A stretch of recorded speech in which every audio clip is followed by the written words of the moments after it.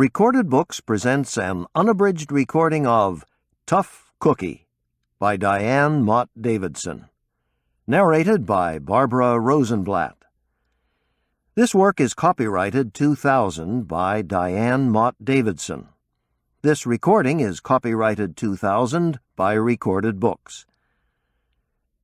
Diane Mott Davidson opens this book with a verse from John Milton's Paradise Lost. Greedily she engorged without restraint, and knew not eating death. And now, Tough Cookie. Chapter 1. Nate Bullock Memorial Fundraiser, Front Range Public Broadcasting System. Cooking at the Top. Filming from the Summit Bistro. Killdeer Ski Resort, Killdeer, Colorado. December the 17th. Mexican egg rolls with spicy guacamole dipping sauce. 1996 Klein Ancient Vine Zinfandel. Chèvre, teardrop tomatoes, and poached asparagus on a bed of frisée. Shallot vinaigrette Sancerre. Chesapeake Crab Cakes with sauce gribiche. 1997 Les Monts d'Année Sancerre Sauvignon Blanc. Chavignol. Crisp Italian breadsticks. Ice-Capped Gingersnaps. 1983 Chateau Suduiro Sauternes. Show business and death don't mix. Unfortunately, I discovered this while hosting a TV cooking show. Up to then, I'd enjoyed being a TV chef. The job didn't pay well, but this was PBS. Arthur Wakefield, the floor director, had crisply informed me that most chefs made nothing for guest visits, much less 5,000 clams for 6 shows. He could have added, and what's more, those chefs' kitchens haven't been closed by the county health inspector. But Arthur said nothing along those lines. Like most folks, he was unaware that my in-home commercial catering kitchen had been red-tagged. That is, closed until further notice. So, bad pay notwithstanding, I was lucky to have the TV job. Actually, I was lucky to have any food work at all, and I certainly didn't want more than our family and a few friends to know why. I could not tell my upscale clients, those who'd made Goldilocks Catering, where everything is just right, the premier food service business of Aspen Meadow, Colorado, that our plumbing wasn't up to code. And of course, I could never let it be known that my dear husband Tom was ransacking the house for valuables to sell off so we could buy fancy drains and thereby get my business reopened. No plumbing? No drains? It sounded nasty. Sordid, even. In September, things had gone badly. The county health inspector, giggling from the shock engendered by his surprise visit, closed me down. The bustle in our kitchen immediately subsided. Calls for catering gigs stopped. Suppliers sent letters asking if I wanted to keep my accounts current. Yes, yes, I always replied cheerfully. I'm looking forward to reopening soon. Soon. Without my business, an enterprise I'd lovingly built up for almost a decade, I entered a spiritual fog as thick as the gray autumnal mist snaking between the Colorado mountains. I gave up yoga, drank herb tea while reading back issues of Gourmet, spent days gazing out the new windows in our beautifully remodeled but non-compliant kitchen, and repeatedly told Tom how gorgeous the kitchen looked, even if I couldn't work in it. Truly, the place did look great. So what if it didn't meet new county regulations mandating that every commercial kitchen sink have backflow protection? Months earlier, Tom had rescued the remodeling job after a dishonest contractor had made our lives hell. During time away from his work as a homicide investigator for the Furman County Sheriff's Department, he'd put in marble counters, cherry cabinets, expensive windows, a solid oak floor, and the wrong drains. To fix the problem, Tom was now tearing out the guts of 3 new sinks and prying up the floor beneath. He insisted we should heal our temporary cash flow problem by selling a pair of historic skis he'd bought years before in an odd lot of military memorabilia. In October, I'd started calling antiques dealers, while wondering how, during a prolonged closure, I could keep my hand in the food business. There'd been no takers for the skis. How else to get money? I'd racked my brain for other ways to work as a cook. Volunteer at a school cafeteria? Roll a burrito stand up and down Aspen Meadows Main Street? Eventually, it had been my old friend Eileen Druckman who'd come through with a job. Loaded with money and divorced less than 2 years, Eileen had just bought the Summit Bistro at Colorado's posh Killdeer Ski Resort. Eileen, 40-ish, pretty and blonde, with cornflower blue eyes and a full, trembling mouth that had just begun to smile again, had hired a good-looking young chef named Jack Gilkey, whose food was legend in Killdeer. To Eileen's delight, she and Jack had quickly become an item personally as well as professionally. When I told Eileen my business woes, she and Jack had kindly offered me the position of co-chef at the bistro. But I couldn't work restaurant hours. 7 in the morning to midnight, 50 miles from home. Restaurant workers, I'd noticed, had a high mortality rate, no home life, or both. Eileen, ever generous, had promptly pitched a cooking show idea to the Front Range Public Broadcasting System. They'd said yes. I demurred. Eileen argued that my cooking on TV at her bistro would boost her business, plus give her a huge tax write-off. Meanwhile, I could use my television exposure to publicize the new culinary venture I'd finally hit upon: becoming a personal chef. That particular avenue of food work requires no commercial kitchen. It only requires a wealthy client's kitchen. Just the ticket. So, I'd said yes to show business. The Killdeer Corporation had offered free season ski lift passes to me as well as to my 14-year-old son, Arch. Shot through with new enthusiasm and hope, I couldn't wait to cook and ski. I gave up herb tea for shots of espresso laced with whipping cream. In November, I plunged eagerly back into work. Every Friday morning, I would appear at Killdeer's Summit Bistro to do my bit before the camera. At first I was nervous, and we did have a few mishaps. Thankfully, cooking at the top was taped. Viewers never saw me slash my hand. Actually, sever a minor artery while boning a turkey during the first episode. The spray of blood onto the prep counter had been distinctly unappetizing.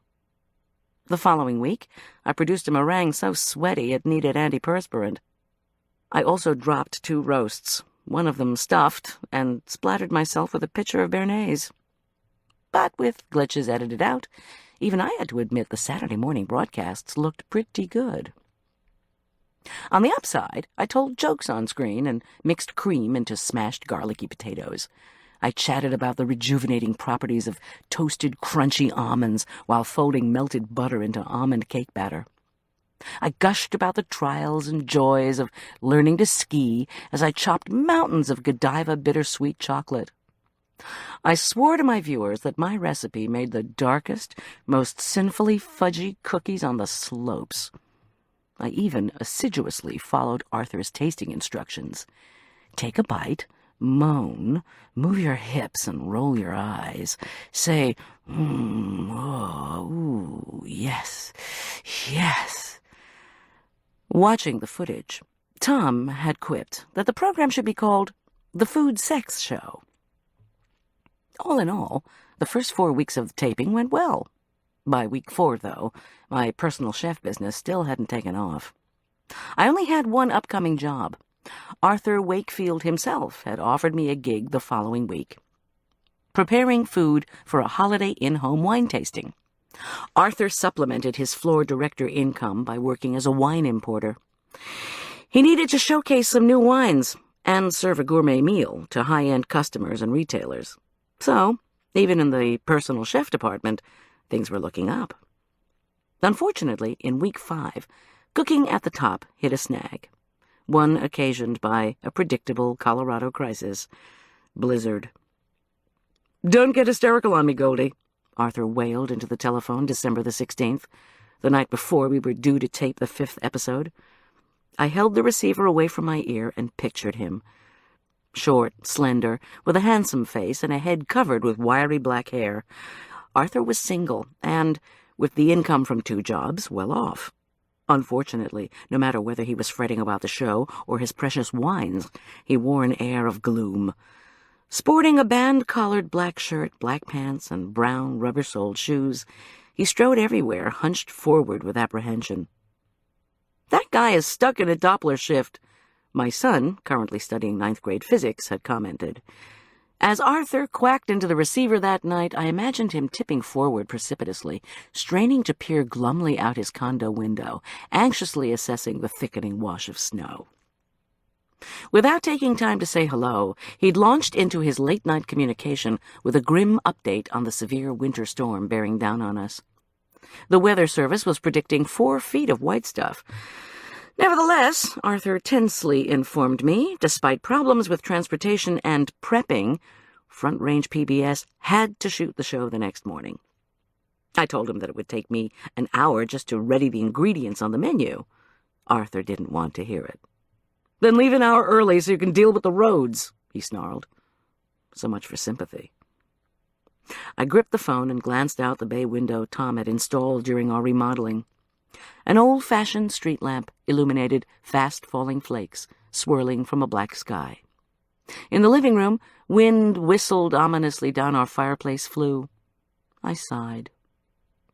"Sorry I snapped," Arthur moaned. "I've got a blizzard and a crew in revolt. Plus my boss says our show has to raise money. The annual fundraiser got cancelled, so we're up." He moaned again, pitifully. I registered the clink of a bottle tapping glass. "One of our PBS people was killed a while back. This fundraiser is a memorial for him. We have to do it." I sighed and murmured a few consoling words. I didn't ask why it would be a good idea for us to risk our lives remembering someone who was already dead. "Killdeer's been dumped big time," Arthur reported dourly. "We've already got 35 inches of new snow. I couldn't open my door this morning." He stopped to drink something. "Are you getting any?" In Colorado, this meant snow, not sex. "About a foot today," I replied. Our mountain town lay 45 miles east of the Continental Divide and 40 miles west of Denver. 5 to 6 feet of snow over the course of a 6-month winter was normal. This was much less than the snowfall registered in Vail, Keystone, Breckenridge, and Killdeer, all ski resorts west of the Divide. Arthur groaned. "The snowboarders and skiers? They're ecstatic. They've got an 80-inch base in December." "How am I supposed to get our van up a road covered with 7 feet of white stuff? My crew's having a late-night drinking party like a farewell before our broadcast." I heard him take another slug of what I assumed was wine. "Know what that crew's thinking, Goldy? I'll tell you. They're thinking Donner Pass." Tucking the receiver under my ear, I started heating some milk. It was definitely a night for hot chocolate. "Arthur," I answered calmly, "why does the show have to be live? Why don't you just postpone the taping?" I adjusted the flame under the milk. "Better yet, why not tell me exactly what's going on?" "Look," I heard another gulp. "High winds close the bistro early tonight. Whenever gusts reach 40 miles per hour, Killdeer Corp closes the gondola, so tonight's telethon was cancelled. That's why the kitchen crew couldn't do your prep." I tapped the gleaming new Carrera marble counter and glanced at my watch. 10:30. "So we have to raise money during our show?" He cleared his throat. "The show was an annual telethon. It brings in about $10,000 each year, and the station uses the money to buy equipment. So tonight, when the telethon got canceled, my boss announced to viewers that instead of seeing our show Saturday morning, viewers could tune in tomorrow morning for a live version of Cooking at the Top." He took a gulp. "We have to do it tomorrow, Goldy.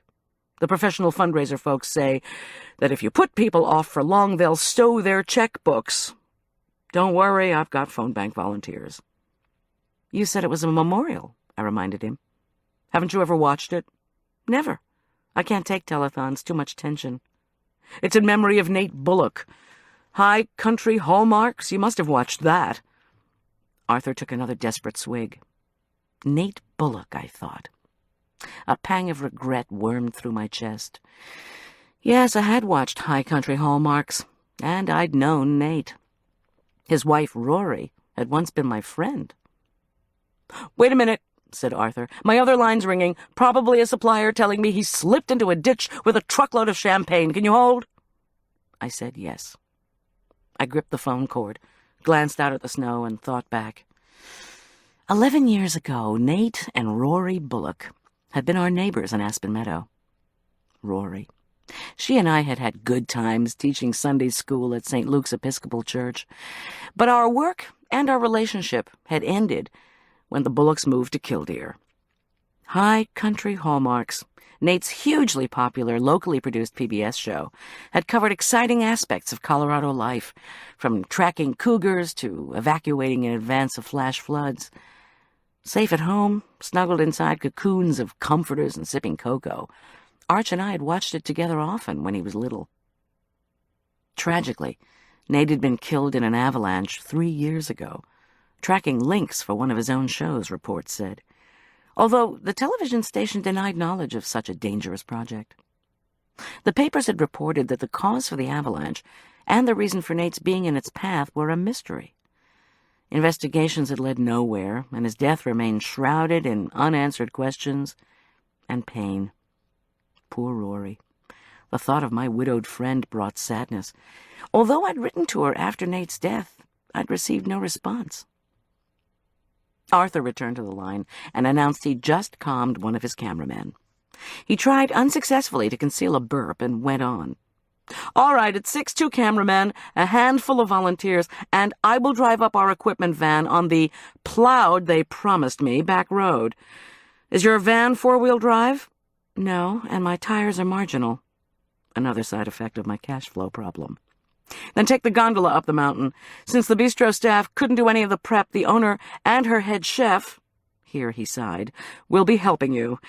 Now listen, going live is just a bit different. People expect mistakes. Don't worry, it's part of the fun."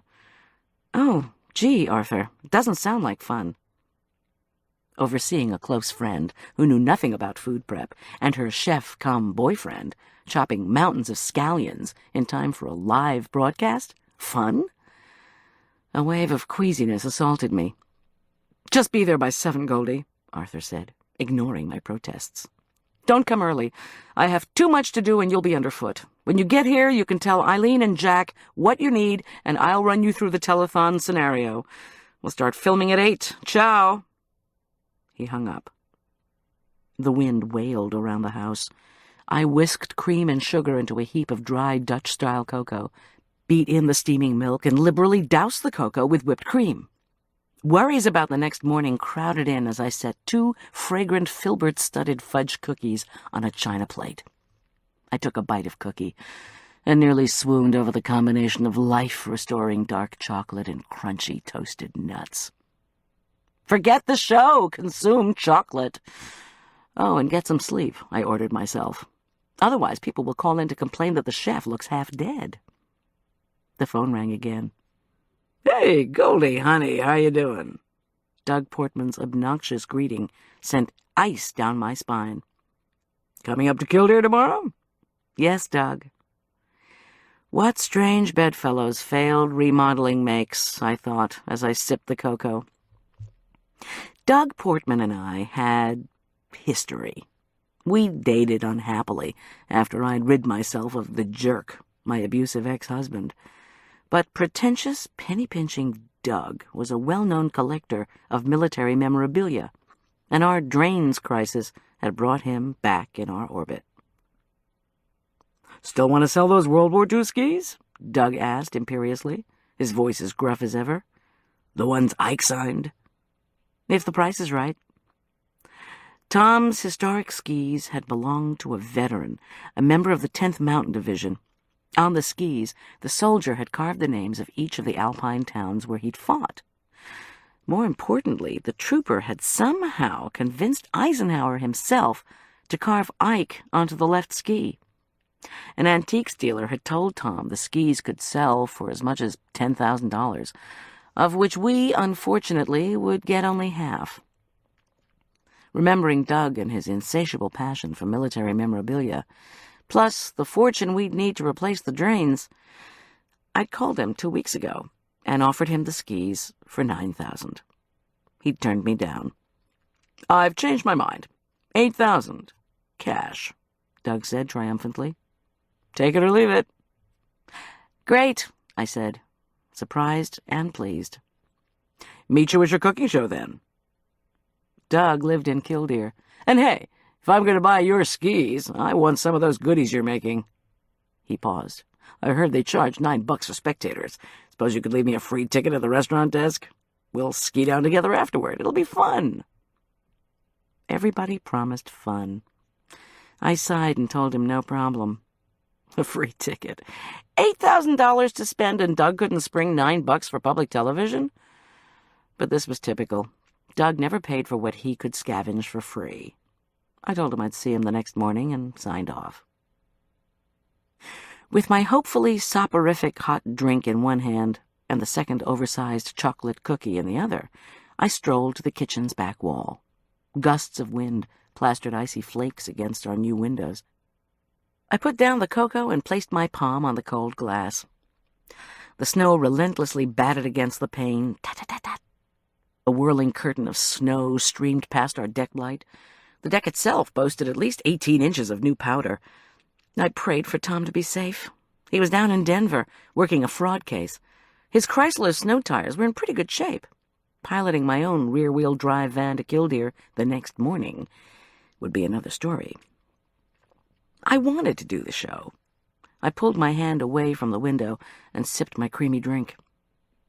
With my catering business shut down, the program's wide audience still showcased the personal chef venture, for which I refused to give up hope. Now, with Doug's offer, I finally had a deal for the skis. Plus, knowing the show was dedicated to remembering dear Rory Bullock's husband, I had to get to Killdeer in the morning. I bit into the cookie and watched the snow. Christmas was only 9 days away, but the Yuletide spirit eluded me. I'd bought a snowboard for Arch, his heart's desire, and a new revolver for Tom. I was no gun lover, far from it, but I'd learned a great deal about firearms from Tom. The dangers and risks of his work had convinced me he needed another weapon, even if all he used it for was practice. So, we had some gifts. Our tree sparkled in the living room. We had plans to bake Christmas cookies together, as a family. But without a job after the new year, I felt a lack of purpose, and Christmas was just one more landmark on a calendar I didn't want to face. Things could be worse, I consoled myself, as I drank more cocoa. I could be out in this weather. I could be facing the holidays without a husband like Rory Bullock. My heart ached for her. Handsome and effervescent, Nate Bullock had always been one to court and then miraculously escape from the perils of mountain life. Had he secretly been tracking Canadian lynx? Reintroduced to the Front Range after the native lynx habitat had been destroyed by development? Who knew? One fact everyone agreed on was that Nate Bullock had strayed or hiked intentionally into Killdeer Valley, an area that was off-limits for all humans, not just skiers, because of the possibility of avalanches. The avalanche, that killer tide of snow that sweeps the unsuspecting to their death, was much to be feared in the Colorado mountain winter. That's why the valley is out of bounds, Killdeer officials had solemnly intoned, ever wary of their liability insurance. Avalanches in the high country happen without warning. Of course, this hadn't prevented Killdeer Corporation from recently deciding to expand the resort onto the slope adjacent to the valley. Next season, a new lift would take skiers and snowboarders right over the area where Nate had died. Poor Rory, I thought again, with guilt. Would she be at the fundraiser? Would she want to talk to me when all I'd done was write her a sympathy note? Why hadn't I been more persistent in checking up on her after Nate's death? I finished the cookie and downed the cocoa. Late at night, problems loom large. I had to crawl to bed and get some beauty sleep, or, as I checked my pudgy, curly, blonde-haired reflection in the frosted window, just some sleep. Period. Early the next morning, in an impenetrable, windy pre-dawn darkness, I loaded the historic skis into my van. It was still snowing hard. A torrent of flakes iced my face as I stamped inside. I left a note for Tom, whose large, warm body had finally snuggled in next to mine around 2 a.m. I packed up my boots and skis, traipsed out to check the tread on my radial tires, barely adequate, and set out for Killdeer. As my van negotiated the snow-crusted expanse of Main Street, the wind lashed fresh snow across my windshield. When I pulled over to scrape it off, I was hit in the face with a swag of holiday evergreen and a strand of white lights. Convulsing in the wind, the decorations had torn loose from a storefront. I climbed back into the van, shivered, and started the slow trek to the highway. Once the van was headed west on Interstate 70, I cranked the wipers as high as they would go to sweep off the relentlessly falling snow. Traffic was light. Beside the road, a herd of bighorn sheep clustered below a neon sign, warning of icy roads on both sides of the Eisenhower Tunnel. When I passed Idaho Springs, a radio announcement brayed the news that an avalanche had come down late the previous afternoon at the Loveland ski area. Cars slowing down to watch the cleanup were clogging the road, the announcer solemnly declared. "Perfect," I muttered. 20 minutes later, I braked behind a long line of cars. Through the snowfall, I could just make out dump trucks laboring in the Loveland parking lot as they scooped away a 3-story high heap of snow, rocks, and broken trees. Under the pile was a maintenance building. The radio announcer passionately recited a rumor of a scofflaw skier who ducked a boundary rope and precipitated the slide. The avalanche had raced down the hillside, snapped a stand of pines like matchsticks, and buried the vacant building. Passengers riding up the high-speed quad lift had seen the skier shush to safety and away from being caught. "Concentrate on your driving," I warned myself as I entered the neon-lit purgatory of the tunnel, that deep, dark passageway bored beneath the Continental Divide. After a few minutes, the snow-packed descent from the tunnel loomed ahead in the early morning grayness. When I emerged, a sudden wind whipped the van, rocking it violently. Another thick shower of snow blanketed my windshield. I thought, what would it be like to die in an avalanche?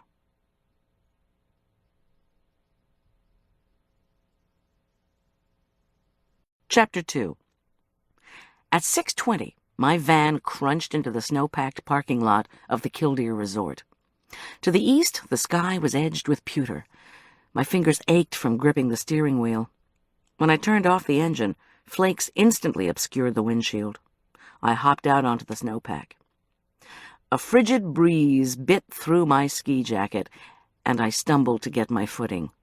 Righting myself, I tugged up my hood, cinched it tight, and donned padded mittens. I struggled to get my bearings. Through the swirling drapery of flakes, the parking lot's digital display flashed the happy announcement that the temperature stood at 19 degrees. Wind chill -16. Welcome to ski country. Lights from the ski area cast a pall across the imposing face of Killdeer Mountain. Columns of snow spiraled around the lampposts. A lead-colored cloud shrouded the runs. The digital sign went on to proclaim that the mountain now boasted an 85-inch base, topped with 33 inches of new. Ski talk for how much snow we've got. I pulled out my rossignols, bought on sale long ago. I'd need 'em to follow Doug down from the bistro at the end of the show. The other skis, the valuable pair, I would be selling to him in less than 3 hours. I tossed down my poles and put on my boots. Another blustery breeze stung my eyes. The sign joyously screamed, "More snow on the way," followed by a smiley face and the words, "Ski with caution." In the back of the van, I pulled out 3 blankets to hide the precious skis. The carved names glowed briefly. Abatone, Della Vedetta, Corona. They were a glorious find, and I would have loved for Tom to keep them.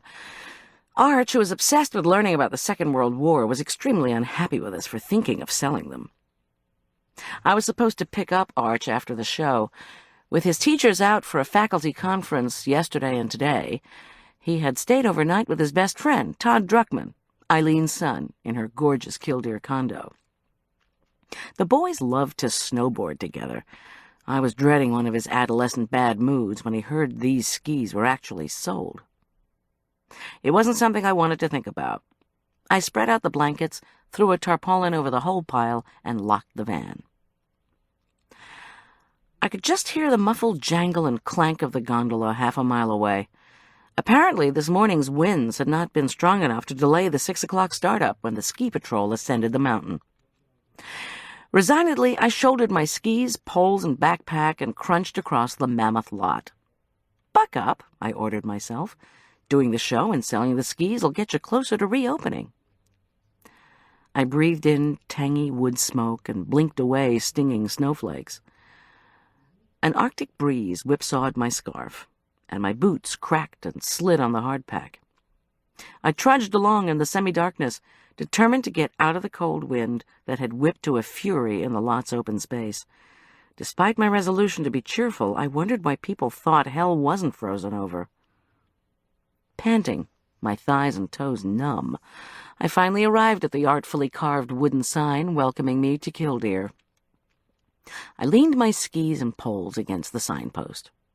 Under my bundled clothing, my body felt slick with sweat. Ahead, snow tumbled steadily around gold-glowing street lamps lining the walkway to the gondola. Extracting a tissue from my pocket, I wiped my eyes and blinked at Killdeer's just-like-Dickens row of brightly lit Victorian and Bavarian-style shops. The street lamps, I'd learned, stayed on until the sun was completely up. In my month doing the cooking show, the days had become shorter. The pale gold sun had risen later and later. I teased Arthur that by the close of the year we'd be doing the show in the dark. Arthur had sighed glumly and then suggested we could do a champagne breakfast show, bubbly supplied, like all the other vintages we featured, by Wakefield Wines. Now, thinking of my frozen fingertips, I wondered if Arthur had schnapps up at the bistro. If so, did I dare drink some before going live? Actually, I didn't want champagne or schnapps. I wanted coffee. I cared not a whit about the admonition that caffeine constricts skiers' cells and lowers their body temperature. If I wanted to be awake to cook at the top and raise money as well, I desperately needed several shots of the good stuff. Luckily, I knew there would be one place open at this hour. My spirits rose as I schlepped my load down the short, charming avenue. Storefronts twinkling with thousands of holiday lights made Aspen Meadows Main Street, 50 miles away, look as stark as a Shaker living room.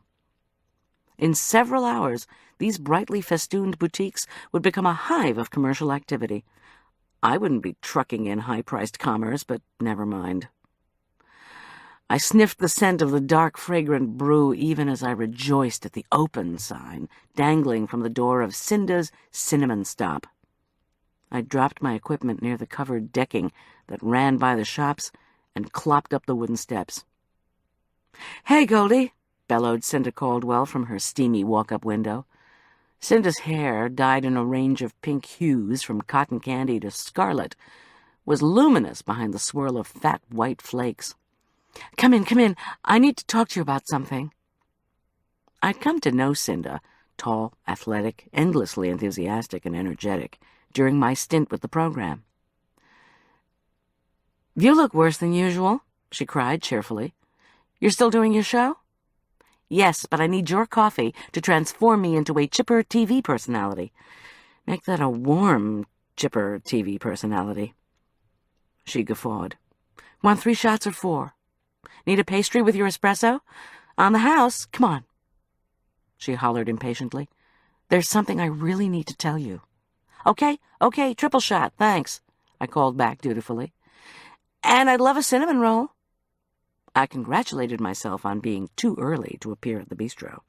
What else could I do while I waited for Arthur's crew to finish setting up but indulge in free treats at Cinda's? I stuck my head into the warmth of her shop. The Cinnamon Stop boasted a short counter and 8 round wooden tables plastered with snowboard stickers. A higgledy-piggledy assortment of plastic and wooden chairs bunched around and between the tables. The huge screen that showed snowboarding videos during working hours was dark. Cinda, who had gained unexpected renown as one of the first female snowboarders in the state, whisked back and forth in her minuscule working space. She wore a bright yellow turtleneck and purple ski pants. A fluorescent purple and yellow headband held her tangle of pink hair in place. On the wall behind her, a poster of a snowboarder catching air vied with old-fashioned Christmas bulb lights strung around a fluorescent Burton snowboard. The board hung at an angle beside a row of Cinda's freestyle trophies. "Almost there," she promised me. She was so upbeat, you'd never know she'd blown out her knees several years ago on the Killdeer half-pipe, that long snow-covered half-cylinder favored by boarders, and hadn't touched a board since. "Drink!" Cinda thrust a paper cup of steaming dark liquid at me. Then a paper plate topped with a twirled roll glazed with cinnamon sugar. "Listen, before I get into the serious stuff, I have to ask you something." Her brown eyes, set in an elfin, freckled face, sparkled. "Do I have to use Grand Marnier in your chocolate truffles? I've got some bargain brandy left over, and was hoping I could substitute." She gave me an open-mouthed smile. I took a healthful swig of caffeine and wondered if you could chug an espresso, slam down a roll, lie politely, and still get the heartwarming effects of caffeine and sugar. Probably not. "The truffles will turn out better if you use high-quality liqueur. Cognac, yes. Brandy, no." She surprised me by leaning in close. She smelled like vanilla. "How about this question, then? Didn't I read in the paper that you're married to a cop? He works for the Furman County Sheriff's Department?" "Yes, he does." Crime alert. Regardless of what the thermometer said, my mind was not so frozen that it didn't recognize the coffee, the roll, and the truffle question as an introduction to something else altogether. I gave her an innocent look. "You need help?" She fiddled with the psychedelic headband. "It's probably nothing, but a guy came into the shop a few nights ago, plastered, wanting coffee. My waiter, Davy, gave him some Kona.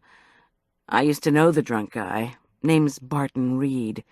He was a snowboarder until he got into some kind of trouble and had to go away for a while. He's a big bruiser type with about 20 earrings in each ear, all little crosses and saints' medals. Not that he's religious. I heard he gave up that a long time ago.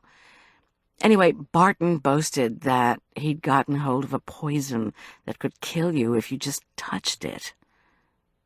I pondered the espresso in my cup before answering.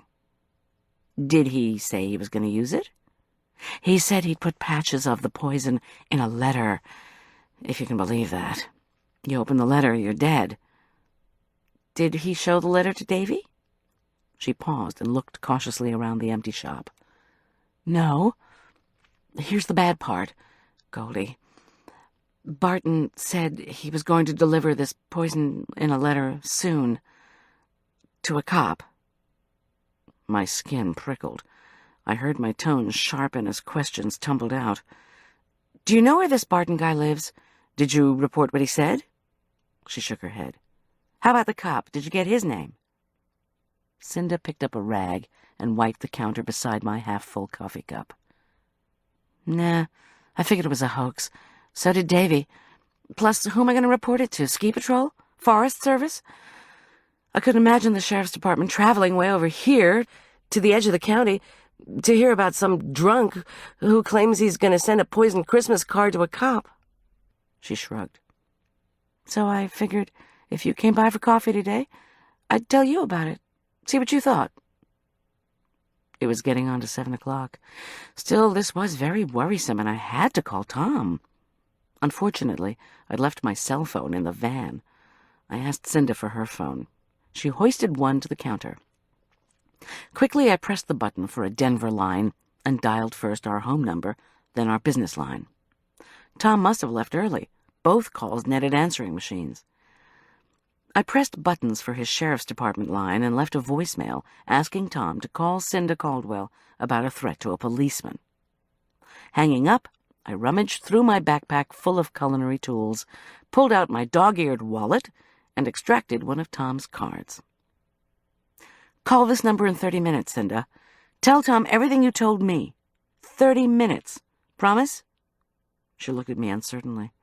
She took the card and fingered it cautiously, and I could imagine her telling Tom, "Goldy told me to call you. It's probably nothing, but she figured it might be kind of important." I put my mittens back on. "Need to hop. They're doing our show live today. It's a fundraiser dedicated to Nate Bullock. Remember him?"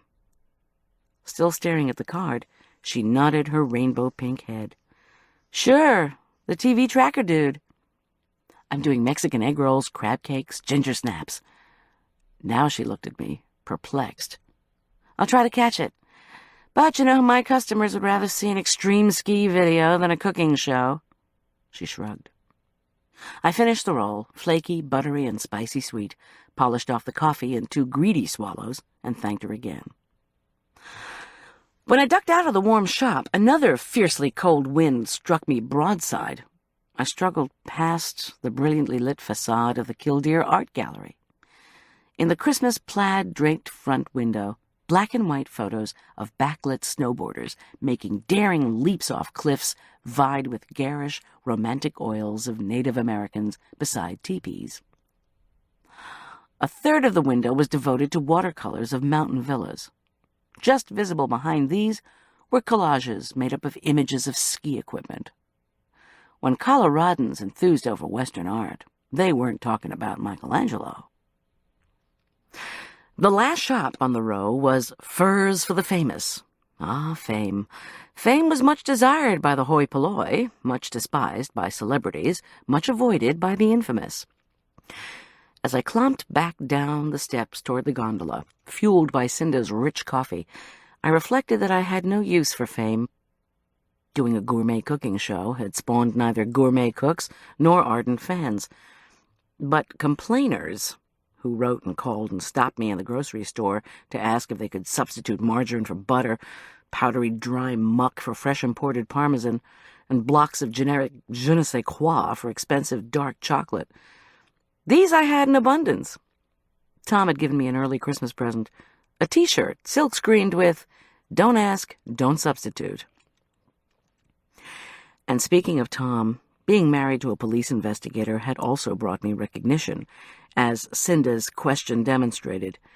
Sometimes I felt like the pastor's wife who was told of incest in a church family. Nobody wants to bother the pastor with it, right? Somebody's sending a poisoned letter to a cop. Don't bother the cop. Let Goldy handle it. I walked down the snow-packed path and tramped across an arched footbridge. 4 feet below, Killdeer Creek gurgled beneath its mantle of ice. Christmas and the promise of more snow would soon bring an onslaught of skiers. I trudged onward resolutely, not wanting to think about the holiday and all the parties I would miss catering. Sell the old skis, get the new drains, I told myself. Develop the personal chef sideline, then reopen your business, and quit worrying. I clambered up the ice-packed pathway to the clanking gondola. The car manager, his hair swathed in an orange jester cap, his face spider-webbed from a decade of sun, stopped a car for me.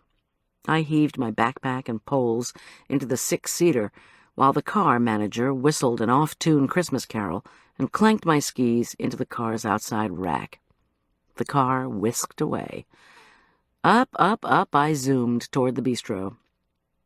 Even though snow continued to fall, the sky had brightened to the color of polished aluminum.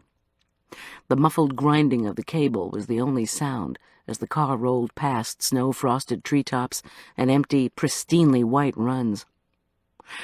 This early, an hour and a half before the runs officially opened, I was alone on the lift. Our small studio audience usually rode up at 7:45. Early bird skiers who couldn't brave the cold would still be guzzling cocoa at Cinda's or at the karaoke cafe. Or they could be poring over maps of Killdeer's back bowls, those steep, ungroomed, deep snow areas braved by only the hardiest of skiers. Or maybe they'd be having their bindings checked at the repair shop, or just staring out at the snow-covered mountains. In other words, they would be anticipating real fun. I shifted on the cold vinyl seat and peered downward. Below, the new blanket of flakes, groomed, nubbled snow had frozen into ridged rows. The grooming was left to the snowcats, those tractor tanks that churned and smoothed the white stuff after hours. By the time I skied down at 9, I knew the new powder would be lumped into symmetrical rows of moguls, hard, tent-like humps of snow arrayed across the hill like an obstacle course. As much as I loved skiing, and I did, this might or might not be fun. Halfway to the top, the car stopped. This happened occasionally, when children failed to make the hop onto the seats and their parents went Nova. But it shouldn't be happening now. I glanced back at the base. The gondola station was out of sight. A sudden wind made the cable car swing. I shivered and looked down at the runs. How far down were they, anyway? Think about something else, Goldie. What you're doing later. Selling Tom's skis. I tightened my grip on the gold bars and took my mind off the distance to the ground. Tom's skis, I reminded myself. Yes, the buyer was Doug Portman. Not exactly a happy thing to think about, but never mind. Doug Portman was a social climbing accountant who had somehow become a rather large cog in our state political machine. Dressed in dapper seersucker or corduroy, he was always a hobnobbing presence at law enforcement picnics and other events. I didn't know what he did to earn his living now, and didn't want to know. The only thing I knew was that he had married for money and could now indulge in his collecting hobby. Still, I felt guilty about selling Tom's skis, since I hadn't told Tom to whom I was selling them. You didn't exactly say, honey, I'm selling one of your most prized possessions to a guy I used to date. Oh, yes, I still have his number. Outside, the snowflakes whirled and thickened. My face was numb with cold. I briefly released my death grip on the metal bars to tighten my hood. The time before Christmas should be full of laughter, parties, shopping, decorating, baking, family gatherings. So why was I dealing with the loss of my beloved business, a live television fundraiser for a kind outdoorsy fellow who died in an avalanche, and, as of 20 minutes ago, a crazy, earring-studded guy sending poisoned love notes to a cop? Not to mention the sale of a valuable collectible item, more or less under the table, to a man I'd vowed never to see again. But I was seeing him again. So much for never.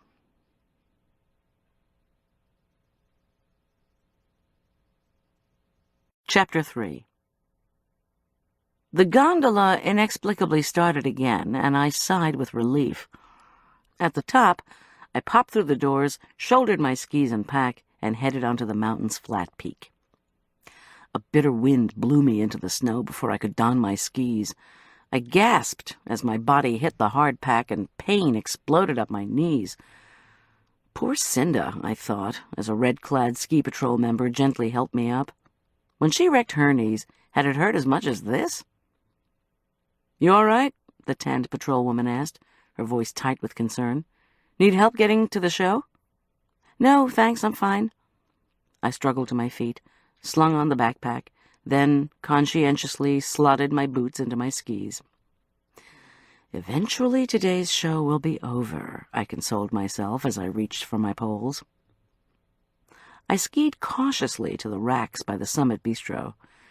The restaurant occupied the eastern third of an enormous blonde log edifice known as the Chaparral Lodge. Snuggled within a stand of pine trees surrounded by a wide apron of log decking, the lodge housed the bistro, the kitchen, a cafeteria, and mountaintop ski patrol headquarters. The lower level contained a storage area, restrooms, and payphones. I racked my skis and reflected that until a few moments ago, I'd had no dealings with the patrol, who were summoned if you had a crisis on the slopes. Patrol members, expert skiers who wore red uniforms emblazoned with white crosses, brought injured skiers down on sleds, closed dangerous runs, and yanked lift tickets from reckless skiers and snowboarders. Apparently, they also felt they should pluck a mid-30-ish woman to her feet when she did a face plant in the snow. I sighed and surveyed the sprawling lodge, where I now prayed someone had thought to start a coffee maker.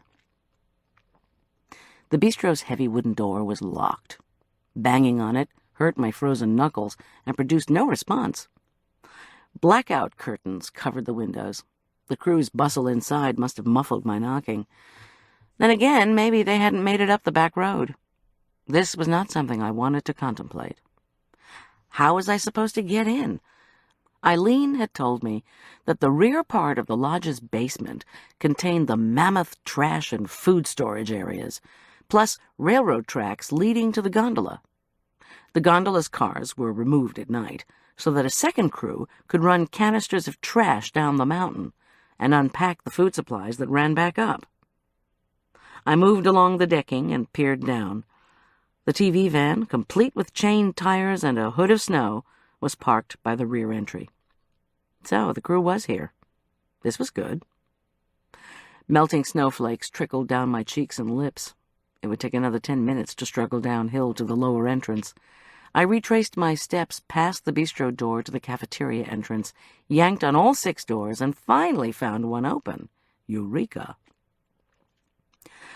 The darkened cafeteria was empty, but at least I was inside the building. There were 2 ways of looking at Killdeer security, I thought, as I readjusted my backpack and made my way to the kitchen entry. With all the locked doors, computerized scanning of lift tickets, and red flags screaming "Danger, run, closed," you'd think Killdeer was an outpost of the Pentagon.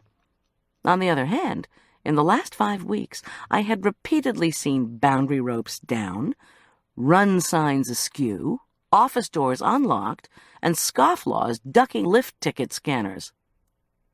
Add to this, untended kitchens left open.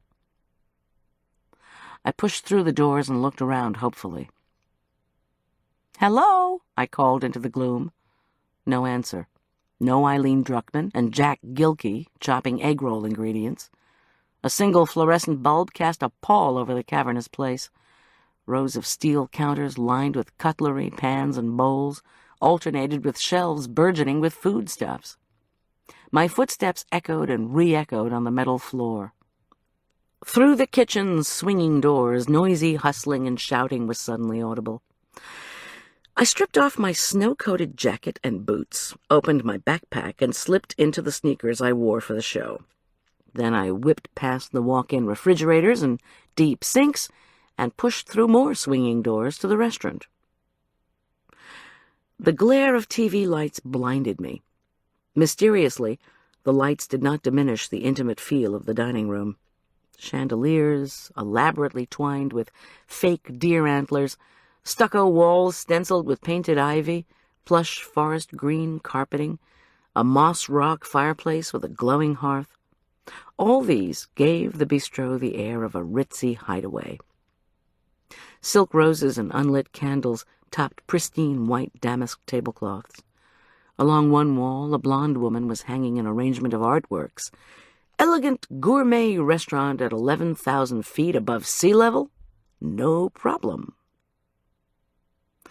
About 5.5 feet in height, wearing his usual black shirt and ski pants, Arthur Wakefield tucked his clipboard and ever-present bottle of Pepto-Bismol under his arm and barreled in my direction, leaning forward at an acute angle.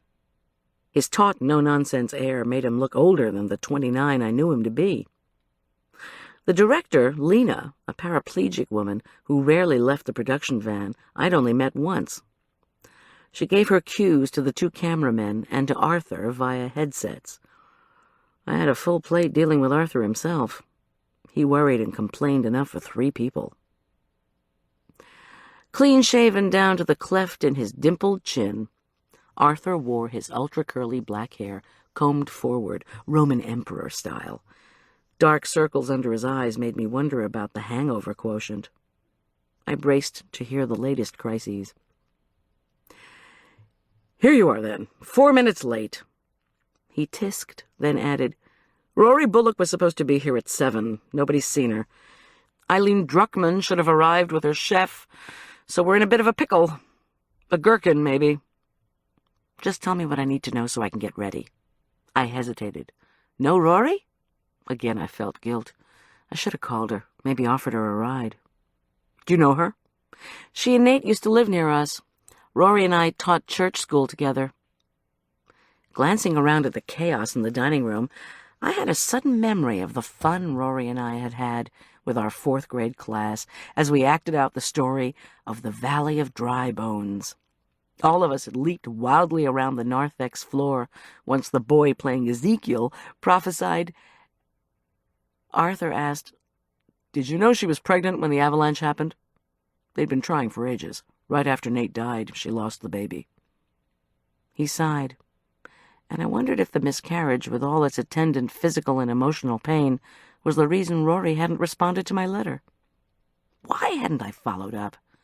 Everybody at the station loved Nate, and his shows were popular with the granola set. Arthur searched his pockets fruitlessly for an antacid. So every year we do a memorial fundraiser for him. The Federal Communications Commission only lets us raise money on air for ourselves. Sad, because Rory needs money. He raised a black eyebrow at me. I was hoping you, Goldy, could introduce Rory. I wanted her to say a few words at the beginning of the show. She said no to me.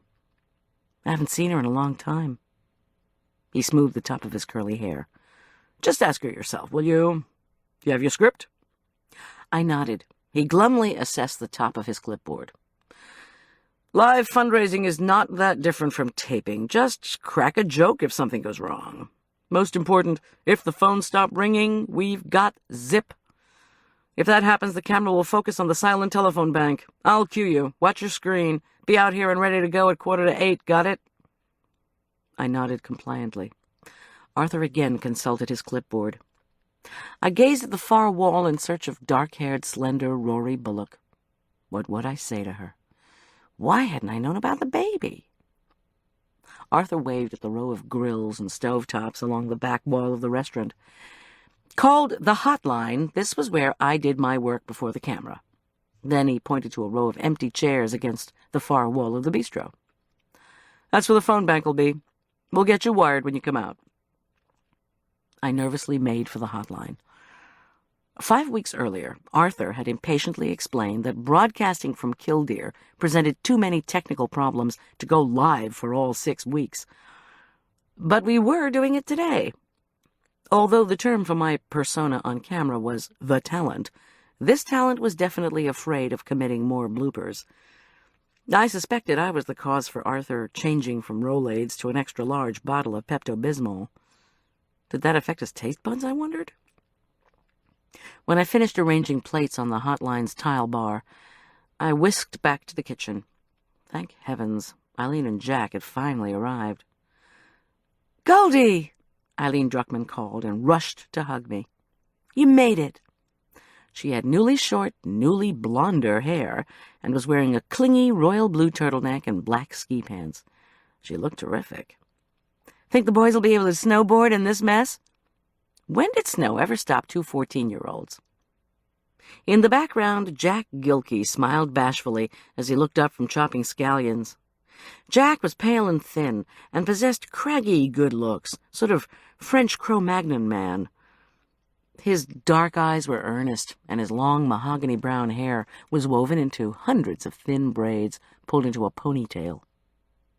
"Thanks for helping, Jack," I said sincerely. He nodded, and I wondered again why Arthur had been adamant that I should do the show alone, without help from the bistro's excellent chef. Jack had fixed a stupendous dinner for Eileen Arch and me at Eileen's condo, so I knew he was a great cook. Plus, he was much cuter than I was. Oh, well, who was I to decipher the mysteries of PBS? The three of us set to work filling glass bowls with black beans, shredded cooked chicken breast, grated cheddar cheese, and egg roll wrappers. I fished out my script, peered into the dark interior of the larger of 2 walk-in refrigerators, and retrieved a bag of delicate frisee greens and a head of crisp radicchio. Because I prepared only 2 longer or 3 shorter recipes per show, I wouldn't actually be tossing the salad today, although I would talk about it. Arthur had told me to instruct folks to use the meal's wine rather than lemon juice or vinegar as the acidic ingredient in the dressing. Easy enough, as were the crab cakes, which I had urged Arthur to include. They were made from pasteurized crab and sent my clients to heaven. Make that my former clients. "Any progress on getting your business reopened?" Eileen asked, once we'd set up the ingredients so they didn't obscure the large portable screen where I watched the camera's movements. The babble of voices from the telephone bank almost drowned her out. I mumbled, "Not yet," and scanned the row of chairs set up behind the two cameras. I was startled to see the face and shoulders of Rory Bullock emerge from just behind the screen. Now that I saw her, what should I say? I didn't know. I sighed and turned my attention back to my work. 15 minutes to showtime. I still needed to be wired. A bubble of panic rose in my throat. Arthur nodded to me, then in Rory's direction. While Jack and Eileen leafed through the script to make sure I had every single ingredient, I hurried over to the screen. "Rory?" I asked nervously. "Remember me? Goldy? Fellow church school teacher? Supervisor of kids carving clay tablets of the 10 Commandments?" One of our more memorable projects, the tablet making, had been surpassed only by the blowing of horns to bring down the Sunday school walls, a la Jericho. Rory turned and faced me. She was wearing a sagging gray sweatshirt and looked uneasy and out of place. She was dunking a tea bag into hot water.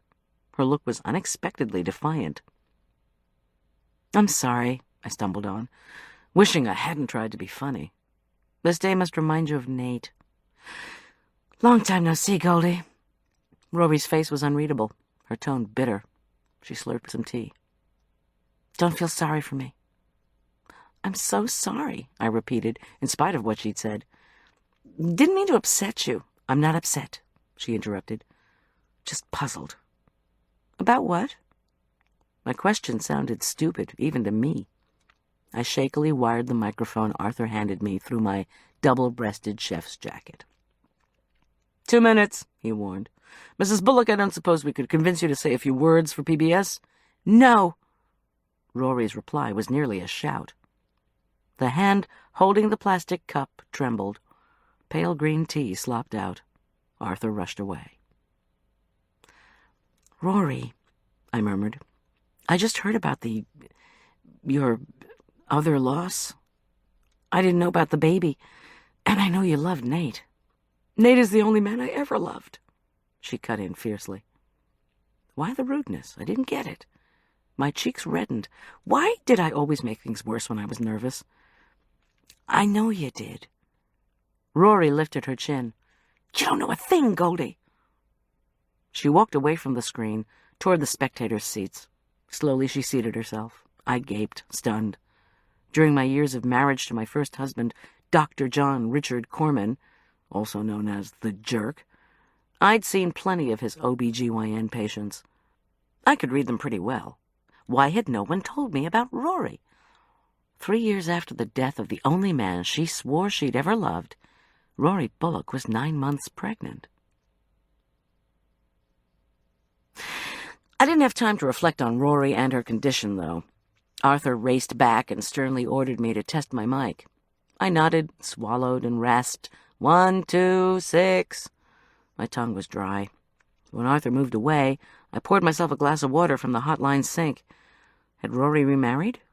Did she have a lover? What was going on? "Don't be preoccupied while you're on TV. Everyone will be able to tell something's wrong," Arthur had warned when we'd first begun shooting. After the turkey boning and sauce spilling incidents, I'd concentrated harder. Now Arthur, clutching Pepto and clipboard, murmured into his headset about the sequence of shots. He rechecked the audio for the 6-person phone bank. Then he trotted over and delivered a last set of directorial laws. "Never admit you've made a mistake. We'll break at the halfway point to show a clip from one of Nate's old shows. Watch the screen, watch your time, but don't be obvious. I'll signal you." Finally, he backed away. I blinked into the bright lights, forced myself to clear my mind, and shuffled through my notes. Do the egg rolls first. On the counter, the delicate wrappers lay next to the glimmering bowls of stuffing. Quickly, the crab cakes. Talk about how satisfying a hot, succulent shellfish dish is after skiing. On the hotline's closest stovetop, a finished set of crab cakes was waiting for the final shot of the entree. Last, do the dessert. I'd have preferred a chocolate treat, but Arthur said chocolate was too tricky with dessert wine, so I was making gingersnaps. The wine Arthur had paired with them cost $75 a pop. Arthur morosely called for silence, then counted down loudly from 5 to 1. The red light on top of camera 1 blinked on. I took a shaky breath. "Greetings from Killdeer," I began, and hoped I was the only one who could hear the wobble in my voice. "A very special show today commemorates the loss of a dear friend of the Front Range Public Broadcasting System." And I talked on about how we remembered Nate, how special his show had been to those of us who'd been regular viewers. Then I gave the phone number where folks could call in and segued into a cheerful review of the show's menu. My screen showed the visual for the egg rolls. When the camera returned to me, I mixed the cheeses with the other south-of-the-border ingredients and swiftly rolled them into the wrappers. Then I dropped the egg rolls into a deep-fat fryer that Chef Jack, hovering on the sidelines, had set to the proper temperature, and we were on our way.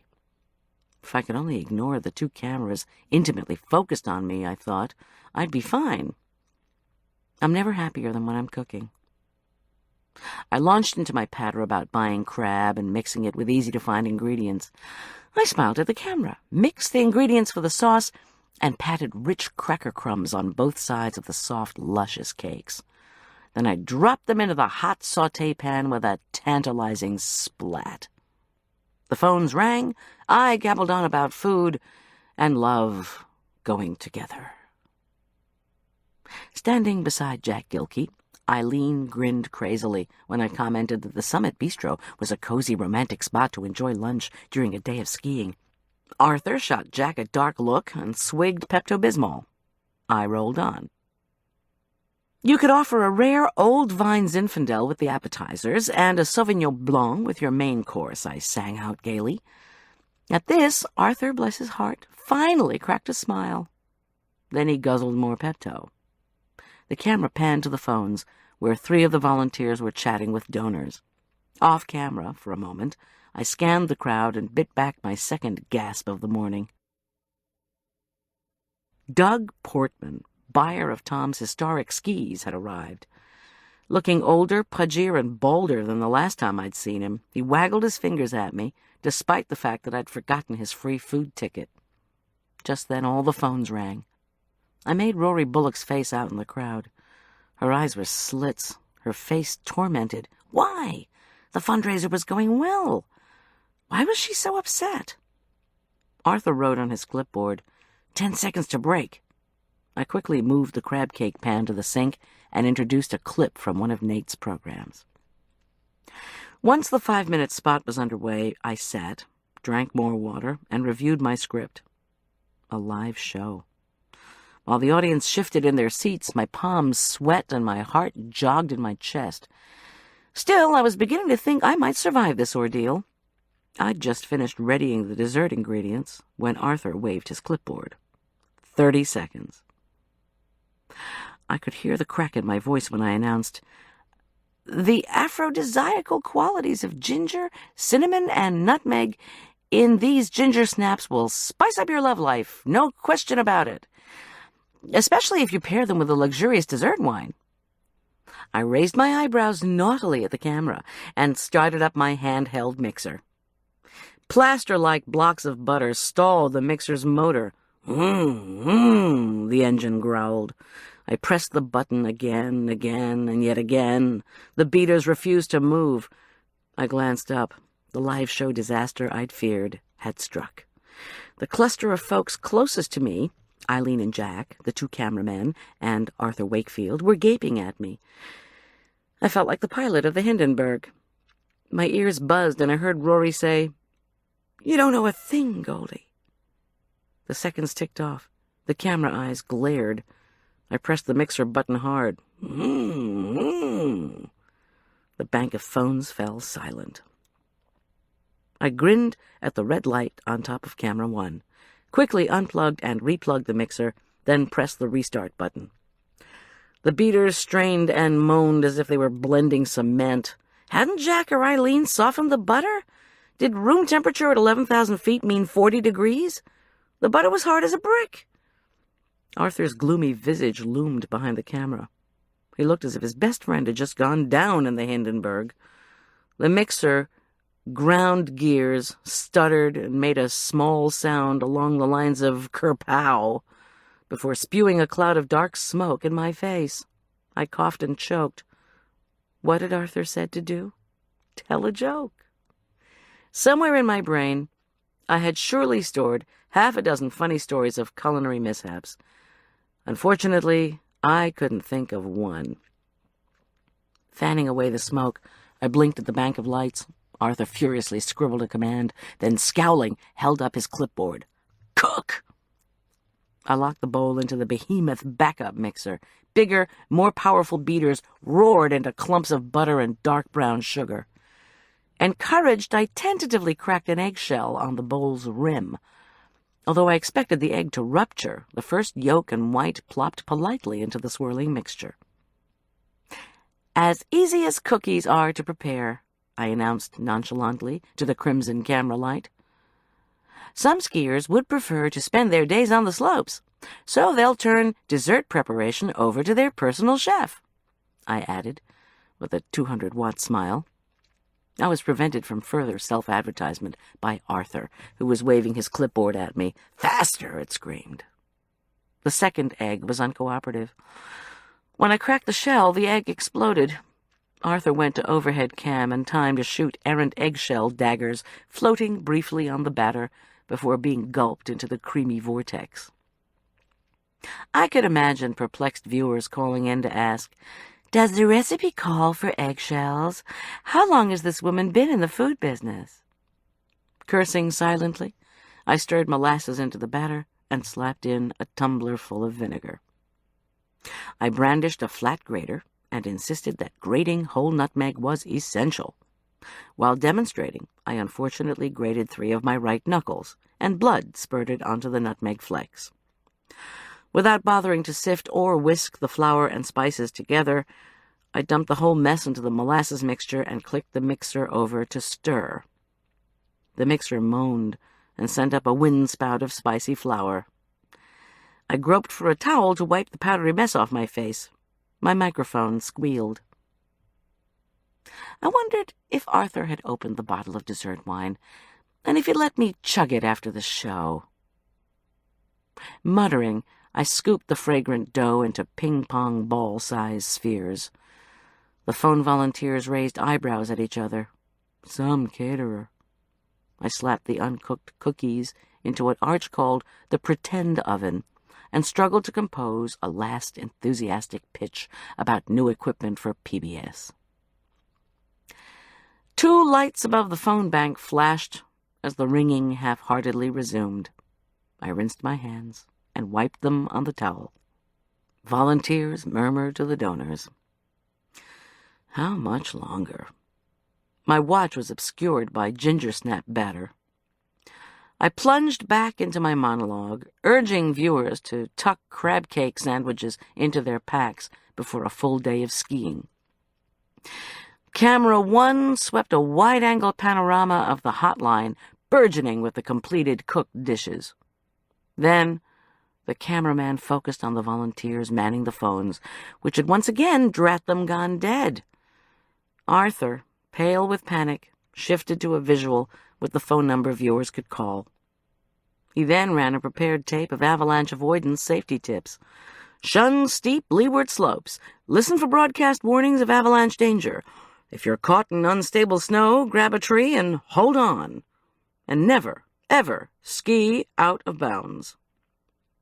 Too bad Arthur hadn't run safety tips for cooking live. I felt acutely, painfully embarrassed. You don't know a thing, Goldy. No kidding.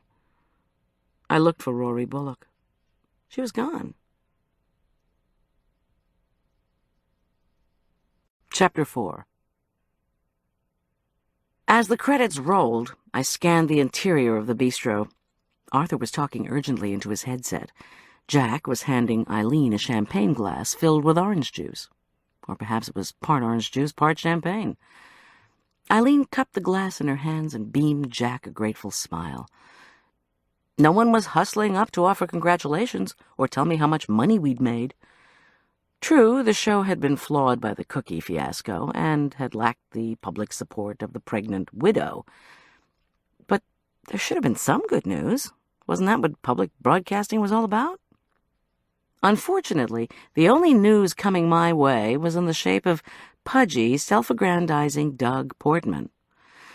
His pate shone in the bright lights as he waved and shouldered toward the set through the dispersing crowd of spectators. I swallowed. How did you greet someone you'd had 3 dates with 8 years before? "Hey, Goldy," Doug bellowed. "You forgot my ticket." "Sorry, Ready to rock?" he hollered. "It's really coming down out there." People stared at him. "Yeah, okay, I'm coming." I yanked off my microphone and surveyed the mess on the hotline counter. Fortunately, the bistro staff cleaned up after each show. "Arch and Todd decided to take a group snowboarding lesson," said Eileen, suddenly at my shoulder. "Want a mimosa before you take off? Jack made them." "No, thanks. I got some business to conduct. Need to be sober. Are you skiing down?" Eileen replied that she was staying to talk to the PBS people.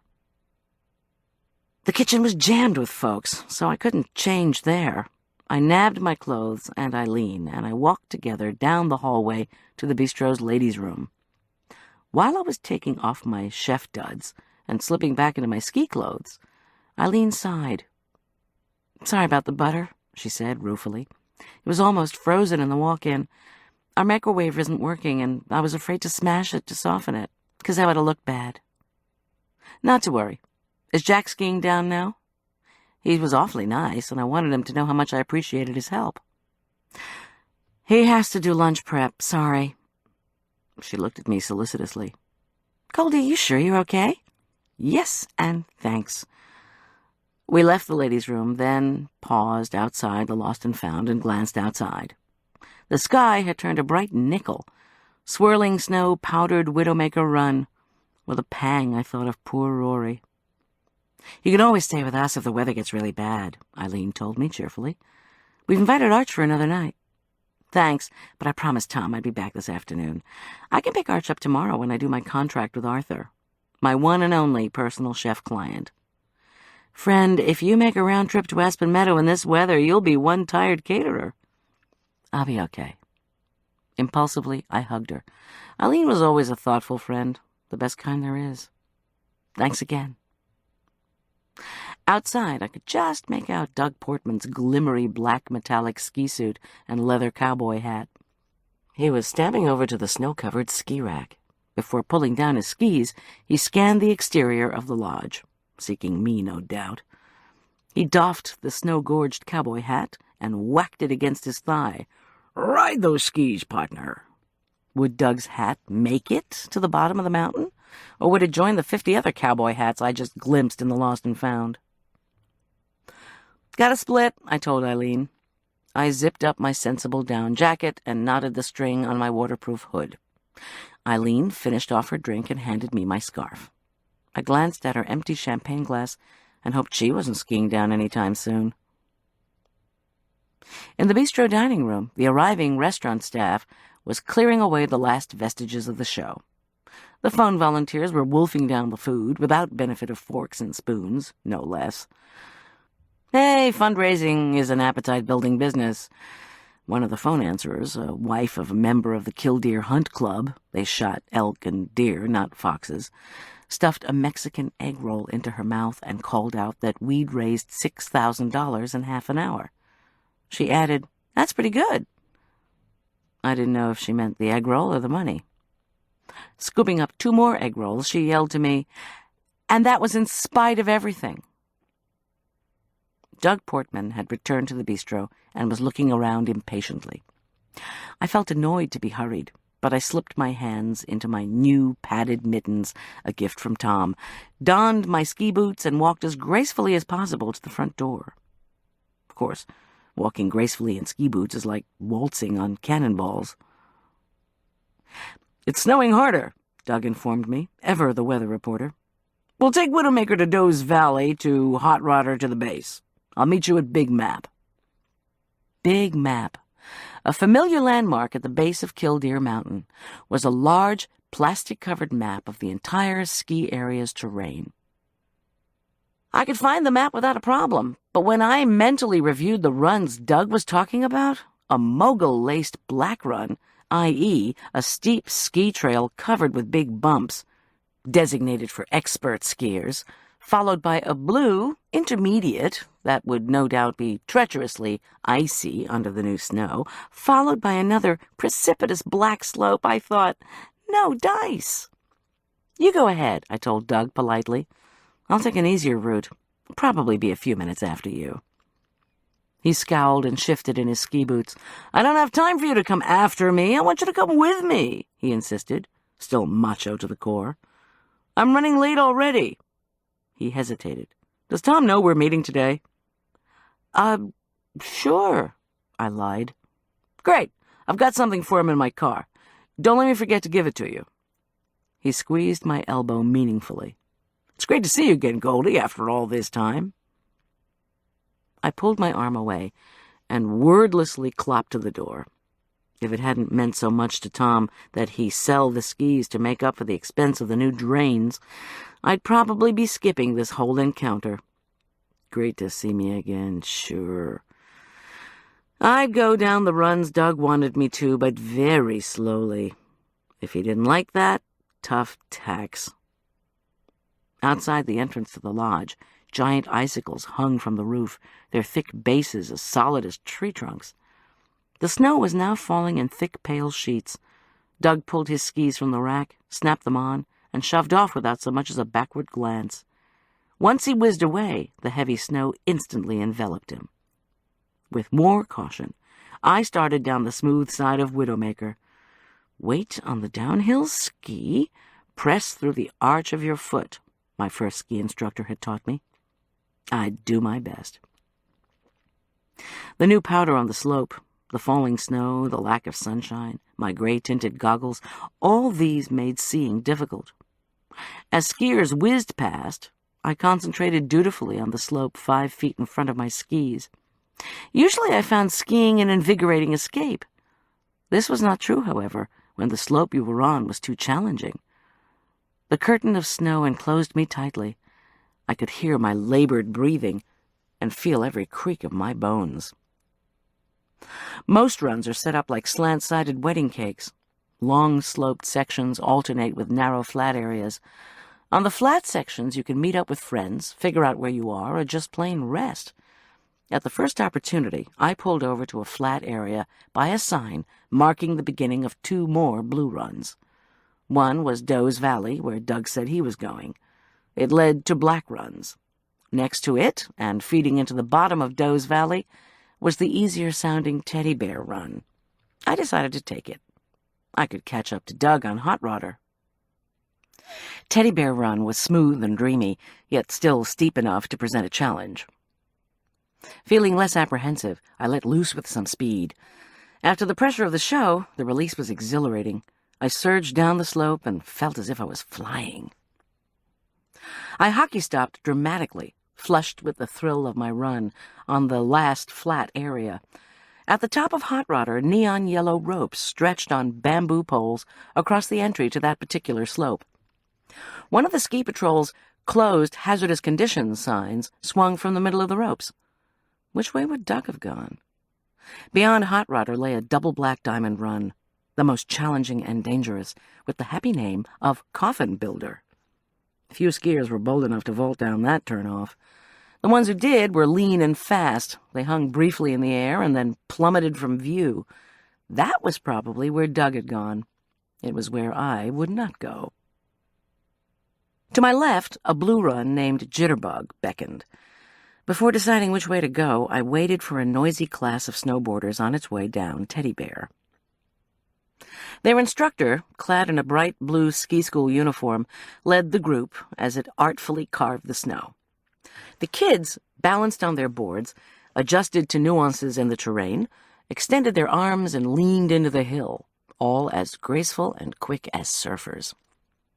I thought I spotted Arch in his new burgundy jacket, but when I called his name into the blowing snow, there was no response.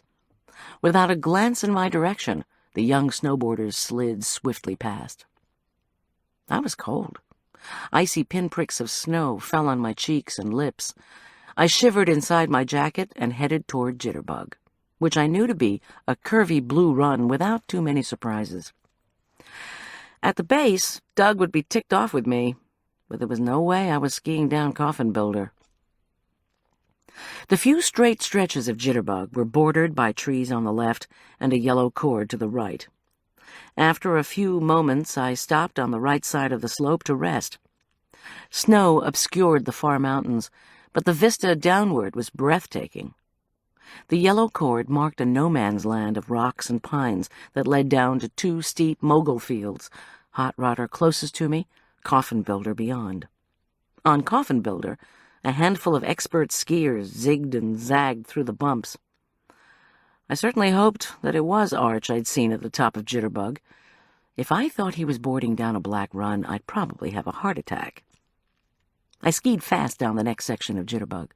When I careened around a bend, I spied a crowd of people clustered ahead of me. Digging in my skis, I sent up a cloud of snow as I came to an abrupt halt. Why was everybody stopped? Something scraped my cheek, and I pulled back. There was a large shred of ash, or a torn chunk of map. Without thinking, I tried to catch it. It was indeed a wadded piece of paper. That's when I realized that, along with the snow, this large confetti was coming down everywhere. It was as if someone had torn up a newspaper and carelessly dumped the crumpled bits of litter from the lift. Litter? "Mom! Hey, Mom!" Arch's voice sailed past me. "Over here!" I turned, but did not see my son. All around, gaggles of skiers had halted and were scooping up the tumbling papers. I didn't see any snowboarders. "Arch!" I cried into the melee. "Where are you?" "Here, Mom." Suddenly my son scraped his snowboard next to my skis. Swathed in his dark red outfit and a stay-warm ski mask that made him look like an escapee from a horror movie, Arch clutched a handful of the paper. His prescription goggles had been pulled up at an angle on the top of his head, and I could just make out his merry brown eyes above the mouth mask. "Money," he announced. $100 bills. It's falling with the snow. Here," he squawked as he thrust a fistful of bills at me. "Put these in your pocket, would you?" Before I could protest, he scooted off on the board to retrieve more of the falling cash. There was squawking and yelling among the skiers now, as a sudden updraft swirled the precious bills heavenward, where they mixed with a new tornado of flakes. A member of the ski patrol showed up and started hollering ineffectually for order. Still uncomprehending, I stood grasping the wad of bills Arch had handed me, then stuffed them into my pocket. I dug in my poles and scooted to the slope's right side. An abrupt shift in the wind spun up a fresh storm of bills. The money smacked my goggles, and I was momentarily blinded. I wiped the bills away and strained to see their source.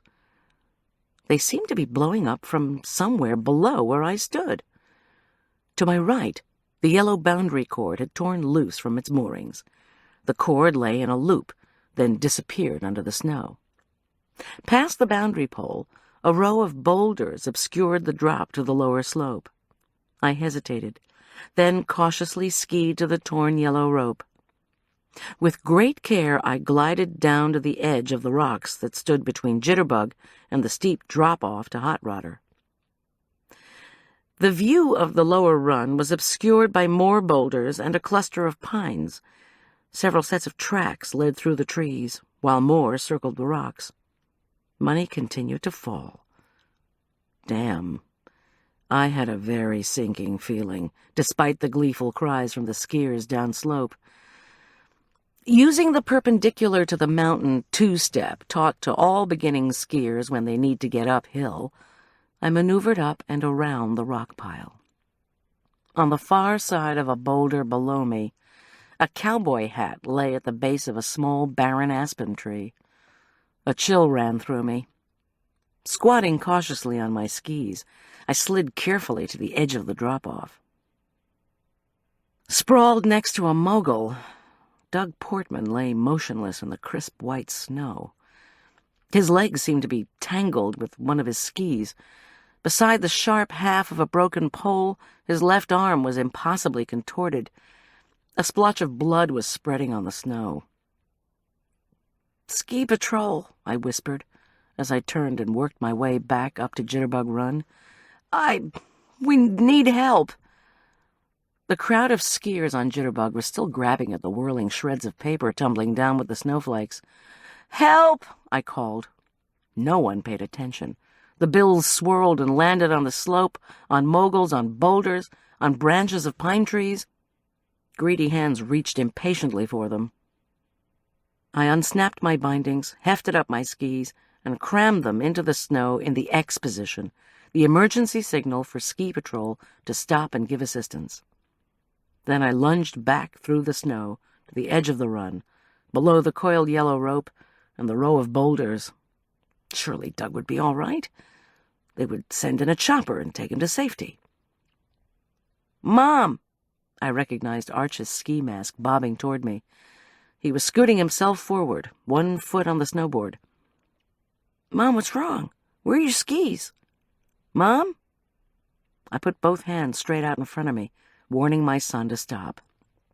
Then, praying even as a stone formed in my chest, I glanced over the cliff.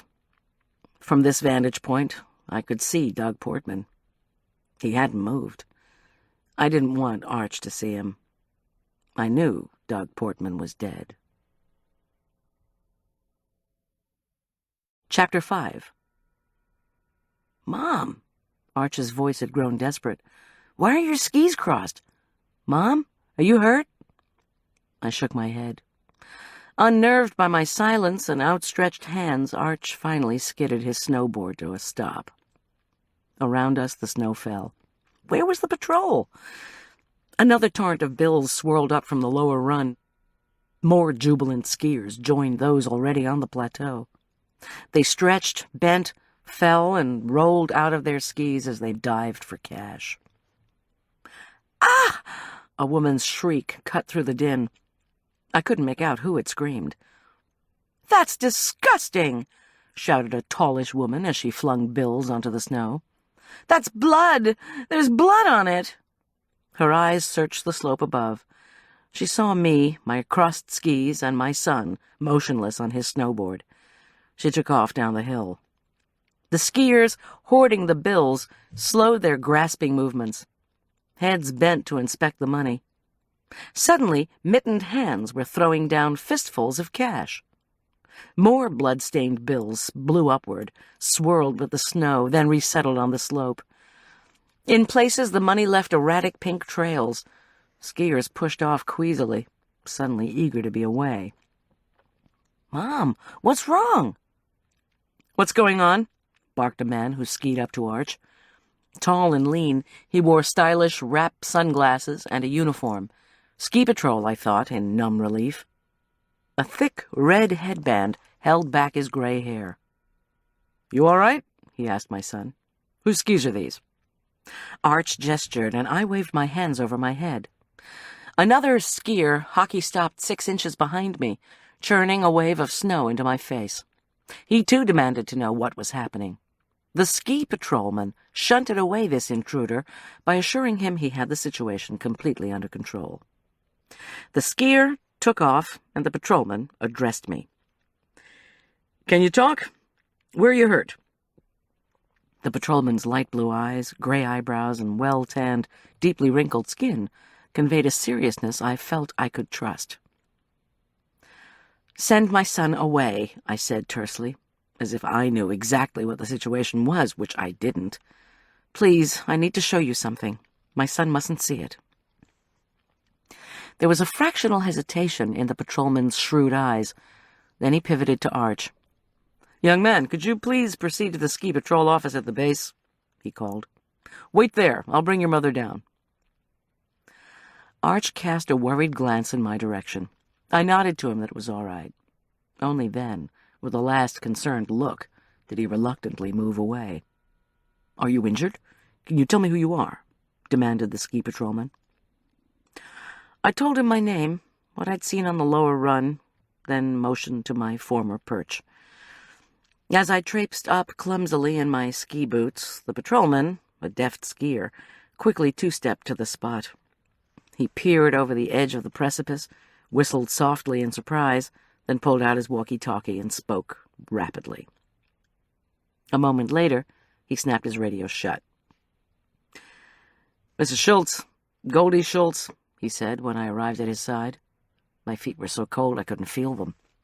The patrolman touched my shoulder. "Did you see this man fall?" I shook my head. "Did you see someone hit him?" Again, I indicated a negative. "There's no one else on that run down there, hot rodder." I swallowed. "It's closed." "Have you talked to any other patrol members? When was the run closed?" "I haven't seen her talk to anybody." My voice seemed to belong to someone else. "I have no idea when the run was closed." "How long have you been here?" "About 15 minutes. Listen, I'm freezing. I need to be with my son. And—" I hesitated, then added, "I should tell you, I know that guy down there. We started off skiing together at the top, and I was supposed to meet him at the base, but he was skiing faster. We're getting help for him. What's his name?" I told him, and the patrolman nodded grimly. "Mrs. Schulz, I need you to look over the side again, please. I need you to tell me if this is exactly the way the man appeared when you first saw him." Snowmobiles were roaring up the lower part of Hot Rodder. "Please, look one time. Try to remember exactly what you saw. It's important." His voice faded away as I leaned over the edge of the run. I couldn't imagine what kind of terrible spill Doug Portman had taken. His large body was sprawled crazily, like a bulky scarecrow blown off its support. He lay half on his back, half on his side. Snowflakes hadn't yet completely covered his face, but heavy clumps of ice and snow virtually obscured his shiny black jacket and pants. Below him on the slope, his skis lay 20 feet apart. One of his poles had landed clear across the run. What looked like his goggles stuck crazily from the top of a mogul. Odd. Two things had indeed changed since I'd first seen him. More money littered the slope. And by Doug's left shoulder, the ugly blotch of blood had widened. I pointed out these details to the patrolman. One of the patrolman's questions buzzed in my brain. When was the run closed? I stared down at the lower slope of Hot Rodder, its moguls lined up in icy rows. Had Doug Portman ducked the rope that closed the run? How fast had he been going? What kind of maneuver had he been trying to make? 3 snowmobiles arrived at Doug Portman's body. Shouted orders carried up through the snowfall. "Get out move the, easy." With great ease and speed, the rescue team hustled around in the snow and prepared the sled. But, my mind supplied, there's so much blood, money everywhere. Who closed the run? When? Had anyone known Doug was carrying so much cash? I stared down mutely at the patrol members, moving a floppy, unconscious Doug onto the sled. Maybe my experience living with a homicide investigator made me too paranoid. Still, I wondered, what if Doug had been hit? If he had been hit, intentionally or no, all the patrols traipsing around on the mountainside would make it impossible to tell exactly what had happened. "Can you ski to the bottom, Mrs. Schulz?" The patrolman eyed me skeptically. "Do you need me to go with you?" "Wait a sec. Doug Portman, the man in the snow? Why are they transporting him down the hill? I mean, without waiting for medics or for law enforcement." "They're following procedure." His calm blue eyes studied me. "Don't worry about Mr. Portman. We've got the situation under control. Let's go now, all right?" I nodded. He murmured into his walkie-talkie, moved with enviable agility back to the right side of Jitterbug, and waited patiently while I stomped over to my skis and painstakingly snapped them back on. 10 minutes later, Chilled, but in one piece, we arrived at the ski patrol office at the base, a small log building with green trim located next to the rental shop. Arch, watching out the large window, instantly opened the door. "Mom!" His voice was hoarse with anxiety. "You okay?" "Call Tom," I told him. "Please, hon, ask Tom to come to Killdeer. Can you manage that? Tell him we're okay, but that it's an emergency." Arch nodded and made for the bank of phones on the countertop of the bustling office. A wall of detailed maps, complete with colored pins, gave the place the appearance of a battle control center. A group of patrol members standing in one corner eyed me before going back to their conversation. "Into the far room, Mrs. Schulz," said my escort. I followed my silver-haired companion through the crowded room. He opened a door and I walked into a small office. The patrolman told me to take a seat. He'd be back in a minute. I just struggled out of my ski gear when Arch poked his head into the room. His hair had become matted on one side, wildly skewed on the other. His cheeks were bright red. "I got Tom. I told him you were all right, but you'd been in a ski accident. He wanted to know what happened, and I said maybe you could come talk." He grimaced. "Those patrol guys by the phone said you wouldn't come out yet. Tom said, why not? I said I didn't know, and Tom said he was leaving right away to come get you. He'll be here in about an hour and a half." My son pushed his glasses up his nose. He looked me over curiously. "Are you hurt?" "No, hon. Thanks." "So what happened? Somebody with a bunch of money had an accident?" "I think so." I frowned. A needle of anxiety poked my chest. Poor Arch. Somebody was skiing and had a bad fall.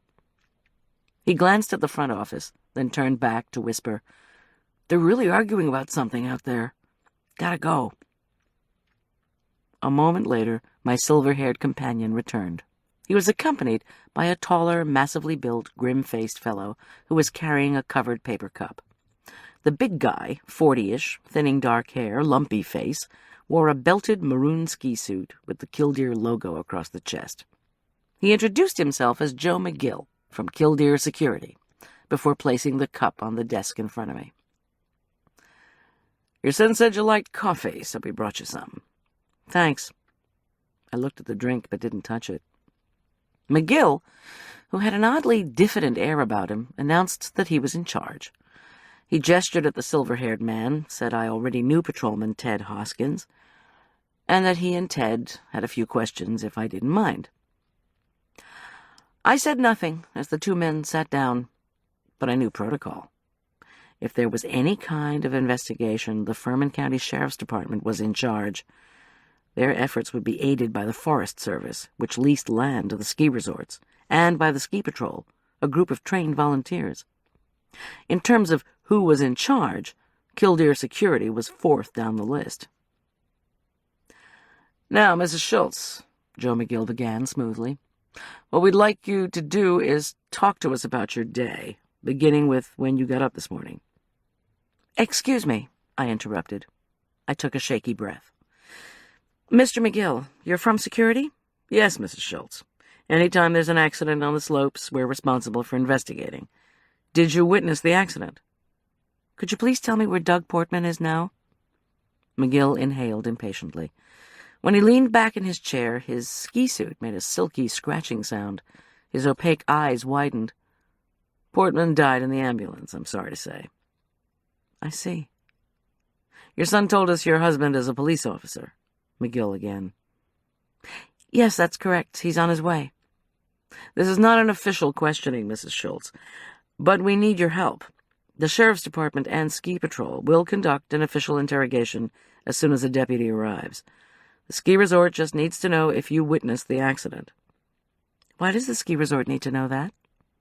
McGill cleared his throat. "In a case like this, with a prominent Killdeer citizen killed, we're probably going to be facing litigation of some kind. We need to know precisely what happened." I probably should have drunk some coffee, but I held back. Accepting a drink from McGill felt as if I were conceding points to a man I didn't know well enough to trust. Plus, I'd been at enough crime scenes to know that we should wait before I started answering questions. Not that this was a crime scene, but Tom, I felt confidently, would want me to wait for a sheriff's deputy to arrive. "Mr. McGill," I said finally, "have you contacted Mrs. Portman?" I stared at the paper-covered bulletin board and tried to conjure up a mental picture of Doug's wife. I'd met Elva Portman at a crowded law enforcement cookout several years ago, and had had a chance to talk to her for a few moments at a gallery opening I'd catered in Killdeer. She was sophisticated and wealthy, with glossy dark hair and porcelain skin, a young Rose Kennedy. Loved paintings with bold brushstrokes. Couldn't eat bell peppers. Again I got McGill's flat eyes, the uncomfortable shift of the squeaky suit in the chair. "Elva and Doug Portman have been divorced for a couple of years. Elva lives in Italy now. So you knew Portman, but haven't been in touch with him for a while. Patrolman Hoskins said you were skiing together?" I looked up at the water-stained ceiling. This guy does not need to know my story. I hadn't even told Tom I was selling his skis to Portman. I was suddenly conscious of how badly Portman's death might play out in the media. Prominent citizen dies on way to rendezvous with cop's wife. I wished desperately I'd never contacted him about the damn skis. McGill inhaled noisily through his teeth, a gesture of impatience. "Patrolman Hoskins told me that you claimed to be acquainted with Portman, but your son said he didn't know him." "My son? My son?" I snapped to attention, enraged. "You should know you can't question a minor without a parent present." McGill's suit squeaked as he leaned forward. "I'm not here to hurt you, Mrs. Schulz. I know you're a caterer. I know you do the TV cooking show." He gnawed the inside of his cheek, then asked in a perplexed tone, "Does your reluctance to talk to us mean you're here in some official capacity for your husband?" "In some official capacity for my husband?" I echoed, bewildered. I remembered Doug Portman's words. "I've got something for Tom in my car." I'd thought it was a book about the 10th Mountain Division or a magazine on military memorabilia. But what would make McGill think I was here in an official capacity? He knew I did the show. I wish McGill also realized that I'd endured a snowstorm, a TV show that had to rank high in the annals of disastrous live performances, and a lethal accident. That was enough for one morning, thanks. This security guy's unofficial and inept interrogation had not impressed me favorably. Where were the police? At that moment, as if in answer to a prayer, a short, dark, mustachioed man in a green sheriff's department uniform walked into the cramped office. "Mrs. Schulz, forgive me for taking so long," said the deputy, whose name tag announced he was Sergeant Bangkok. "I happened to be near the Eisenhower Tunnel when the call came, so I got here as fast as I could." He nodded to McGill and then dismissed him with an impassive, "I'll call you. Hoskins, you stay." McGill, angry to be banished, banged the doors shut with a little more energy than required. Pulling out a notebook, Sergeant Bangkok sat down and began to ask me a routine set of questions. My name and address, what I was doing at Killdeer, and so on. Like McGill, he asked me to describe my day. This time, I did. I had just come to the part where I looked over the slope at the run below when my husband strode in. Thank God. Tom, a handsome bear-like man with gentle green eyes and thick sandy brown hair, didn't need to announce that he was in charge. He just was. I felt thankful for it, and for him. Bangkok stood and shook Tom's hand. "Schulz, we're just getting going here." "This is Ski Patrolman Hoskins," I said, getting to my feet. Tom nodded at Hoskins, hugged me, then searched my face. "You all right, Miss G? Want to go outside for a bit?" "Thanks," I whispered. "I just want to get this over with. Arch has gone back to the Druckmann's condo," Tom reassured me, anticipating my question. "He's spending another night. I'll take you home if you want. We can leave the van here." I had to bite my lip not to exclaim, "Oh yes, take me home, please." Instead, I told him I was fine. Tom smiled tenderly at me, tilted his head at Ski Patrolman Hoskins, and sat down beside me. Sergeant Bancock smoothed out a fresh page in his notebook. "Not much longer, Mrs. Schulz," he said. "Of course, the coroner may have more questions for you later. You want to talk more to Killdeer Security, that's up to you." Bancock reviewed his notes. "You told Patrolman Hoskins that you were meeting Douglas Portman later this morning, is that correct?" I gave Tom an apologetic look. If he saw I was sorry, deeply sorry, that I hadn't told him who the buyer of his skis was, maybe he'd forgive me. But Tom didn't look angry. Instead, he looked dumbfounded. "Meeting Doug Portman? You were selling Portman my skis?" "I knew Doug collected stuff, and—" "How'd you know Portman?" Bancock interrupted sharply, with a warning look at Tom. "Sergeant Bancock, Tom and I have been married not quite 2 years. Before that, I was a single mother. Every now and then, I would go out. On a date. I spent a couple of evenings with Doug Portman, enough to know he collected military memorabilia, and I knew he'd become involved in politics. Something in law enforcement, right? I saw him every now and then at the picnics." I paused. Bancock, Hoskins, and Tom all waited too. "When I went out with Portman, he was a forensic accountant. I had hired him regarding divorce proceedings from my first husband. I hadn't really talked to him for years." I went on. "I knew he'd married, now apparently divorced. When Tom said he wanted to sell some World War II skis, I called Doug. We agreed to meet this morning after I did my cooking show." Bancock made another notation in his notebook, then leaned forward, his expression impenetrable. "And did you?" "Yes. He came to the bistro where I was doing the show.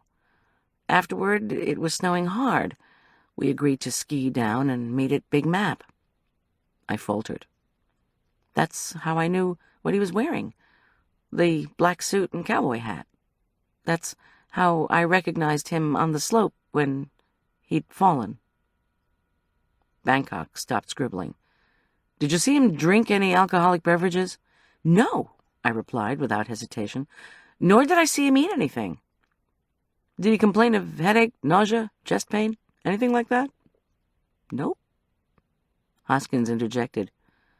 "But did he seem drunk?" When I shook my head, he continued.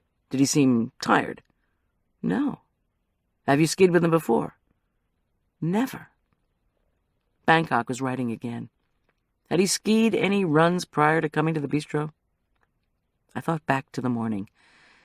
Had Doug been pink-faced, sweaty, breathing hard? Had he seemed tired? Don't think so. Why? Was Hot Rodder one of the runs you were supposed to go down together? Yes, but it was closed. It was closed, Bancock repeated crisply. Bamboo poles with ropes and red flags were pulled across the top, but we can't find anyone on the ski patrol who shut the run. Patrolman Hoskins glanced at Bancock. Bancock nodded at Hoskins to go ahead. What about his equipment? Hoskins asked me. Did you see anything wrong with his skis or boots? Maybe his poles or bindings? Did he complain of anything not working, being loose? When I shook my head again, Bancock took up the questioning. All right. Now please describe once again everything that happened once you left the bistro. We need to know every detail you can remember. This I did, including seeing Doug disappear into the snowfall, my own slower skiing as I followed, getting caught up with the crowd trying to catch money. Suddenly, remembering the wad in my pocket, I pulled out the bloody bills and placed them in a paper bag offered by Hoskins. Then I recounted how I'd looked for the source of the cash and seen Doug on the run below. Total time elapsed from the bistro to the death scene? About 25 minutes, I concluded. Please describe the exact appearance of the victim, Bancock said, in a chillingly matter-of-fact tone. This I did. Ski suit, hats, skis off and broken. one pulled down the slope. Doug, covered with snow, sprawled motionless, looking as if he'd taken a spectacular fall and landed like a grotesque rag doll. The blood. I shuddered. "And what did you think when you first saw him, Mrs. Schulz?" "That he'd hit his head." "The money," said Bangkok thoughtfully, tapping his notebook. "Did you request he pay you in cash instead of by check?" "He said he was paying cash, and I didn't ask why. $8,000. I thought again of the blizzard of falling currency on the mountainside and swallowed. Tom rolled his eyes and Bangkok snorted. The latter went on. "Did anyone else but you know he had the money for the skis on him?" "I don't have a clue." How much of that scattered 8,000 would the authorities ever recover? I shot another apologetic look at Tom. My husband's face was blank. I said, "What's going on here?" An awful suspicion dawned on me. I turned to Tom. "Did you know Doug Portman in some official capacity? What did he do exactly?" Tom exhaled before replying. "He was in corrections, and yes, I knew him in an official capacity." He checked Hoskins' face, which revealed nothing, then Bangkok's. The sergeant nodded. "Doug Portman was the chairman of the State Parole Board," Tom told me. "You didn't know?" "No. Why would I? Belatedly, I remembered Cinda Caldwell and her customer who'd mouthed threats about poisoning a cop. Did a parole board chief qualify as a cop? "Wait, there's something else." I told them of this morning's interchange with Cinda. "Tom, didn't you get the message I left?" He shook his head and said he hadn't yet retrieved his messages. Bangkok wrote down the name of Cinda's cafe. He asked Patrolman Hoskins if he had any further questions. Hoskins replied in the negative. The young deputy reviewed his notes, then asked for our phone numbers. While Tom recited them, I walked to the outer office to check on the snow. It was still coming down hard. "Does your husband know I'm meeting you? I've got something for Tom in my car." Doggone! I dashed back to the office. "Sergeant Bangkok, there is something else I forgot to tell you. This morning, just before we left the bistro, Doug told me he had something for Tom." Bangkok gave me a curious look, then transferred the curiosity to Tom. "Had something for your husband?" he asked me. "What?" "I have no idea. He mentioned it was in his car." "Know what kind of vehicle he was driving?" Bangkok asked. I did not. Hoskins and Bangkok went out to phone Portman's office in search of a description. Tom asked, "Have you received any mail from the Department of Corrections lately?" "No, why?" "The DOC sends out notices to a convict's victims and relatives of victims before the convict comes up for parole. The board holds a hearing before parole is granted, so the victims can give their opinion on the guy getting out, or not getting out." He shook his head. "If the DOC sent you a notice about John Richard, it might mean trouble for you. You see that, don't you?" "Why? What trouble? What does this have to do with the jerk?" "Look, Tom, all I did was go out with Doug Portman 8 years ago. Today I was just going to sell him some skis. Which one of those is a crime? What could that have to do with my ex-husband?" Tom gnawed the inside of his cheek. "John Richard has been in the Furman County Jail for how long, 4 months? Blood rose to my cheeks. "No, not parole for the jerk, not yet, please." I counted back. In September, John Richard had finally been convicted of assault. Not of me, but of another woman. With the state penitentiary operating at double capacity, he was currently serving his 2-year sentence in the Furman County Jail. Almost 4 months. I searched Tom's face. "That's got to be too early for parole." "Sorry, Miss G. I haven't memorized all the statutes." "He couldn't be. Anyway, Tom, no matter what's going on with John Richard, Doug Portman died while skiing. This can't have anything to do with John Richard. End of story." But I knew all too well that wasn't quite the end of the story. Why would Doug insist on buying Tom's skis with cash instead of a check. Wasn't that foolhardy? And speaking of foolhardy, if the run was closed, why was Doug Portman on it? People who died skiing usually suffered heart attacks.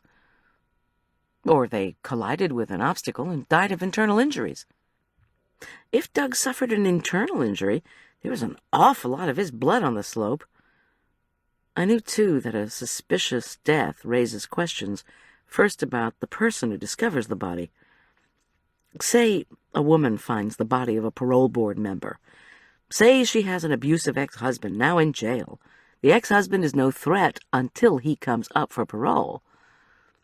If he's granted parole, what happens if the formerly abused wife takes exception to the decision of the parole board? My body felt numb. This time, however, it wasn't from the cold.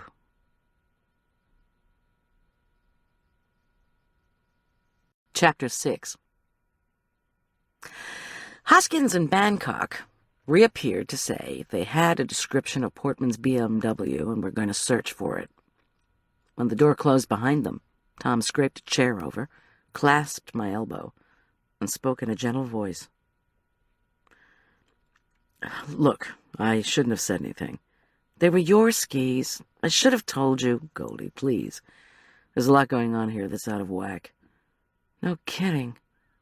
I finally took a sip of my coffee. It was cold. "For one thing," Tom went on calmly, "why would Portman give you something for me?" "I don't know.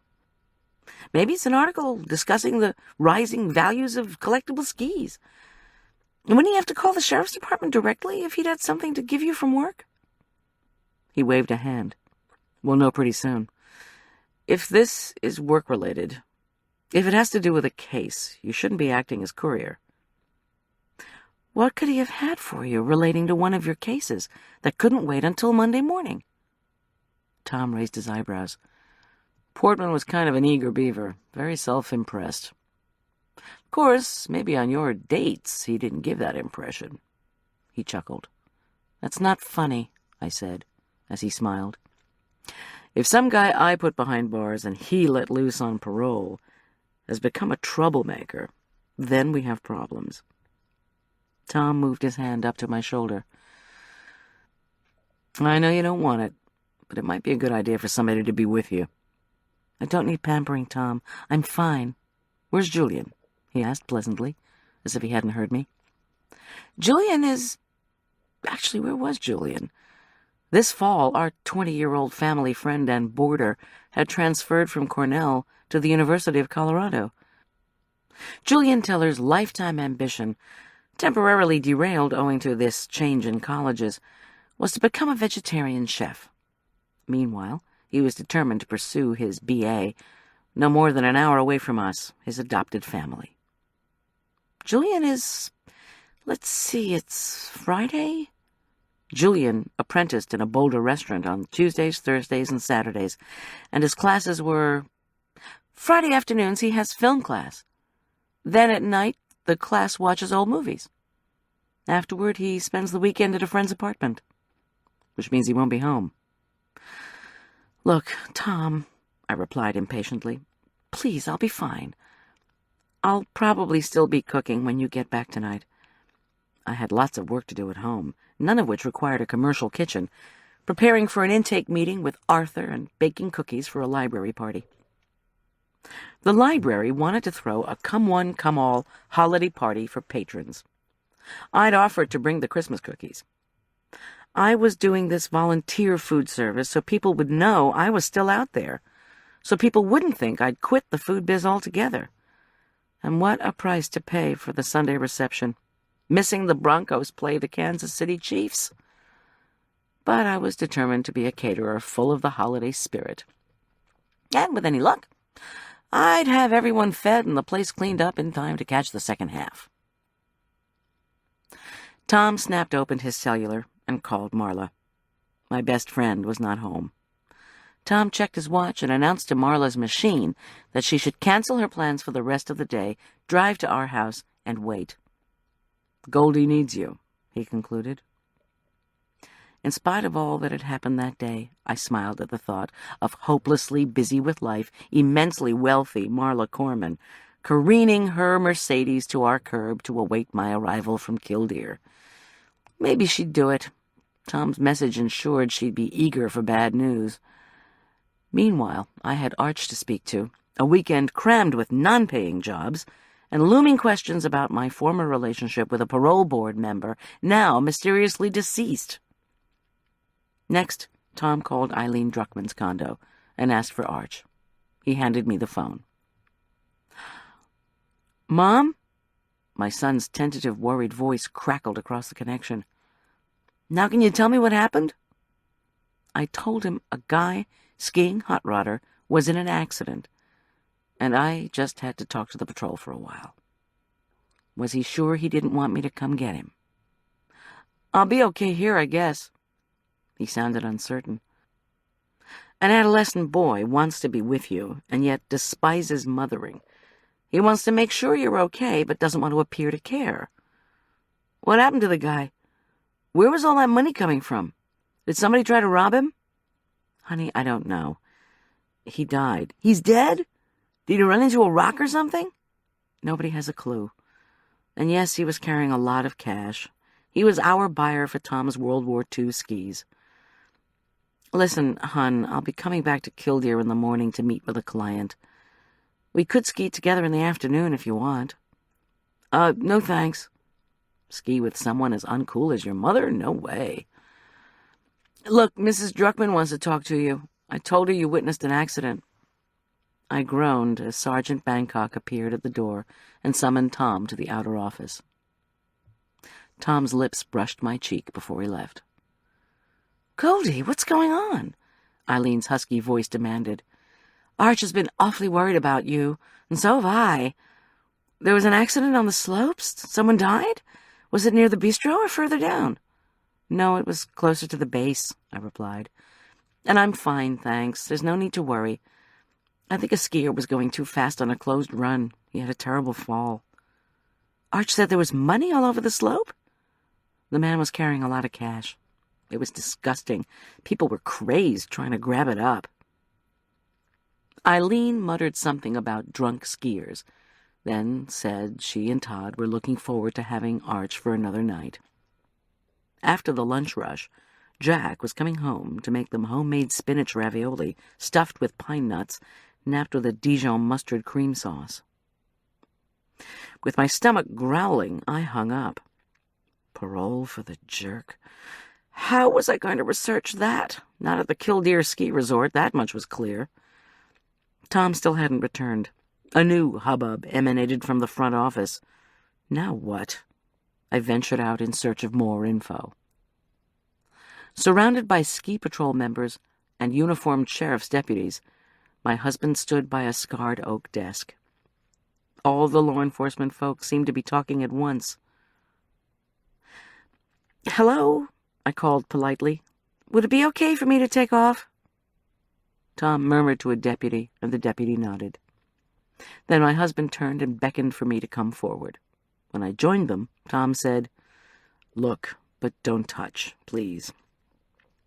Perplexed, I stared down at the desktop. It was strewn with pamphlets, maps, memos, correspondence. Nothing on it looked especially unusual. "Look at what?" I asked Tom. With his fingertip, Tom carefully pushed back piles of paper, exposing an open greeting card. All the deputies and ski patrol folks craned down to make their own closer inspection. As a result, I couldn't read the thing. "Wait." Tom's ocean green eyes regarded me solemnly. He spoke deliberately. "Don't look at it yet, Miss G. I need to know precisely what Doug Portman said he had for me. Word for word." "Well," I began. I shifted uncomfortably. "It wasn't that memorable. He said, 'I've got something for Tom in my car.' That's it. Why?" Tom waved me forward. The crowd pulled back. As I leaned toward the opened card, Tom warned, "Don't even breathe close to it." "What's the outside say?" It's a congratulations card. The outside message reads, "Good job." Inside the card, an explosion of bright yellow stars was accompanied by the card's own greeting, "You're a star." Beside the yellow stars, where your thumbs grasp a card to open it, was something much more menacing. Glued on both inside card edges were two perfectly round, filled pieces of plastic material. I frowned. From Midwives 101, I recognized the plastic rounds as transdermal patches. Each was filled with a blue gelatinous substance. Patches of this type were usually used to administer pain or nausea medication through the skin when the patient was unable to take a pill or give himself a shot. I looked more closely and saw a small hand-printed message. "Thanks for nothing, asshole. You're dead." There was no signature. "What's that supposed to mean?" I demanded, mystified. "Was this card in an envelope? Was it addressed to someone?" "It was in an envelope, an opened one, but there was no one's name on it," Tom said grimly. "This may be related to your coffee lady Cinda's story. Maybe this is the threat the guy was bragging about making. Threaten a cop? Threaten a parole board member? Anyway, I have to stay here and talk to these people. Then I'm going to take this card down to the crime lab." He shook his head. "If that blue jelly contains, say, anthrax, we could be dealing with something nasty. I've already called over to the coroner about getting the crime lab to run a couple of different drug screens on Doug Portman." "So you think he—" I couldn't finish my thought. "Might have been poisoned? Might have been close to dead before he hit that last mogul? Don't know." My skin crawled. "Tom, please tell me you didn't touch those patches." "Nah. Sniffed 'em, though." Everyone laughed except me. Irritably, I said, "Cinda told me that her waiter, Davy, talked to Barton Reed, the guy who was making the threats, last night." Tom riffled through the chaos on the ski patrol desk and unearthed a blank piece of paper. "Could you draw me a map to get to Cinda's place?" It was while I was doing this that Hoskins and Bangkok appeared at my side and announced I was free to go. They might be calling me later, they said again. As I handed Tom my crudely drawn map, Marla phoned. She eagerly informed Tom she'd be at our house at 3 o'clock, and did I need a bottle of cognac, prescription tranquilizers, or chocolate cookies and freshly ground espresso beans. "Whatever you think," Tom told her, with a rich chuckle. That meant she'd show up with all of it. Blisteringly cold sheets of snowflakes assaulted us on the way to my van. Words were blown out of our mouths into the swirling snow. When we finally found my vehicle, we moved Tom's skis out onto the snow-covered lot and searched in vain for my tire chains. I hadn't used them for 3 winters, and they weren't wedged into any of the van's crevices. We put Tom's precious skis and my battered ones in and flung my equipment behind the front seat. Then Tom hugged me hard and murmured into my ear that he'd be home as soon as possible. "Take it slow and you'll be fine," he assured me. "I'll call you. And, Miss G, until then, please try to stay out of trouble." There's nothing like a Colorado winter to give you respect for nature's harsher side, I reflected, as I piloted the van up the interstate's long climb to the Continental Divide. Vehicles of all varieties, with Nebraska, Illinois, Texas, and yes, Colorado license plates, littered the snow-banked shoulder of the ascent. Drivers struggling to dig out and chain up soon became caked with snow. They looked like miniature, abominable snowmen. In one place, the guardrail was out. I shuddered to think of the 1,000-foot plummet someone must have taken. Further along the shoulder, a man scooted beneath his station wagon. His prone body brought back an unwanted vision of Doug Portman's sprawled corpse. My van slid sideways. I grasped the wheel more firmly. It was hard to concentrate on driving. First, I focused on the aborted sail to Portman. Tom had said, "You know what that's going to mean, don't you?" Well, in the next day or two, I could surely expect a slew of unwanted, potentially embarrassing questions. Why had you planned a private rendezvous with a parole board member? Why did you keep this meeting a secret from your husband? What connection did you have with the large sum of cash the dead man was carrying? How, I thought, do I get myself in these messes? The taillights in front of me blinked scarlet in the blinding snow. I braked. My defroster whined as it labored, with little success, to keep my windshield clear. The memory of the puzzlement in my husband's eyes made my heart ache. I couldn't shake the feeling that I had betrayed Tom, even if it was with that infamous cheapskate Doug Portman, who died with cash pouring out of his bloody jacket. I pressed carefully on the accelerator. Why had I ever gone out with Doug Portman? At one time, he'd saved Arch and me thousands of dollars. Would that come out too? I groaned. It had all started so simply. After I'd finally kicked the jerk out, I'd hired Doug Portman. I was trying to take care of Arch, but making ends meet was a challenge. At the time, I had no money-making job, only an apprenticeship in the Denver kitchen of a restaurant belonging to my late friend Andre Hibbard. When I'd needed money for groceries, for Arch's clothes or shoes, or to send Arch on a school field trip, John Richard had repeatedly pleaded poverty. This was a joke, but no matter how my lawyer tried to pry bucks out of the soon-to-be ex, all we'd get were lies, delays, and more obfuscation. Finally, my lawyer had recommended I hire a forensic accountant to track down John Richard's true income and assets. When I called Doug Portman, he informed me he was an artist and just did the accounting on the side. I told him he could illustrate his reports as long as his work got me a good divorce settlement and decent child support. He'd guffawed, that unforgettable, gasping hyena laugh that I'd quickly come to hate. I shook off this thought and glanced outside. The snow had become a whiteout. I thought it must be near the Eisenhower Tunnel, but it was almost impossible to tell. I slowed the van to a crawl. When the whirlwind briefly thinned, a pickup truck in front of me slewed right, then left. I stopped and waited until the truck was underway again. When I touched the accelerator, my tires spun on the ice. Holding my breath, I backed up slightly, turned the wheel, and accelerated gently. To my immense relief, my van started forward again. I sighed and thought back. Doug Portman had updated me weekly on the progress of his investigation. John Richard, who'd been having an affair with a woman in the St. Luke's choir, had enriched Miss Vocal Cord's bank account by $100,000. He'd also put his Keystone Ski Resort condo in his father's name. Doug had tossed a file on my kitchen table that proved John Richard had paid taxes on a sum several $100,000 more than what he'd told my lawyer he'd earned. Forensics is the study of evidence, Doug had announced pompously, and I am a master of it.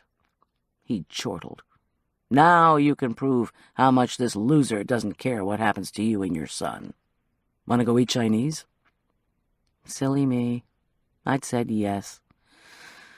At least somebody cares about me, I'd thought. When we went to dinner, Doug brought his portfolio, color photographs of his paintings. Over wontons and mushu pork, I commented politely on pictures of large, non-figurative canvases which seemed to feature dull blotches of drab color. He declared his artwork was going to make him rich. It had been a reasonably painless evening that turned sour when the check came, and Doug announced, "Your half comes to $15. Had I not cooed enough over his artwork? Surely he knew how broke I was. Did he treat all his female clients this way? Nobody, it seemed, wanted to treat me to anything. The next time Doug presented me with a dismal report on John Richard's assets, he'd followed it with, "In the mood for some Italian?" After a momento of hesitation, while I calculated my cupboard contents, I offered to prepare fettuccine Alfredo. He wolfed it down, even asked for the recipe. Over coffee, I was politely enthusiastic as he showed me another fat portfolio, this of his representational paintings. All depicted historical weapons: the repeating rifle, the Colt 45, the bayonet. He said he was hoping to get a New York show for these works. Collectors would pay thousands for each painting. I murmured compliments. The next week's discouraging report on the jerk must have engendered some guilt on Doug's part. He pulled out tickets to a Denver showing of military memorabilia. Arch and Doug and I strolled past exhibits of samurai swords, blood-stained maps of battlegrounds, state-of-the-art grenade launchers. I found it boring. 6-year-old Arch had been in heaven. Doug sprang for vendor hot dogs outside Corrigan Hall. He liberally squirted on ketchup and rattled on about his volunteer work at nearby Capitol Hill. It seemed Doug was campaigning for a friend who was running for the state Senate. I dislike guns. I dislike hot dogs. And I find the state Senate boring. Arch sagely assessed my mood while pasting mustard on his wiener. On the way home, he asked if the end of my relationship with Doug Portman was in sight. Through the spinning flakes ahead, the tube of the Eisenhower Tunnel finally yawned. In the lane next to the van, another driver went too fast and careened off the median before straightening out. When Doug had slapped his final report on my kitchen table, he'd assessed my rack of pots and pans and demanded, "What's cooking?" I'd smiled. I'd announced that nothing was on the menu but a trip to my lawyer. This had marked the end of my non-romance with Doug Portman, forensic accountant, artist, and bore. I'd received the house, a $60,000 divorce settlement, and a sizable adjustment in child support. Doug, with his ego paintings and plans, had been a man on the way up and out of my life. On my final approach to the tunnel, I tried to remember what Marla had told me about what had happened to Doug. He'd married Elva, just the kind of wealthy woman he needed. He'd given up accounting and moved to Killdeer, where he'd become involved in Elva's art gallery, in addition to his own increasingly political commitments. His candidate had been elected. Doug himself had become involved in building high-end condos while writing about the arts for a regional newspaper. Someone must have told me he came to the sheriff's department functions because he was connected to corrections. What I'd never guessed was that his political benefactor had made him chief of the state parole board. If I was going to avoid even more suspicions about what was going on with my business and my life, I was going to need to find out more, I determined as I squashed down on the accelerator. And not only was I going to find out all about Doug Portman, I was going to find out the exact status of John Richard's stint behind bars. Without warning, the van lurched forward. Wild honking burst from all quarters. A car had hit me from behind. I yelped as another hard thud shook the van and my teeth. More cars honked, but in the sudden, thicker snowfall, I couldn't see the vehicles around me. My van slid across the left lane, where the bumper hit the divider with such force my neck snapped forward. I spun the steering wheel, but balding tires on ice have a life of their own. Another sickening thud sounded against my rear bumper. It was a pileup, I realized helplessly. I was the second domino, behind the pickup truck. But where was the truck? A grinding crash of metal on metal thrust me forward. I gasped as the van skated back across the lanes. Another bang resounded. The van skidded inexorably toward the guardrail. I saw a fleeting image in my rearview mirror. A horrified face. I braked again. It was hopeless. Another car whacked me broadside. My van crashed through the guardrail, and I was airborne. Chapter 7. Down, down, down the snow-covered hill the van flew. I was sure I would die. An internal brain screen flashed images of my younger self on the Jersey shore with my mother. Then I was holding Arch as a newborn. Pain shot across my back. Warm liquid ran up my arm. I saw Tom slipping the wedding ring on my finger. I thought, but what'll he have for dinner? The van slammed into something hard, jolting me forward. A wave of shadowy whiteness obscured the windshield. The van again bounced onto something hard, a boulder, and shuddered. My vehicle flipped over, then flipped back. I was screaming. Then, with a terrifying boom, the van hit another rock. The windshield shattered. A shockwave of icy snow hit me in the face. Suddenly, everything went still. I had the confused thought, Arthur's intake meeting. I won't be able to cook this afternoon. It seemed terribly easy to lie still and sleep. I'll bake the librarian's cookies tomorrow. I don't know how long I was unconscious. Suddenly, a distant voice called, "Hello?" My voice wouldn't obey my brain. I shook my head. Snow slithered from my hair. I felt very, very cold. Pawing and scraping sounds were audible overhead. "Hello?" the voice called again. I groaned and called back, "Yes," in a submerged voice. Actually, the rest of me was underwater, technically speaking. I wondered if I was frozen. I laughed weakly. Pain rippled through my chest and down my arm. Was there anyone else in the van with me? The voice asked. "No," I tried to howl, but it came out like a sob. "I should not attempt to move," the voice cautioned. I didn't want to move. I was breathing raggedly. My lungs hurt. Blood seeped down my arm. I squirmed. More snow fell away from my face. Suddenly I was desperate to act. I reached up until my mittened hands were clear, waving in the blessed air. I called that I could get out on my own. Before I could do so, however, strong hands reached in and gently tugged me out of my prison. The cold wind was a bitter shock. Something kept growling in my ear, like a huge mosquito. I was placed on a slanted stretcher. My head spun. My thoughts whirled. Always use unsalted butter in baking. Falling snowflakes burned my eyes. I was on a sled, not a stretcher, attached to a puttering, exhaust-spewing snowmobile. The sled was set at an angle because of the slope. I coughed, which hurt, and blinked. I couldn't see my van, but I could make out 3 men in uniforms. One of them was bent over my arm. I wrenched sideways on the sled to see what he was doing, but I was strapped in. The movement afforded me a look at my vehicle. The van looked like a squashed beer can, one that would never be recycled. The men asked me my name and address. I almost giggled, thinking that this was the 3rd time today uniformed people had come to my rescue.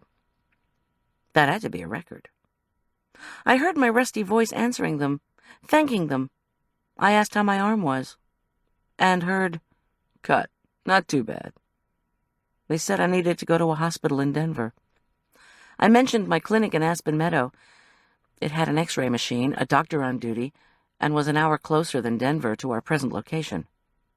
"It's where I live," I added, although I'd just told them that. "My home." Home. My home. Oh, Lord, when will Tom finish our kitchen? I started to sob, and the men clucked that I was lucky to be going anywhere. Commotion on the roadway accompanied the arrival of 2 ambulances. Panicked, I asked if others had been in the accident. The officers looked at each other, then told me not to worry. One fellow gently probed my neck. A lump of fear squeezed my throat shut as I peered down the hill. There was a smashed white pickup truck below my van. Its skewed, crushed cab was buried in snow. I couldn't see if anyone was in the front. The slope was strewn with debris, and snow chunks churned up by the collision. A horrific worry sprang into my consciousness. Had it been the pickup truck, and not a boulder, that had cushioned my van's landing? I said a silent prayer for the truck driver. 2 newly arrived paramedics checked my bones. In the swiftly falling snow, it was hard to get bearings, but from what the people around me were saying, it seemed the van and the pickup had landed on an outcropping that formed a cliff in the steep bank. Below us, the slope was precipitous, at least 40 degrees, and formed a ravine with the high forested ridge running into the divide. At the bottom of the deep gulch between the 2 hills, who knew how deep the snow was? 10, 15, 20 feet? I shuddered. Foul-smelling exhaust and the roar of the snowmobile engine announced we were about to go uphill. The snow was coming down so hard, it seemed impossible to breathe. Glancing back at my wreck of a van, I thanked God that Arch hadn't been with me. Crap, I thought crazily as the snowmobile hauled me up the hill. Tom's damn skis are still in the van. Leave them, I thought, just as quickly. They've caused enough trouble already. Paramedics bustled me into the ambulance. One tended to me and monitored all my signs, while the other asked how I was doing. "Not very well," I said. "Not very well at all." Once we arrived at the clinic, my doctor checked for internal injuries and put a butterfly bandage on my arm. She told the ambulance driver to take me home. I should call her that night if I felt worse. I either thought or said, "Welcome to Aspen Meadow, an old-fashioned kind of town." This, then, was the scene that Marla told me she witnessed from the front seat of her Mercedes, parked in front of our house. An ambulance driving up. She knew I'd be in it, she said dryly. Followed by 2 handsome paramedics coaching me down onto our sidewalk. Me hollering that I was fine, to quit touching my arm. According to Marla, the hunky paramedics wisely declined to comment.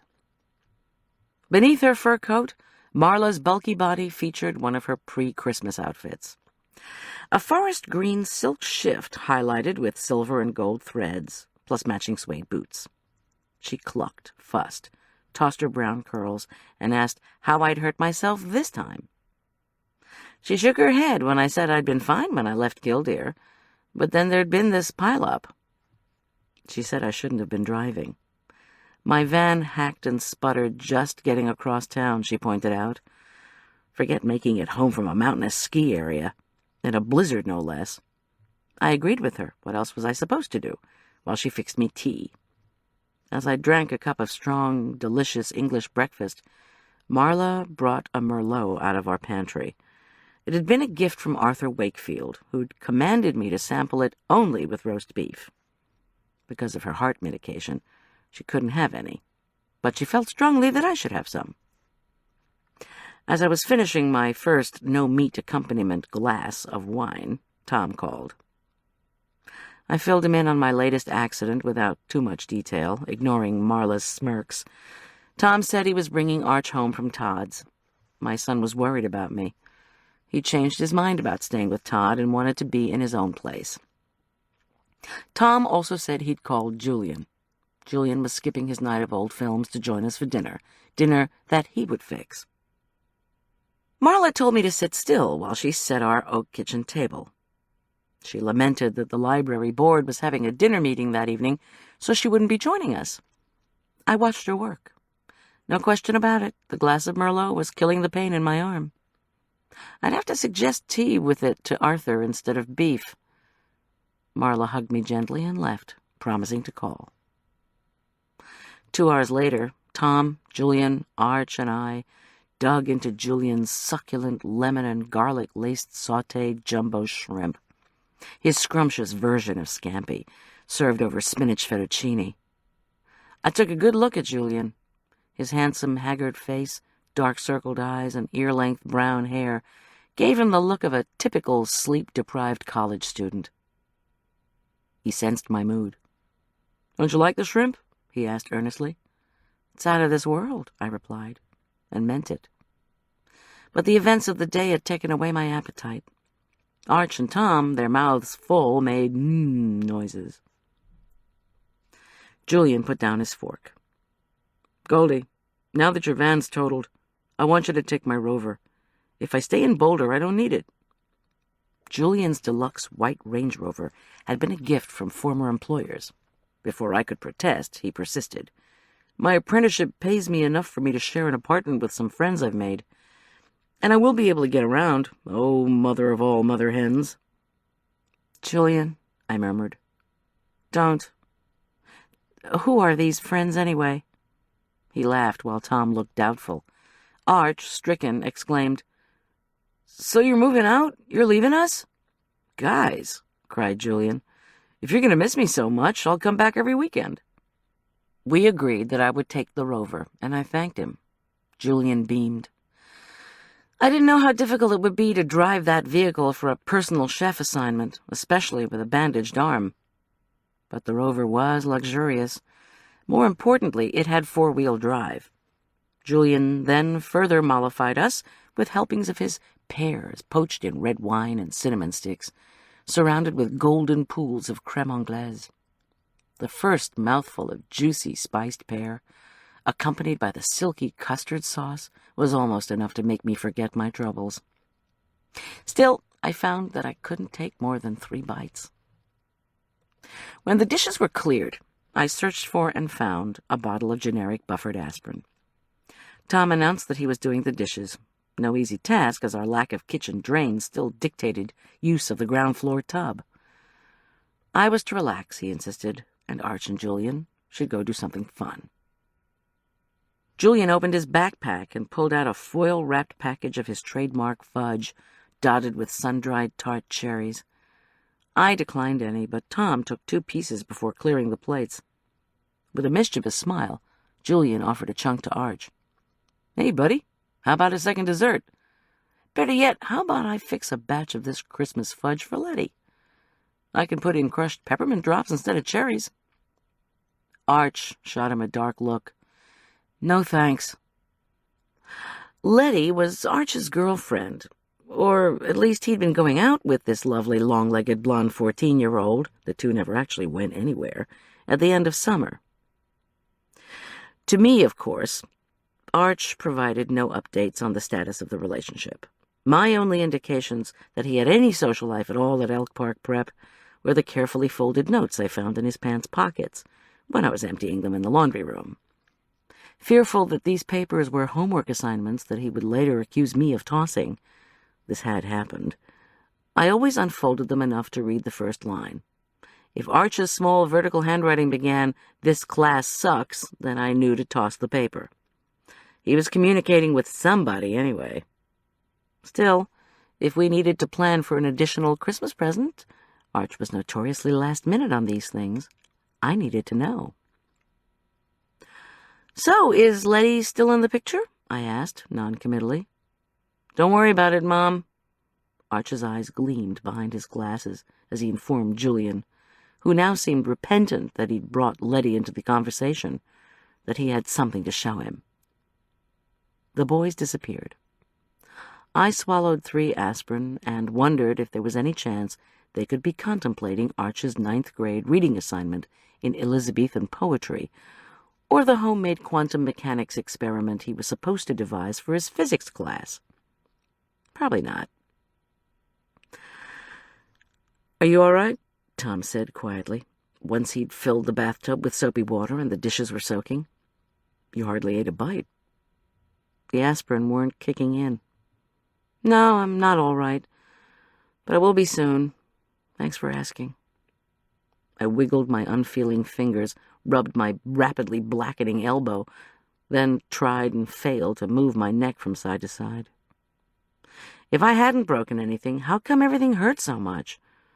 Tom came over and gave me a healing kiss. Just before 8 o'clock, a state patrolman knocked on our door. Into our kitchen, Tom ushered a tall, corpulent man with black hair so short and thin it looked like someone had ground pepper over his scalp. His name was Vance, and he wanted me to write down all I remembered about the accident. I scribbled what I remembered of the blur of events, cars skidding every which way, my inability to see what happened, being hit from behind, skidding, being smacked again and again and again. I'd hit another vehicle, crashed through the guardrail, and sailed down the hill. I begged for information about the truck's driver. The cop announced glumly that he'd died. My heart ached. Officer Vance read what I'd written, put down the pad, and tapped the tabletop. Tell me again what happened on the way up to the tunnel, before the accident. Patiently, I tried to visualize, then articulate the happenings of those few minutes. The snow had been falling in sheets. Visibility had been wretched. What vehicles I could see were sliding haplessly on the ice. Then something had hit my van. All around me, cars were honking, thudding, spinning out of control. I'd careened down the hill, crashed into the truck, sunk into deep snow. I truly believed, I told the officer, that I was going to be buried alive in the white stuff. As I related my story, neither Tom nor Officer Vance interrupted me. When I'd concluded, Officer Vance mused, "As far as you could see then, there was a white pickup truck about 10 yards in front of you. There was also a vehicle behind you. And one behind that. And one behind that." I waved my hand in a gesture of ad infinitum. The movement made my elbow howl with pain. The noise of the crash was like books falling on your head. Thud, thud, thud, thud. "But you couldn't see the cars behind you very well," the policeman asked, "because of the poor visibility, right? Are you sure you didn't hear that thud, thud, thud, and then your mind just supplied the image of books falling?" I frowned and thought back. I knew this cop was trying to get at something. There had been a vehicle directly behind me. And yes, one behind that. That was all I could remember seeing. When I announced this, Tom pursed his lips. Officer Vance didn't blink. "Right," Vance murmured. When Tom sat down at my side, Officer Vance slid the salt, pepper, and 3 unused serving spoons into a line. His thick, carrot-like fingers moved the salt cellar. "This is the white pickup truck." Then the pepper mill. "This is you." The first spoon. "This is the guy behind you, another van." The second spoon. "Then there's another vehicle behind that van." He placed the last spoon in place. "Then here's somebody quite a bit farther back." I concentrated on the objects, then moved the first 2 slightly to give the right scale of distances. But I hadn't seen a 4th vehicle. Somebody quite a bit farther back. It had been snowing too hard. Vance pointed to the last spoon. "The driver of this car farther back, a woman from Idaho Springs, was in a Subaru station wagon, only she didn't skid into anybody. She was right behind another Subaru wagon, and the 2 of them were 10 car lengths behind you. Just before the accident, she swears that other wagon sped up wildly and rammed into the van behind you." Officer Vance moved to the next to last serving spoon up toward the first spoon. Then she heard the noise of cars colliding. She braked and skidded. Ahead of her, the other Subaru sped up and rammed the van twice more. The snow made it hard for her to see exactly what had happened. In a fraction of a second, she saw the truck and then your van go over the cliff edge. He sighed. "By the time we got there, what with the snow and all the cars going by on the way to the tunnel, there weren't any skid marks left. Apart from what this woman said, we don't have a trace of the 2 vehicles behind you." "I don't remember the cars behind me. Van, 1 or 2 Subarus, nothing." Vance shrugged. "You were hit. You hit a truck." But because of the snowfall, I didn't see the truck. At least, I didn't see it go over." "The guardrail was busted in 2 places," he told me. "But aside from that, we don't have much physical evidence. The van behind you took off." He raised his shrewd, assessing eyes to mine. "And we can't find this Subaru the woman saw." "So are you telling me this accident was a planned hit and run?" I was incredulous. "That someone deliberately rammed the van behind me? Rammed it 3 times? Why would anyone do anything that insane?" Officer Vance held up his hands. "That's what I was hoping you could help me with." Tom reached over and gently clasped my fingers. "You witnessed a ski accident in the morning." "I didn't witness it," I protested. "I just saw a guy lying on the slope. He died in the ambulance." "In the road accident," Vance interjected, "we still don't know the identity of the guy in the pickup. We only know he's dead, which makes the accident vehicular homicide." I moaned. "With the storm so bad, they won't be hoisting up either vehicle until the morning." He paused. "Did you see any vehicle, any person you recognized, anywhere on the road from Killdeer to the Eisenhower Tunnel?" Officer Vance demanded. "No. Sorry." "Did you witness any aggressive driving prior to your being hit. Again, I shook my head. Officer Vance sighed. This could have been a drunk. It could have been someone ticked off with the van driver, which would explain why the van was long gone by the time we got there. When I stared at him in baffled disbelief, he picked up the pad, placed a card with his name and number on the table, and thanked me for my time. And if I remembered anything else, I nodded mutely and thanked him for coming. Tom showed him to the door. "Do you think someone was trying to hit me?" I asked Tom, when he returned to the kitchen and poured milk and sugar into some cooked rice. "What are you doing?" "Making a treat. I know you're bullheaded enough to try to cook tonight, and you can't do it on aspirin and an almost empty stomach."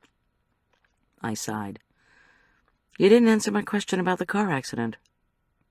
He nodded and stirred the cooking mixture, which gave off a rich, homey scent. "I don't know. Hitting a van behind someone else's van isn't a reliable way to kill someone on the road.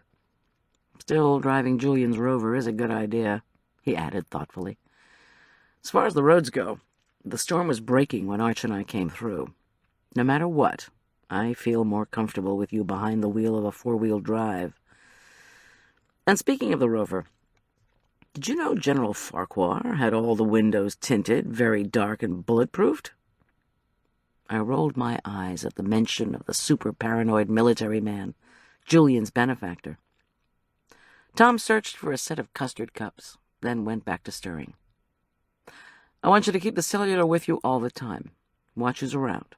Have somebody with you if you can, just as a precaution, especially over in Killdeer, okay?" "First of all, Tom, I can't even entertain the idea that accident was a deliberate hit-and-run.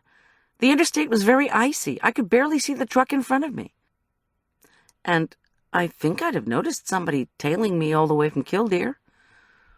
I mean, I'm grateful to be alive, but trying to execute the kind of move we're talking about under those conditions could be suicide." "Miss G, please. It's not difficult to take precautions." "Sure, yeah, okay. I'll be careful. What did I have to lose? I already had a messed-up TV career, a ton of debt, no business, a wrecked van, and 2 mysteriously dead men, a parole board member, and a truck driver. Speaking of which, look, I need to call Arthur. The doctor said I could drive if my arm wasn't bothering me, so I'd still like to meet with Arthur tomorrow to arrange my personal chef work for his party."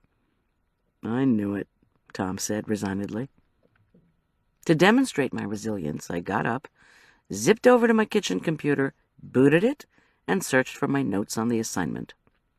Tom shook his head. "Are you sure this is a good idea?" But I was already dialing. Arthur answered on the first ring. "Thank God you called, Goldy." His tone was laced with mournful drama, as usual. "In the morning, I need you to be here by 10. I'll explain how I want things to go and show you the layout of the kitchen before you start work. I've got dozens of callings to make about my wines." "Wait a sec," I interrupted as politely as I could. "Please, Arthur, I'm not sure I'll be able to be there by 10. There will be the ski traffic, and I have things to pack up, and I've got vehicle problems, because unfortunately I was in a car accident today." "But it stopped snowing." "You were in a car accident? For heaven's sake. There was an accident on the mountain today. Guy was killed going down a closed black run. The Forest Service is closing Killdeer Mountain for a few hours in the morning to help the Sheriff's Department investigate it. That won't stop the ski traffic, unfortunately," he said mournfully. "A day for accidents. What a shame." "Yes, indeed." I tried to make my tone non-committal. "Maybe we could make our plans now, and you could just leave the key for me." I took a deep breath and waited for an explosion. I wasn't really expecting sympathy. I picked up the aspirin bottle and shook out a couple more. In Midwives 101, we'd often told each other you could take up to 6 at a time. This was not advisable, medically speaking, but then again, being the wife of a medical student wasn't exactly advisable either. "I can't do that," Arthur replied, exasperated. "I live at 602 Elk Path in West Killdeer. Be here at 10. I want I want the dishes you prepare to be almost done. Then I'll put on the finishing touches so my guests will think I slaved for hours." "Ah, well, I've never—" I began, but he was gone. I hung up the phone and frowned. Most of my clients start out anxious, I reassured myself. Once I serve them food, they're content. Only Arthur didn't want me to serve the food. He didn't even want me to finish cooking it. "Ah, sufficient unto the day was the catering thereof," or something like that. With a flourish, Tom handed me a custard cup brimming with warm rice pudding. He'd sprinkled the pudding with cinnamon and garnished the top with a massive dollop of whipped cream. The cream melted slightly and slid sideways on the warm pudding. I took a bite. The dessert was dreamily thick, like a homey melt-in-your-mouth porridge from heaven. "Incredible," I said, and took another greedy bite. "I'm getting better already." "That's why I made it," Tom said triumphantly. "Think the boys would want some?" We listened. The faint thump of rock music reverberating through the ceiling was a sure sign the boys weren't listening to Tudor-style lute music. "Better leave 'em alone," I replied. "After all, rice pudding is also great chilled." Tom smiled appreciatively and dug into his own custard cup. "Julian seems good," he commented. "Tired, though." "I'm worried about him." "Miss G, you worry about everything. He loves being back in Colorado, and he loves the film class. He told me so himself. Maybe he'll make how-to-cook vegetarian videos after he graduates." I smiled and scraped the bottom of the pudding cup. "Thanks for the treat. Can you possibly help me with the cooking I need to do for the rest of the weekend?" "Cooking with you is only my second favorite thing we do together." I laughed. From the walk-in, I drew out unsalted butter and eggs. Then I retrieved a bag of premium bittersweet chocolate chips and several bars of Godiva Dark from our pantry shelves. The library's Christmas open house was in 2 days, and I'd be away from my kitchen tomorrow. I asked Tom if he would chop the Godiva. He smiled and held out his hand. I removed a pork tenderloin I'd started marinating the day before. Professional culinary literature urges the prospective personal chef to bring the first meal.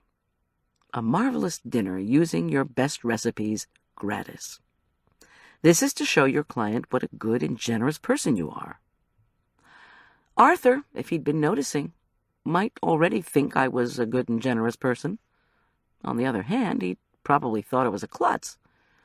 Still, that assessment could change once he ate his deliciously tender, herb-spiced-free pork dinner.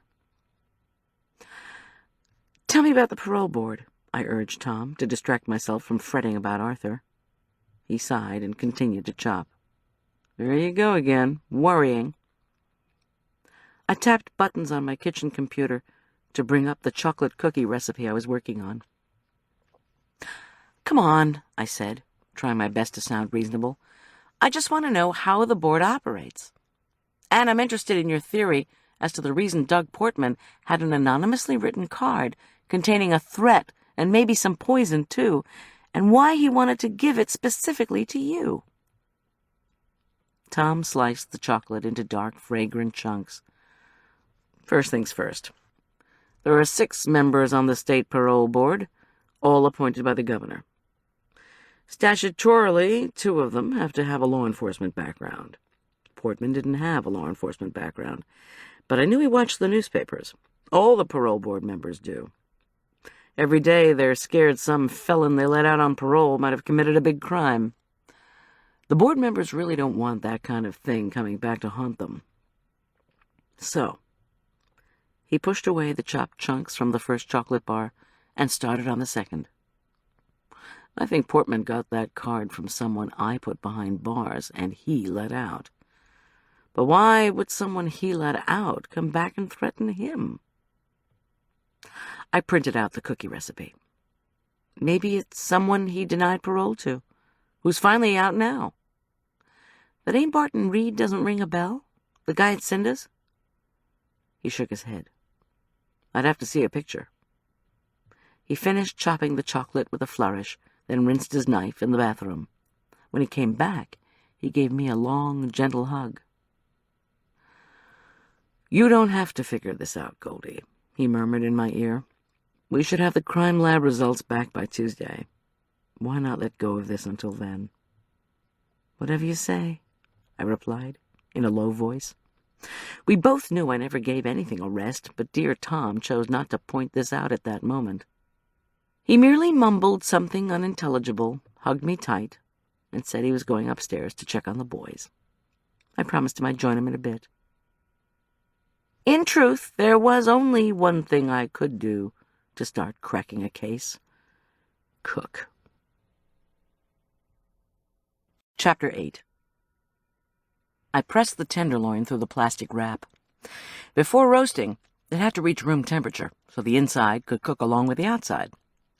I stabbed the pork with the sharp end of my digital readout thermometer. A help if you want to serve succulent, juicy meat, but I have a client who was trichinosis phobic. Then preheated the oven. I didn't want to take a guess as to the types of phobias Arthur held dear, but judging from our chats, fears about food were a distinct possibility. Once the meat was in the oven, I set the beater to cream the butter for the cookies. Then I pulled out a bowl of wild rice that had soaked overnight. After one of our shows, Arthur had confessed he had wines to introduce to his best clients and needed to do it at an in-home party rather than in a bustling restaurant. He disliked cooking, even though he was pretty good at it. Could I help him? Yes, and I would feed him in the bargain. I was taking a cereal concoction, the pork tenderloin, wild rice steamed in homemade beef stock, and a large salad of arugula and steamed asparagus, all free to show my goodwill. Within 10 minutes, the kitchen was filled with the enticing fragrance of herb-flavored roast pork.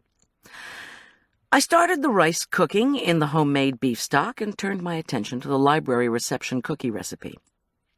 As I carefully mixed dry ingredients into the creamy bronze dough, my injured arm began to ache. My mind's eye raced backward to the van plummeting down the snowy slope. Really, it was a miracle I'd survived. I mixed the chopped chocolate, dried cherries, chocolate chips, and nuts into the batter. A van behind me. Yes, I vaguely remembered now. It had been one of those shuttle vehicles that ran between the ski resorts and Denver International Airport. But another vehicle close behind the van? I squeezed my eyes shut and tried to remember. Nothing came. As I scooped the chocolate cherry nut-studded batter onto cookie sheets, I recalled reading many an article about high country drivers fleeing scenes of weather-related accidents. Sticking around on a snowy, slick roadside in poor visibility could be more hazardous than taking off. At least, that's what hit-and-run drivers claimed after a snowstorm, if they were apprehended. A rare occurrence. The thermometer beeped. I removed the sizzling pork, checked the timer on the luxuriantly scented wild rice, and slapped in the first cookie sheet. A wave of fatigue swept over me. It was past 11. I had to finish the cookies and let the meat and rice cool. Then I could go to bed. But something kept nagging at me. Something besides the death of Doug Portman. Besides the threatening poison patches. Besides even the accident. What was it? I sifted through my emotions. What was I feeling?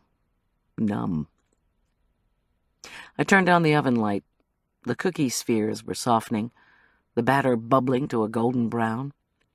I closed the recipe file on my computer and opened a new one, labeling it only Unfortunate Friday. Then I sat and frowned at the empty screen until the timer beeped. I removed the baking sheets. Tiny lakes of melted chocolate winked inside the crisp golden cookies.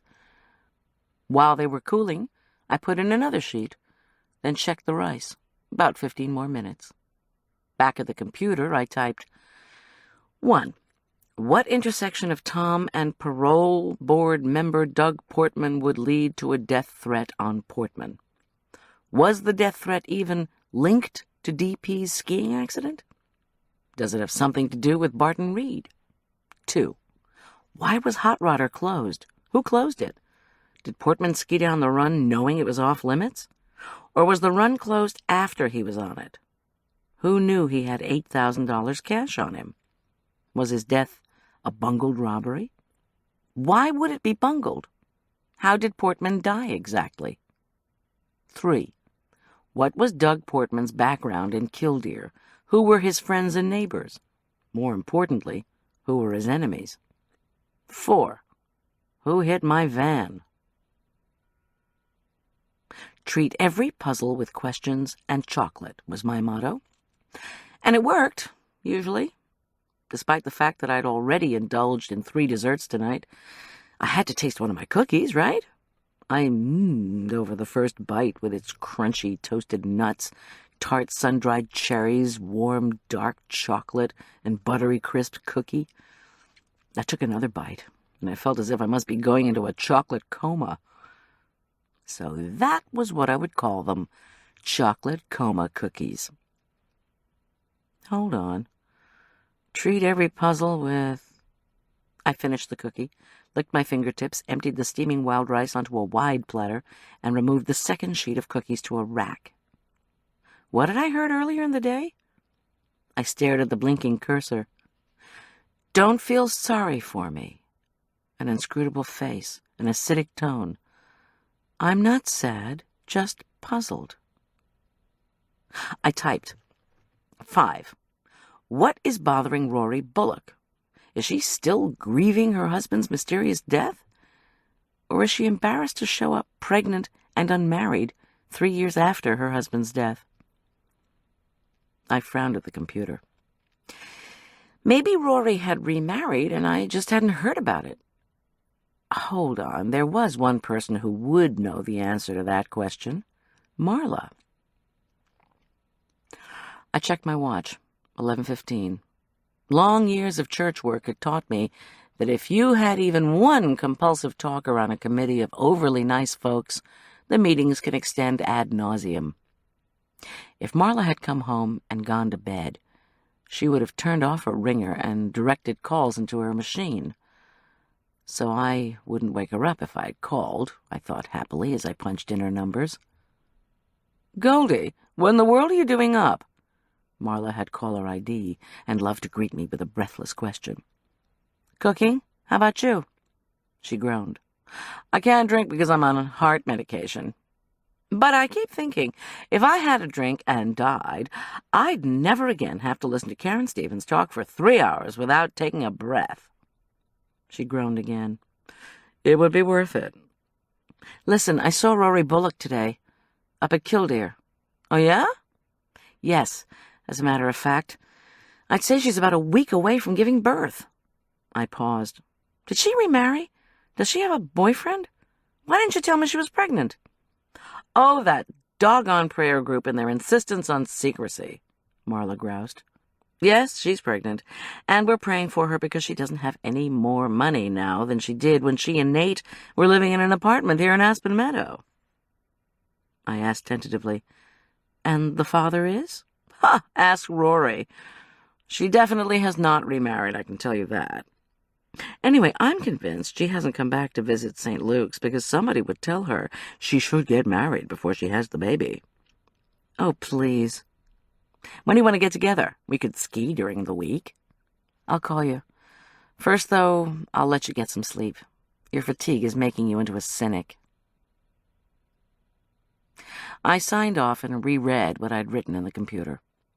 Satisfied that I had outlined the questions that had been troubling me, I wrapped the meat, packed up the cookies, and stored the cooled rice. It was nearly midnight. I could sleep for 6 hours, wake Arch to go see Todd, pack the rover, and be on the road to Killdeer by 7. I crept upstairs and curled up next to Tom's warm, deliciously fleshy body. I heard a soft rustling sound and peered over his shoulder. A new torrent of flakes pattered against our windows.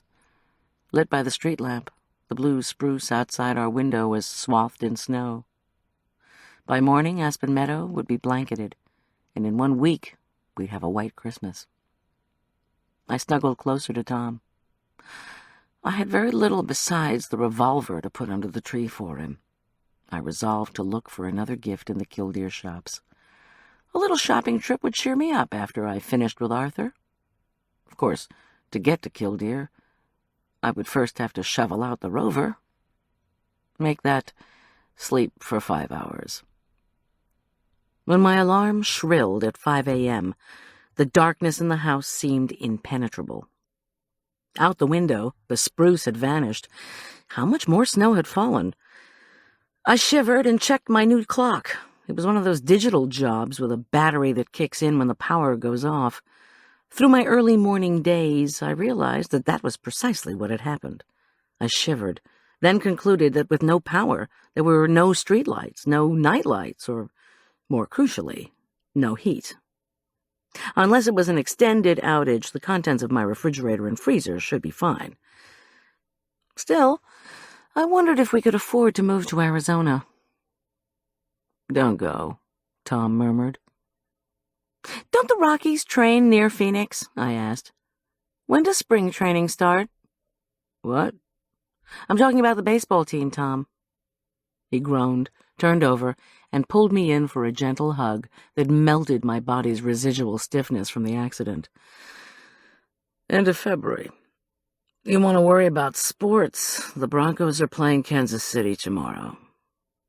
"I want to have an excuse to go to Arizona, and following our baseball team's spring training might be the excuse I'm looking for. At the moment, though, I have to pack up for my personal chef job." "Not yet," he murmured into my ear. He moved his hands along my lower back. "You're freezing. For heaven's sake, let me warm you up." After carefully moving my sore arm, I yielded happily. What was there to worry about? The food was done, and if the rover was four-wheel drive, why bother to dig it out? Besides, I thought as I kissed Tom's inviting mouth and rolled in closer to him, this was our favorite thing to do together, right? 20 minutes later, I felt much warmed and much revived. After a quick shower, there was still hot water in our tank, thank God. I toweled my wiry, wet blonde curls. Maybe the ghostly effect of the 2 candles I'd lit in the bathroom, our flashlights had vanished sometime during the kitchen remodeling, made me appreciate all we had. Just think, I reflected, as I buttoned my catering uniform. The medieval monks had it worse than this.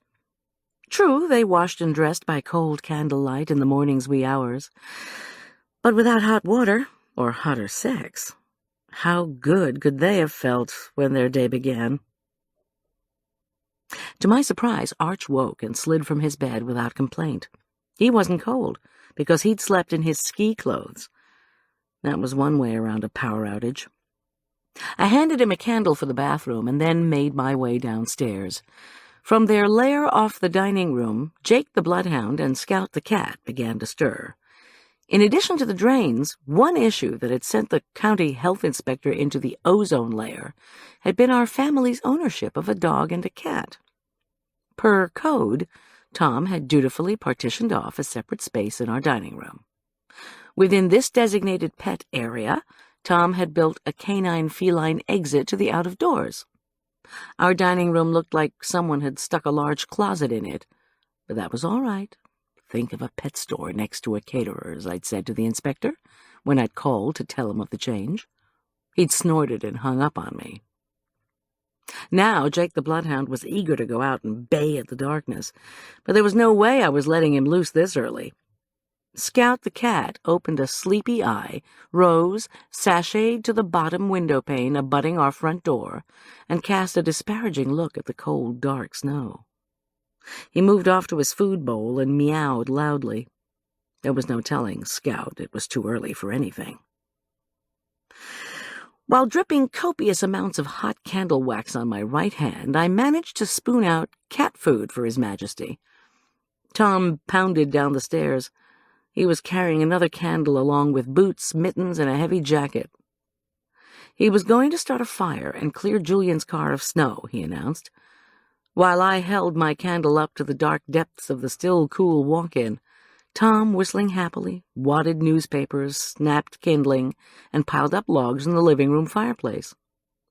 By the time I had the food loaded in a styrofoam box, my dear sweet husband had a blaze crackling.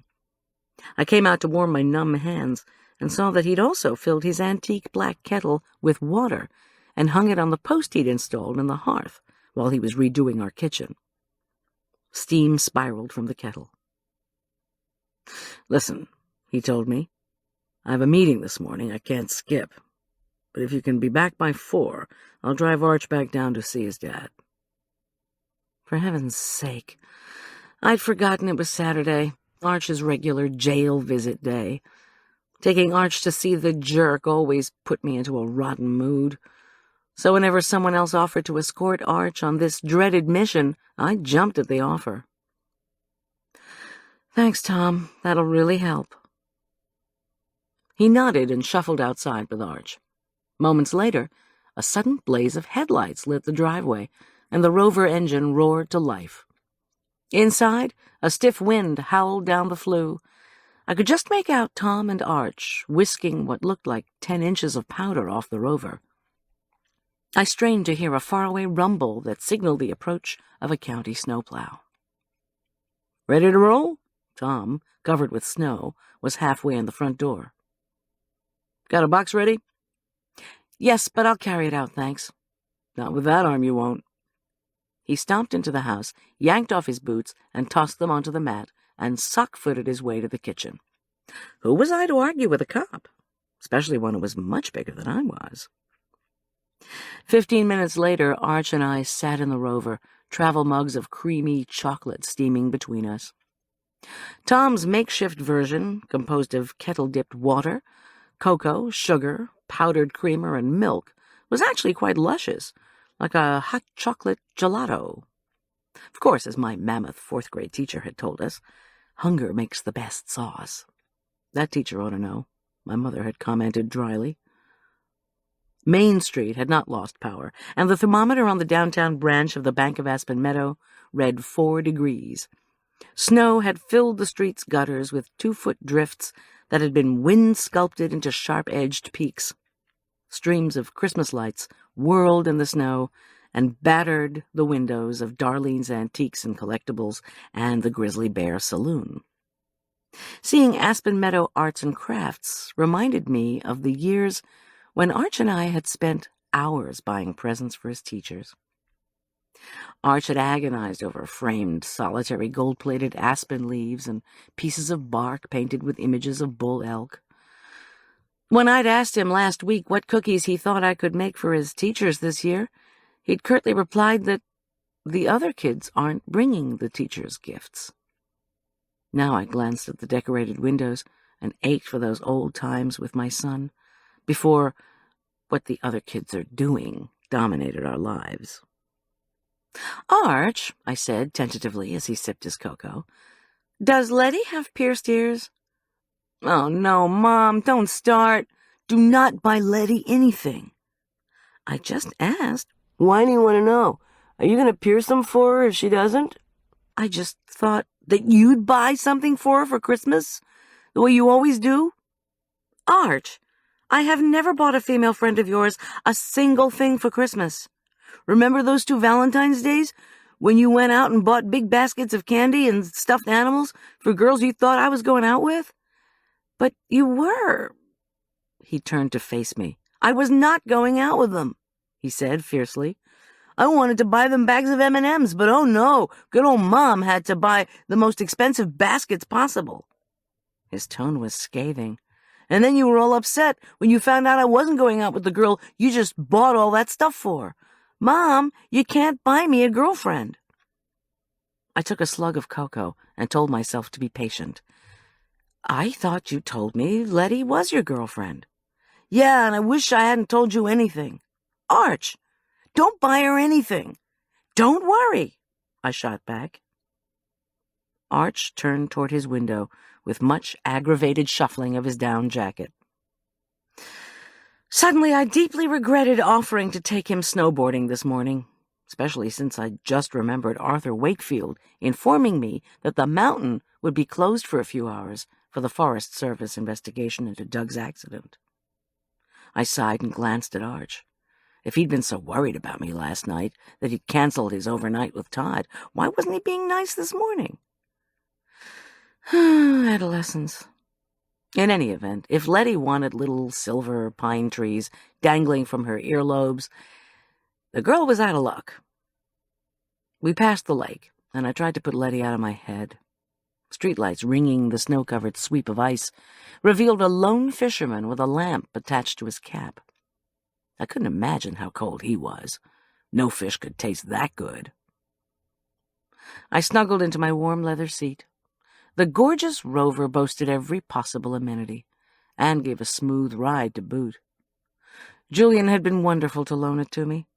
When it struck me that Julian could find out what Letty wanted for Christmas, I instantly banished the thought. Perhaps I was trying to buy a Christmas present, a girlfriend, and happiness for my son. No more.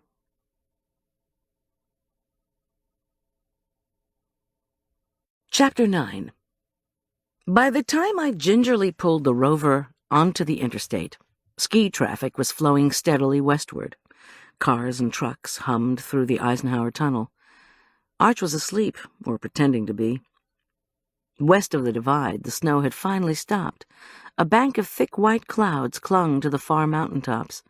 Above it, an azure-tinted sky promised sunshine. From the high drifts lining the roadway, wide swaths of snow blew across the lane dividers and obscured them. I was too timid to take my eyes off the road to see if there were any signs of my accident. The last thing I needed was to total another vehicle. Tom had called the wrecker service that dealt with the near-the-tunnel mishaps and asked them to tow my van to a secure storage lot in Dillon, near the tunnel. After I finished in Killdeer, I would pick up the historic skis on the way home. We wouldn't try to sell them again. Of that, I was absolutely certain. When I made the turn off for Killdeer, a red-tailed hawk swooped close to the Rover. I braked, and Arch woke with a start. After a moment of getting his bearings, he pointed to a herd of elk along a rocky stretch of road, only sparsely covered with snow. Since he'd turned 14, he'd ceased giving direct apologies. He simply resumed speaking as if nothing had happened. While I found this disconcerting, at least it was better than silence. Eileen Druckmann complained that Todd gave her the silent treatment on a daily basis. I turned onto Camp Robber Avenue, named after a wild bird frequently seen on the slopes.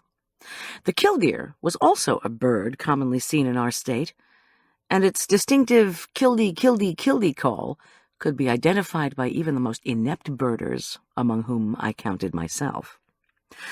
But the loud, invasive camp robber ruled the slopes, boldly hopping onto picnic tables, pecking at leftover hamburgers, then carrying off its booty to nearby pine tops.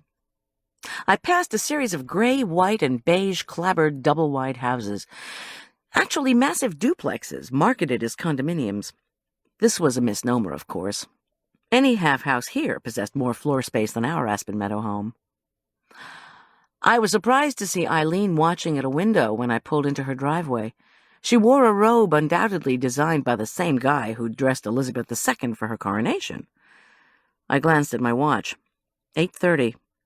I'd made great time. Still, the anxiety in Eileen's face was worrisome. I told myself I could spend a maximum of 30 minutes here before taking off to find Arthur's place. But it was important to check on Eileen and comfort her if she needed it. If Todd was in one of his silent phases and Jack was cooking at the bistro, my friend could be desperate for adult conversation. I'd been there myself. But Jack answered the door. He was certainly a handsome dude, and I wondered again, although I'd never asked Eileen, exactly what had brought the two of them together.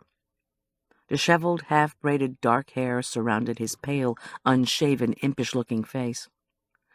His lustrous dark eyes were as big as Bambi's. His well-built, slim-hipped torso was shown off to good advantage by a turtleneck and printed chef's pants. A voice deep in my reptilian brain announced that this guy could melt women as easily as he did butter. "Enter, O famed culinary one," he said with a mischievous grin. "I've made you a pecan sour cream coffee cake." I grinned back. No matter what people tell you, caterers do get hungry, ravenous, in fact.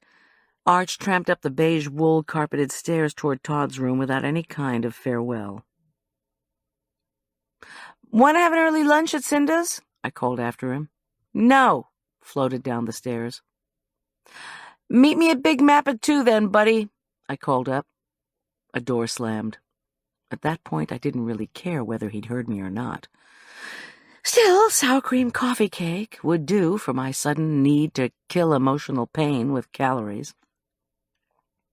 Eileen, wearing what I now saw was a quilted pink satin robe, appeared from the living room. "Goldy," she exclaimed as she clasped me tight. "We're so worried." Her pressure on my banged-up arm made me howl with pain. Eileen pulled away. "Oh, my God, you're hurt." "Just a little surface cut." I had to get to Arthur's, so I decided not to go into a detailed description of the van being hit. "Eileen, why don't you let Goldy relax?" Jack implored her with those eyes. I will," Eileen protested. "But I do need to talk to you." She hesitated and stared at my arm. Sympathy and her own desires were clearly in conflict. "I need to ask you what we should do."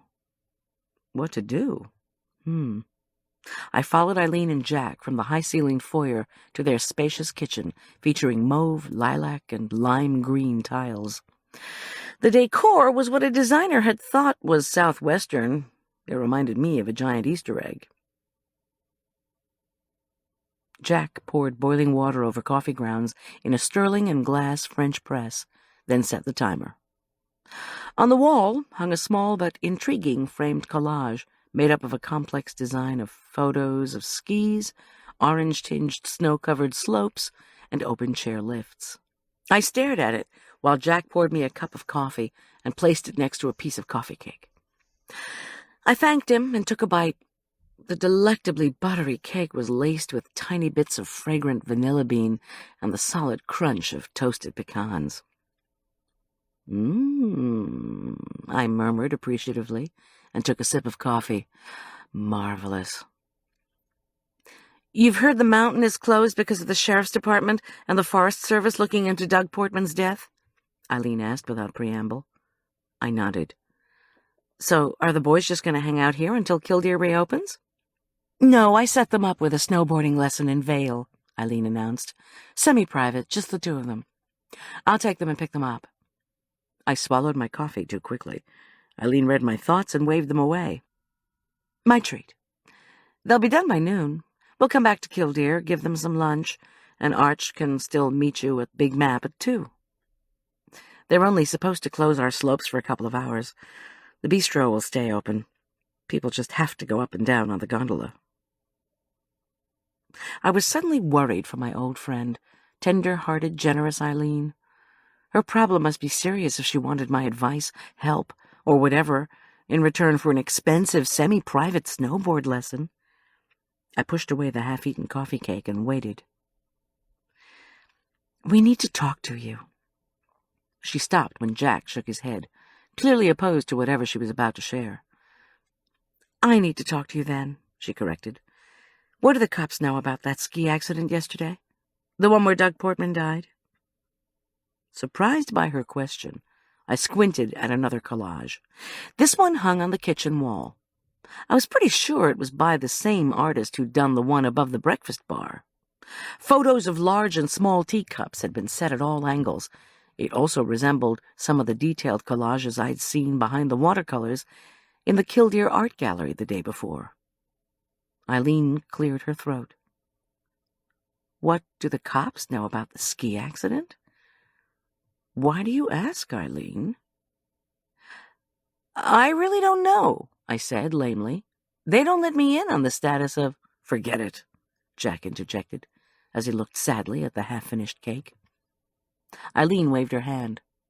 "Listen, Goldy, Jack's been out on parole for 6 months. She leaned forward, her eyes pained and earnest. "Portman was his caseworker, and—" "What?" I couldn't compute what she was telling me, and looked from Eileen to Jack and back again. "You're out on parole? For what?" I was convicted of criminally negligent homicide, but I wasn't guilty of it, Jack announced matter-of-factly. He poured himself more of the fragrant coffee. No one said anything for several long moments. Jack sighed. I used to be married. My wife, Fiona, loved to ski as much as I did. Don't think I'm arrogant, Goldy. I'm just a really good skier. Fiona was more like low intermediate. One day, we both had too much to drink at lunch. She wanted us to race to an out-of-bounds area beside a black run. It has a great view, and she'd been there once with her son. His voice had flattened, as if he were reciting his story under hypnosis. Jack, don't make yourself do this, Eileen implored. Jack held up his hand. Please, hon. You wanted advice from Goldy. She needs to hear what happened. He took a deep breath. Fiona and I got to the overlook. A minute later, somebody crashed through the trees and attacked us. Fiona lunged for me, and I tried to catch her, but she slipped away somehow. The attacker was wearing a ski mask. Whoever it was strong and fast. He or she hit me with a rock, and I passed out. He stopped. Then the attacker must have pushed Fiona over the cliff. Anyway, my wife was killed. And you were convicted of homicide? I asked incredulously. They had to have somebody to blame. The prosecutor said I shouldn't have let Fiona ski drunk, that I shouldn't have taken her down such a dangerous run. She had grabbed my hand when we were trying to defend ourselves against the attacker, and my mitten was by her body when the ski patrol came. They trampled the snow so much they couldn't trace our attacker. He sighed again. It was a day of unstable snow, too, but that didn't matter. The police didn't find enough evidence to charge anyone else, and I was sentenced to 3 years in prison. I served a year, was granted parole 6 months ago. I had a record of good behavior. He snorted cynically. I felt an ominous tingling at the base of my spine. If you were granted parole 6 months ago, what does this have to do with Doug Portman?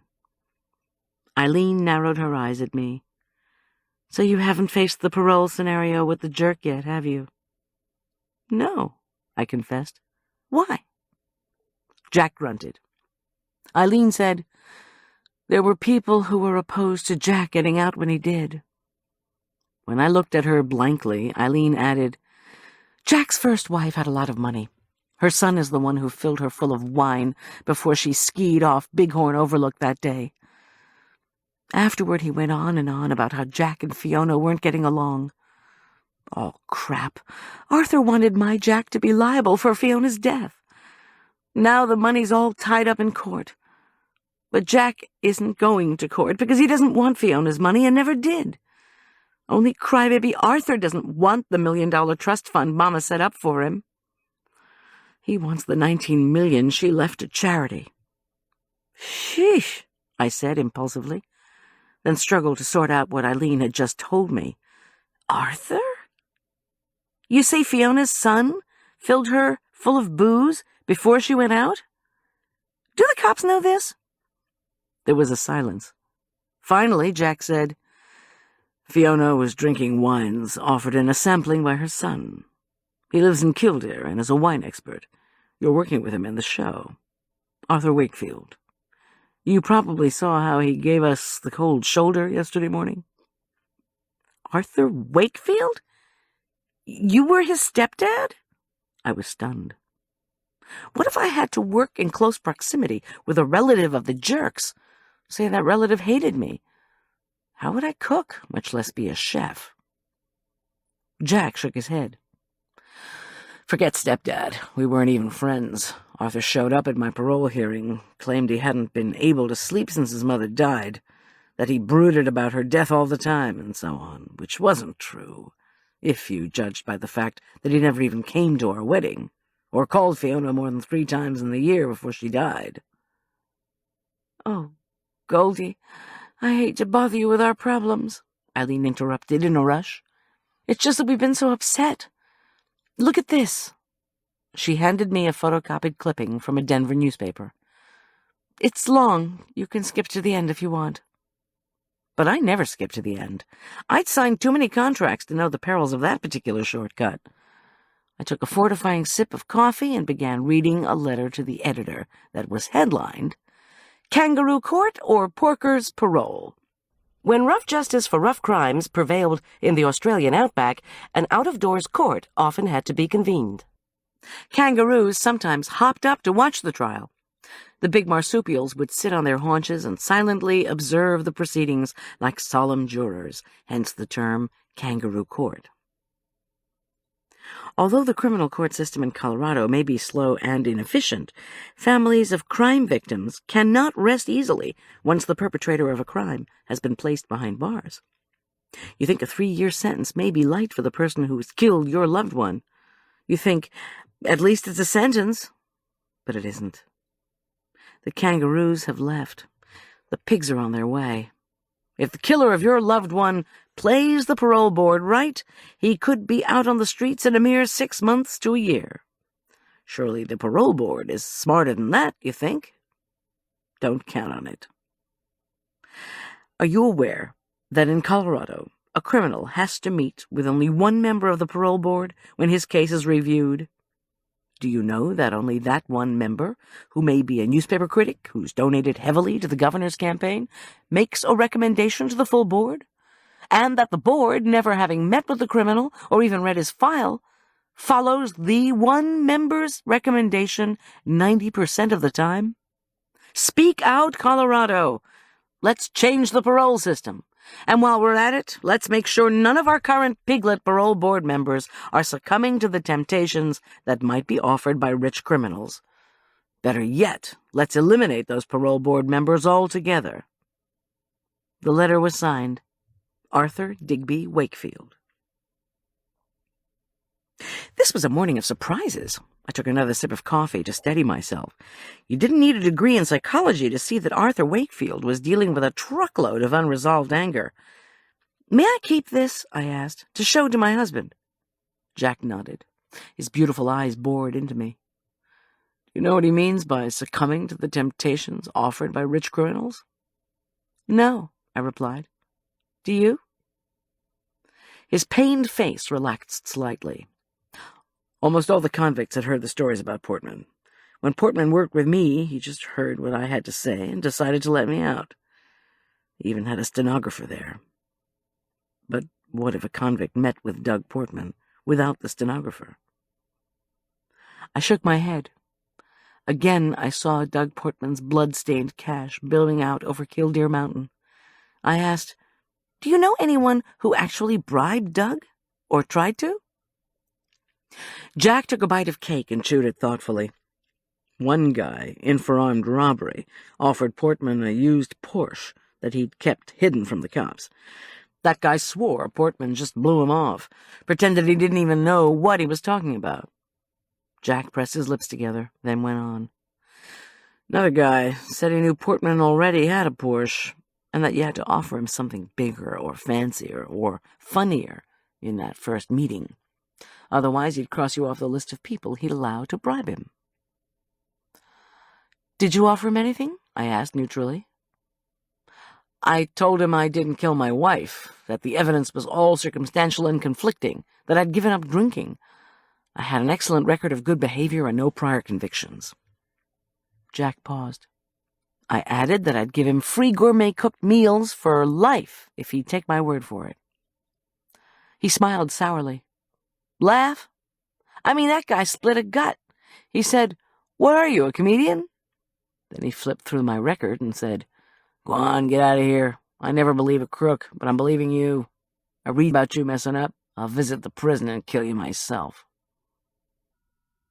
Eileen expelled a nervous gust of air and shook her head. "Jack's doing great.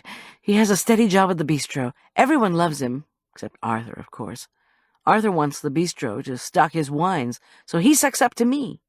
Then he's spiteful behind Jack's back." I frowned. Is that why he was adamant that Jack not do the cooking show? Eileen sighed. "Arthur and Jack can't tolerate each other. Jack wanted to keep a low profile, and I knew you needed business." The way she said it, I sounded like a taxi driver whose cab everyone shunned. I turned to Jack. "What's it like working with Arthur in the bistro?" "We hardly ever see each other, and when we do, we see who can ignore the other most effectively. You notice I'm not usually even there for the Friday show.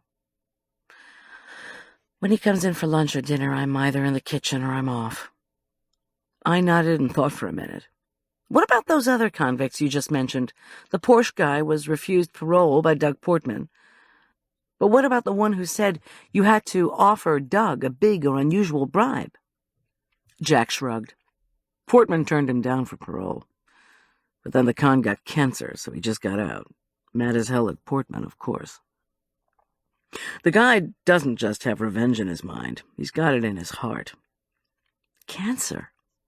I thought of the transdermal patches in the anonymous card found in Portman's car. "Thanks for nothing, asshole, you're dead."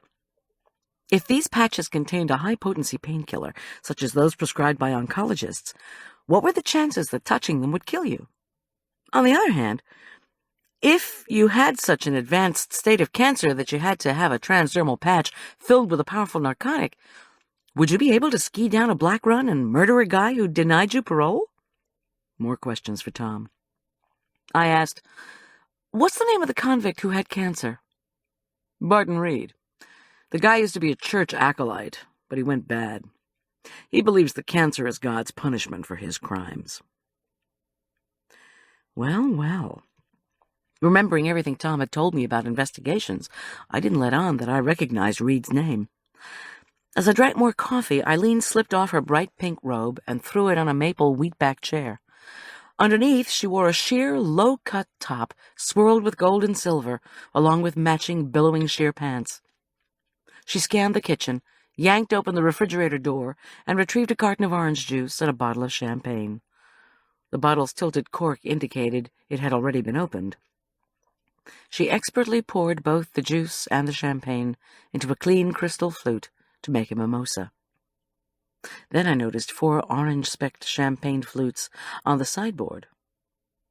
If Jack had truly given up drinking, there was no way I was letting Eileen drive Arch anywhere. Jack read my mind. He interjected as he sought my eyes. "I'll be taking Eileen and the boys to Vail." I watched him as he filled a china plate with golden orange muffins. The man was truly a fabulous cook. The time Eileen and Jack had invited Arch and me to spend the night, Jack had prepared a spectacular dinner in which he'd grilled chicken, flipped sautéing asparagus, made hollandaise, and pulled out a spectacular baked Alaska faster than you could say culinary school. I bit into a proffered muffin. It was tender, buttery, and moist with orange. "Very good," I said to Jack. "Do you share recipes?" "Sure," he said proudly. He riffled through a card box and handed me a printed card. Marmalade Mogul Muffins, he called them. "I'll make them for clients as soon as I'm reopened," I promised, "and I'll give you all the credit." "Thanks," he said happily, and beamed at Eileen, who took a slug of the mimosa. It worried me to see Eileen drinking again. I wondered how Jack felt about having first an older wife, then an older girlfriend who overindulged in alcohol. Fiona I didn't know about, but Eileen never used to drink more than a glass of wine in an evening. Then she'd caught her husband, the very successful president of a pharmaceutical supply company, mainlining heroin with his girlfriend in the Druckmann's home library. Eileen had started buying champagne by the case. At first she drank to console herself, then she drank to celebrate receiving $10.5 million for the sale of her husband's company.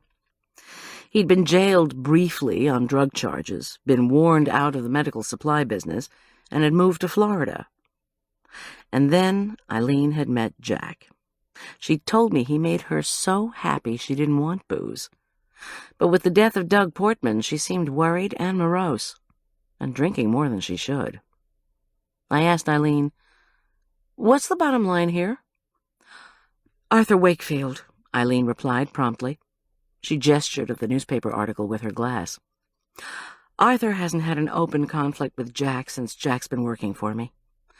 But now, with Portman suddenly dead, I'm afraid Arthur will try to use the local paper to stoke public opinion. Maybe he wants Jack out of town and my restaurant closed. Who knows? Her voice turned bitter. I believe Arthur killed Doug Portman yesterday because he was so angry with him for granting Jack parole. Doug's death is bound to bring all kinds of negative attention to Jack's new life. I also believe, she added, almost spitefully, that Arthur knocked Jack out and killed his mother so he could try to inherit her millions before she made Jack a beneficiary of her will. But she'd already changed her will, and Arthur has never recovered. I looked at Jack. He shrugged. He said, "That's all I could think about when I was incarcerated. Who hit me over the head? Who pushed Fiona off the cliff? And why?" I'd heard a lot of theories this morning, too many to keep straight. On the other hand, I'd seen Tom barely nod at one hypothesis about a crime, laugh at two more, discard a fourth, and jot down his own ideas about a fifth. "What I don't understand," Jack continued quietly, "is all these stories I've been hearing from folks in town. Portman had a ton of cash on him when he died. Why?" I sighed and shrugged. I didn't want to tell them about my connection to Doug and the unconsummated sale of the skis. I finished my coffee and set the cup down on the saucer. "Thanks for the goodies. I'll report to Tom everything you told me." I nodded to them, and they smiled. From habit, I rose and put my dishes in the sink next to the dirty crystal glasses. When I turned back around, Eileen had clasped Jack's hand in hers. I let myself out. Chapter 10. Moments later, I was lost in a condo maze. Despite the curving roadway's fanciful names, Sweetheart's Summit, Lynx Lane, Mogul Avenue, and Snowcone Court, all the houses were painted monotonous tones of gray or beige, and featured yards piled high with identical mountains of snow. I was baffled and frustrated, as I hadn't yet mastered crucial details of driving the Rover, including how to signal. After 15 minutes of winding around in search of Arthur's condo, I whipped the Rover onto a new, unmarked roadway and searched for clues to my whereabouts. Arthur had said he lived on Elk Path. Bouncing along the snow-pocked street, I saw signs for the Elk Ridge Nature Trail and picnic area, and followed them to a parking lot. I wound between day skiers unloading equipment from the backs of sport utility vehicles. A couple of fellows directing traffic didn't understand my question and said I was on Elk Path. Maybe the elk can find it just fine, but I'm having problems. I longed to retort, but didn't. It was 9 o'clock. I wasn't due at Arthur's until 10. One sure way of finding any residents in Killdeer was to locate the street on the town map. It was a smaller version of Big Map, and it was conveniently located next to Cinda's Cinnamon Stop. Come to think of it, I could get a quadruple shot espresso there, too. A mind-clearing detour could help, especially since I'd just discovered all kinds of things about Arthur Wakefield that had never emerged in our 5 weeks of work together. I parked in one of the gondola lots, trod carefully across the snowpack to the Killdeer map, and found Elk Path. I had missed a turnoff that I had mistaken for a driveway. Arthur's house was less than 5 minutes away. I growled and headed for the back of a lengthy walk-up line at Cinda's. If no one was allowed to ski until the cops finished their investigation, I couldn't imagine what kind of boom was happening for the shopkeepers and restaurant folks at the base. From inside the shop, though, a waiter recognized me and waved. A moment later, he brought out a quadruple shot espresso. "PBS lady, right? No charge." Public television has great fans. I thanked my benefactor, a diminutive fellow with gray eyes set in a freckled face topped with curly red hair. I wondered if this was Davy, but he wore no name tag. I sipped the dark, hot, life-giving stuff. Fantastic. "What's your name? I want to tell Cinda how nice you were."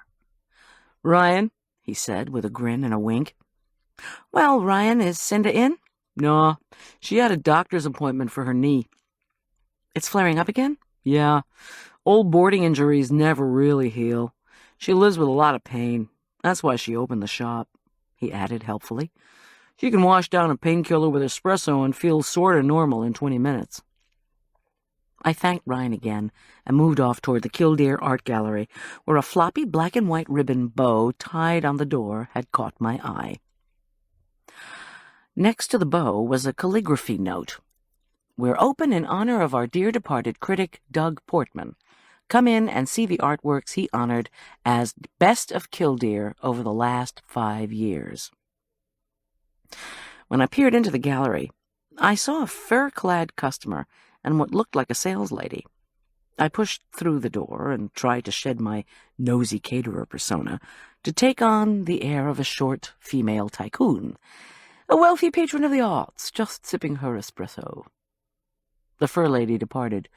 In my backup quilted parka, my better one having been torn in my plummet down the hill, and black ski pants, it was pretty clear that I hadn't done anything in the presence of a tycoon except serve barbecued ribs. After 10 minutes of being ignored by the saleslady, I wandered down Prize Row, so indicated by another black-framed calligraphy note lauding the late Doug Portman. I frowned at the 20 works displayed there. Maybe I was missing something, but I didn't like them. Then again, what did I know? I stared at the paintings. Some common-sense inner critic was announcing that the work Doug Portman had liked ranged from imitative to mediocre to terrible. I walked past a bad rip-off of Peter Mack's acrylic-painted canvas of a racing skier exploding through a snowbank, a Monet-ish drizzly watercolor featuring a rain-soaked elk, and a Dutch-style still life of a gun cabinet full of rifles. Finally, there was a slashing brushstroke oil of a bucolic cabin in a daisy-strewn mountain meadow. Boring, as Arch would say.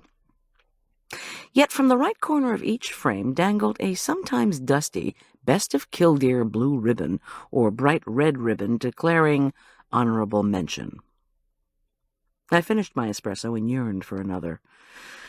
Failing that, I thought, eyeing the paintings, a shot of Arthur Wakefield's Pepto-Bismol. I yawned and took a third trip down Prize Row. All but 3 first prizes and 2 honorable mentions were still for sale, for sums in excess of $1,000. Signs announced that the others were on loan. This left me with a question. If these prize winners are so good, how come they haven't sold? But really, the problem was the pretensions of poor, dead Doug. His own paintings had been mediocre and derivative, and he believed they'd make him rich. How, then, could he judge what was good? I felt sorry for him, even in death. When another 5 minutes elapsed, and I still hadn't been asked if I needed help, I meandered to the rear of the store to find a trash can for my paper coffee cup. Beside a water cooler, above the garbage receptacle, 3 collages hung on the wall. They were all by the same person, the artist whose collages I'd seen at the bistro and in Eileen's home. For some reason, these works of art made me smile. Spring Detritus featured torn photographs of bright white snow melting on churned-up soil, ski poles speared into patches of matted neon green grass, and dirty lilac mittens caught up in the teeth of a yellow snowcat. Ski Patrol at Dusk was crowded with images of ski runs in a blizzard, blurred in-motion images of athletic uniformed skiers, a snowmobile hauling a sled with an injured faceless skier, and dark, forlorn-looking crossed skis, the signal for help. Finally, there was Celebrity on the Mountain.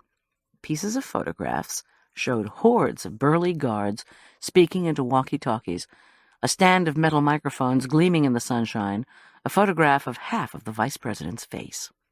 The other half of the Veep's face lay underneath an ad for a video camera. I laughed aloud, and this finally brought a saleswoman to my side. "Is there a problem?" she asked. Short and compactly slim, she wore heavy matte makeup on a face framed with chic-cut jet-black hair. Her clothes, a black turtleneck and pants edged at the neck and cuffs with faux tiger fur, seemed to have been form-fitted. "No," I replied with a very slight smile and a glance at my watch. I'd been in the gallery almost 20 minutes. "No problem at all." She considered the collages, then sniffed. They make me want to puke. Puke? If you feel that way, why do you have them here at the gallery? I think they're wonderful. She sneered at me. They're saccharine. Do you prefer decoration to art? I looked back at the collages. How are you defining decoration? Doug Portman, our critic, used to say Boots Faraday's art is purely decorative. The woman commented with an if only you understood shrug. We handle Boots because she accounts for half of our profits. Most of it goes to decorators, of course. So is that how you define decorative? Who buys it? Or what critic says it's decorative? Her face turned smug. She looked me and my non-couture outfit up and down. It's too complicated to explain. How much for spring detritus? I demanded impulsively. Startled, the saleslady took a step away from me. $250. That's $250. You're going to buy it today? Now? Yes, I said. Now, I added decisively. It would make a great Christmas present for Tom. Debts be damned. The woman took the collage and swaggered to the front counter. I whipped out my credit card and ventured aloud. To tell you the truth, I think the stuff Doug Portman picked as being good is pretty awful. You're talking about our town's premier art critic. You know him? Of course.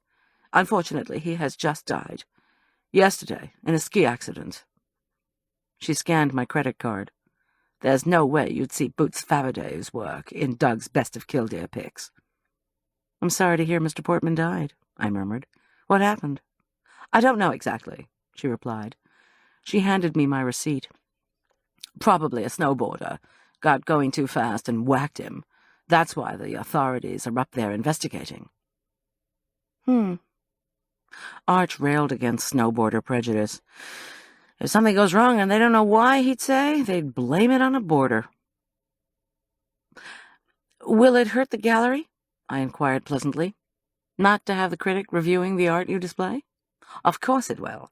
Doug loved to talk about art. He would come in and explain things. He was brilliant. And we had a major New York art critic in here who just raved about Doug's pics. Really? Who was that exactly? I'm not at liberty to say, she replied, again smug. Oh, well, I tried to make my tone conciliatory.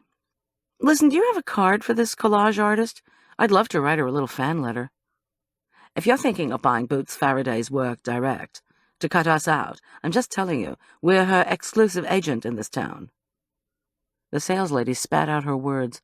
When I didn't respond, she rummaged reluctantly through a drawer and thrust a card at me. While the woman wrapped the collage, I glanced casually at the card, then gaped at it.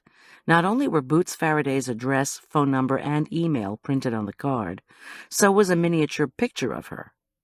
Boots was handsome and high-cheekboned. She flashed white teeth set in a powerful smile, and she had an enormous mane of ruffled blonde hair. I'd seen her before. Where? Now what's wrong? Demanded the saleswoman when she returned and handed me the wrapped collage. I can take the card back if it's giving you as much trouble as our prize paintings. I smiled, gripped Tom's collage, and walked away. I'd had enough art appreciation sniping for one morning. As I headed back to the Rover, a visual memory finally clicked. I had seen collage artist Boots Faraday, fleetingly, from afar. The previous morning, the day that Doug Portman had lost his life on these slopes, she'd been hanging artworks on the wall of Eileen's Bistro. Then she'd sat down and watched our live filming of Cooking at the Top, just like all the other guests. I stowed the collage in the back of the Rover. Eileen Druckmann owned several of Boots Faraday's works. Did Eileen know Boots Faraday? Had Eileen invited the artist to the PBS show? What about Arthur? Did he know Miss Faraday? Stop, I reprimanded myself. If the occasion arose where I needed to talk to Boots Faraday, I now had her address and phone number. And her picture. She shouldn't be that hard to find. As I drove toward Elk Path, my mind came back to the image of the blonde artist up the ladder. She was an artist deemed decorative and not the best of Killdeer, by a man who died very shortly thereafter. Tom always told me to look for what was out of place. Boots Faraday was an artist, not a TV fan, and certainly not a foodie. So on the day Doug Portman died, what was she doing at the bistro? Anything besides hanging artworks?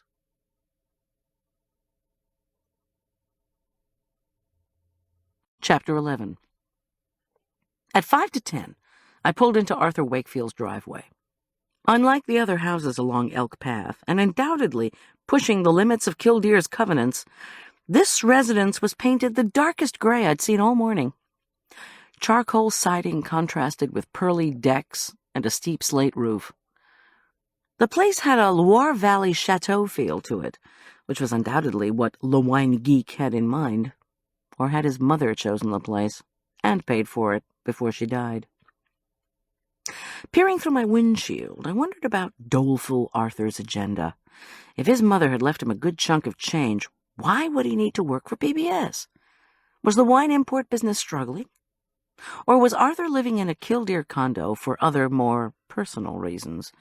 His letter to the paper suggested a whole lot of rage. At least there was no Subaru wagon parked outside. I hauled my box of goodies to the front door, balanced it on a silvery gray railing, and rapped the gleaming knocker. I almost didn't recognize Arthur when he opened the door. Gone were the black artiste clothes, the Pepto-Bismol bottle, the menacing body angle. The man actually looked happy to see me. His black hair was freshly washed and fluffed. Unfortunately, his cheeks were still gaunt and translucent, and his eyes retained their haunted look. Arthur may have been a bit happier, but the man was neither well-rested nor relaxed. Maybe he'd been penning another tirade to the paper. Arthur? I rebalanced my box. May I come in? Yes, he rasped. I'm glad you're here. I just couldn't wait for you to arrive. Are you all right? When he shook his head, I crossed the threshold and edged around an expensive-looking, intricately patterned wool oriental. Another gift from Mom, I wondered. The formal living room, all mahogany furniture and light walls hung with old master-style oil paintings, was strangely impersonal. In the hallway, porcelain figurines adorned a mahogany end table. Nowhere did photos or memorabilia give a clue as to Arthur's background. Something more astonishing adorned the walls. At least a dozen collages by Boots Faraday. I tilted my head at one, a montage of tall grasses, bushes, and evergreen shrubs, all sprinkled with snow. I peered close and read the title, Winter Garden. From behind me, Arthur gushed, Boots is one of my best customers. I almost dropped my box in surprise. It's coming into her busy season, Arthur continued airily. Christmas and all. She'll be ordering cases and cases of wine for the showings in her house. She sells tons of her work that way. More than in the local gallery? I asked innocently. I'd had a feeling that saleslady wasn't entirely forthright. Oh, please. Those Killdeer Gallery people think Western art is anything with a pony in it. Come on out to the kitchen, please, he entreated. And in answer to your earlier question, no, I'm not doing well today. I shot him a sympathetic glance. He looked piqued. My first wine shipment was supposed to arrive and didn't. I'm going to have to postpone the party until Monday, which makes me look terrible. I tossed all night trying to think how to re-invite people. Haven't had a thing to eat. Let's go then, I said, heartily. Postponement was no problem for me. My calendar was depressingly open. No matter what the problems were, if Arthur was hungry, he was mine. He pointed down the hall. I schlepped my box into a cheerful space with yellow walls, bright white tile counters, and a yellow and white floor of handmade tiles, hallmark of a non-cook, because tiles spell major back pain. On the walls were bright tourist posters of France, splashed with hues of lavender, yellow, and gray. Arthur slumped into a ladder-backed chair at his tiled breakfast bar, where 8 or so bottles of wine sported jaunty ribboned bows and handwritten cards screaming, "You're invited! Again!" I've got 10 cases of wines sitting at Denver International Airport. he complained glumly. He stared at the wine bottles and a handwritten list next to them. I raised my eyebrows. Where at DIA? Customs, he answered dolefully. Got a medium-sized pan? He gestured wearily to a bank of drawers. I located a saucepan and started cooking the oatmeal mixture I'd brought.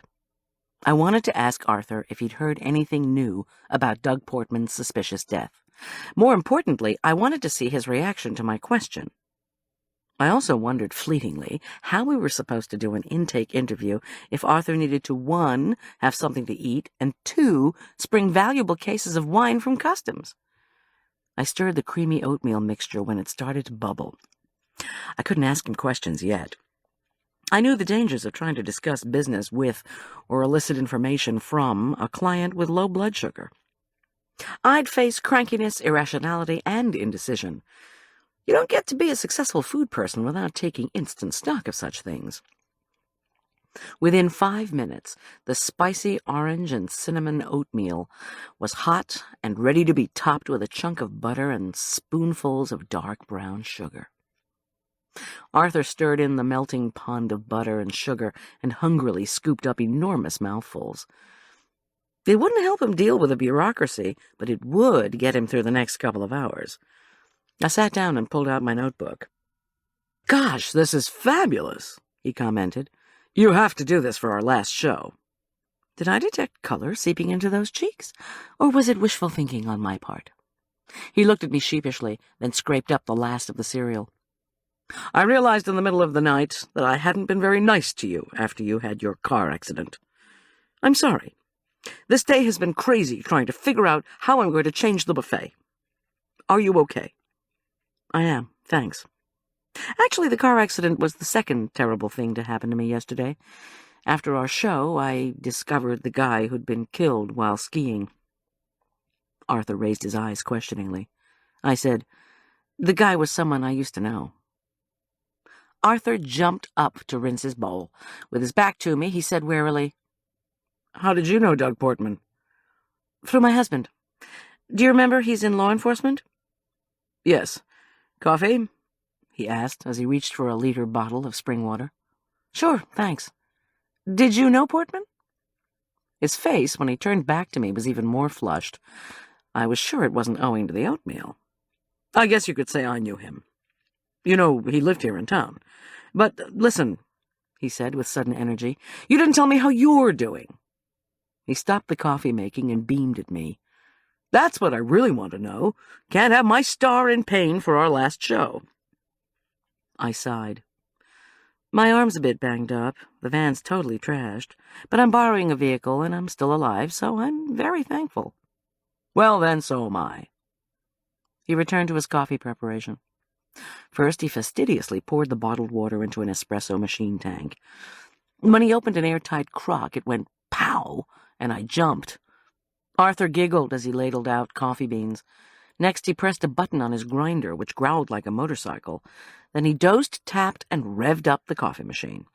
Half a minute later, he placed 2 tiny cups of hot, dark, foamy espresso onto the tiled bar. I took a sip, pronounced it marvelous, and refrained from any mention of how it was certainly the most noisily produced cup of coffee I'd ever imbibed. "Okay," I began, with a glance at the kitchen clock, then at my notebook. "When do you have to leave for the airport?" 5 minutes. His eyes immediately turned anxious. "I'm not going to be able to discuss the food for the wine tasting today. It's just—" He slurped his espresso, then squealed when he, too, glanced at the clock. "I also need to— Darn it! Need to what? Why don't you let me help out?" I offered. "There is that personal in personal chef. I need to deliver these wines with the new invites. I don't suppose you— Never mind. Let me go get the buffet wine list. Then I really have to leave. We can finish planning on the phone." As soon as he whisked out of his kitchen, I put the foodstuffs into his barren refrigerator. It looked as if Arthur never ate properly.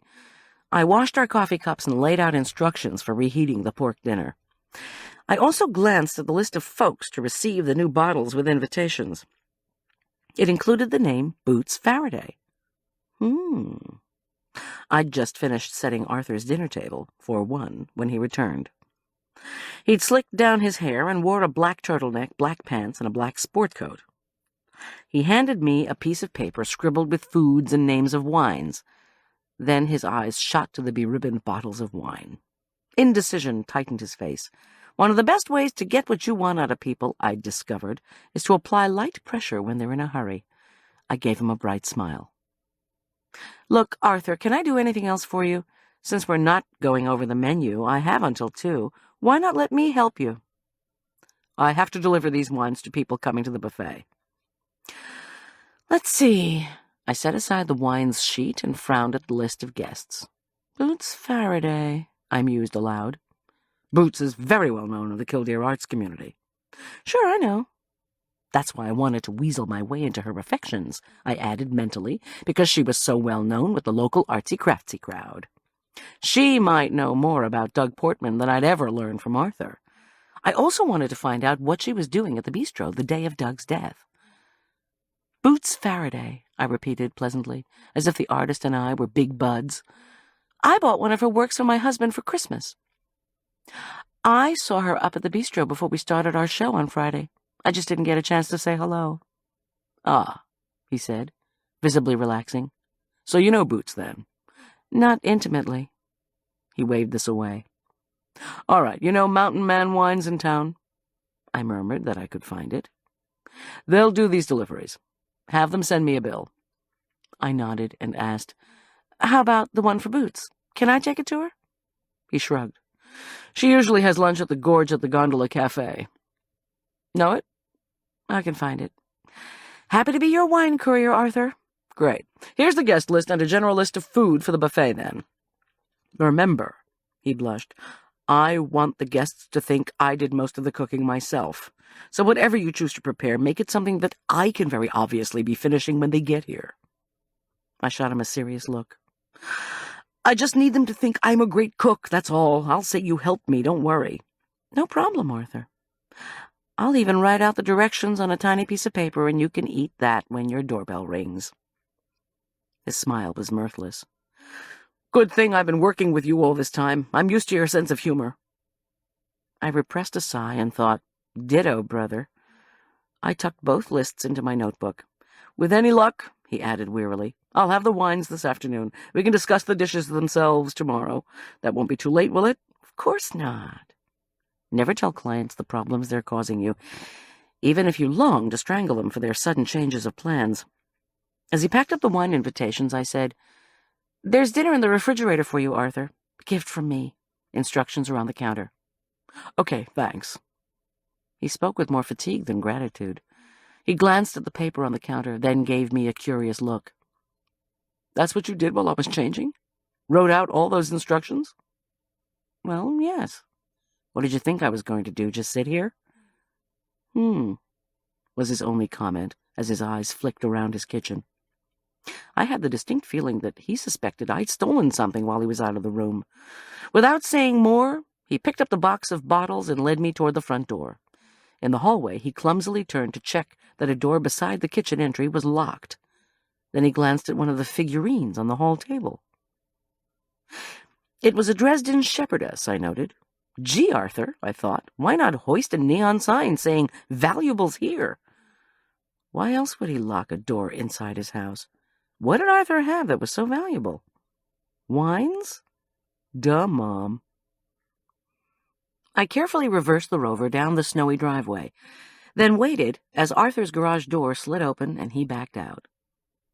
No Subaru for him, but a huge, shiny, black Escalade, the Cadillac of four-wheel drives. He decorated the grille with a bushy green Christmas wreath. His vanity plate read, Vin Geek. Either he'd inherited a bundle, or the wine business was great. But if either possibility were true, why would you work as a PBS floor director? Arthur was an enigma, I decided, as I drove into Killdeer to find the Gorge at the Gondola Cafe. I knew her as soon as I stepped into the restaurant. The golden mane of hair, the strong-featured, slender face. Boots Faraday even looked artistic. With her head tilted, she'd fixed her gaze out the window. She wasn't expecting me, so I watched her while coming up with my lines of introduction. A sudden crash made her turn. Next to her table, a chubby, tow-headed toddler had tripped over his ski boots and toppled to the floor. He was crying with fear. Without missing a beat, Boots leaned over and scooped the boy up. In one fluid movement, she lifted him, boots and all, to his mother. When the mother declined to take him, he had to weigh over 50 pounds in those boots, Boots playfully threw the child up into the air and caught him. Both of them squealed with laughter. So, artistic-looking and strong as an ox. Her angular British film star face was complemented by a long, lithe, muscular body. Unfortunately, as soon as she had the delighted boy righted on his boots, she straightened and caught sight of me. If you could chill someone with a look, I'd say I'd just been flash frozen. I gripped her wine bottle and made my way resolutely across the crowded room. If what Tom had said the previous day was true, my own motives for meeting with Doug Portman could be called into question.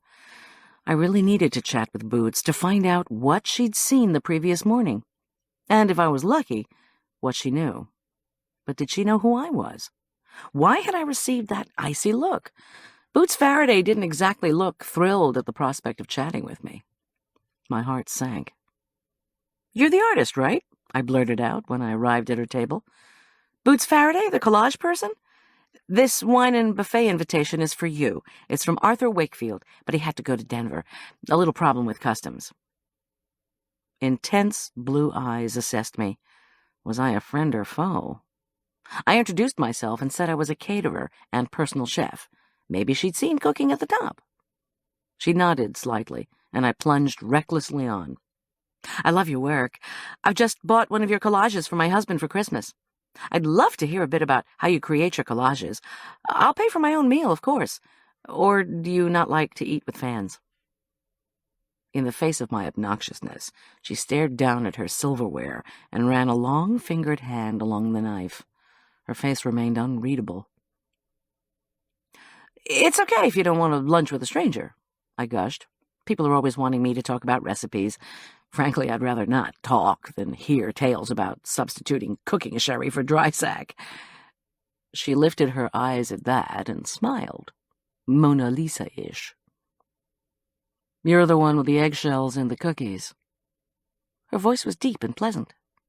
"I saw the show." She paused. "The annual fundraiser in memory of Nate Bullock is very dear to my heart." I placed the wine on the table.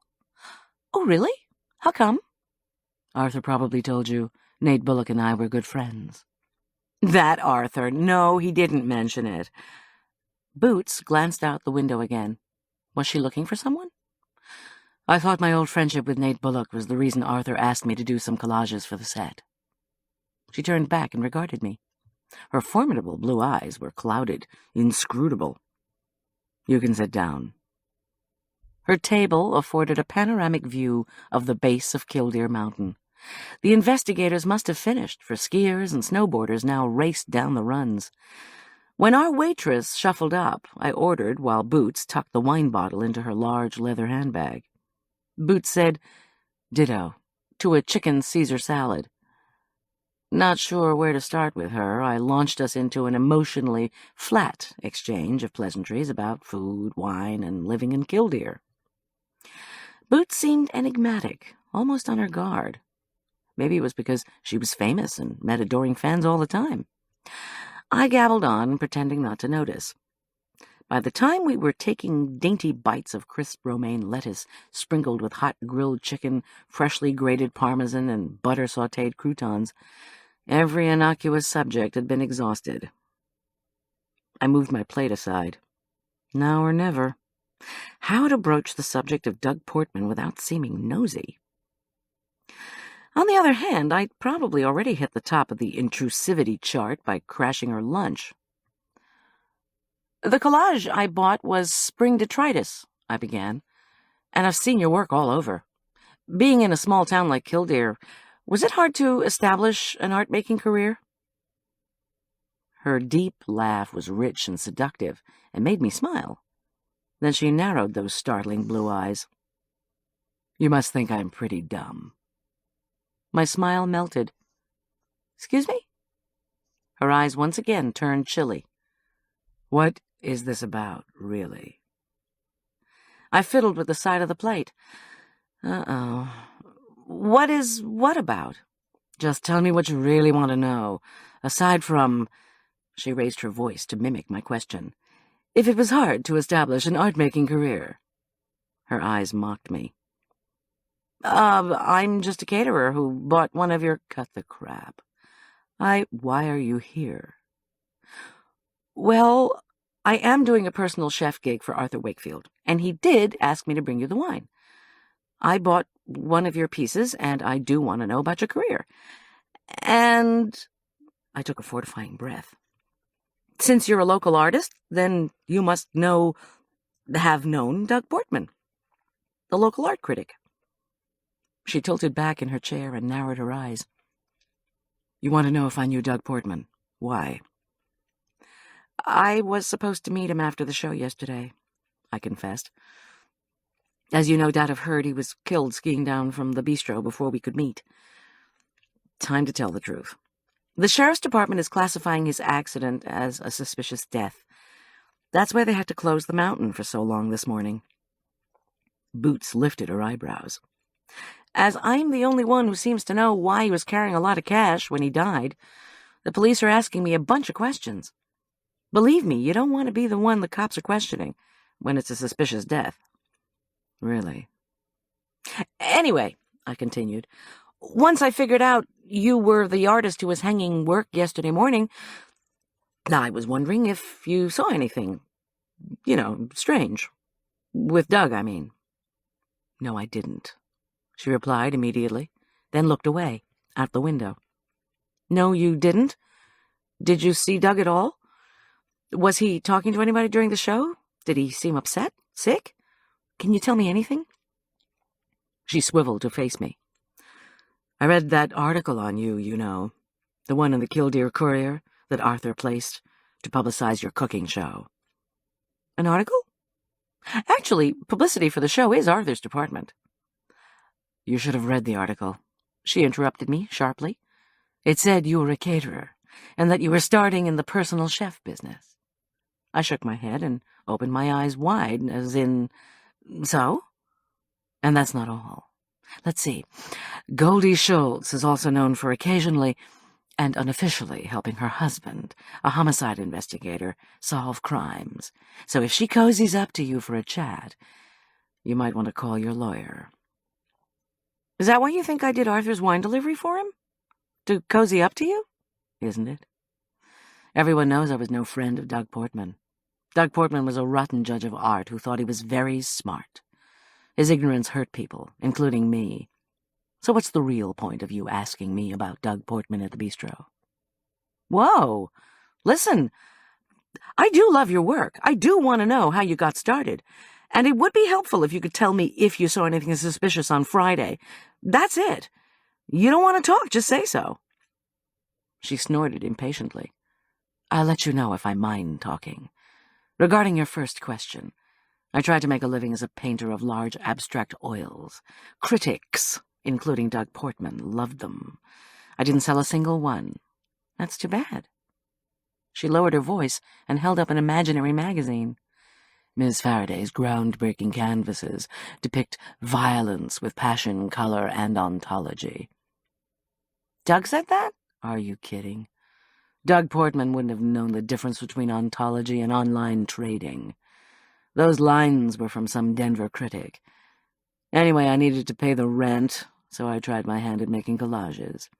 Some critics dismissed them as craft work. Most ignored them. Unfortunately, our one local critic, Doug Portman, hated them because they were small and intimate, not grand or grandiose. I'm sorry. Her smile was a thin slash. Don't be. I've sold every one of those first collages.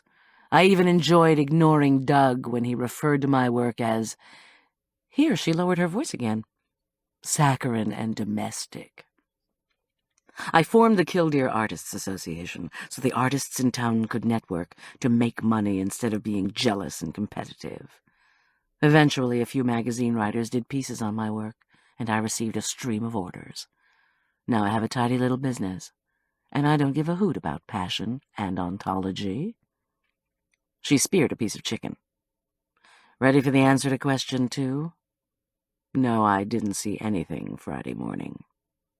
"Watch it," I warned myself. I stalled by taking a sip of water.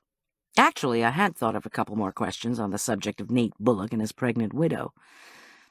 If Boots Faraday felt so close to Nate that she came to the annual fundraiser held in his name, maybe she knew what was going on with my old friend Rory. "I admire your spunk," I commented with a smile, then pretended to ponder a bit. "The Bullocks used to live in Aspen Meadow, where I'm from. You mentioned an artists' association. Is that how you got to know Nate?" "Yes, I met Nate through KAA." Her answer was curt, as if she were suddenly under legal cross-examination. "He was a good cameraman, but public television doesn't pay that much. He joined the Artists' Association when he was trying to make some extra money. Then he died." "Nate wanted to make extra money? Doing what?" Her face turned rigid. "I really can't say." "But he's been dead for 3 years. Look, Boots, Rory was my friend. A long time ago, we taught Sunday school together. She seemed so terribly unhappy yesterday." Boots snarled. "Don't get me started on Rory." Then seemed to regret it. After a moment, she continued in a steadier voice. "I'll tell you why Nate wanted extra money. When you taught Sunday school with Rory, was she complaining about wanting to have children, but not being able to afford it?" I thought back. Had she? I only remembered her wistful admiration for Arch, then a toddler. "No, but that was years ago. I'd love to get in touch with her again." "She works for Killdeer Corporation. I think she's still in the same trailer where she and Nate lived. Shouldn't be hard to find." "Was Nate trying to make that extra money when he died?" Boots glanced out at the gondola whizzing along, high above the beautiful, treacherous mountain. "I told you, I can't say exactly. He had some film ideas. He had his PBS work. That's what I know." I got the distinct feeling that that was not all she knew, but I said only, "Rory is pregnant now. Do you know if she's seeing someone?" "Man, you don't quit, do you? I don't know anything about Rory Bullock's social life. She doesn't confide in me." She took a bite of salad and regarded me warily over her fork. "The gallery called and told me you were in this morning. You turned your nose up at their show and went straight to my stuff. Now all of a sudden you're my biggest fan, pumping me with questions about my career, Doug Portman, and Nate and Rory Bullock. Why?" The waitress reappeared. I ordered a double espresso and a brownie with vanilla ice cream. Boots declined anything. "I just wanted to find out more about Doug Portman. That's all. Asking about Rory popped into my head when you mentioned Nate. Honest." "And why do you want to know about Portman?" I sighed. "I told you that already. If you don't want to believe me, don't." Again, she tilted her chin back in appraisal. "How do you take to criticism? I find myself wondering what you thought of the first 2 sentences under your photo in the Killdeer paper. Some call her the corpulent queen of cream, but this caterer is one tough cookie." I shook my head. The Killdeer paper was not part of my regular reading material, I was happy to say, which was probably a good thing, since discussing it filled Boots' voice with vitriol. How she must have hated Doug Portman with his uncomplimentary critiques. I replied tentatively, "I'd say I'm a tad shy of corpulent." "I know why you wanted to have lunch with me," Boots interrupted. "You don't care about my work, or the Artists' Association, and you certainly don't give a damn about Nate Bullock.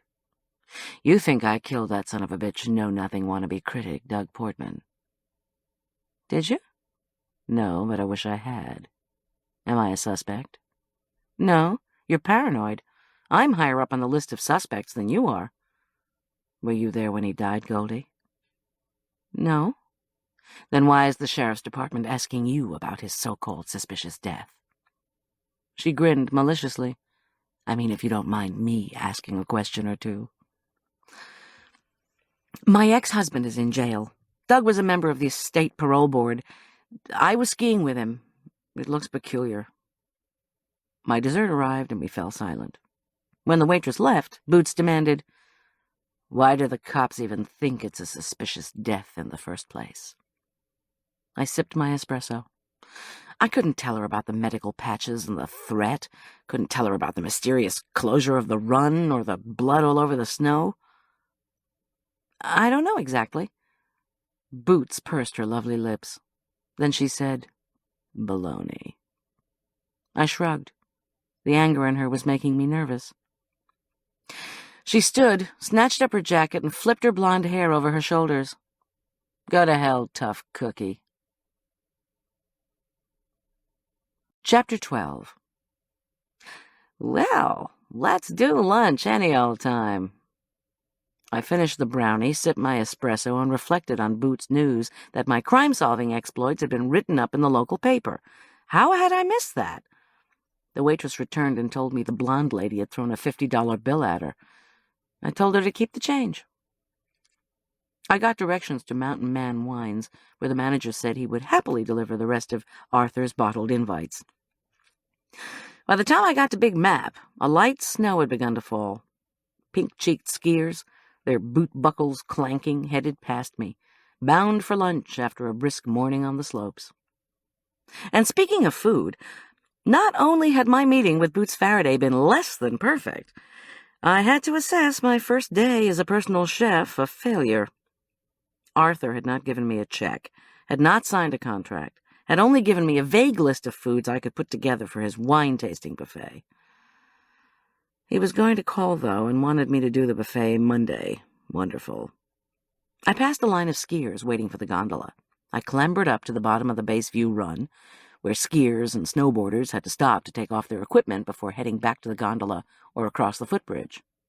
At the far left of the run's end stood Big Map, a 15 by 8-foot plastic-covered diagram of the ski area. Arch wasn't there. I wiggled my toes to keep warm. As the bottom of a run is a precarious place to spend any time just standing around, I worked my way through the snow to get closer to the map. To my right, hooting, calling skiers and snowboarders produced waves of snow as they made sudden hockey stops and stepped out of their bindings. Children, fat as doughboys in their brightly colored down jackets, wheeled this way and that, searching for parents from whom they'd become separated on the hill. Occasionally, an out-of-control skier or snowboarder would biff, slang for crash, into one of the kids and send him sprawling. 2 ski patrol members standing near the map called warnings, helped the children up, and yanked the tickets of particularly reckless skiers and boarders. Arch knew where to find me, so I didn't waste time trying to spot him among the hordes descending the last leg of the run. I turned to the map and ran my fingers along Widowmaker and Jitterbug Run. My eyes inexorably turned to Hot Rodder, where Doug Portman had died. With all the stamping around done by the patrol as they tried to rescue Doug, there couldn't have been much of a crime scene left for the police and Forest Service to investigate. My eyes wandered over the diagram to Elk Valley, where Nate Bullock had died 3 years ago. Nate wanted to make extra money. Doing what? I really can't say. Striped red lines indicated both the valley and the ridge above it as out of bounds for skiing. Just to the west of Elk Valley lay a green-dotted area labeled Area 3 Expansion. On the map, I retraced my route this morning along the main road, and then to the parking lot by the Elk Ridge Nature Trail. If I had come out the other side of the parking lot the first time, I could have found Arthur's condo without a hitch. Speaking of directions, near me, a ski patroller was carefully buckling yellow straps around a transport sled. I called a greeting down and received an answering smile from the patroller, a young woman with a thin, tanned face. "I don't want to interrupt you," I began. "You're not. Have you lost somebody? Do you need help?" I told her I was just waiting for my son. But I do have a couple of questions about the map, if you don't mind. I introduced myself and said that yesterday I'd done a fundraiser for Nate Bullock up at the bistro. Yeah, the patroller said mournfully. I knew Nate. Everybody did. Her genuine sadness seemed to contrast to Rory's bitter words from yesterday. I'm not sad, just puzzled. And then there had been Boots' angry comment. Don't get me started on Rory. I turned back to the map. What I can't figure out is why a high country-wise person like Nate would go into a dangerous area like that. She shrugged. There hadn't been a slide there in 30 years. Nate probably thought he'd be okay. I glanced at the slope. Rory Bullock, Nate's widow? She's an old friend of mine. The patrol woman put her hands on her knees, sprang up agilely, and brushed snow from her legs. She was about my height, with dark blonde hair poking from beneath her red hat. She moved with a graceful, unconscious athleticism, and as usual at the ski resort, I felt horridly uncoordinated and chubby. But not corpulent. At least, I hope not. Yeah, she said. Rory's getting close now, with that baby about to pop. I'm surprised she came up to the bistro yesterday. But she did, I said. Unfortunately, I was so busy yesterday that I didn't get a chance to talk with her very much. I know she's an employee of Killdeer Corporation and lives in a trailer, but I don't know where she works or have her exact address or phone number anymore. Any ideas? The patrol woman harnessed the sled to her shoulders. Last I heard, Rory was working the night shift at the container warehouse. I'm pretty sure her number's listed. Oh, and she has the only green and white mobile home in Killdeer. She expertly stamped snow off her boots, signaling that she was ready to go. Ah, I said hesitantly. Do you think it's okay to talk to Rory about the avalanche? I kind of got weird vibes from her yesterday. The patrol woman shrugged inside her harness, then pointed to 2 patrol members working the bottom of the slope. Ask Gail, the tall one. She knows Rory pretty well. She was also on the search team that found Nate. I thanked her and galumphed between skiers and boarders to Gail, whose windburned, leathery face was framed with long, shiny black hair, pulled off her forehead with a thick red band. I scanned the slope, still no arch. As I introduced myself to Gail, I recognized her. She was the woman who'd pulled me up from the snow yesterday morning, when I'd fallen after disembarking from the gondola. She recognized me, too, and said I'd done a great job on the Bullock fundraiser. How about that, I thought. A compliment for a change. I told her I was looking for my son and his friend, both snowboarders, both late. Gail asked for their description and said she hadn't seen them, but she'd keep an eye out. The patrol woman over there by the map? I asked. The one with the sled? I told her I was a friend of the Bullocks. She mentioned you were on one of the search teams that went out for Nate. Gail nodded sadly. Yeah, I was. Rory and I were real close before she moved to Killdeer. I'd like to hook up with her again, bring her some casseroles for when the baby arrives, but she seemed to be in an awfully bad mood when I saw her yesterday. That figures. The memorial's hard on her, I think. And of course losing Nate and then their baby, that was horrible too. I'm not sad, Goldy. Just puzzled. I ventured. The patrol woman over there said an avalanche hadn't come down Elk Ridge for 30 years. Gail shrugged. You get the right snow conditions, a slope steeper than 30 degrees, a trigger, it could happen anywhere. That's why we set explosives on some peaks. We want to anticipate slides. But there wasn't an explosive trigger for the avalanche that killed Nate. Or was there? Before she could answer, I heard a familiar yell. Mom! Followed by Goldy Schulz, just in case there was any doubt what Mom was being summoned. From the other end of the run, Arch waved at me with both hands. Hey, Mom! He and Todd, their snowboards leashed to their ankles, scooted toward me. Snow clung to Todd's hat, jacket, pants, and mittens. His lowered chin indicated discouragement, pain, and embarrassment. He must have taken an awfully bad fall. At least he hadn't had to be carried off the slope. Speaking of which, the other patroller said that you were on the team that actually brought out Nate's body, I said to Gail. Gail flipped her glossy hair back and scowled at the mountain. There was a report, all public record if you want to look it up. I read about you in the paper, wanting to do your own investigations. I shook my head. I want to know what's bothering Rory. I just don't want to say something to her that would hurt her feelings. Gail's voice softened. We believe there was a human trigger for the avalanche, so you might not even want to mention the slide to Rory. What? She looked away. It's all public record, she repeated. There were 3 sets of tracks at the Elk Ridge trailhead that day. It's a well-marked hiking area in the summertime, but this was winter, with 7 inches of new snow. We saw 2 sets of boot prints going up, one Nate's, one somebody else's. Snow depth was almost identical, so there's no reason to believe Nate went up with somebody. Still, it's not impossible that the other person came up later. It's just unlikely. I stopped her. Why is it unlikely? If you follow someone else, you usually step in their tracks. Makes it easier to walk. Nate's and this other person's tracks were side by side. Somebody else was hit by the avalanche that day but didn't get killed? Or was killed and never found? No, Gail corrected patiently, holding me with her dark eyes. Arch and Todd were 20 feet away. Somebody went partway up the path with Nate. Then his companion, or whoever, split off and went up the ridge. Nate descended to the valley.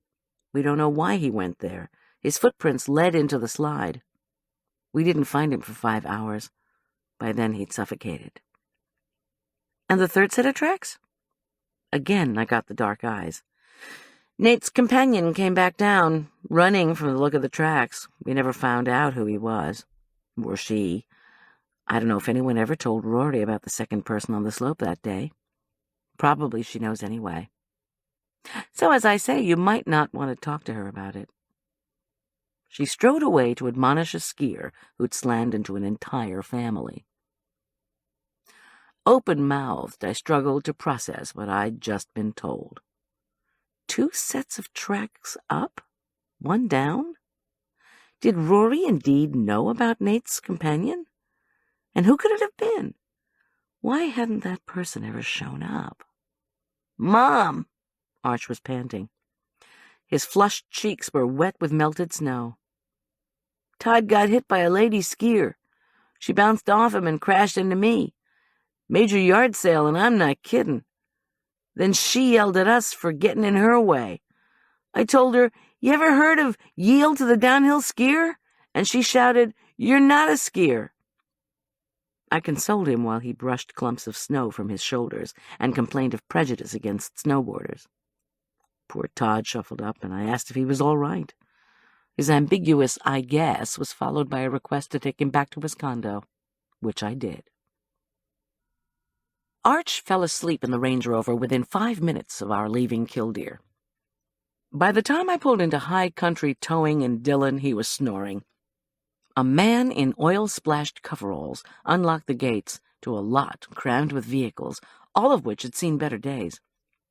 When I caught sight of my ruined van, an unexpected lump rose in my throat. My trustworthy vehicle, its Goldilocks catering where everything is just right, now crumpled and illegible, had been my companion through years of catering. The van's sorry state seemed an omen of the loss of my business. I patted the bumper and bid it a silent farewell. Then, before the overall guy could call the local mental health center, I scooped up Tom's skis, miraculously unharmed, as well as my own ski gear and my backpack, and roared toward home. Arch woke up as we pulled into our driveway. I needed to talk to Tom about all I'd learned.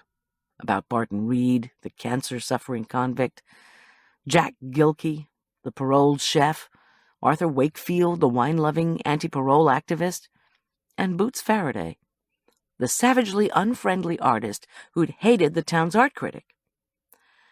But visiting time at the jail was almost over, and Tom had promised Arch he'd take him down to see his father. Before they left, Tom added that he wanted to help me make dinner, so I should wait until he returned to start. I thanked him and hauled the precious skis upstairs, where I screamed bloody murder when I tripped over what turned out to be Arch's physics experiment. Once I'd stored the still miraculously unbroken skis, I stomped back to the hallway, seething. A god-awful mess awaited me. According to the skewed label, Arch had meticulously dropped bleach on black fabric to demonstrate the random spatter patterns of quantum mechanics. I, unfortunately, had kicked the bucket of bleach down the carpeted hallway and taken out not only our gold shag rug, but a pile of blue jeans waiting to go into the laundry. With rags, I blotted what bleach I could from the ruined rug. Then I threw the jeans into the wash. They'd be okay for painting and gardening, and hung the grossly spotted and experiment-ruined black fabric in the bathroom. I tried desperately to be a good mother in the teach your kids and support their interests department, but every now and then my failure quotient became awfully high. Regardless of American sentimentality toward motherhood, I longed to create a Mother's Day card that told the truth. You can't win. In the kitchen, I typed Arthur's wine list and suggested foods into my computer. Then I contemplated my next few culinary events. I checked the number of cookies I'd made for the following day's library reception. I decided that in addition to the wrapped platters of almond Christmas cookies and chocolate coma cookies, I should make Jack's delicious marmalade muffins and more of the gingersnaps I'd muffed on television. When you fall off a horse, you should get right back on, right? I took out unsalted butter to soften and made sure I had whole nutmeg, then hunted for my molasses and cider vinegar. By the time Tom came in, loaded with bags containing chilled cans of pasteurized crab and a dozen different sauce ingredients, I was loading scoops of buttery, spicy cookie dough onto baking sheets. "Uh-huh," he said expansively as he pulled me in for a hug.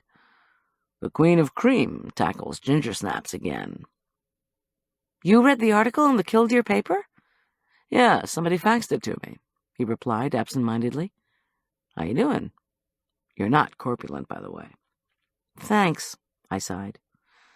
"How was the jerk?" "His usual self." I felt sorry for Arch. So I bought some lean ground beef and, don't kill me, Velveeta and picante to make some chili con queso. We can have it with chips and vegetables. He always orders it in restaurants, so I figured I'd give it a go for him. I laughed. "Great! So much for corpulence. I'll thaw some halibut steaks for us, too. The queso will be good. I need some comfort food myself, since I had to say goodbye to my van today. It was awful." "We will buy you another van." "You don't understand. It was so sad." His green eyes searched mine. "Hey, Miss G, you know how many prowlers I've wrecked?" The slight scent of his aftershave made me shiver. "Whose idea was it to have dinner before you went to bed?" I said, "Is this a statistic that's going to upset me?" 6 wrecked, 4 totaled. "Ah. What are you making there, Queen of Cream?" "Marmalade mogul muffins," I said happily. That was the thing about Tom. You never could stay in a sad mood for very long when he was determined to cheer you up. I removed halibut steaks from our freezer, while Tom sautéed the ground beef for his Mexican appetizer. Then I pulled my zester over plump oranges, whirred the fragrant strands of zest in a small electric grinder, and measured out thick, best-quality marmalade. "Mind if we invite Marla over?" I asked. "All this back and forth through the ski area, I haven't seen her talk to her. She loves halibut." "Okay," he said, as he stirred picante sauce into the lake of melted cheese and browned beef. "Only tell her not to come until 6. I need to talk to you first." "Sounds sexy. I need to talk to you, too. Suppose we could do it somewhere else?" He grinned. "Later. Call Marla." At that moment, Arch screamed from upstairs that he wanted to know who had ruined his experiment. I called back that I had, because he'd left it where someone could trip over it in the hallway. I was rewarded with a slammed door. I sighed. Well, we could all make up at dinner. Hopefully, Tom's queso dip would smooth over my son's mood. "Call Marla," Tom said calmly. "Then I'll tell you about this artist who filed a complaint against you today." "Who did what?" But Tom was ripping open a bag of chips. I phoned Marla, who declared she was famished, thank you very much, and what kind of wine should she bring to go with the halibut? Not that she could drink any, but maybe Tom and I would, she said. I racked my noggin for a stored tidbit of enophilic advice from Arthur Wakefield, and told her a full-bodied spicy white. Marla promised she'd be over in 20 minutes, armed with the vino. Tom asked, "Miss G, did you pretend to be an undercover cop and have lunch with a woman named Boots Faraday so you could grill her on the Portman case?" "Oh, sure, Tom." The oven timer beeped. I gently levered the crispy cookies onto waiting racks, then put in the muffin cups. I invited Boots Faraday to lunch and said, "I'm an undercover policewoman. Don't tell anybody. I do have a bunch of questions for you, though. Don't tell anybody that, either." Tom asked, "Want to make a pasta dish to go with the halibut?" I nodded, angrily chopped garlic and onion, and tossed them into a pan shimmering with heated olive oil. I did not pretend to be anything with that woman. I didn't want to tell Tom about the collage I'd bought him, because now I was wondering if the gallery had a return-for-cash policy. Watch yourself, because that woman has served time for assault. You're kidding. I set water on to boil for orzo pasta. Then I chopped a few ounces of smoked ham and a couple of tomatoes, and stirred them along with some whole-grain mustard, Madeira, white wine, marjoram, and oregano into the headily fragrant, sizzling garlic mixture. A spicy pasta dish would go wonderfully with the halibut. When the sauce was simmering, I asked, "Boots Faraday assaulted somebody?" Seems she did a series of artworks for a client. Man owned a snowboard store. He used a snowboard as a down payment on half a dozen collages featuring snowboarders. When Miss Faraday finished them, the guy said he'd changed his mind. He didn't want the collages anymore, but he told her to go ahead and keep the board. She could even hang the collages in Killdeer restaurants, he added happily. For heaven's sake! Now, most reasonable people would take their complaint to small claims court, not our Miss Faraday. She drove her Chevy Suburban smack into the guy's truck, broke both his legs, which put a stop to his snowboarding that winter. At first she claimed she didn't know who the fellow was she'd hit, but since his truck was custom-painted with the words Killdeer Boards, nobody believed that. She spent 10 days in the clink. The rest was a suspended sentence. I showered orzo into the boiling water and set the timer. Did she have any parole-type run-ins with Doug Portman? Tom shook his head. But he was the art critic. And at least half a dozen people have told us she hated his guts because he didn't review her work favorably. She even tried to get him fired from the Killdeer paper, but they ignored her. Probably because they weren't paying him very much to write his columns. I didn't interrogate her, for the record. No, I know, Tom said with a broad smile. You were probably just being your usual nosy self.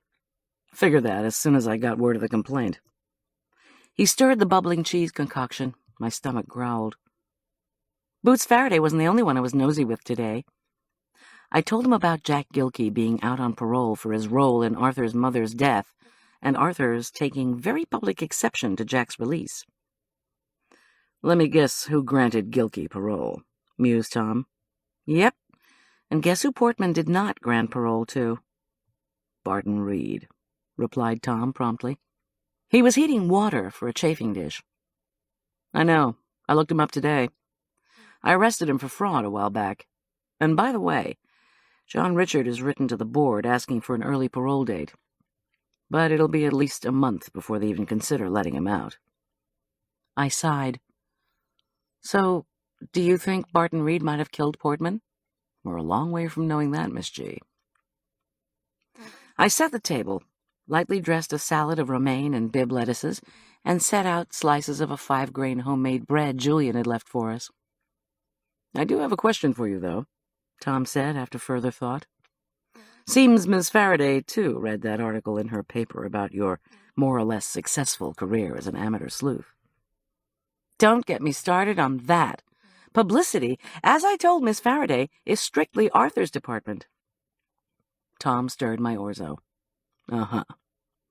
But a lot of people did read the article.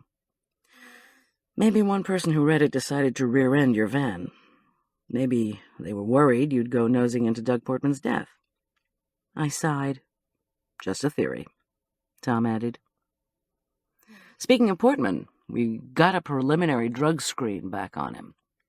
He had touched the patches, but they'd already been used, so there was just a trace of opioid in his system, not enough to kill him. No, that particular job was left to whoever smashed him in the head with a big rock found tossed off the run. He was hit repeatedly, apparently. Rock had stuff on it that you don't want to hear about while we're fixing dinner. One thing it didn't have on it were fingerprints, sorry to say. So it was murder, then? It was murder, definitely, Tom said grimly. They think somebody knew he took that run and was waiting for him. Saw him go by and quickly put up the poles and ropes closing the run. Then skied down and did him in. I hadn't liked Doug Portman, but I suddenly felt heavy with sadness. Tom gave me a long hug. He poured the steaming queso dip into the chafing dish and lit the sterno underneath. I'd given him the chafing dish for Father's Day. Tom had done more positive things for Arch in 2 short years than the jerk had done in the preceding 12, so he deserved a Father's Day gift. "Snow, snow, snow!" cried Marla as she came in and threw off another full-length coat, one she'd assured me was fake fur, although I had my doubts. Underneath, she wore a Christmassy crimson dress streaming with sew-on ruby-colored beads. "Where's that son of yours? I brought him some Christmas candy, that ribbon stuff. Tell him I want to know what kind of candy his girlfriend likes, too. I'm putting in another big order next week. Yum! I swear it always smells great in this house." I decided against telling her that the subject of a gift for Arch's girlfriend was a sore one, and called him. He clomped down the stairs and accepted Marla's gift of candy with guarded enthusiasm. When she bustled over to open the Gewürztraminer, he squinted skeptically at the thick, brightly colored candy ribbons, unsure whether the confection was too babyish to consume in public. I ignored him and broiled the halibut steaks. Before long, we were digging chips into Tom's hot dip and agreeing that halibut was perfect with a spicy orzo dish. Funny how when you're not being filmed, cooking is much easier. "How many more shows?" Marla asked, as if reading my mind. "One, right before Christmas. I heard about yesterday. Portman's suspicious accident was on the news," she commented matter-of-factly. "I'm sure Elva, the ex-wife, didn't do it, though. She's found a new boyfriend, and they're in New Zealand. He's real cute. She sent me a picture."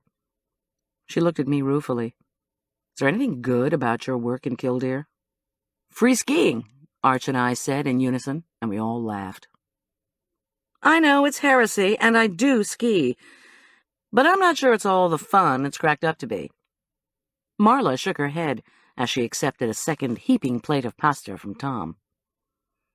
"I mean, it's expensive. You get cold, you fall. I say, why not go straight to the après-ski food, wine, and hot tub and skip the stuff on the slopes?" Arch rolled his eyes. Marla went on. "About the fundraiser. You did a great job, Goldy. It wasn't your fault the mixer blew up on you. I mean, I called in a pledge, and it wasn't even because I felt sorry about Nate Bullock.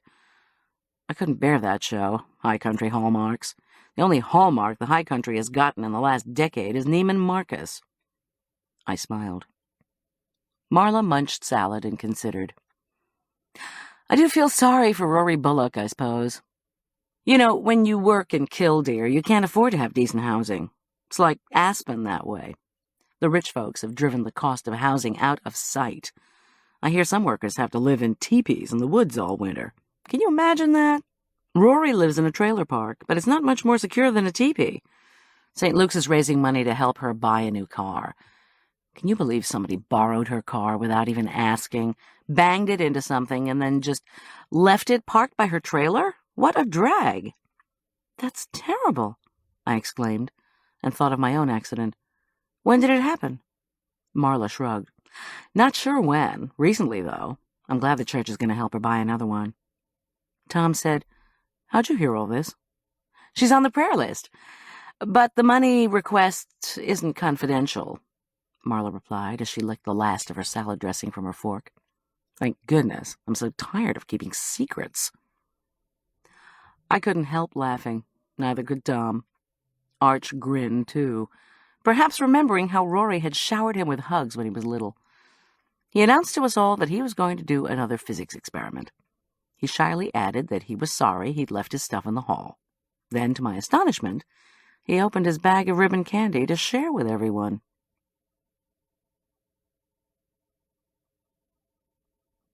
Chapter 13. The next morning, I stood in my beautiful but drainless kitchen and admired the heaping platters of library reception cookies and muffins. Even when things aren't going very well, I consoled myself, it's best to bake. I fixed myself an espresso and filled small vases with cheery sprigs of holly and ivy for the library tables. Tom came in, kissed me, then whipped together a golden German pancake that puffed so hugely even Arch smiled. By 7:30, I had everything packed into the Rover, and we were ready to roll. As the Rover chugged behind Tom's Chrysler, snowflakes swirled down from an ominous charcoal sky. Despite the fact that we were heading for the much-complained-about early Sunday service at St. Luke's, Arch seemed less sullen than usual. That might mean Letty was coming to the service. Then again, maybe it was the pancake. Marlo waved to us from a pew near the front. As we slid in next to her, I shot her a look of surprise. She usually didn't get up to attend this service. Maybe her prayer chain duties demanded she haul herself out of bed at dawn so as not to miss any rumors. Marla hated to think people were having crises without her knowledge. I focused on the liturgy. At least I tried to. An unidentified worry gnawed at me. I'd always told the Sunday schoolers to hand their problems over to the Almighty. Now I tried to take my own advice. When we reached the beginning of the intercessory prayers, one of the ushers handed the priest a note. This practice of passing forward written prayers had been presented as a way to bring us together. It smacked a bit of TV evangelist land, but never mind.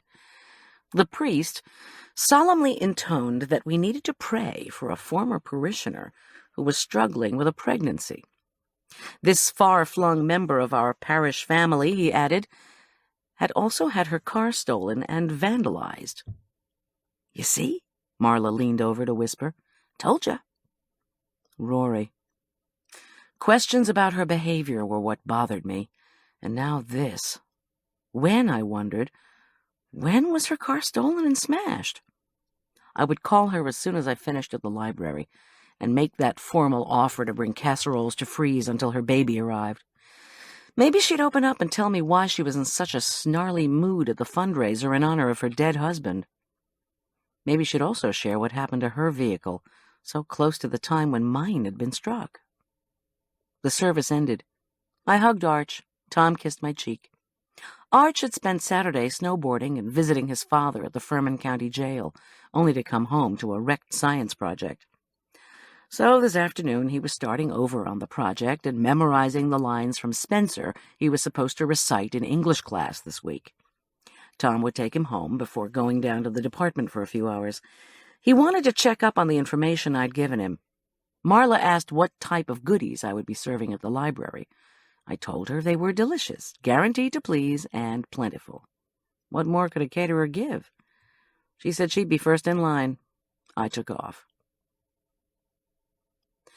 Our small-town library, with its brick walls, steeply pitched copper roof, and 2 peaked reading towers, was an enchanting spot. I was alone in this opinion, though. Hundreds of letters to the local paper had protested this year-old structure as unmountainish. Unless public edifices looked like lodges, Rocky Mountain folks found them repulsive. Ever-resourceful Marla wrote in that we should call the place the Chateau de Volumes. No one took her up on it. I squinted through the snowflakes and was surprised to see a very large banner hung across the library entrance. "Holiday reception, refreshments," it screamed. Might as well have said free chow. On the other hand, the thickening snow might deter the hordes. Tom liked to tease that I was unhappy if there were too many folks, and miserable if there were too few. In other words, like the original Goldilocks, I was too picky. As it turned out, the event was wonderful. Or rather, just right. Over a 2-hour period, about 60 well-bundled patrons tramped into the reading tower, shed coats, boots, mittens, and scarves, cozied up to the gas fireplace, and indulged in cookies, muffins, and each other's company. Marla gushed to every single guest that these were the best treats in the universe. People enthusiastically replied, "Yes, the best indeed." My heart warmed, especially when a dozen patrons begged me to do their Christmas parties. Rather than shamefully admit to my official closure, with my business shut, I could only give munchies away, I couldn't sell them, I replied that my personal chef work and the TV show in Killdeer had me fully booked up to the new year. To which Marla, ever the optimist, added that I was compiling a waiting list for February. She urged patrons, "Call Goldy and order your special Valentine's dinner, delivered right to your door." When I shot her a blank look, she winked and gave me a thumbs up. At least 10 people swore they'd give me a ring. What would I do without Marla? The afternoon's only wrinkle came as I was packing up. One of the librarians told me in a low voice that I shouldn't forget to pick up the books I had ordered. When I said I hadn't ordered any books, she said that I had a whole packet of material at the front desk. It had been there since late yesterday, she added. Must be late-arriving reference material for Arch's physics project, I thought. I packed up the rover and then made my way to the counter. "There must be some mistake," I told the checkout librarian as soon as I leafed through the contents of a manila file folder and glanced at 2 rubber-banded books, both labeled for me. "I didn't request these." "Library card, please." Without looking at me, she held out her hand for my card. I riffled through my wallet, confessed I couldn't find the card, and waited while she tapped keys on her computer, frowning. After a moment, she asked me if I was Goldy Schulz and recited my street address. When I said yes, she frowned some more, tapped more keys, then said I must have forgotten I'd ordered the books and articles because I'd certainly used my card to request them. Doggone it. I looked down at the books in my hand. Avalanche Awareness and The Stool Pigeon Murders. The first was a safety manual. The second appeared to be a true crime slasher story, complete with grisly photographs of corpses left in Boston parking lots. The stool pigeons, apparently, had witnessed crimes, turned in the criminals, and been slaughtered for their civic-mindedness. I set these aside and opened the file with its typed label, Goldy Schulz. The bumper stickers it contained said, "Want to die?" and "Friends don't let friends kill themselves." What in the world? I flipped carefully through a sheaf of photocopied pages. There was no note, not a single indication of who had sent them. The half-dozen articles in the file were from the Killdeer Courier, the weekly Furman County Register, and the Denver Post and Rocky Mountain News. Some paragraphs had been highlighted in neon green. I flipped back to the beginning, then cursed softly. Now fingerprinting the pages would be impossible. Then again, a whole slew of librarians had probably already touched the pages. And maybe I was getting a trifle paranoid. Was leaving stuff for somebody else at the library in some way threatening? An invasion of privacy? Could you be booked for impersonating another library patron? I gnawed my cheek while contemplating the true crime slasher book. Whatever it was, it didn't make me feel good. To the librarian, I said, "Do you have any idea who left these for me?" When she shook her head, I asked if she would be willing to ask the staff if they'd received the manila folder from someone they remembered. The librarian took the file and disappeared. She came back to say one of the volunteers had reported to a staff person that the file had been in the drop box that morning. That meant that someone had left it sometime after closing on Saturday and before opening on Sunday. I tucked the folder under my arm, pressed some leftover cookies on her by way of thanks, and took off for home. Tom had left an apologetic message on the tape. His captain wanted to see him. He'd be tied up longer than he expected. He'd be listening to the football game on the radio. Maybe he'd be home by the fourth quarter. Would I cheer for both of us? There was another message, a long one, from Arthur Wakefield. I retrieved his wine list with suggested foods as I listened. He'd been able to rescue all but one of his wines from customs. Still, he was planning on showcasing all 5 vintages, and a truck should deliver the Sauvignon Blanc Sunday afternoon. He needed food for 12 people, he went on. He'd invite 4 more people. He knew he'd only put fish, chicken, and red meat on the list. Not very helpful, so this phone call was to spark my thinking. But remember, he himself needed to finish the cooking. He loved the pork I left for him. He'd bought some pork tenderloins, and I should certainly make that dish again to go with the Châteauneuf-du-Pape. I should bring the ingredients for the marinade, though, then mix them with the red wine at his place. I scribbled madly. A lot of folks had asked him, Arthur went on airily, about the yummy-looking crab cakes I'd made on TV. He wanted something Mexican to go with the Zinfandel, but not the egg rolls, since he didn't want to be running back and forth for appetizers. So, please fix a Mexican main dish, he said vaguely, with chicken. Also a fish dish. He'd picked up some fresh sole and spinach while he was in Denver. Could I do sole Florentine to go with the Chablis? I nodded to his taped voice and continued to make notes.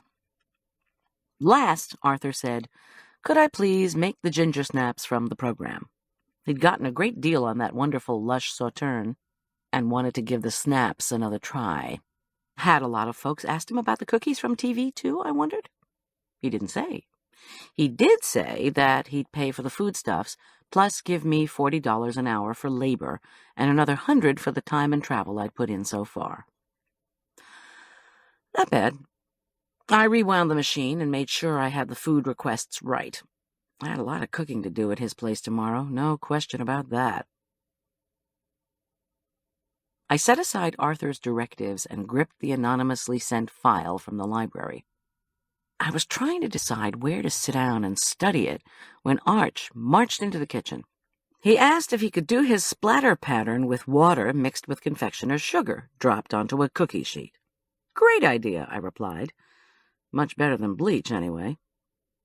To give Arch privacy, I fixed myself an espresso and took it along with 3 cookies and the articles from the library into the living room. I muted the football halftime show and stared at the unopened file. Had the jerk ordered this weird collection of material for me? My ex-husband had found ways to sabotage me from jail before.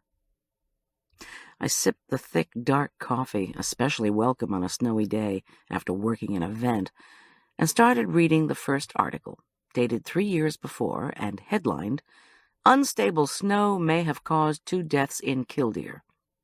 In it, I read of avalanche victim Nate Bullock, host of PBS's High Country Hallmarks, who had died the previous day in an avalanche in an out-of-bounds area. One source, who asked not to be identified, claimed Nate had gone to the valley to track lynx. But Nate hadn't left a marked map, the way a pilot might file a flight plan, so no one, not even his wife, had been quite sure what he was doing or where he was going the day he died. On nearby Bighorn Overlook, the article went on to say, Fiona Wakefield, heir to the Wakefield corn oil fortune, and an intermediate skier, had died in a fall off a snow-covered cliff that was less than 50 yards out of bounds. Estimation of time of death for both Wakefield and Bullock was 2 p.m. I frowned. The 2 of them died on the same day at the same time? Nobody had mentioned this to me, although Jack Gilkey had mentioned the unstable snow that day. The next article stated, Questions linger in 2 Killdeer deaths.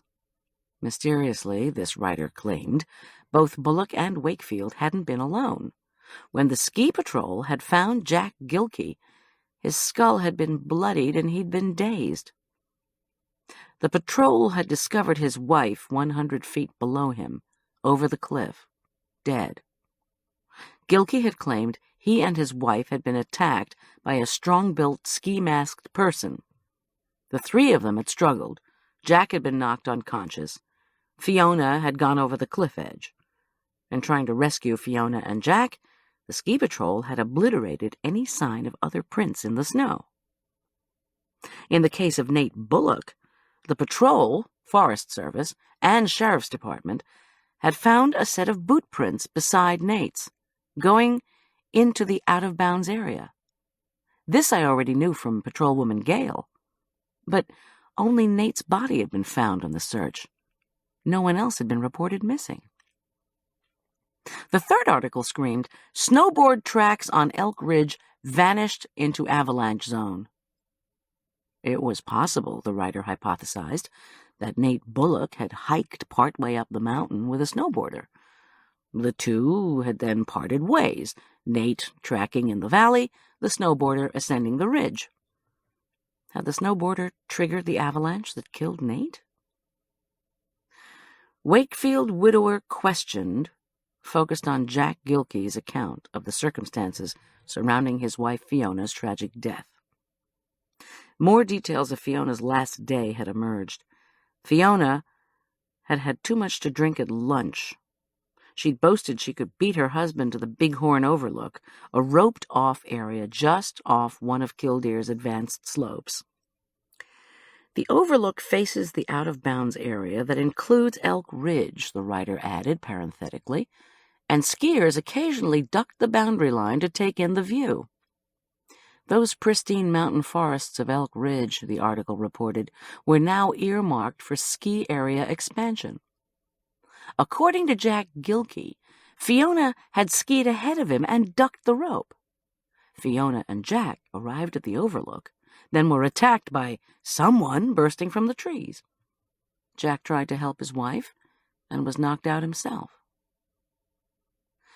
Questions persist in death of heiress, cited the post-mortem drug screen, which showed a blood alcohol level in Fiona's body that made her legally drunk.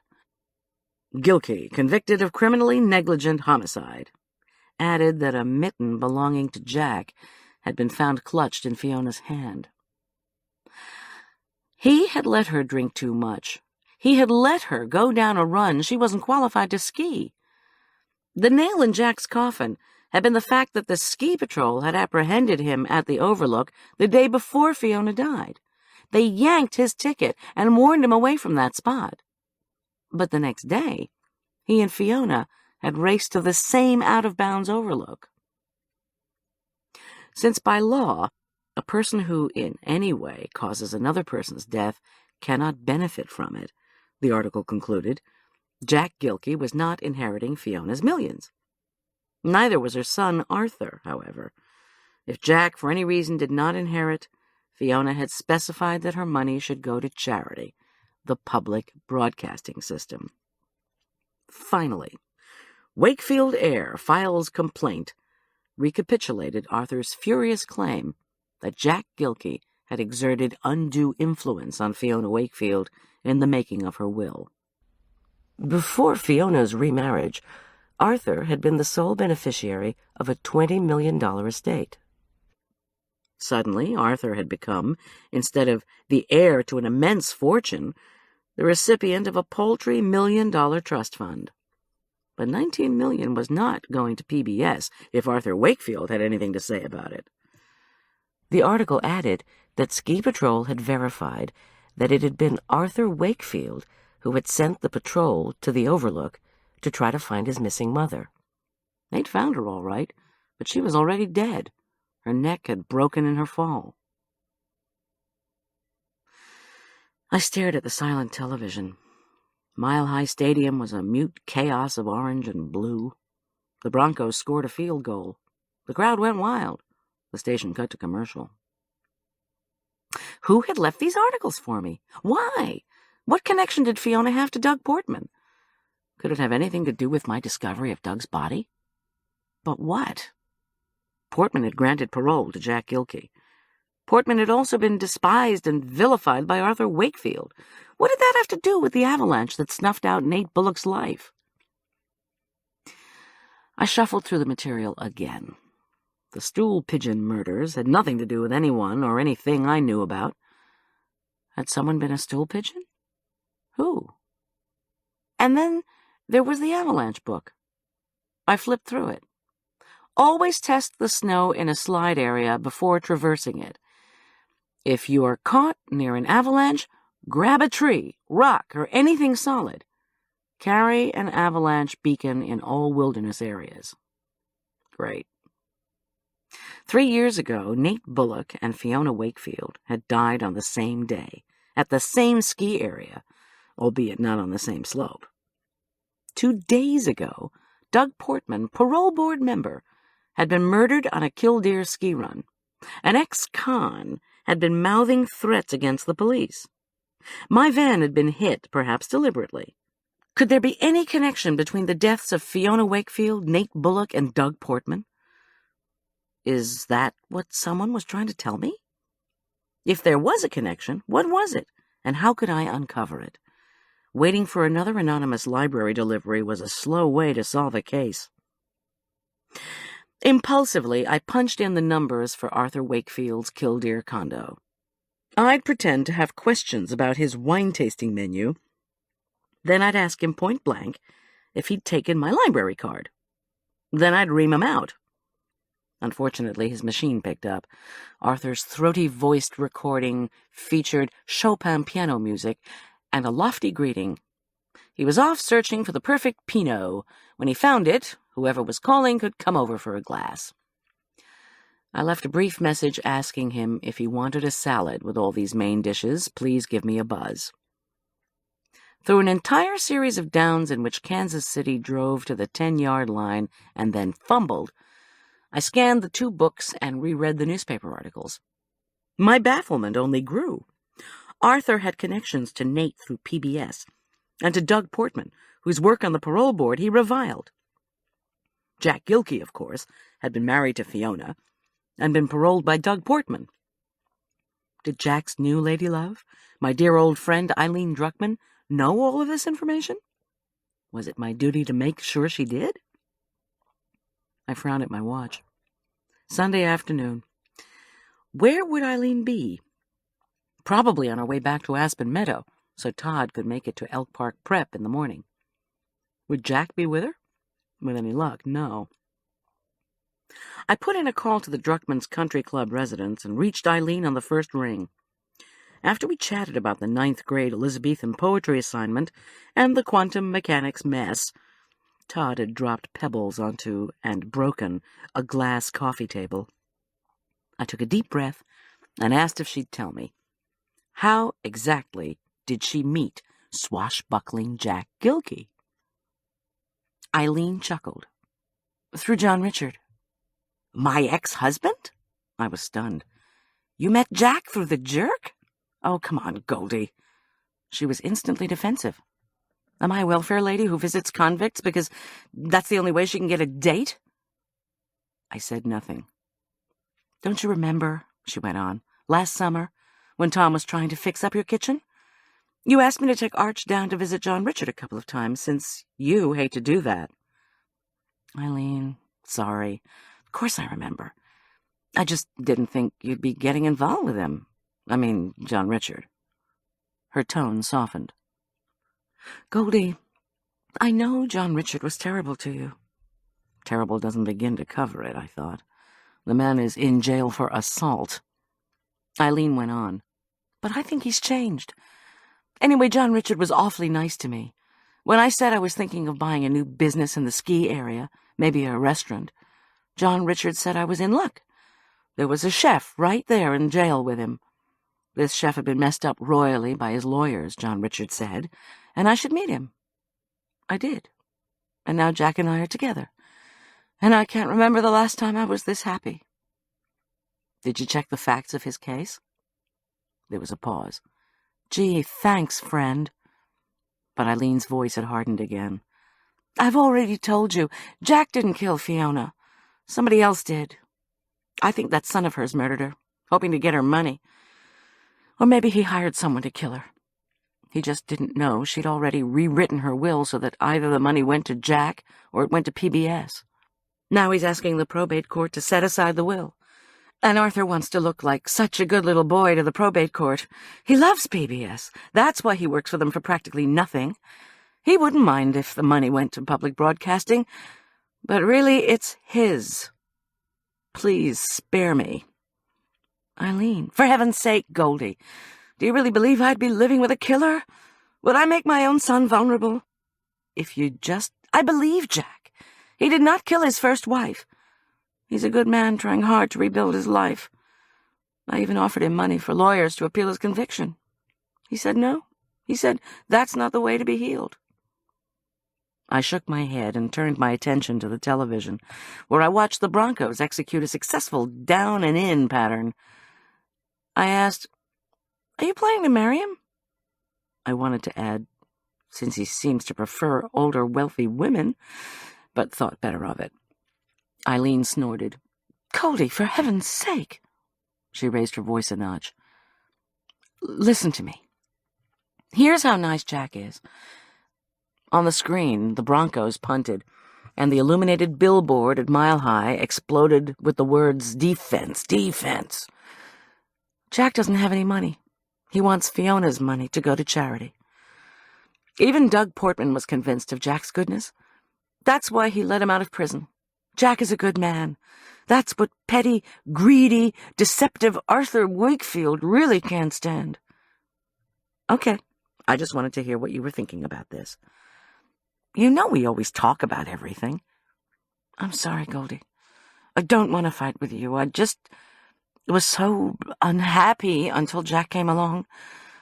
At least you didn't say that Jack's with me because of my money, and that if I didn't have any, he'd find somebody half my age. You are smart, funny, and beautiful. What more can a man want? Yeah. Look, if Jack were after my money, don't you think he would have asked me to marry him by now? And if he really intended to harm Fiona for her money, don't you think he would have taken out a fat insurance policy on her or something? She sighed. Not to worry, my dear friend. How's the planning going for your last show? I laughed and admitted the planning so far was zilch. We decided on times this week when our sons could work together to finish up their science projects before Christmas break. Hopefully, neither would burn the house down in the process. We hung up, smiling. Thank God.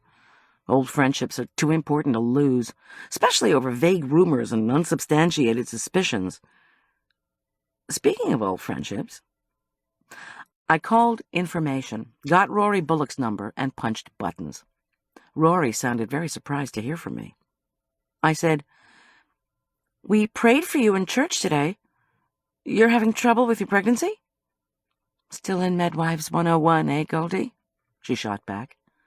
"It's just a little separation of the placenta. I'll be fine." "And they said something had happened to your car." "Borrowed and trashed. This trailer park is the worst place for security in all of Killdeer, and we don't have anything like what's in the rich folks' houses." I murmured my sympathy and offered to bring her some casseroles the next day. Once again, food worked its magic. Rory softened instantly and said she'd love them. After I left the dinners, she added, would I mind driving her to work at the Killdeer warehouse? I'd passed the warehouse, one of the dark, painted service barns owned by the Killdeer Corporation, when I'd been looking for Arthur's condo. No problem, I'd be glad to take her to work. When I got off the phone, I realized I'd forgotten to ask her what precisely had happened to her car. I didn't call her back because at that moment, Tom walked through the door. It was the end of the third quarter. The Broncos were leading 10-0. To my surprise, Tom shuffled heavily into the room and glanced at the score without much interest. "Tom?" He sat on the couch and set 3 sheets of paper on the coffee table. Then he turned and took my hands. "Tom, what is it?" His expression frightened me. Someone broke into Portman's condo the day he died. He'd lived alone since Elva divorced him, so it was definitely his stuff somebody was after. Tom sighed. If anything's missing, we have no way of knowing. We seized all the files that were there, and we've ordered his bank records. We're trying to fit up a series of deposits with his parole recommendations, but so far we haven't figured out if he was up to anything. Do you think he might have been taking bribes, then? Tom nodded. Portman was under investigation. A number of prisoners in Canyon City and at the Furman County Jail have told investigators how he asked them for money. He always did it when the stenographer wasn't there. He always wanted the money to be brought to him personally by a relative or friend. And judging by the stuff in that condo, the guy was loaded, even with his side business of dealing in military collectibles. And the bit he got from being a critic? There's little chance you could live the way he did on $60,000 a year from the parole board. So, he didn't get a big divorce settlement from Elva? Not according to our court records. They didn't have a prenuptial agreement. She sold her gallery and kept the proceeds. She's on record as saying she hoped he'd have to go digging ditches. Plus, he gave up the forensic accounting when he got the parole board job. What about Jack Gilkey? I asked. Did you find any connection between Doug and Jack? Nothing yet. If Gilkey gave Portman money in exchange for an early release, we can't find any record of it.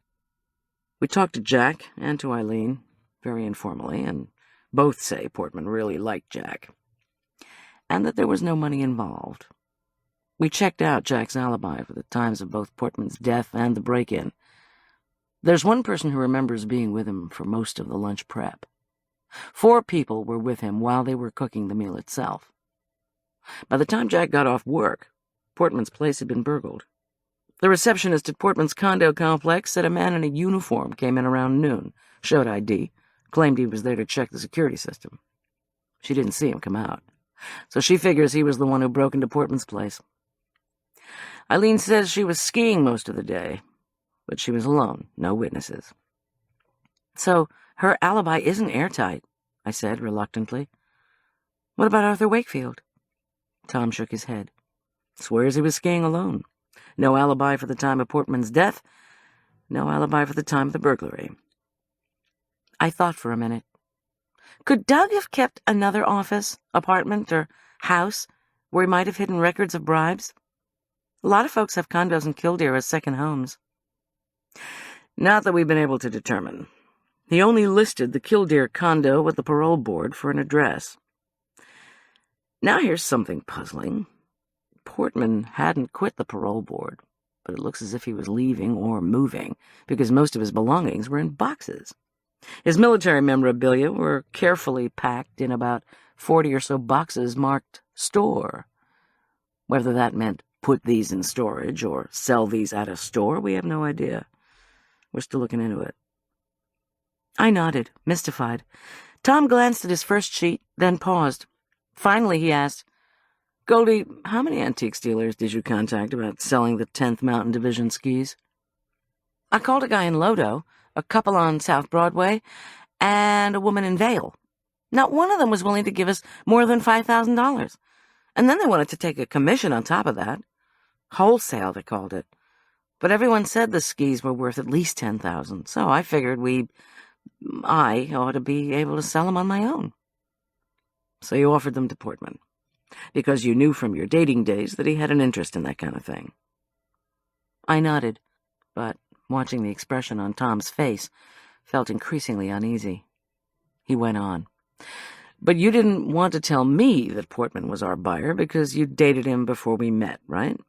And you felt funny about that, contacting an old boyfriend, even though he wasn't a boyfriend. I didn't feel funny. I felt foolish. When Tom said nothing, I mumbled, yes, something along those lines. So you struck a deal with Portman for the skis. He was willing to pay $8,000, which was close to the amount of cash they found on him and scattered on the slopes. Tom, why is that a problem? Tom pressed his lips together and stared at the swirling, silent action on the television. You were selling valuable skis to a parole board member with no intermediary. Meanwhile, your ex-husband is in jail, facing parole in the not-too-distant future. Think about that. You were selling skis to a man who might be in a position to do you a favor down the road, by denying your ex-husband parole. At the time, I didn't even know Doug was on the parole board, I protested. Someone might say you were trying to influence him. I was trying to pay for new drains. He held up his hand. Miss G, your plan to sell the skis to the parole board member included your agreeing to charge him less than the full market value of $10,000 for them. You were doing him the favor of selling him a valuable item for $2,000 under market price. His green eyes, full of pain, studied me solemnly. How do you think that makes you look?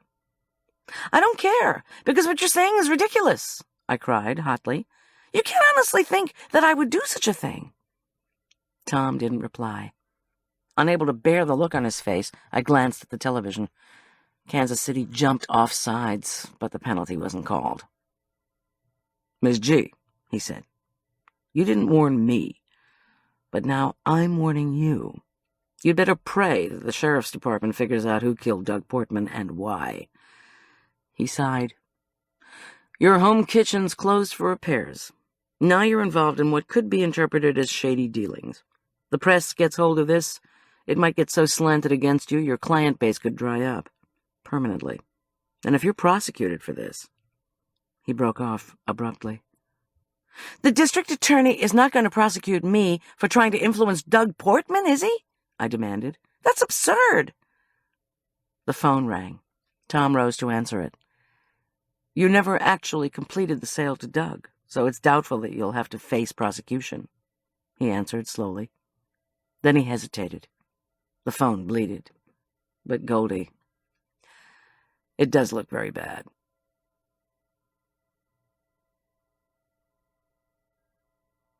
Chapter 14. Tom was sitting at the table, scribbling in his trusty spiral notebook, phone tucked under his ear, when I entered the kitchen. The game was in overtime, the score tied. I didn't care. I was angry my kitchen was closed, furious my van had been destroyed, and remorseful that I hadn't been brave enough to tell Tom who was buying his skis. And why was all this happening? Because years ago, I dated Doug Portman, and then, unabashed, I'd offered to do business with him. I'd figured, he's the perfect buyer for the skis. I'd thought, this money will solve all our problems, and quick. Sure. I looked around the kitchen. Action is better than inaction, or something like that. I carefully moved Arch's still wet, splatter-frosted cookie sheet onto another counter, then stared at my old recipe card box. Tom continued to talk on the telephone. I flipped through the box of stained recipe cards, my old standby before the kitchen computer. What dishes would comfort and nourish Rory Bullock when she came home from the hospital with her newborn? 2 reliable casseroles beckoned from a time before I entered the catering business: lasagna and Swedish meatballs. On one of the walk-in side shelves, I miraculously located fresh oregano, basil, and thyme. Serving meatballs and lasagna could jeopardize my upscale reputation, I reflected, while removing ground beef, ricotta, fontina, whipping cream, eggs, and mozzarella from the walk-in. Rory wouldn't tell on me, would she? Okay, got it. Yeah, sure, send it now. Thanks. Tom hung up. We know what opioid was on the patches. A drug called Duragesic. Oh, brother. Duragesic was a very powerful painkiller, administered through transdermal patches. The potency of the drug diminished over a period of time, at which point a cancer patient or other chronically ill and in pain patient put on another patch. You use or even touch more than one Duragesic patch at a time, you're probably going to die, Tom added grimly. But there wasn't enough on those particular patches to kill anybody. So why would you threaten a law enforcement person, in this case the head of the parole board, with something that wouldn't work? I don't know, he said. Maybe you thought it would work. Maybe you just wanted to scare the guy to death. He slid his finger down the list of names he'd written in his notebook. 11 people I've arrested over the last 4 years have treated their cancer pain with Duragesic. 5 of them were denied parole by Doug Portman. One's in remission in Lamar. One's a roofer in Pueblo. One's in a Colorado Springs hospital on life support. One guy died. The last one, man of 30, was paroled last June by someone else. He'd been denied twice by Portman.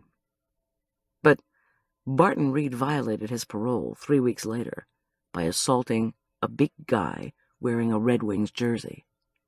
He swore the Detroit fan taunted him, but Reed still went back to jail for another 6 months anyway. Tom shook his head. He's been out for a couple of weeks. I set a pot of water on to boil for the pasta.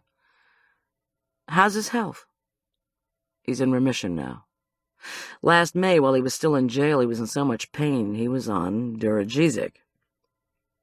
Tom's fax rang. A moment later, the machine spat out a high-quality photocopied photograph. Barton Reed, wide-faced and menacing, a dozen crosses and oval-shaped earrings strung along the edges of each ear, leered off the fax page. The photocopy undeniably captured the likeness of the man I remembered seeing last summer at Aspen Meadow Health Foods, the man I'd dubbed the Earring King. Last June, he'd been putting together an herbal remedy for his illness. When Cinda had talked to me about him on Friday, he'd been putting together something altogether different, a threatening card with death as its message. What had Jack Gilkey said? Reed has revenge in his heart. I poured green gold olive oil into a sauté pan. When the heat made the oil glisten, I tossed in chopped onions and crushed garlic cloves. They sizzled, turning the air mouth-wateringly pungent. So, what was Reed's original offense? Tom cocked one of his bushy eyebrows. Did you know our friend Barton was a hot snowboarder for a lot of years? Don't get me wrong, that wasn't what got him into trouble. He toured the freestyle circuit here and abroad. That takes money for travel, lodging, entry fees, you name it. In winter, he based himself in Killdeer.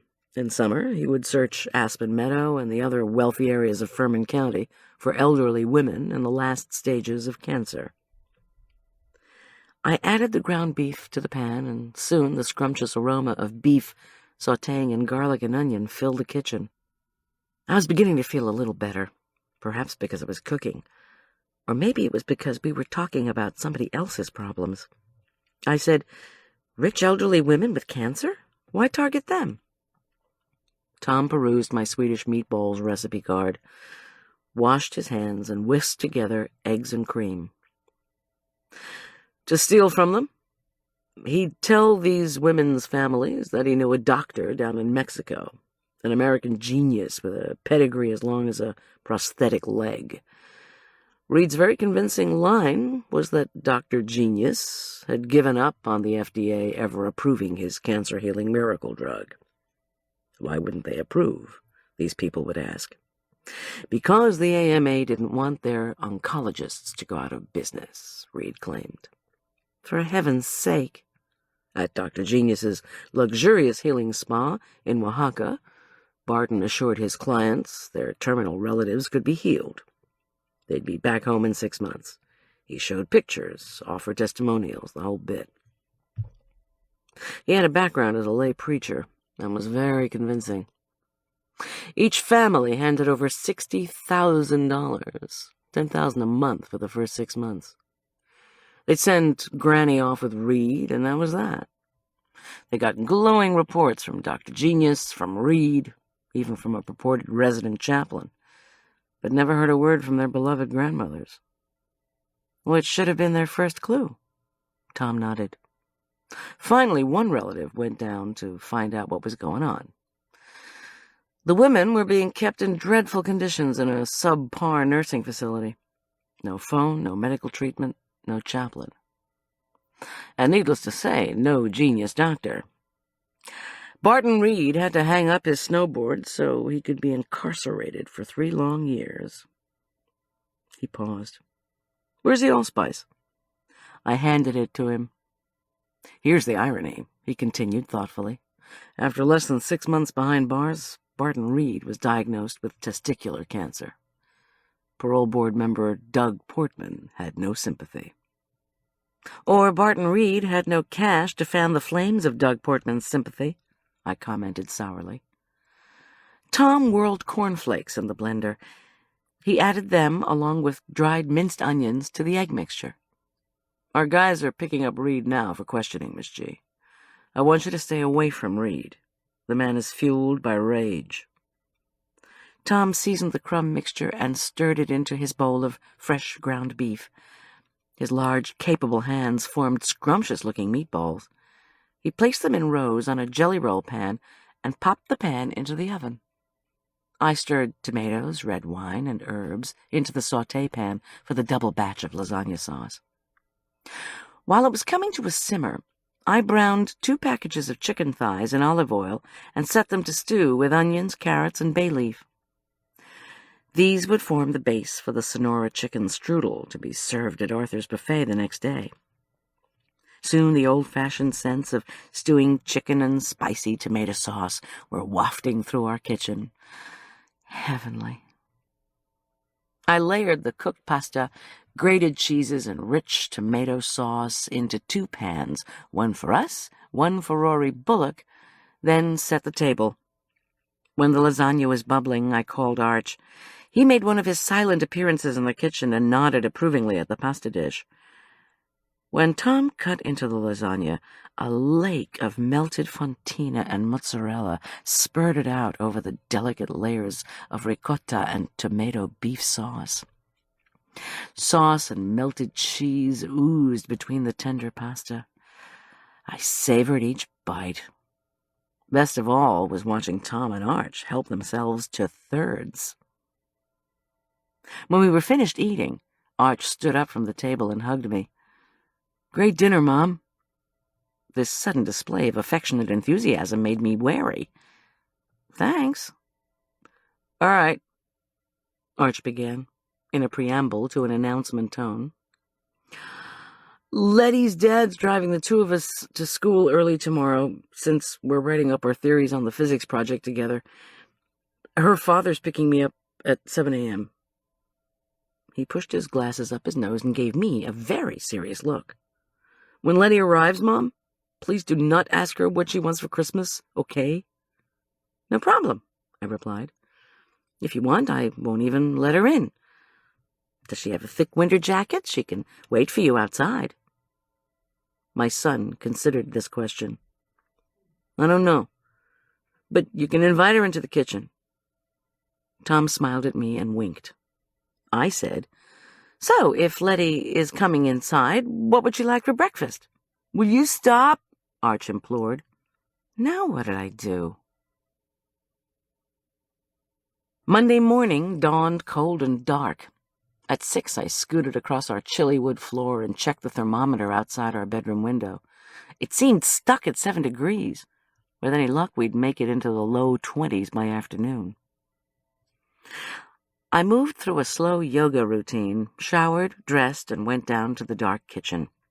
I fed and watered Jake and Scout, then convinced them to go outside and quickly returned from the snow to their own space. Sitting at the oak table, I sipped a much-welcome cup of coffee and made a list of dishes to be prepared and packed up. First, I would make a salad, just in case Arthur wanted one. Then I'd be on my way to his place to prepare the Sonora chicken strudel. Plus the dish I was now dubbing Snowboarder's Pork Tenderloin, Chesapeake Crab Cakes, and Julia Child's Sole Florentine.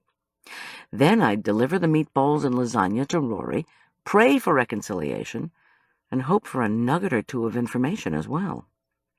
I frowned at my list and wondered if I had any baby blankets, bibs, or other paraphernalia of Arch's still around. Rory Bullock wasn't on the parole board. I could do her a favor without getting into trouble, couldn't I? I was still trying to remember where I'd stowed Arch's baby things while I creamed soft, not rock-hard, butter with brown sugar and mixed in apple cider vinegar, eggs, broken without mishap, and molasses to make the snaps. Oh, yes, the blankets and clothes were in a box in the attic. I mixed flour and spices into the cookie dough, scooped balls of spicy dough onto a cookie sheet, and ran upstairs to find the box marked baby stuff. I raced down with it, placed it in the Range Rover, then rushed back to retrieve the first cookie sheet. The snaps had flattened and crinkled on top. The gingery aroma in the kitchen absolutely demanded another cup of coffee and a taste test of the soft, dark cookies. They were really more of a molasses cookie than a ginger snap, but older clients always had to worry about denture problems, Arthur had informed me, and nothing should be too crunchy. I ate another cookie to confirm the texture was perfect. Whether I called them molasses cookies or ginger snaps, I definitely should have them for breakfast more often. Soon I had packed the stewed chicken along with the other ingredients for the strudel. Next to them, I placed the marinade components and miscellaneous items for the fish and crab dishes. Amazing how much you can accomplish when you're enjoying what you're doing. Promptly at 7, Letty's father pulled up in his black Jeep. Letty, a leggy 14-year-old with blonde French braids, a sweet, lovely face, and perfect teeth, strode up our sidewalk. She wore a white blouse, red plaid kilt, black leather car coat, and ankle-high black boots. The picture of a teenage model, which she was. "Hey, Mrs. Schulz," she said brightly when I opened the front door.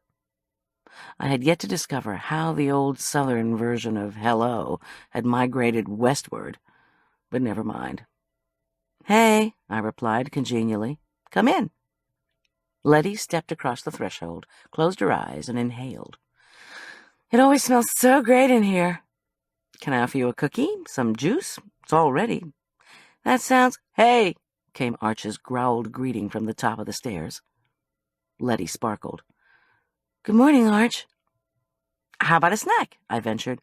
"We need to go, Mom," Arch answered sternly. Today he wore baggy khaki pants, an oversized green sports shirt, and a sleek black vest. He'd combed his dark brown hair back with mousse. It stood in short spikes. If I hugged him a bit carelessly, my cheek would be speared. Not that I would be so thoughtless as to hug him this morning. Rule number 32 when dealing with a teenage son: never touch the coiffure. I hustled back to the kitchen, tucked 2 tiny boxes of apple juice and 4 bagged cookies into Arch's backpack, then handed him the pack in the foyer. I mumbled, "Treats inside." Arch glared and shook his head. "Stop talking, Mom!" Letty waved gracefully as she bounced down the sidewalk. Arch did not look back. I rechecked the foodstuffs going to Arthur's place, kissed Tom twice, and set out. After I crossed the divide, the sky lightened.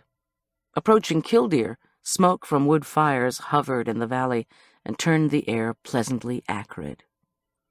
By 9, I was pulling into Elk Ridge Nature Trail parking lot. It was chock full of brightly clad day skiers. They were pulling out their skis and poles, calling to each other as steam issued from their mouths, and jouncing along merrily in their ski boots toward the bus stop. As I wended the rover through the lot to get to the turnoff to Arthur's, I passed the glistening humps of snow that marked the base of the Elk Ridge Trail. I felt a twinge of jealousy for the skiers.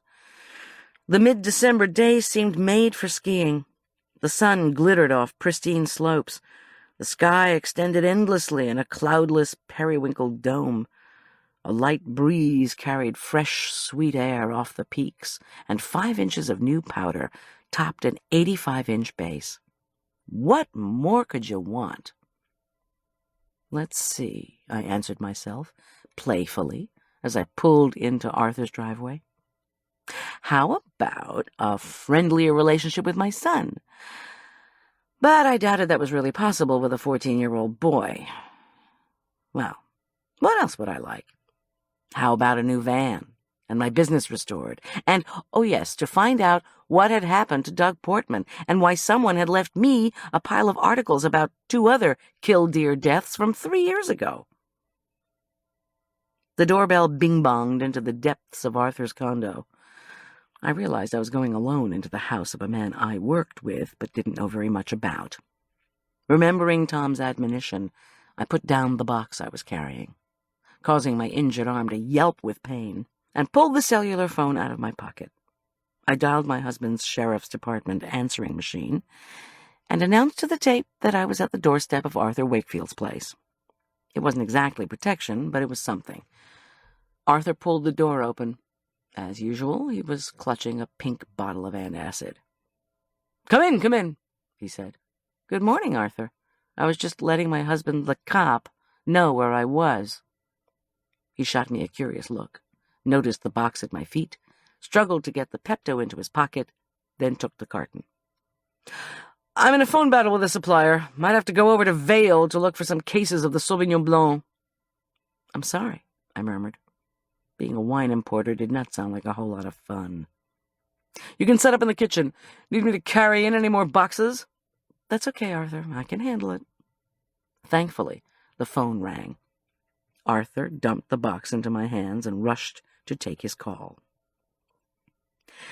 In the barely used but beautiful yellow and white kitchen, it was slow going, finding the utensil drawers, cupboard for baking sheets, and bowl and cutting board cabinets. At least Arthur had made a neat design of the buffet schedule, with meticulous notes beside each entree concerning its placement. Now, I just had to teach him how to finish the dishes themselves. I heard you had some trouble with Boots Faraday, Arthur said grimly as he rushed into the kitchen and slammed the portable phone onto the tile counter. What had Boots Faraday done after we'd met? Spent the rest of the afternoon calling people to complain about me? I delivered your wine and stayed for lunch. Unfortunately, she didn't seem to like me very much. And by the way, you didn't tell me you ran an article that described me as a crime solver, for goodness sake. Sorry, that's showbiz. Hype. Look, I'll talk to Boots. The Bullock thing is extremely sensitive to her. Rory is convinced to this day that Boots was having an affair with Nate. I'm sure they weren't.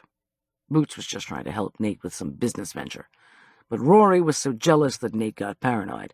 Boots started calling him from payphones and using coded messages, and that just made matters worse. She'll come to her senses, don't worry. I'll get her to apologize. Please forget it, Arthur. I hesitated. What business venture was Boots helping Nate with? Arthur shrugged. Come on, Goldy. It's all I can do to keep the wine business straight. And speaking of business, I was desperate to ask Arthur about his love-hate connection with PBS. But I figured that his TV work, along with his vintages and his complaints to the probate court, was what kept him on antacids. All right, then, I said pleasantly. We got a lot of cooking to do here. Should we start? Please? How about with the salad? I made one of mixed field greens. Didn't dress it, though. Thank you.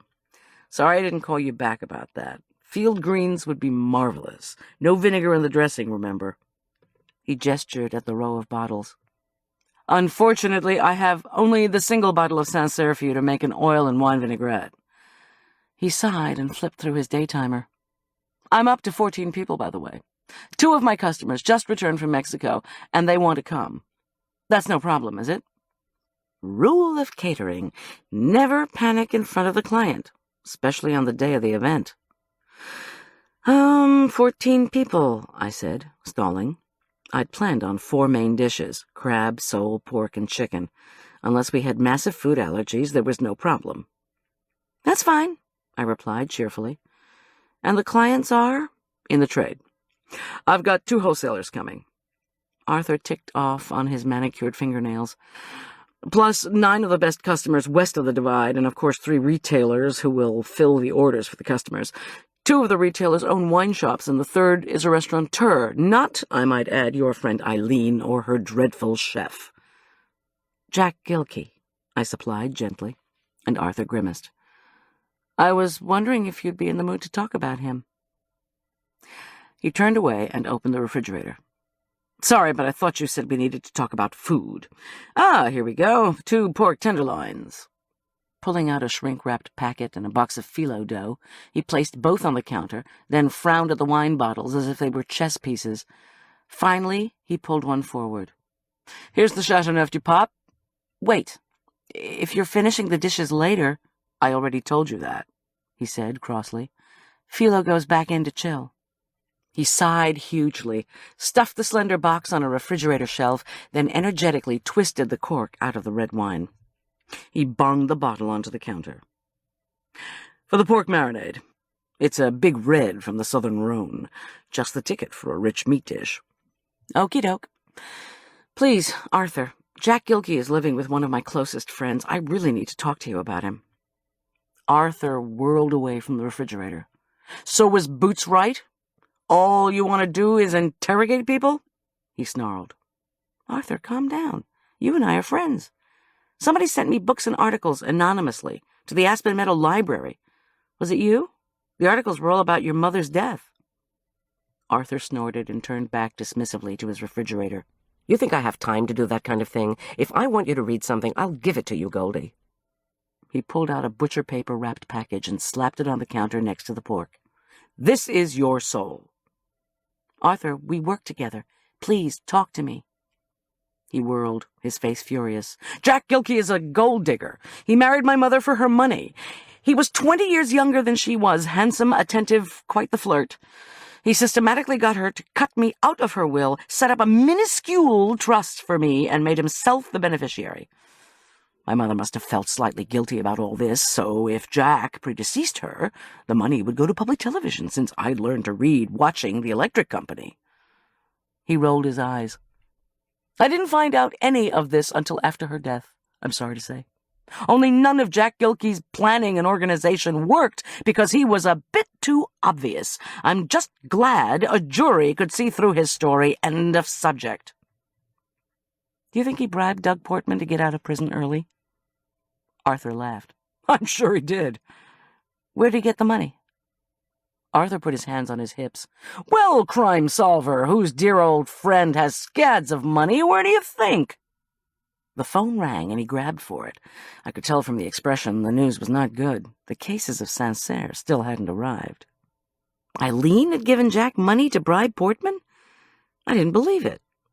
I washed my hands and pulled out the covered container with the stewed chicken. I separated succulent chunks and strands of chicken and studied the French posters on the walls. When Arthur hung up, I said, "Look, Arthur, let's forget about Jack Gilkey for the moment. Doug Portman's death put me in a compromising position. I was about to sell him some valuable skis, at less than their market value. He was a parole board member, and now it looks as if I was trying to buy a favor." "What kind of favor?" "A favor as in, please keep my ex-husband behind bars. All I was trying to do was get a quick sale for the skis, but it still looks very bad." Arthur's dark eyes twinkled. "And you without a wholesale license?" "Don't joke. I didn't send you any articles, Goldy, but Doug Portman was on the take. Guess what Portman said to me?" His tone turned vicious. His black eyes narrowed. "That he'd keep Gilkey behind bars, but it would cost me $20,000 a year. Problem was, my mother's millions were going to Sesame Street, and I couldn't spare an extra $20,000 a year." "The trust fund background was in the articles left for me," I told him. "The article also said that you were challenging the will, claiming Jack had unduly influenced your mother." "He did. He turned my mother against me, discouraged her from seeing me, changed their phone number every week, fired the family lawyer, you name it. He thought he could kill her and inherit, so no one would be the wiser. He just didn't figure he'd get caught. Mother allowed him to swindle her because she wanted that handsome snake oil salesman to love her." I folded sour cream, grated cheddar, and spicy picante sauce into the chicken. "Kill and inherit? Kill is a strong word." Arthur seemed intent upon assembling wine glasses on the tiled counter next to the array of bottles. "I don't use the word lightly. I wish to God the prosecutor could have proved premeditation on Jack's part, but she couldn't. I'll guarantee you this, though.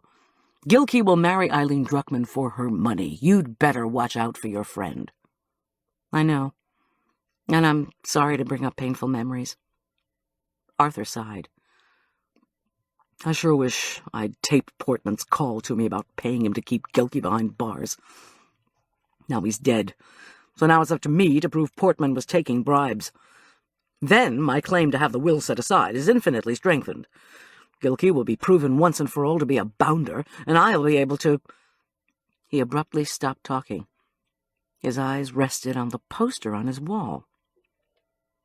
Be able to what? I kept my tone light-hearted as I began to measure out the marinade ingredients. Travel to France? Go live in Tuscany? My fantasy is to eat my way through Italy on a 6-month walking tour. The exercise works off the meals. After a moment, Arthur said softly, "My dream is right there." He gestured toward the travel poster, the lavender-surrounded village with its high church steeple. To go to France? To live there?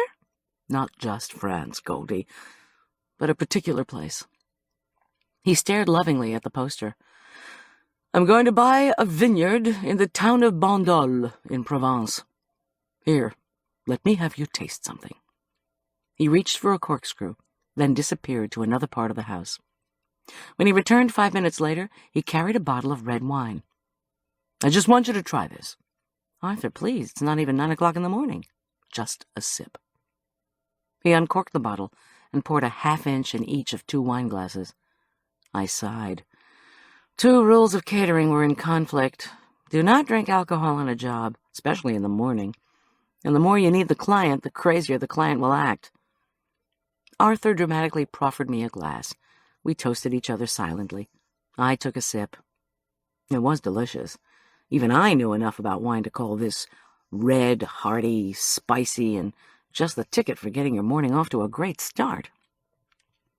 That's my future you're drinking, he told me, very seriously. My wasted future, he added glumly. Why wasted? Arthur cocked his head. What do you taste in the wine? What spices? I'm not good at... I'll tell you what you're tasting. He clattered his glass onto the counter. You smell lavender. You taste rosemary, basil, bay leaf. You taste Bandol. He gestured at the poster. A corner of it, anyway. His voice cracked. Bandol is a lovely Provençal village, where I could have bought an operating vineyard for $2 million. I keep that picture here to remind me what Jack Gilkey stole from me. I could be growing my grapes and relaxing each evening with my view of the sea. But Jack Gilkey ruined that. And your buddy Doug Portman let that killer out of prison. Doug Portman was not my buddy. And the sheriff's department also thinks he was taking bribes, I added mentally. But I didn't know how much of what Arthur was telling me was true, so I kept my mouth shut. Yes, it doesn't matter now, does it? He felt in his pocket for his Pepto and pulled it out. He didn't drink any of it, thank goodness. After staring at it for a moment, he stuffed it back into his other pocket. I had one more question for Arthur. If you're trying to deprive public broadcasting of your mother's fortune, why do you work for them? He sipped his wine. Because a love for public television was something my mother and I shared. Yes, I want the money. But I can't turn my back on something that was dear to my mother and me. You know, her favorite show was Nate's High Country Hallmarks. And they died the same day. I set the wine down, murmured sympathetically, and wondered if I could ask Arthur to fix me one of his perfect espressos. My brain was starting to spin after only 3 sips of wine. Unfortunately, the phone rang again. Arthur refilled his glass as more disastrous news was delivered. The cases of Sancerre, including the one intended for tonight's party, had been left on the loading dock of a warehouse in Glenwood Springs. The only way they could be in Killdeer that night was if Arthur drove over and picked them up. He banged down the phone. I have to go, he said frantically. I'll be done in a couple of hours. I can lock up for you, I assured him. Arthur groaned and patted the Pepto pocket. I do it all the time for absentee clients, Arthur, and I'm bonded. He frowned at the food on the counter. Well, all right. I know how to heat up the pork, but what about the rest of it? I'll write it all out for you. His face relaxed. Thanks, Goldy. His face tightened again. Just do the food. I'll get out the other wines when I come home. Okay, but you'll never be back before 5, and you should chill the whites for... No, thanks, he said abruptly as he opened drawers and scanned the kitchen counters. Don't get me wrong, I am grateful for what you're doing. Looks like my checkbook's in the car. Can I pay you Wednesday? In fact, can I take you to lunch at the bistro? Wednesday is Gilkey's day off. We can talk about the last show. Save Thursday, please. I want you to make that oatmeal you gave me. Maybe a bread. Sounds great. Afterward, we could ski together if you want. I laughed. Sure, but I'm strictly a slow-going blue run skier, and I rarely have wine with lunch. His puzzled look said, "Are you joking?" But he merely mumbled, "See you at the bistro Wednesday at noon," grabbed his keys, checked the locked door in the hallway, glanced at the Dresden shepherdess figurine on his front table, and took off. I studied the 3 sample bottles on the counter. Why did he have a fit when I offered to get out the rest of the wines? As his Escalade roared down the driveway, I began mixing the crab cake ingredients, thinking hard. Arthur probably didn't want me fetching the wines because wine geeks are notoriously secretive about their cellars. I rolled the crab cakes in crumbs and slid them into the refrigerator next to the strudel, then peeked out the front window. The Escalade was nowhere in sight. The door in the hallway was indeed locked. I hesitated. If I snooped around but didn't steal anything, could I lose my bonding? If I snooped around and Arthur came back and caught me, would he break a wine bottle over my head? Would it be full or empty? I won't steal a thing, I promised myself. If he comes back, I'll just say I was looking for the wines. Try to help him out, I'll tell him. What I wouldn't tell him was that his locked door and furtive ways had me convinced he was trying to hide something besides Chardonnay. And that always provokes me to find out if I'm right. First I checked his leather jacket for the key. His lost checkbook was sticking out of one of the pockets. I remembered his visual check of the Dresden shepherdess on the table. I lifted the delicate china piece and found a small brass key beneath it. When I unlocked the door, it opened onto a carpeted staircase. I tiptoed down, holding my breath, and found myself in a long hallway lined with color photographs. This lower level held 2 guest rooms, a bathroom, and another closed door. The wine cellar?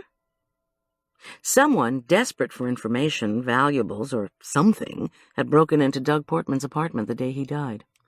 The sheriff's department had discovered no evidence linking Portman to alleged under-the-table payments, although they had yet to search through his sealed boxes of military memorabilia. If an uncategorized piece of art or an antique weapon had been within reach of the burglar, it could have been stolen.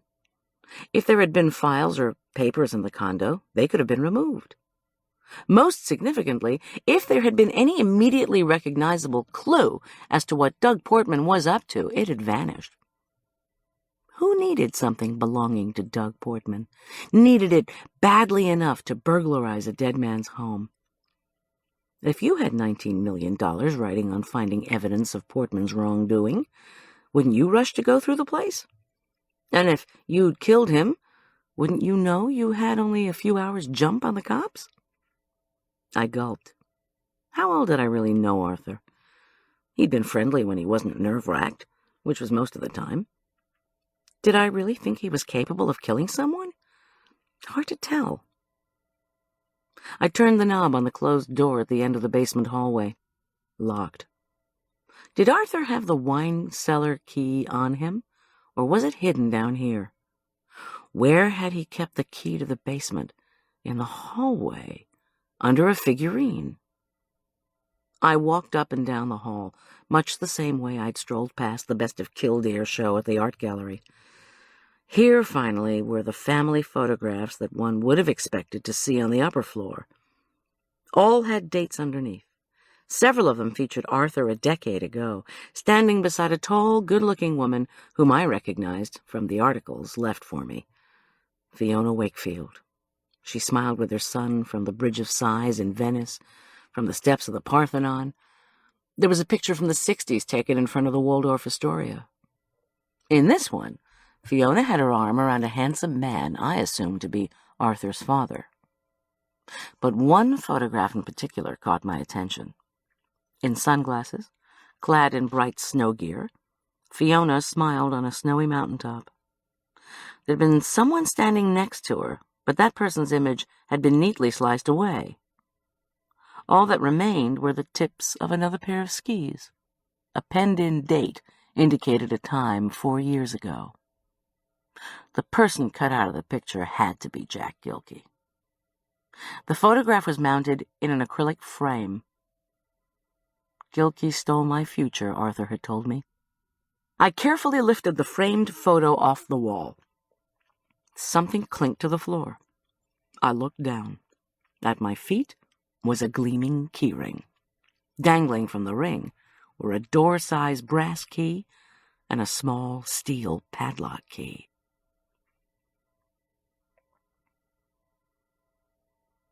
Chapter 15. Now that I had the key, the locked door opened easily. Behind it, a padlocked gate barred entry to the cold, gloomy cellar itself. I undid the padlock and removed it, then creaked the gate open. I groped for a switch. Overhead lights blazed through the gloomy space. The walls were made of Colorado River rock. Stacks of crisscross-style bins held hundreds of wine bottles, each lying on its side. My shoes crunched against the stone-paved floor as I moved cautiously forward. The cellar wasn't a square. It wasn't even symmetrical. It had angled walls and dark corners. I shivered. How much had it cost Arthur to put in this storage bunker? Worse, through these thick walls, how could I even hear him if he came back? I quickly scanned the bins for anything besides wine. Ignoring the cold, I crossed to a near wall where a bin contained 2 file folders. I flipped through the first file. It apparently contained a log of what was stored in the cellar. The second file was stuffed with papers detailing outflow from Arthur's supply, to whom the wine went, when, and how much. I moved on to a set of shelves built into the rock wall.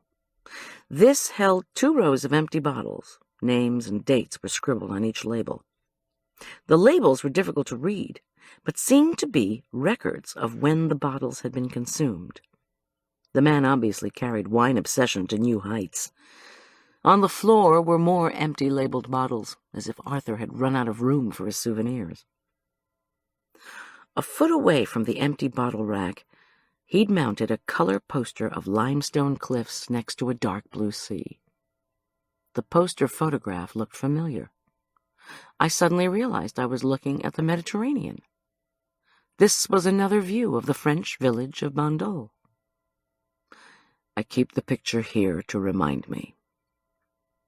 The 4 corners of the poster were affixed to the wall with gummy adhesive. I peeled up the bottom right corner, then the left, and discovered what I'd suspected.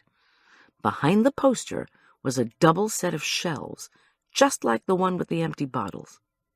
For some reason, Arthur had emptied out these shelves and put the bottles on the floor to make an impromptu and hidden storage area. Why? Disappointingly, only one shelf contained something, 4 letters and a UPS package. I wasn't surprised to see that every single item had been addressed to Doug Portman.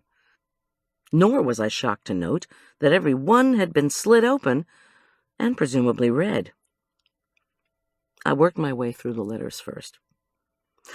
Their postmarks indicated they'd been mailed in the first 2 weeks of December. One was from a potential buyer in Minnesota who wrote to say he was interested in unjacketed bullets from the Civil War. Another was from someone wanting to sell Doug a rifle complete with bayonet. The earliest postmarked letter was from Mexico. It was from one Juanita Martinez and explained in formal English that Senor Portman's guest villa awaited him. Senor would be able to do business in the town Puerto Escondido, Spanish for hidden port. I knew that much. I also knew Puerto Escondido was not a high-profile American tourist destination. Finally, there was the UPS package, stamped with the return address of Copper Mountain Worldwide Travel. Inside was a ticket and a note.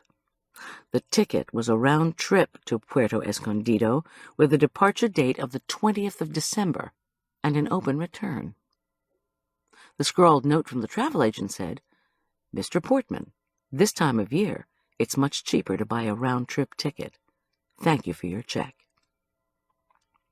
Heart-pounding, I stuffed the ticket and note back in the UPS packet, then folded the letters and tucked them back in their envelopes. I placed the pile on the stone shelves exactly as I'd found them, and reattached the poster to the rock wall. Then I fled the dreary cellar, turning off the lights and relocking as I went. Safely back in the kitchen, I poached the sole, braised the spinach, and made the easy sauce for the sole Florentine. I whisked together a wine-only vinaigrette. Then I wrote out all the directions for Arthur. He had to be very careful to brush each delicate sheet of phyllo dough with melted butter, I admonished, and stacked the buttery sheets on top of the chicken to make a puffed, crispy strudel topping. I wrote out directions for reheating the crab cakes and sole and tossing the salad.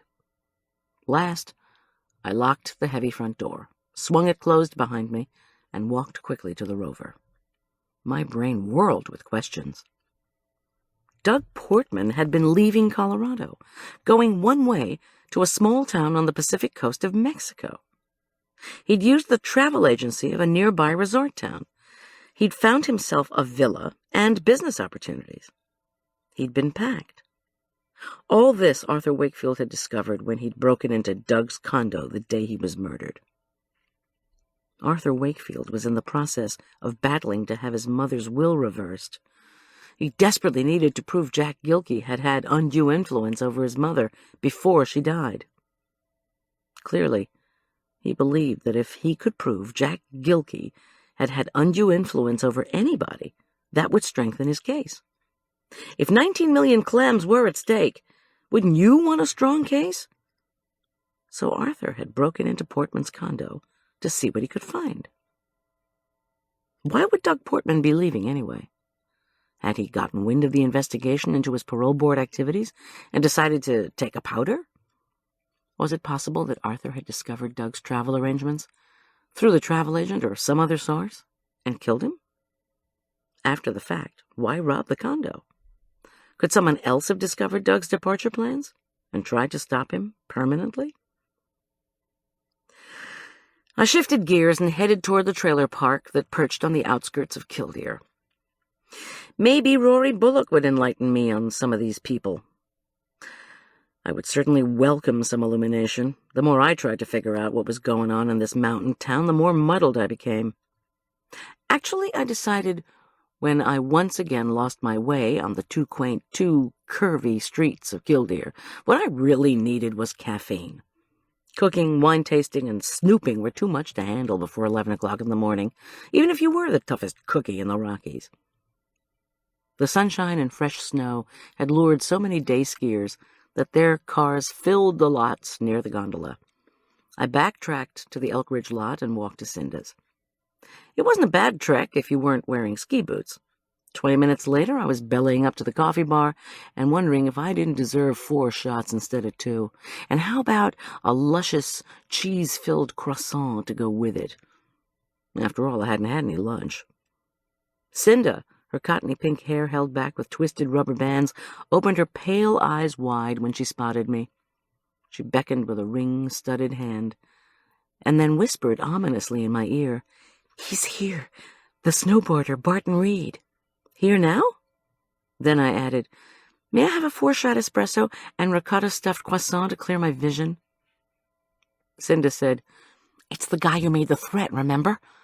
My other waiter, Ryan, and I have just been talking about it. Barton Reed used to be big in the snowboard circuit, and he drove us all nuts with his temper. Then he went to jail on a fraud charge.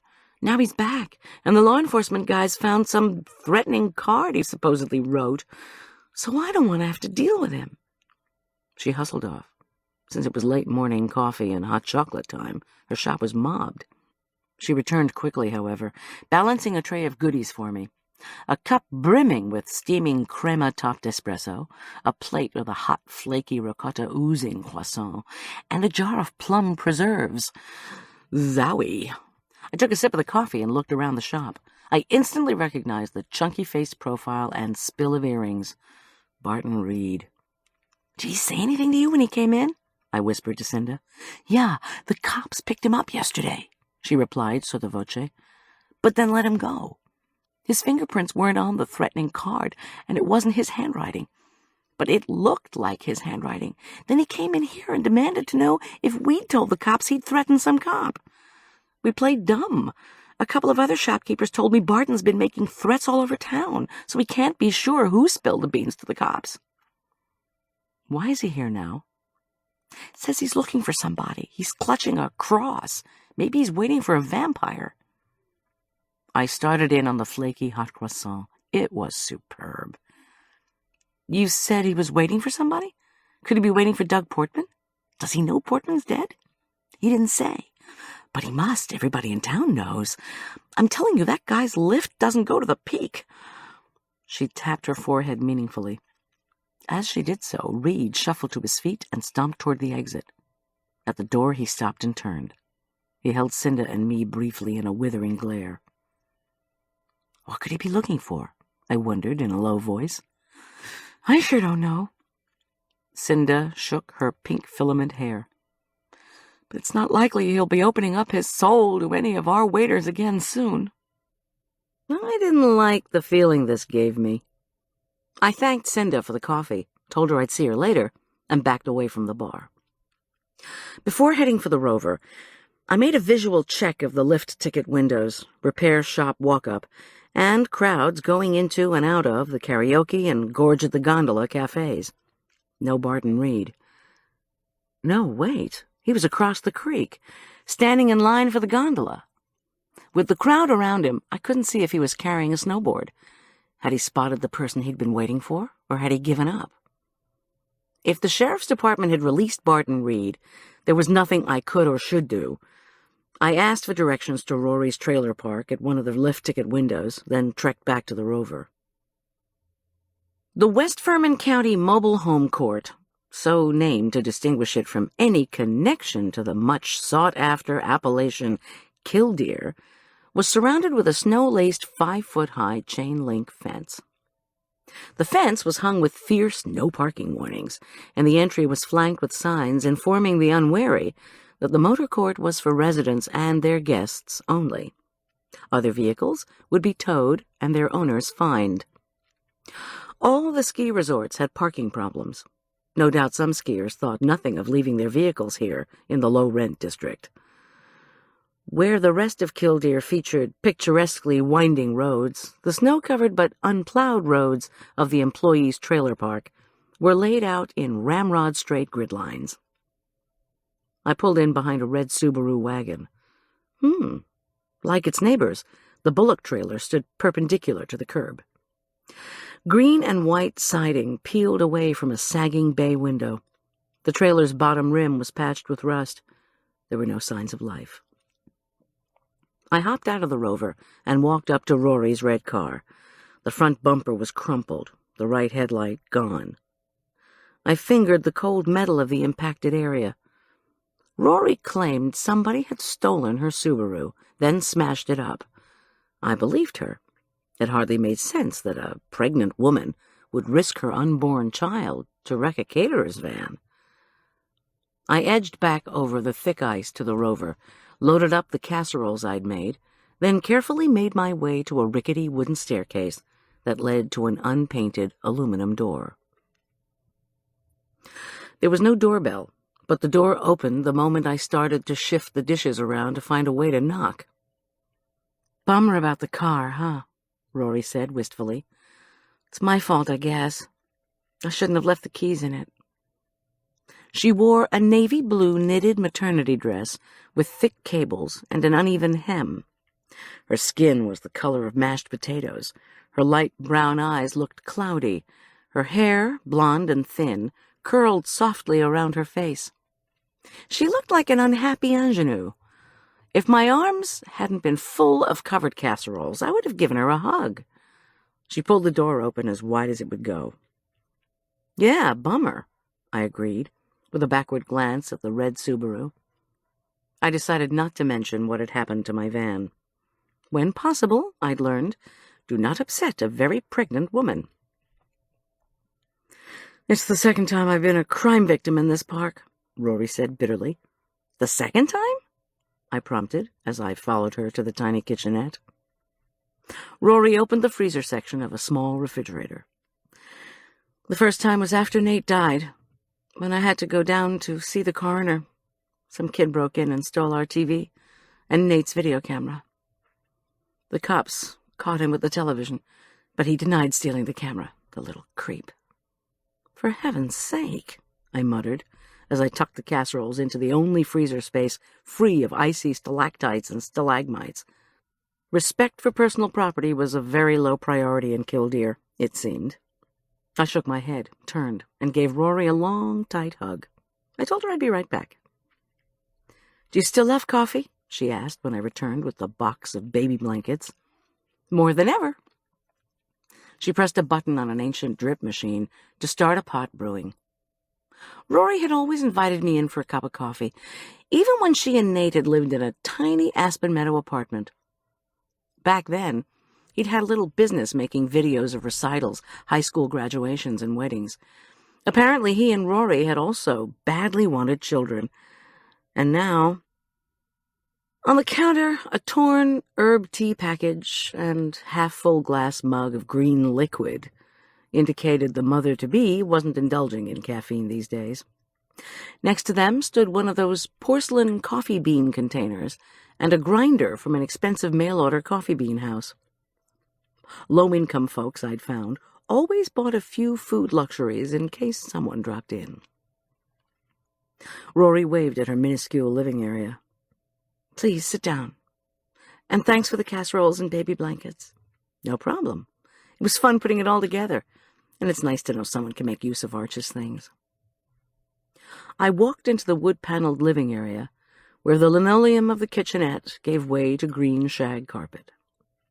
This space featured a miniature sagging green and gold brocade couch, 2 stained gold chairs, and a fruitwood veneer coffee table with a small pile of cardboard coasters featuring beer logos. The furnishings were all from that 70s-era style known as Mediterranean. It must have been in that decade, I reflected, as I sat on the couch, that this trailer had been built and sold as a furnished home. If Killdeer could spend millions expanding onto adjacent slopes, why couldn't they subsidize low-income housing for their workers? "Here you go." Rory set a large mug of steaming coffee on one of the cardboard coasters. She winced. "Don't look at the rug. My boss back at Aspen Meadow Carpets would have a fit." "I won't tell," I vowed, "if you promise not to squeal to my food snob clients that I brought you meatballs." She laughed and sipped her tea. I drank some of the coffee and pronounced it delicious. Rory smoothed the blue dress over her huge belly, then said, "Thank you for being so nice, Goldy. I don't deserve it, after how bitchy I was to you." Her light brown eyes held mine. Flecked with gold, puffy from lack of sleep, they were weary and apologetic. And sad. "Don't worry about it. I can handle bitchy. Remember when the president of the Episcopal Church women objected to our class doing Ezekiel in the Valley of Dry Bones in the Narthex? Now that was bitchy." She smiled thinly and shifted with obvious discomfort in her chair. "We had fun with that class, didn't we?" When I nodded, she pulled a miniature bottle of lotion from a pocket, squirted some onto her right palm, and rubbed her hands with a nervous wringing motion. "We did Ezekiel after we did Joshua and the walls of Jericho," she mused. "We were a pretty rambunctious group." She took a deep breath. "I still stay in touch with St. Luke's through the prayer chain. That was a great community. In Killdeer, there's nothing like it. You've got the very rich, and then you've got their servants, who live in trailers at the edge of town. Guess what category I fall into?" She laughed humorlessly. "If you don't like it," I blurted out, "why do you stay?" "We used to love to ski." Rory's voice was unexpectedly defiant. What had she said at the fundraiser? She was just puzzled. Her mood swings were bewildering. Or maybe not.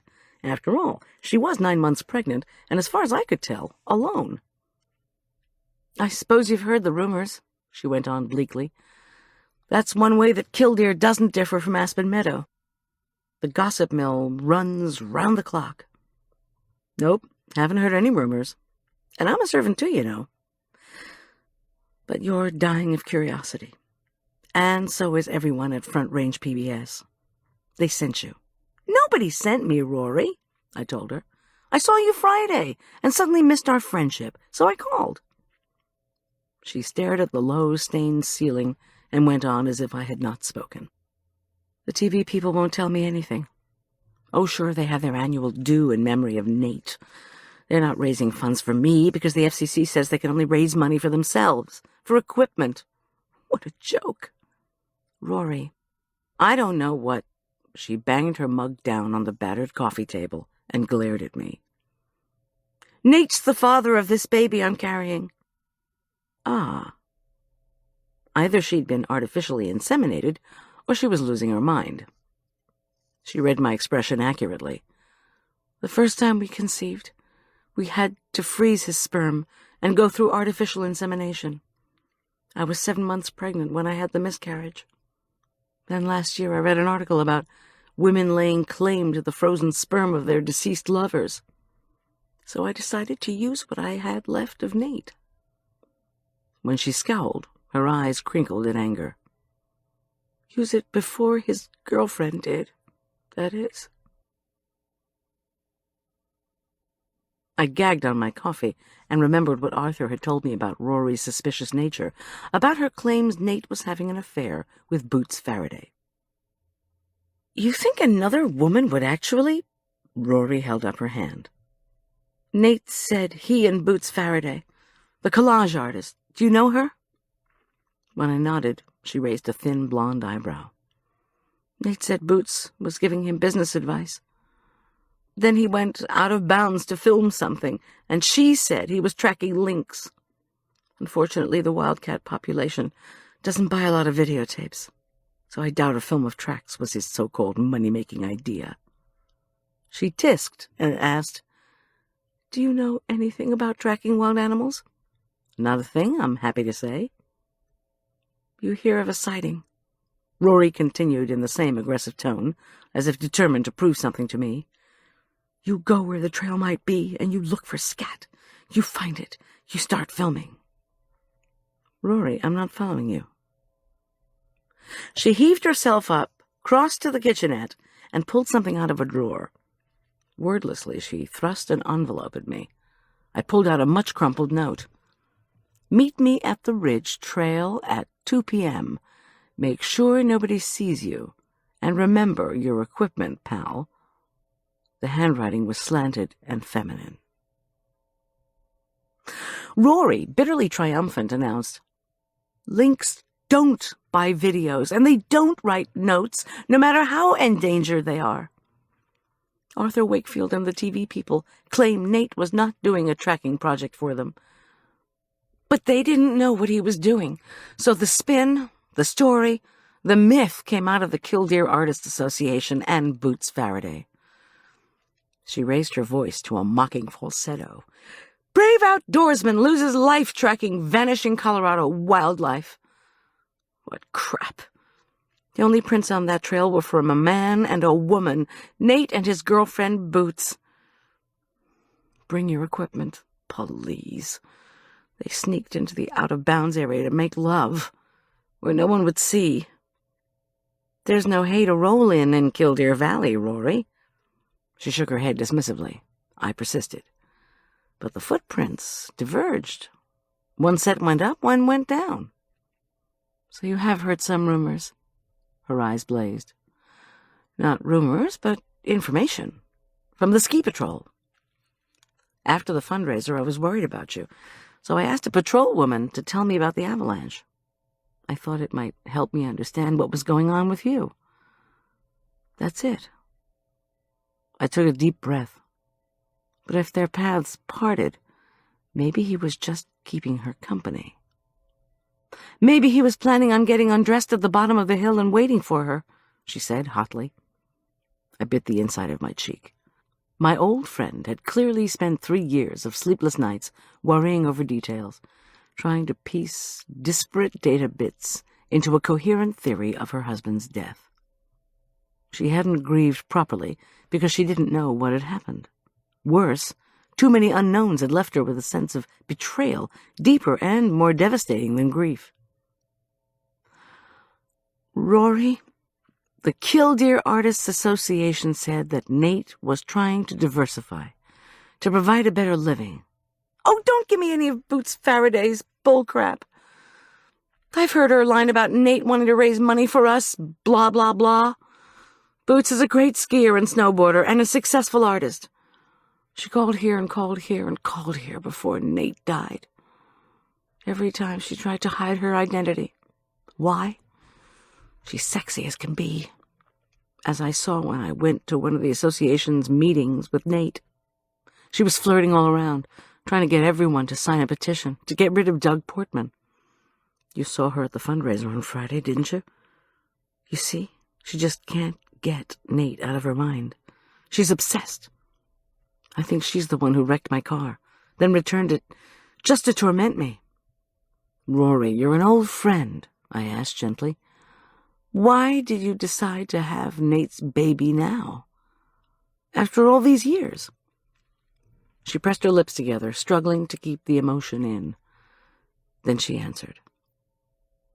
I lost one baby when he died, and miss Nate terribly, even with all the unanswered questions. The baby is for me, for us. I've decided to have the baby now for what Nate and I could have been. Before I could reply, she pulled back her sleeve to check her watch. I need to go. Can you still take me to work at the warehouse? I'm doing a double shift today. A coworker can bring me home later. Before I could ask whether doing a double shift was a good idea, she excused herself to freshen up. I sighed quietly, picked up our mugs and fit them into the trailer's small packed dishwasher. When Rory returned wearing snow boots, a jacket, and a hat, we took off for the Killdeer warehouse. The enormous supply area was only a quarter-mile beyond the turnoff of the path to Elk Ridge and Elk Valley. I didn't want Rory to see the signs to the place where her husband died. To distract her, I asked her to tell me about her work. It's not very exciting, she said with a laugh. I just tracked the inventory for the supplies going up the mountain. We pulled into the parking areas of several mammoth brown-painted warehouses. 2 heavily clad workmen were unloading boxes from a truck bearing the logo of a Denver wholesale food supplier. Numerous signs warned not to park and not to enter, not to do anything but go away. That's the central storage area for produce, meats, and canned goods, Rory said as she pointed beyond a row of snowcats. The tracks for the canisters start there and go straight to the bistro. It's pretty efficient, really. Well, gotta go. She hesitated before opening the car door. Goldy, I'm sorry to burden you with all my troubles. Rory, I tried one final time. It's possible that even if Nate did go up the ridge with a snowboarder, it was completely innocent.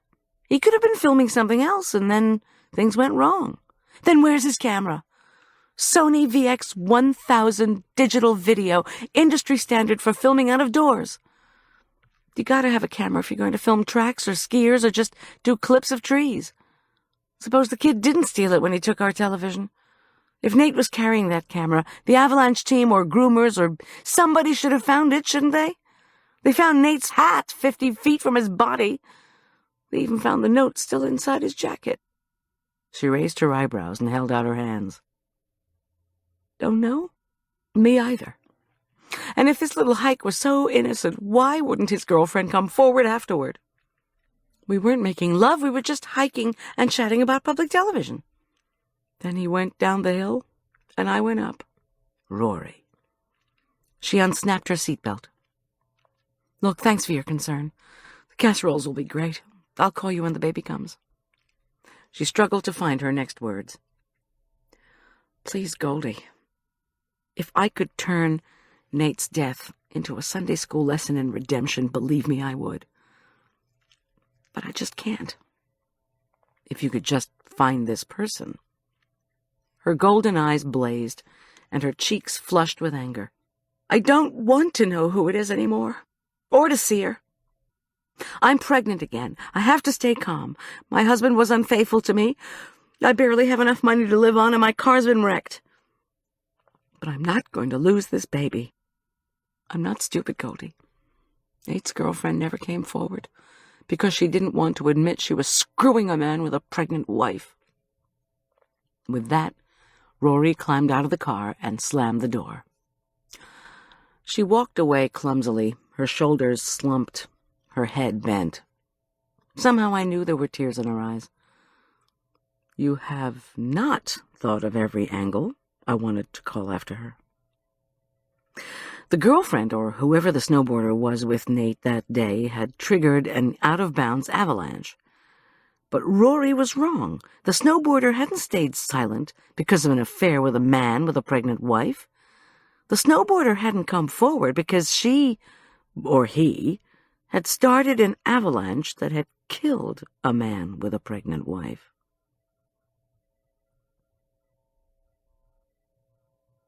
Chapter 16. I drove out of Killdeer, feeling as low as I had since the health inspector closed my kitchen. Poor Rory. I was personally acquainted with the bitterness that welled up after betrayal. Yes, indeedy, I reflected as I moved into an unplowed lane on the interstate. A husband's cheating could poison your whole outlook. Not only that, but I also had first-hand experience in the no-income, no-vehicle department. But I was lucky. Now I had a husband with an income and a friend who'd loaned me a car. Rory was vastly, vastly unlucky. Had someone stolen her car and deliberately wrecked it? Why would someone do that? Had it been her Subaru that had hit the van behind mine? Or would that be too much of a coincidence?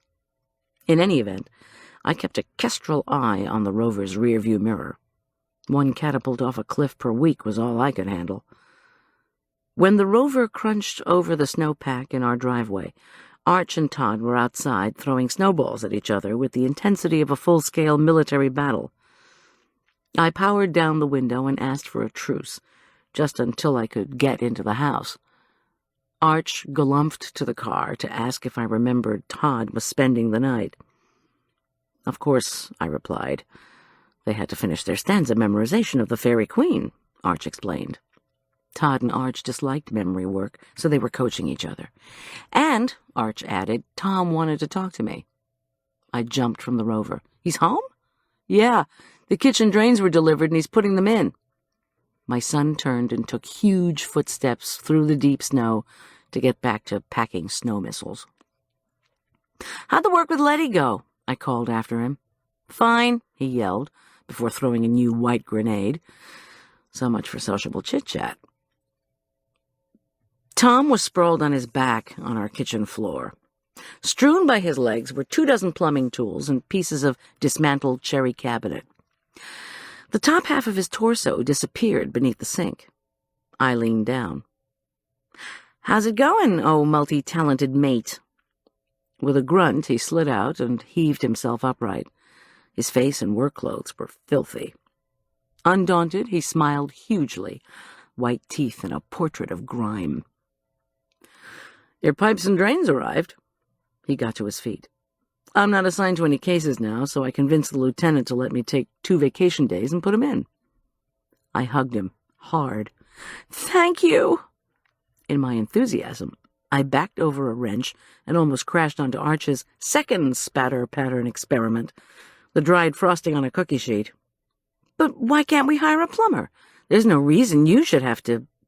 Tom winked, set me upright, then lowered himself again to the floor. Don't trust me, eh? He slid back under the sink. His muffled voice said, I'm doing it because I want to know exactly what kind of plumbing we have. I'll be done in a few hours. Tell me what your heart desires for dinner. Anything. Ah, Miss G, I am very much in the mood for a curry. I bought some fat raw shrimp, peeled and deveined, in the hope that you would make just such an offer. But you're going to have to do the sink work in the bathroom. Want me to come out and help? Of course not. Shrimp curry it is. But listen, I've got something to tell you. I want to hear it, but there's something I forgot. His hollow voice boomed. You need to call your buddy, the wine guy, before 6. Uh-oh. Had Arthur discovered the raid on his cellar? And what would my husband, the cop, think of my subterranean foray? Actually, Tom, Arthur Wakefield is who I need to talk to you about. Call him first, okay? I promised you would. It was 5:30. A long chat with Arthur would make preparing a curry dinner impossible. I washed my hands in the ground floor bathroom, then rinsed the shrimp and half a pound of fresh plump mushrooms. After drying, trimming, and chopping the mushrooms, I minced shallots, onions, and garlic, swirled oil in a wide sauté pan, and tossed in all the ingredients. They sizzled and filled the room with a yummy scent. Once they were tender, I measured in curry powder and flour, stirred the pungent mixture for a couple of minutes, then removed it from the heat, crushed dried thyme over it, and poured in homemade chicken stock, cream, and dry white French vermouth. I suppressed a smile. Only a true wine geek would insist on pouring $50 a bottle Grand Cru Chablis into curried shellfish. Still, by the time I added the shrimp, this thick, flavorful dish would be a suitable reward for Tom's hard work. He again reminded me to call Arthur. I promised him I would as soon as I started the raisin rice. In another skillet, I sprinkled rice into sputtering melted butter, stirred until the kernels were toasted golden brown, and dropped in a handful of moist raisins. Then I poured in more homemade chicken stock, lowered the heat, and gently placed a lid on top. Sure smells fantastic up there, was Tom's sub-sink comment. Thanks. I punched in Arthur's number, tucked the phone under my ear, and gathered my dishes to rinse in the bathroom. He answered on the first ring. My guests are due in 10 minutes, he said hurriedly. I have my wines ready. Your wonderful food is heating. Thank you for everything, he gushed. No problem, Arthur. Compared to his attitude that afternoon, he sounded suspiciously mellow. I feel awful for not paying you. We're still on for lunch Wednesday? I felt a frisson of unease. You bet. Wednesday will be 3 years since Mother's funeral, he interrupted dolefully. I want to show you the spot, he said quickly, then hung up. Show me what spot on the anniversary of his mother's funeral? The spot where she was buried? The place where she died? Now there was a cheerful incentive to join the man for lunch. Tom, I called downward, may I talk to you about this Killdeer mess?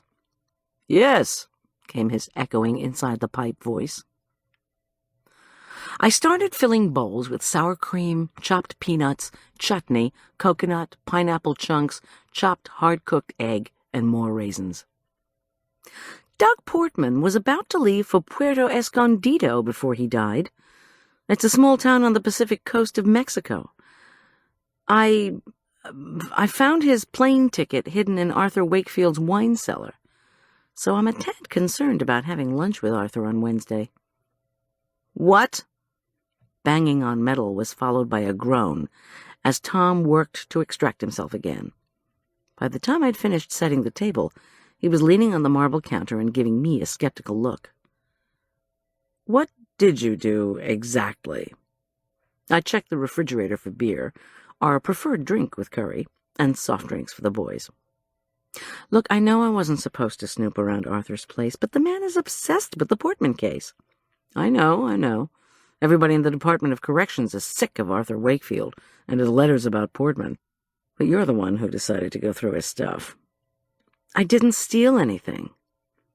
Tom grunted, and I went on. Look, he's got $19 million at stake. My best guess is, when you're trying to get a will set aside because you think someone exerted undue influence over your rich mother, you try to make that influential someone look bad. Very bad. In this case, that person is Jack Gilkey, who was granted parole by Doug Portman. So you also want to find out everything negative you can about Doug Portman. If Arthur can prove Portman took a bribe to grant Gilkey parole, he'd be in better shape to have his mother's second will overturned. Of course, he'd steal Portman's mail if he thought it might help him find out exactly what Doug was up to. If you want to get a warrant, I added hastily, the ticket issuers were Copper Mountain Worldwide Travel. Oh, Miss G, why do you do this to me? Tickets don't prove anything by themselves. You want to lose your bonding. Did you think about that? But he was reaching for the phone. I didn't take the ticket, I repeated stubbornly. Tom did not reply. He was using his answering machine voice to ask Marla if she could meet me at 11 o'clock on Wednesday at Killdeer to ski for a couple of hours and have lunch. He'd phone again later to confirm. What are you doing? I demanded of him. Marla hates skiing. Tom hung up and regarded me intensely. Yeah, but she's a good skier. I've seen her. I want her there. Why? Because I don't want Arthur Wakefield to make any unexpected moves on a caterer who's broken into his wine cellar and riffled his papers. You better pray he didn't discover what you did, Tom commented as he moved off to clean himself up. Arthur will never know if you don't tell him, I shot back. Discouraged, I scraped the moist, tender raisin rice onto a heated platter and covered it. Then I stirred the shrimp into the curry and called Todd, Arch, and Tom, who emerged, showered, dressed, and smelling as sweet as ever. He seemed to have forgiven me for my morning's escapade at Arthur's. Or if he hadn't, he was letting it go for now. Everyone busied themselves with the condiments. I sprinkled peanuts onto my chutney-topped bowl of curry and took a bite. The crunch of nuts, combined with the succulent shrimp robed in its spicy hot, luscious sauce, was out of this world. Tom winked at me in thanks. Somewhat dramatically, Arch announced that he and Todd would like to recite their Spencer to us tonight. They were, he informed us, splitting a stanza. I looked at Tom and he grinned. They'd begin right after dinner, Arch concluded. They'd have their backs to us, though, as they couldn't yet handle an audience's faces. When we finished, Tom scraped the dishes and insisted on washing them in the bathroom. Pretending to be flipping through a cookbook, I took surreptitious delight in watching Todd and Arch huddle over Spencer's complete works. Todd had stuck by Arch during the worst of my trials with the jerk. In return, Arch had invited Todd to sleep over numerous nights after Eileen kicked her husband out. Todd, shorter than Arch but heavier, still had endearingly cherubic cheeks that were now deeply flushed at the prospect of performing. His unevenly shorn black hair had nothing to do with style and everything to do with his subconscious habit, developed after his father's troubles were exposed, of tugging out his shiny curls. But he'd stopped pulling his hair out, Arch had assured me. I stared down at the cookbook, then peeked back up. Even though the two boys had gone from bikes to fantasy role-playing games to snowboarding, they were still best friends, and I was glad of it. Friendship was a great blessing. We all needed to remember that. With a pang, I thought of Rory. Tom returned. The dishes were soaking in the tub. Arch announced that they were ready to begin.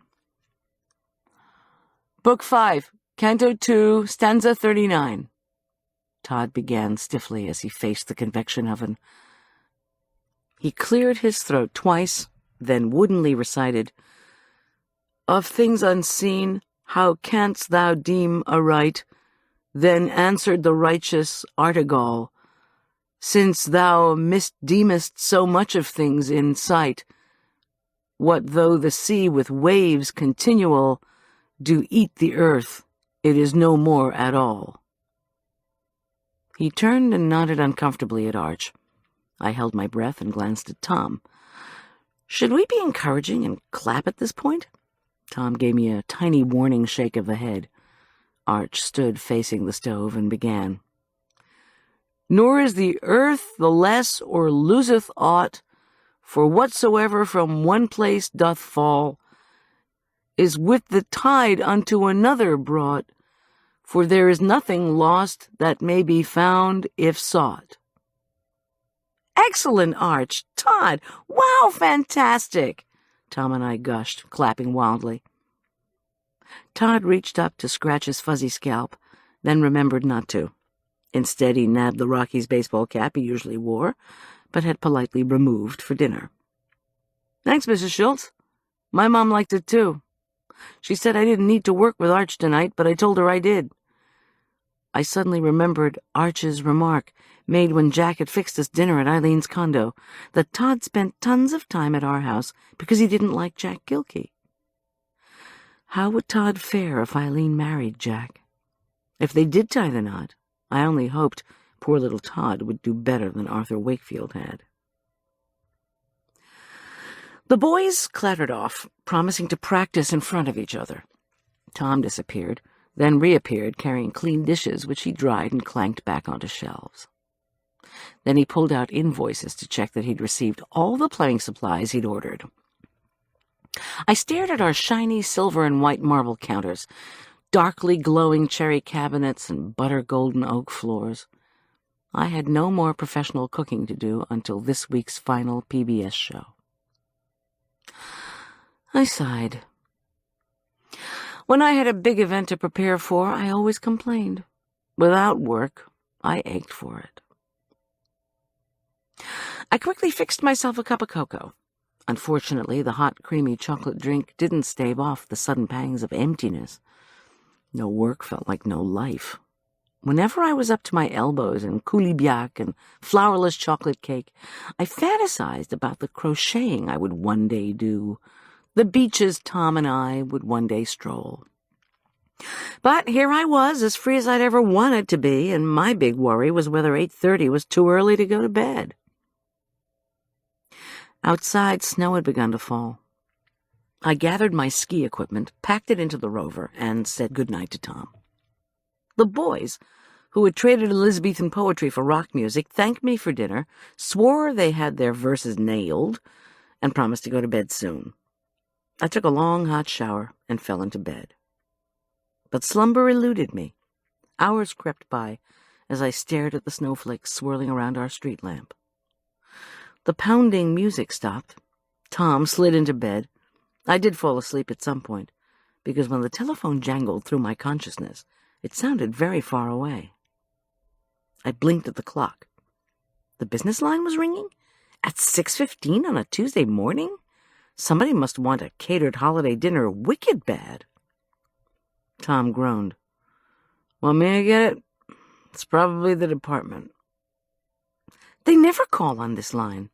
I fumbled for the receiver and mumbled my business greeting. Goldy Schulz of Goldilocks Catering. This is Reggie Dawson of the Furman County Register. The voice was high and brittle, almost a falsetto. Reggie Dawson? I was not a regular reader of the Register, so the name rang no bells. The paper paid poorly, and staff turnover was high, I knew. Every now and then, I did an extremely low-budget going-away party for one of the reporters who'd been let go. You have regular business hours, Mr. Dawson? I hissed. Could you call me back? I'm not catering any business coffees or lunches at the moment. The way I heard it, Mrs. Schulz, you might be out of the catering business entirely. Now he had my attention. I wished desperately we had caller ID on our phones. What are you saying? 4 days ago, Douglas Portman died while skiing at Killdeer. You discovered his body, and you had prior ties to Portman. So? We've received information that you were renewing a romantic relationship with Portman. Can you confirm or deny this? Well, I'd watched a press conference or two in my day. Deny, I said fiercely. Were you rendezvousing with Portman because you wanted him to do something for you? Like what? My mind was reeling, and I was shivering in the early morning cold. Could there be an easy way to end this conversation? Was it better to talk to an obnoxious journalist or cut him off?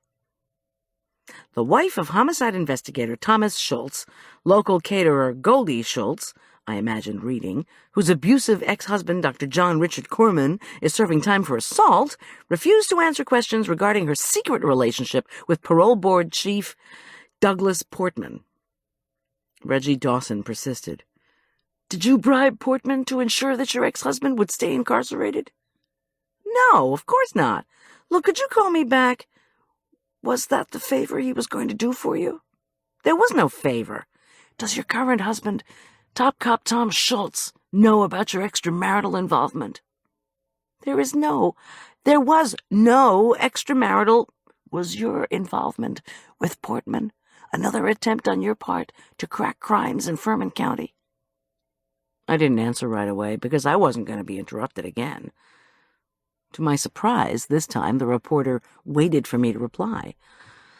Finally, into the lengthening silence, I said firmly, I was skiing with Doug Portman, period. So now you're trying to cover up your relationship with Doug Portman? My mind flitted to the undervaluation of the skis. There is absolutely nothing to cover up. Were you doing some kind of deal with Portman so you could bail out your failing business? Now listen here, Mr. Dawson. There is no failing business. I have a TV job in Killdeer. Mrs. Schultz, given what you've experienced in Killdeer, don't you think it's dangerous to be snooping around while your son snowboards alone? Icy fear washed through me. My mouth opened. No sound came out. Wording of state laws covering implied threats and explicit threats swam up from my unconsciousness. I said, Listen, you... But the line went dead. Now sleep was officially impossible. Fingers shaking, I flipped through the phone book. No Reggie or R. Dawson or Dawson spelled D-A-U-S-S-O-N or anything close to it in the entire Denver metropolitan area, including all of Furman County. Tom brought me a pen and a clean pad of paper. He urged me to write down every word of the conversation. While I did this, he called the department to see if they could expedite ID on the call. They promised to try. Tom fixed me coffee, then started frying bacon for the boys. A lump had formed in my throat. I couldn't even swallow coffee. Once the boys were digging into bacon and toast, Tom clasped my hands in his. Miss G, do you want the boys to stay home while I finish the plumbing? The boys squealed in protest. There was nothing to do at home, and today they were supposed to get their classroom ready for the Christmas party. I said if Tom felt they would be safe, they should go to school. Tom called the department again and was assured a deputy could be sent to the school to protect some kids who'd been threatened. In response to the proliferation of high school shootings, Elk Park Prep parents had insisted on the erection of a new security gate attached to the electrified fence and the round-the-clock presence of an armed guard in the school. Tom would also alert the guard to the possibility of danger and instruct him to call the sheriff's department at the first sign of suspicious activity. Okay? Yes, thanks. Even to my ears, my voice sounded full of doubt. Just before 8, Tom and the boys took off through a drapery of snowflakes. As soon as they pulled out, I called the food editor of the Furman County Register. There was no Reggie Dawson working there.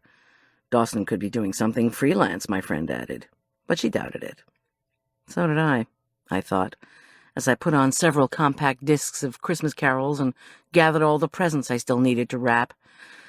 Still, it was hard to stop thinking about the events in Killdeer. Who was my early morning caller? Why was he asking questions about my relationship with Doug Portman? Had he truly been threatening Arch? Or had I just misunderstood? I unfurled foil paper and shiny ribbon and began snipping, folding, and tying.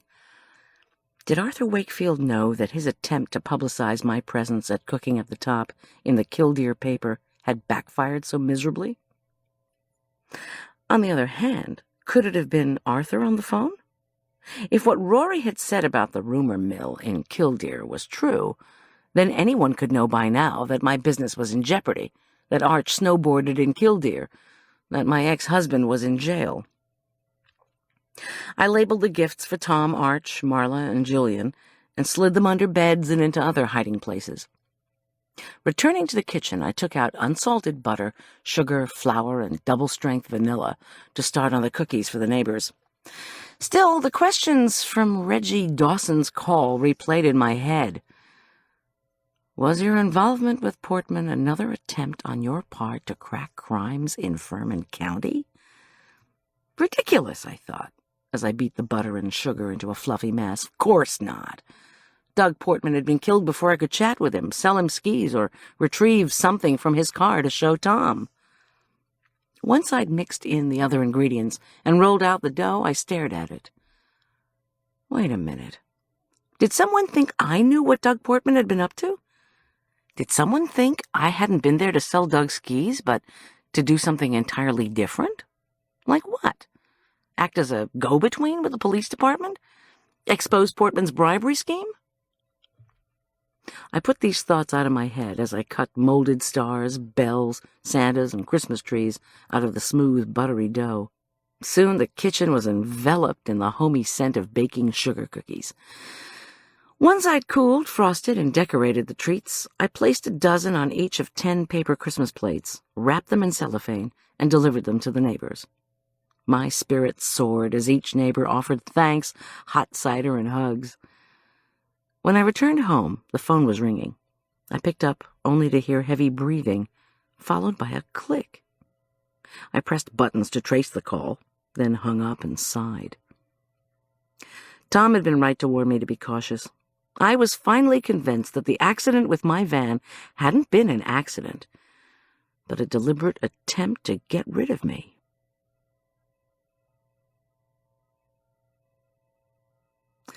Chapter 17.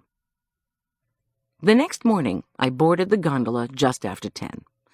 The previous day had ended without mishaps or additional anonymous calls. Still, all the way to Killdeer, I'd worried about Arch and whether he'd be safe at school. I'd worried whether Reggie Dawson would threaten, appear, bully, or harm me. Tom insisted that that kind of call was usually intended to keep someone away from an investigation. Since the caller had asked specifically about my relationship with Doug Portman, was that investigation what he wanted to keep me away from? As the suspended car zoomed up Killdeer Mountain, I smiled politely at my fellow passengers, 5 chicly clad skiers from Virginia, and reflected on what I'd learned thus far about the deaths at Killdeer. Reggie Dawson may have been trying to warn me away from the Portman case, but any one of his prying questions could engender negative stories about me. Publicity like that would make the reopening of Goldilocks Catering impossible, building code drains or no. 3 years ago, Fiona Wakefield and Nate Bullock had died at this resort, within hours of one another. Both deaths had occurred under mysterious circumstances. Jack Gilkey had been convicted of contributing to his wife Fiona's death. A snowboarder accompanying Nate Bullock had vanished from the face of the earth. Far below, out the window, I could just make out where Hot Rodder intersected the catwalk. Hot Rodder Run. 4 days ago, Doug Portman, a not unanimously popular local art critic and chief of the state parole board, had died there. Portman's death had also been shrouded in bizarre circumstances, not least of which was that someone had left him a death threat on a greeting card. Portman must have felt law enforcement closing in on his profitable scam. Doug Portman had planned a Mexican escape when someone closed a ski run and killed him. Other strange occurrences might or might not be related to these 3 deaths, I reflected, as we rolled up the last segment of the snowy slope. Right after Portman was killed, someone had stolen and then returned Rory Bullock's Subaru. Her car might have been the one used in an attempt to dump me over a cliff. Why use Rory's car? What was the connection? One ex-convict, cancer patient Barton Reed, had been denied parole by Portman and had been mouthing public threats against him. Another ex-con, Jack Gilkey, had been terrified of what Portman's death could imply for his future. Arthur Wakefield, son of one of the earlier victims, was enraged with Portman for letting Jack Gilkey out on parole and was working with all his might to get his mother's will set aside. Arthur had also been tracking Portman's movements and had broken into Portman's condo to snag his mail, which included the ticket to Mexico. The gondola car slammed open, I waited until the happy visitors had exited before I hopped out, retrieved my skis, and crunched onto the apron of snowpack surrounding the gondola structure. I stabbed my poles into the hard white surface and slotted my boots into the bindings. Let it go for now, I ordered myself. All around, enthusiastic skiers called to each other and sped off down the runs. I might not have a clue about what was going on in the Portman murder investigation, what had happened to Nate Bullock in Elk Valley, or how Fiona Wakefield had died, but I was here for the day. Inside a hooded charcoal gray ski suit from the Aspen Meadow second-hand store, nobody would recognize me. It was just a few days before Christmas, and I was going to give myself the gift of having fun skiing, by golly. Sheesh. Monday's storm had blown eastward. Blinding sunshine flashed from between swift scudding wisps of cloud. Whenever the sun shone, the snow turned to glitter. A gust of mountain air made my skin tingle. I took off on a blue run and felt the heady rush of sudden descent. Down right, down left, down, down, down. The skis obeyed, effortlessly whispering back, swish, bend, swish, bend. Soon I was flying. In the best skiing, the body, mind, and skis are one. If your mind wanders, so do the skis, and your body pays. "Hey, girlfriend, not so fast!" The call came from behind me. I hockey-stopped, throwing a 4-foot-high wave of snow onto the yellow boundary cord by the sign for Jitterbug Run. "Goldy, for crying out loud!" squealed the voice. "I don't want to hit you." Marla skied up beside me. I laughed and gave her a clumsy hug. "So, you going to be my bodyguard for the day? Is skiing a good pastime for heart attack patients? My cardiologist swears exercise is good for me. And downhill skiing's okay. It's better than skateboarding, which I told him was my first choice." Marla's chosen attire for the slopes this morning was an ultra-glamorous one-piece purple ski suit twinkling with shiny yellow squares. With this, she wore a bright purple and yellow ski hat, streamlined yellow goggles, custom-made boots, and what looked like a new pair of skis. I asked, "How'd you know where to find me?" "I remember the runs we took last year. Plus, Tom said you'd be dressed like a piece of granite." She grinned. "So when is this dangerous lunch? I'm starving. Oh, and I called Eileen. After lunch, she's going to tag along with us on her snowboard. We're supposed to meet her at 2 at the bistro." Oh, brother. Was Jack coming with her? Marla wrinkled her nose as she readjusted her goggles. "Not sure. I hope not. I don't want some hot-shot skier making me feel old. Let's go then, Ancient One." We flowed into a rhythm of long slaloms. Marla really was a marvelous skier. She held herself confidently, maneuvering with adept turns and aggressive grace over the bumps. Her chief objections to the sport were the cold and the crowds. As neither was a problem this day, we could swoosh past each other, laugh, and feel the exhilaration of blue skies, smooth slopes, and speed. Finally, we pulled up by a black square denoting an advanced run. "Raisha!" she squealed. "No way! 1, 2, 3, go!" And we were off. 2 minutes later, we collapsed at the bottom. Marla had beaten me handily. We giggled all the way down the catwalk to the gondola. On the way back up, we had a car to ourselves, and I quickly filled her in on what I'd learned about the Bullocks, the artificial insemination, Rory's suspicions about Nate's infidelity. Marla looked dubious. As far as she knew, Nate Bullock hadn't been having an affair. Then again, they hadn't moved in the same circles. "So pregnant Rory is the one I'm supposed to be protecting you from today?" she demanded. "That's why Tom called and asked me to keep you secure?" I laughed. Since we were lunching with Arthur, I couldn't tell her about my surreptitious foray into his wine cellar and risk she'd make a verbal slip. "Tom just worries about me since the van accident. Plus Arthur makes both of us a little nervous." "I will protect you," Marla vowed, as she took off down the slope. We skied 3 more fast runs before heading for the Summit Bistro. I'd forewarned Marla that Arthur wasn't expecting her, in case he was less than charming. But when we stomped through the wooden doors, Arthur, leaning against a stucco wall by the ski boot check, grinned broadly. "Do you enjoy wine?" he asked Marla solicitously, after I'd introduced them. "I used to, but it doesn't go with my heart medication," she replied with a twinkly smile. "But if you recommend a particular vintage, I'll order a case for my cardiologist." "Let's go, then," Arthur said, as he whisked us toward the table he'd chosen. To Marla, he murmured, "Remind me if there's a retail wine merchant in Aspen Meadow." When our waitress appeared, Marla ordered shrimp brochettes with no oil and no butter. Arthur said he'd have the same, but with the fats. He cheerfully pulled a large silver flask from his pack while I ordered a vegetarian chili in a bread bowl. For someone commemorating the anniversary of a tragic death, I thought he seemed awfully chipper. "Arthur," I began, "I know this day is significant for you. I mean, with your mother." "Wait a minute!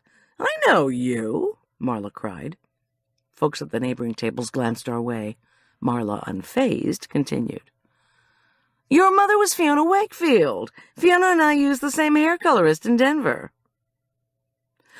Arthur unscrewed the flask. "How long ago was this?"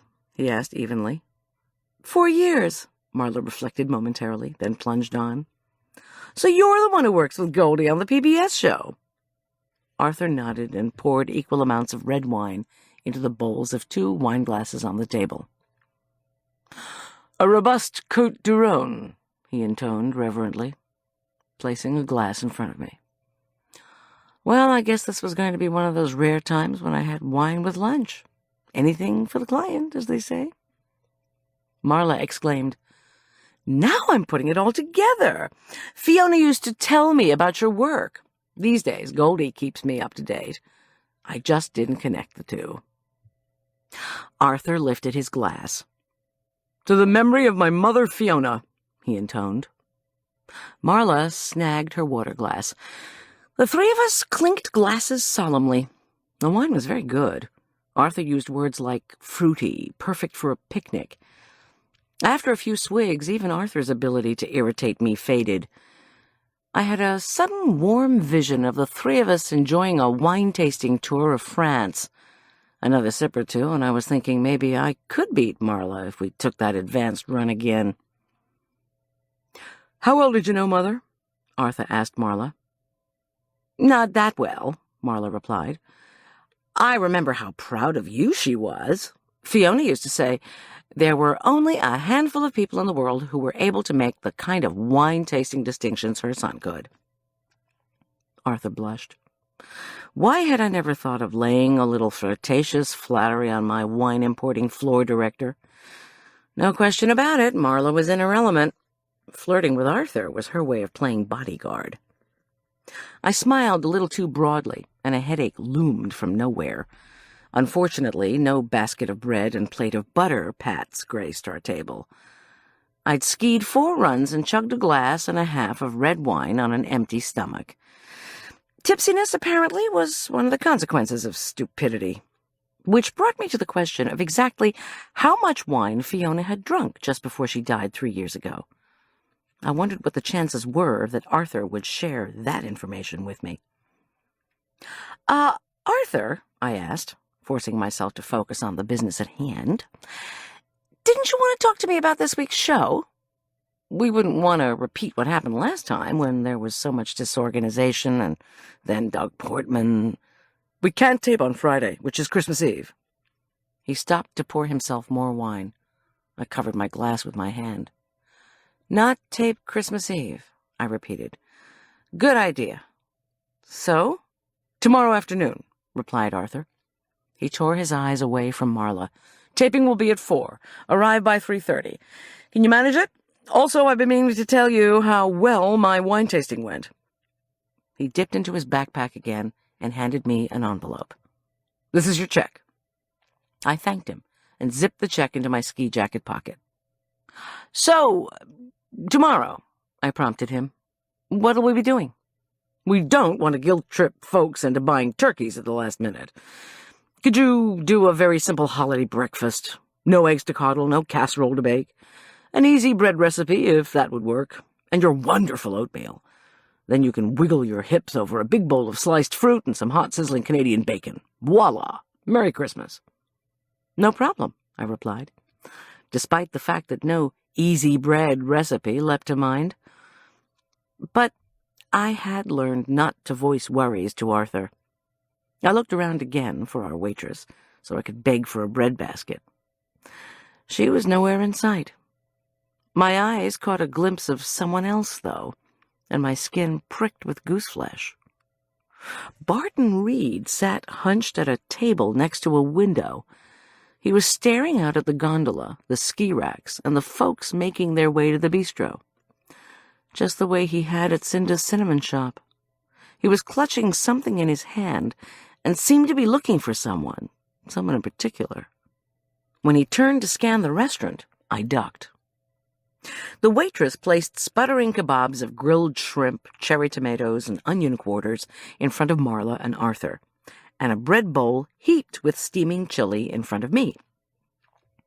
While she was placing a basket of rolls onto the table, I glanced uneasily at Barton, whose earrings sparkled in the chandelier's light. He had poured a bottle of Mexican beer into a tall glass and was sipping it while keeping his eyes glued to the out-of-doors. One of Reggie Dawson's questions played through my mind. Were you meeting Portman because you wanted him to do something for you? What exactly did Barton Reed want? Actually, Arthur was saying to Marla, I was going to take Goldy to that very spot after lunch. Would you like to come? I tried to ignore Marla cooing at Arthur, that it would mean so much to her to be included. I spooned up some chili. It was a hearty mixture of corn, pinto beans, black beans, and tomato, all wrapped in a spicy south-of-the-border sauce. I wondered if I could duplicate it. And it was pretty good with the Côte d'Aron, I had to admit, although I knew better than to drink any more of the fruity wine. I sipped water while polishing off the chili, as Marla told Arthur about her pre-heart attack holiday in Provence. Arthur listened devotedly, asking if she'd tried this, that, or the other wine. We ordered coffee, as Arthur delved into a narrative of a taster's boat ride he'd done in Germany, along the Rhine. Don't fall for this guy, I murmured to Marla, as we retrieved our ski boots. I'm not sure he's above board. She tugged her purple and yellow hat over her curls. Geez, not to worry. I'm trying to protect you. Arthur joined us before I could reply. Now, where'd I leave my skis? He asked, as we came out the bistro door. Just then, a gaggle of boisterous 6-year-olds pushed toward the three of us. Marla teetered away as 2 of them elbowed past. Arthur reached out to help Marla get her balance. Unfortunately, he miscalculated his momentum, overcompensated to avoid collapsing on the kids, and careened into me instead. With a clattering of ski boots and a flurry of hats, goggles, and mittens, Arthur, Marla, and I spilled ass over tea kettle down the metal steps. "Wipe out!" the kids chorused gleefully. Arthur muttered evil words in the direction of the ski school instructor, who swiftly shepherded his young class away before more damage could be done. "Maybe you should have some more coffee," I said to Arthur. "After all that wine, maybe that instructor should control his group." "Arthur, let's go." As if to prove he was fine, he took wide, purposeful steps in the direction of the racks. Once we were buckled into our skis, Arthur announced that we needed to head down Bighorn, a black run, to get to the overlook. He added that we'd be able to switch over to a green, easy run, aptly named Easy as Pie, once we'd left the overlook. To my surprise, he shussed expertly to the top of Bighorn and waved for us to follow. "As long as it gets us to Big Map by 2, Marla replied loudly. Bighorn turned out to be a precipitous mogul field. The bumpy slope was so steep you couldn't see past the first 200 feet, where it curved to the right. Taut cords marking the out-of-bounds wooded areas bordered the slopes.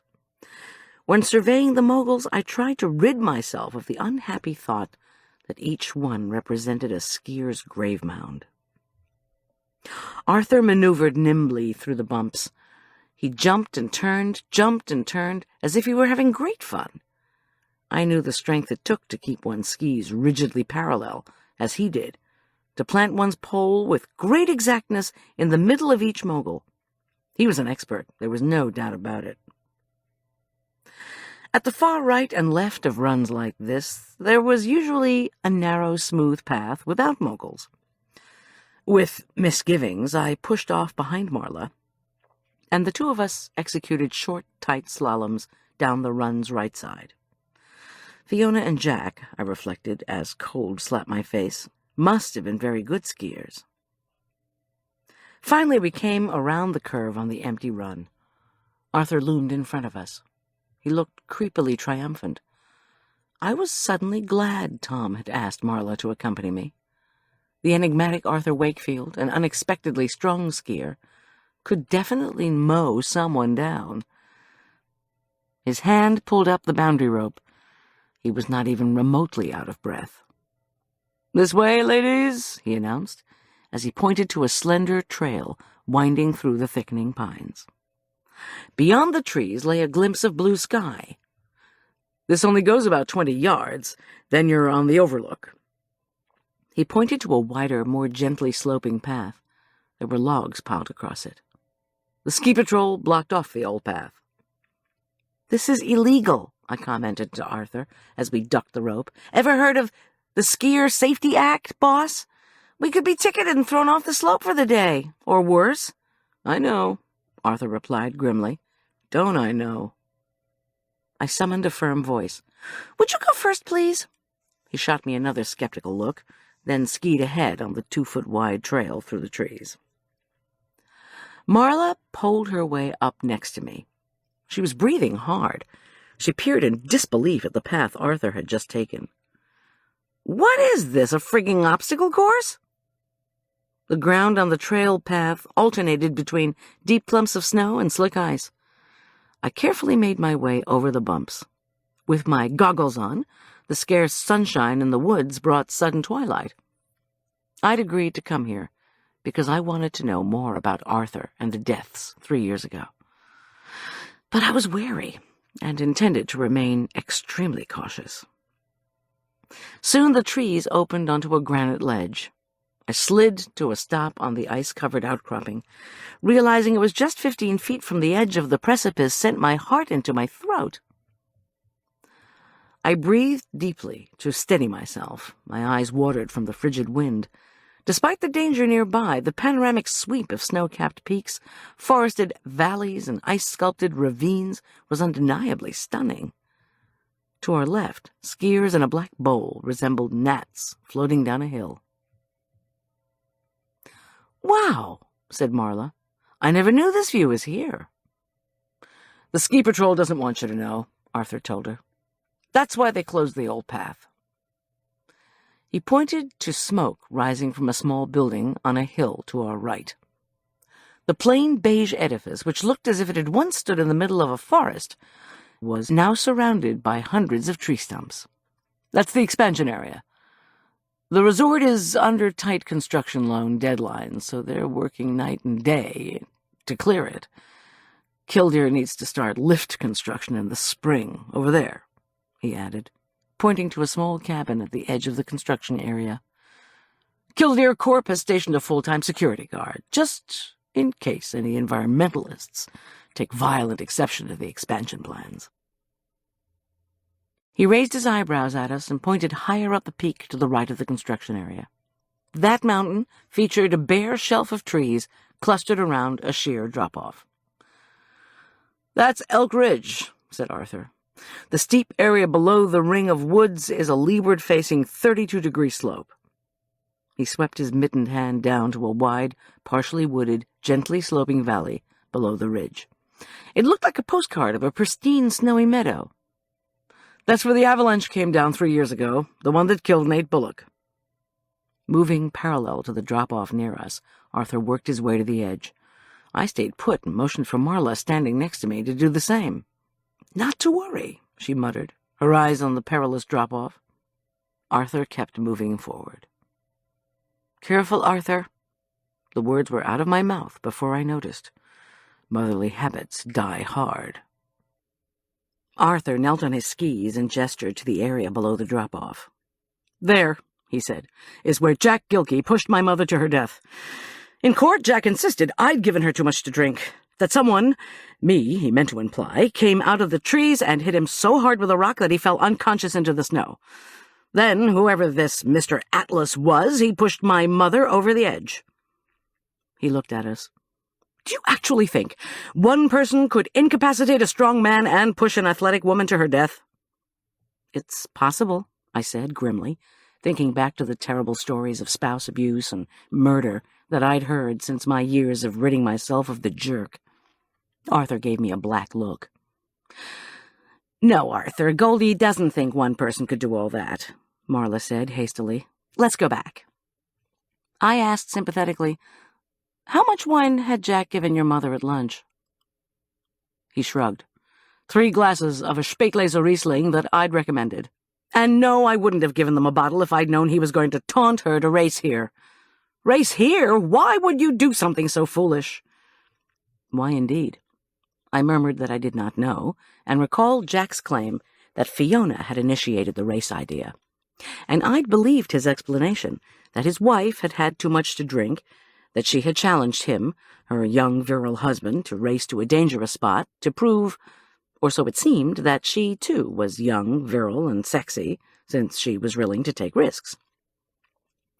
That weirdly victorious expression again swept over Arthur's face. "Don't you want to see what those articles we're talking about, Goldy? The articles you thought I left for you?" "She doesn't," Marla said it firmly. "And if she gets any closer to that edge, I'll have another heart attack." Arthur took a last long look over the side of the outcropping, his face unreadable, then got to his feet and skied quickly past us toward the run. When we found our way out, Arthur checked for lurking ski patrol members before we sneaked back onto Bighorn. He showed us how to get onto Easy as Pie. "Matter of minutes." He turned back to the rope. "I'm going back in for a bit." Marla and I shook our heads in sympathy and bafflement. Arthur nodded to us, as if he'd made the point he intended to make. He asked me to call him that night about the exact menu they'd put on the graphic for the next show, then scooted under the rope. Soon he disappeared through the trees. "That guy is weird," Marla commented as she adjusted her goggles. "Plus he drinks too much." Eileen was waiting for us at Big Map. She waved enthusiastically as we skied up. Wearing a skin-tight royal blue ski suit and a red and royal blue tasseled dunce cap, she looked the epitome of cute as a button. No matter what Arthur Wakefield thought of Jack Gilkey, he had clearly wrought a transformation in Marla's and my old friend.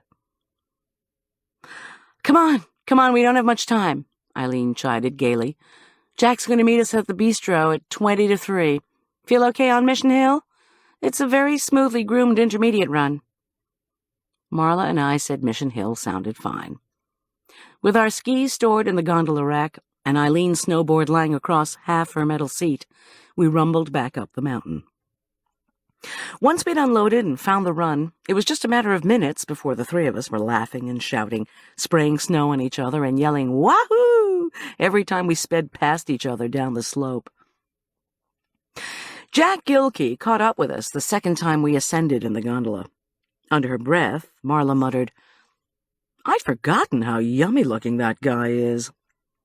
Jack, dressed in a fashionable beige and black ski suit and a dunce cap to match Eileen's, seemed cordial, even a tad shy toward Marla and me.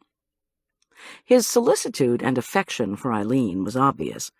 I watched as he cautioned her to slow down sternly like the mother hen Arch often accused me of being. Eileen knew how to ride a snowboard, I'd give her that. She must have been practicing every day for years to be able to make the jumping, leaping, twisting moves she did that afternoon. Marla and I laughed at her antics, while Jack skied cautiously behind her. Maybe this trying to prove you're virile thing was a universal phenomenon in May-September relationships. Who knew? They were having a great time. We all were. One thing about intermediate ski slopes. There's a lot of yelling.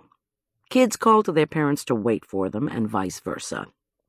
Usually it's all good fun. Sometimes it isn't. Husbands and wives scream at each other to speed up or slow down.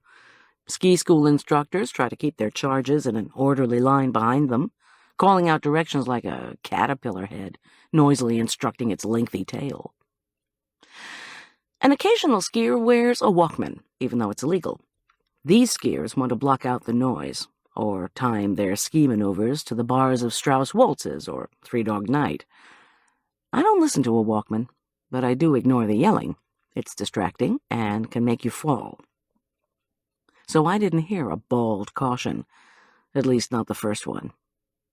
Yelled warnings of, "Look out! Move! Get out of the way!" finally got my attention, however. I brushed snow from my goggles, but couldn't see what the problem was. I skied to the far side of the run. More screaming erupted as I looked up the hill and tried to determine the source of the commotion. In her sparkly suit, Marla was easy to spot on the opposite side of the run. A ski school class had stopped in its tracks. A gaggle of snowboarders in backward baseball caps flew down beside me. Further up the slope, a lone snowboarder was hurtling down the hill. He was headed toward a skiing couple not far from me. The startled couple moved one way, then another, to get out of the speeding snowboarder's way. Each time they sped up and turned to avoid him, he changed direction. It was like watching a torpedo homing in on a target. The couple, I realized suddenly with horror, was Eileen and Jack. "Eileen!" I screamed. "Jack, get out of the way! Move!" What could I do? "Hey, snowboarder!" I shrieked. "Stop!" Eileen and Jack turned back, then started to scoot toward the trees. Down the border came, faster and faster. Was he drunk? Was he crazy? The snowboarder hit Eileen and Jack with all the force of a speeding bowling ball. Two bodies went flying. The big boarder struggled to right himself, then kept going down the hill. As he came nearer, I feared for a moment he was going to hit me, too. Then I realized he was slowing down. He stopped inches away from the tips of my skis. Then, almost in slow motion, he toppled sideways and then backward into the snow. Cautiously, I made my way to his side. When I removed his dark goggles, Barton Reed's eyes were closed. The sound of wailing drifted down the hill. Jack Gilkey was crying, calling desperately for help. He was leaning over a blue-clad body sprawled in the snow. Eileen.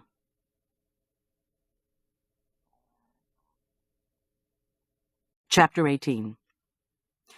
The ski patrol took Eileen and Barton down the mountain in sleds. The two patrol members would tell us only that Eileen was unconscious. Barton was nearly so, and had a broken leg. How fast was the boarder going, the patrol wanted to know. "As fast as any downhill racer I've ever seen on television," I told them. It wasn't the kind of collision where folks get covered with snow. It was the kind of crash that leaves limp bodies. Lifeless bodies. The patrol wouldn't let us near Jack, whom two other patrolmen were treating for shock. Marla and I got permission to leave and skied down. As we lugged our equipment to our cars, I filled her in on what I knew about Barton Reed. That he was a convict, that he was in remission from cancer, that he had had a possibly deadly resentment for Doug Portman, and apparently also had it in for Eileen or Jack, or both. We headed eastward in convoy, Marla in her four-wheel drive Mercedes behind the Rover. Overhead, two Flight for Life helicopters thundered eastward. The ski patrol members had told us where Eileen and Barton were being taken. Lutheran Medical Center in Wheat Ridge, northwest of Denver. I tried to keep my eyes on the road while punching in our home number on the cellular. "Eileen's been hit," I began without preamble, when Tom answered. "On the slopes. I saw it coming. I didn't—" My voice cracked. "I couldn't do anything." "Slow down, Miss G. Someone hit Eileen? What was it, a skiing accident? Is she all right? She's unconscious. Oh, Tom, Barton Reed hit her. He was watching for her, and then he hit her with his snowboard. It was deliberate. I saw it. Emotion closed my throat. I struggled for control and said, The helo's taking her to Lutheran now. Reed, too. Oh, Tom, why would he do a thing like that? I don't know. Look, Wheat Ridge is in Jefferson. I'll call someone from the Jefferson County Sheriff's Department to be there at the hospital when they arrive. You think I should pick up Todd from school and bring him down? What about Arch? Of course Todd should go to his mother. I told Tom so. But I have to warn you, she looked terrible, all limp. Would you... I couldn't say it. Tears welled in my eyes. Would you see if the priest from St. Luke's can come down too? Best to prepare for the worst. 90 minutes later, Marla and I careened side by side into a hospital parking lot. Belatedly, I realized I'd tossed my ski boots in the Rover's hatch and driven to Wheat Ridge in my socks. By the time I'd tied up my sneakers, Marla was opening the Range Rover door and peering inside. Goldy, can we walk in there instead of running? I can feel my blood pressure rising. You shouldn't go in. Just stay out here and relax. Are you kidding? The best place to be when you're having a heart attack is inside the hospital. Marla, I am kidding. We walked across the snow-packed road to the hospital. Low, dark clouds obscured the view of the Front Range. Marla asked, Did you see what happened? I nodded, and she went on. I've been thinking about it all the way over here. Like TV, instant replay. She shuddered. It wasn't what it seemed. The automatic doors opened. A rush of warm, antiseptic air washed over us as we entered the high-ceilinged hush of the hospital's lobby. As we headed for the information desk, I asked, Wasn't what it seemed in what way? Marla faced me. That snowboarder, the one you said you knew, Barton Reed, he was headed for Jack, not Eileen. How'd he miss? Who knows? I saw it right from the start. Reed was perched at the top of the run. Eileen had boarded to the side. Jack was traversing the run. Reed took off toward Eileen, but he was on a snowboard. To gain momentum, he would have to go fast one way, then turn, still cruising fast, and fly over to hit Jack. Jack was too far away for Reed to go straight down the fall line to whack him. I suppose I looked puzzled because she continued. Goldy, listen, a snowboard is different from skis that way. To build up momentum, if he was aiming for Eileen, he would have gone left, not right, and then doubled back to hit her. I struggled to recall what I'd seen. I didn't know enough about snowboarding to analyze the way Barton Reed had come down the slope. Had Jack seen the danger? I thought he'd reversed direction to protect Eileen, or at least to get her out of harm's way. Had he been trying to protect himself instead? The woman at the information desk informed us that Eileen Druckmann was in critical but stable condition in intensive care. Internal injuries, head injuries, what? I pressed. The woman replied that she didn't know. Starting soon, Eileen could have family member visits, 2 people at a time, for 10 minutes per hour. As Marla and I rolled up the elevator to intensive care, I again tried to dredge up the memory of precisely what I'd seen on Killdeer Mountain. If you didn't know much about snowboarding, and I didn't, interpretation wasn't possible. To be perfectly honest, I didn't know how much Marla knew about snowboarding either. Plus, what did I really know about any relationship between Barton Reed and Jack Gilkey? When I dropped Arch off on Saturday morning, Jack had known about Reed's sentence. He'd also known that Portman denied Reed parole. I'd never thought to ask how he'd come by this information. Tom and Arch were standing in the ICU waiting room when we arrived. Todd, though, was nowhere in sight. I was so happy to see Arch, I hugged him before he could protest. Mom, please stop. I've been worried about you. Why? I wasn't skiing. I was in school. I must have looked defeated because he made his tone brighter, more comforting. It's okay. The nurse just came out and told us Eileen's awake, but real weak. She's got a concussion. Todd's in there with her. Oh, and Tom says that Todd can stay with us, indefinitely, until his mom's better." "Of course he can." Arch's smile was joyful. He adored company. Then he harumphed and raised an eyebrow at me. "Jack's in there with her, too, crying like a big baby. He's not even a family member." "Well, hon," I couldn't think of what to say. Tom came to my rescue. "I'd love a hug." He wrapped me in his arms. The relief of his company was exquisite. The priest was in a counseling session and couldn't come, but I promised I'd call the church phone with updates. I murmured that was fine. With Eileen conscious and being cared for, I wasn't quite so panicked. "Hey, Arch, old buddy," Marla interjected. I'd almost forgotten she was beside me. "I spent so much time here in Lutheran Hospital. I know the location of every place where candy, cookies, and soda pops are sold. What's more," she added as she drew her leather change purse from a pocket and jangled it, "I have the means of entry. I do need company, however."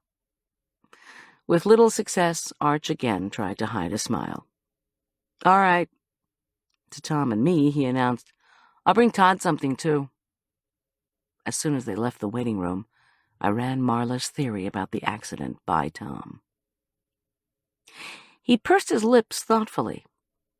"Did you think Barton was aiming for Jack?" I mumbled that I didn't know enough about the dynamics of snowboarding.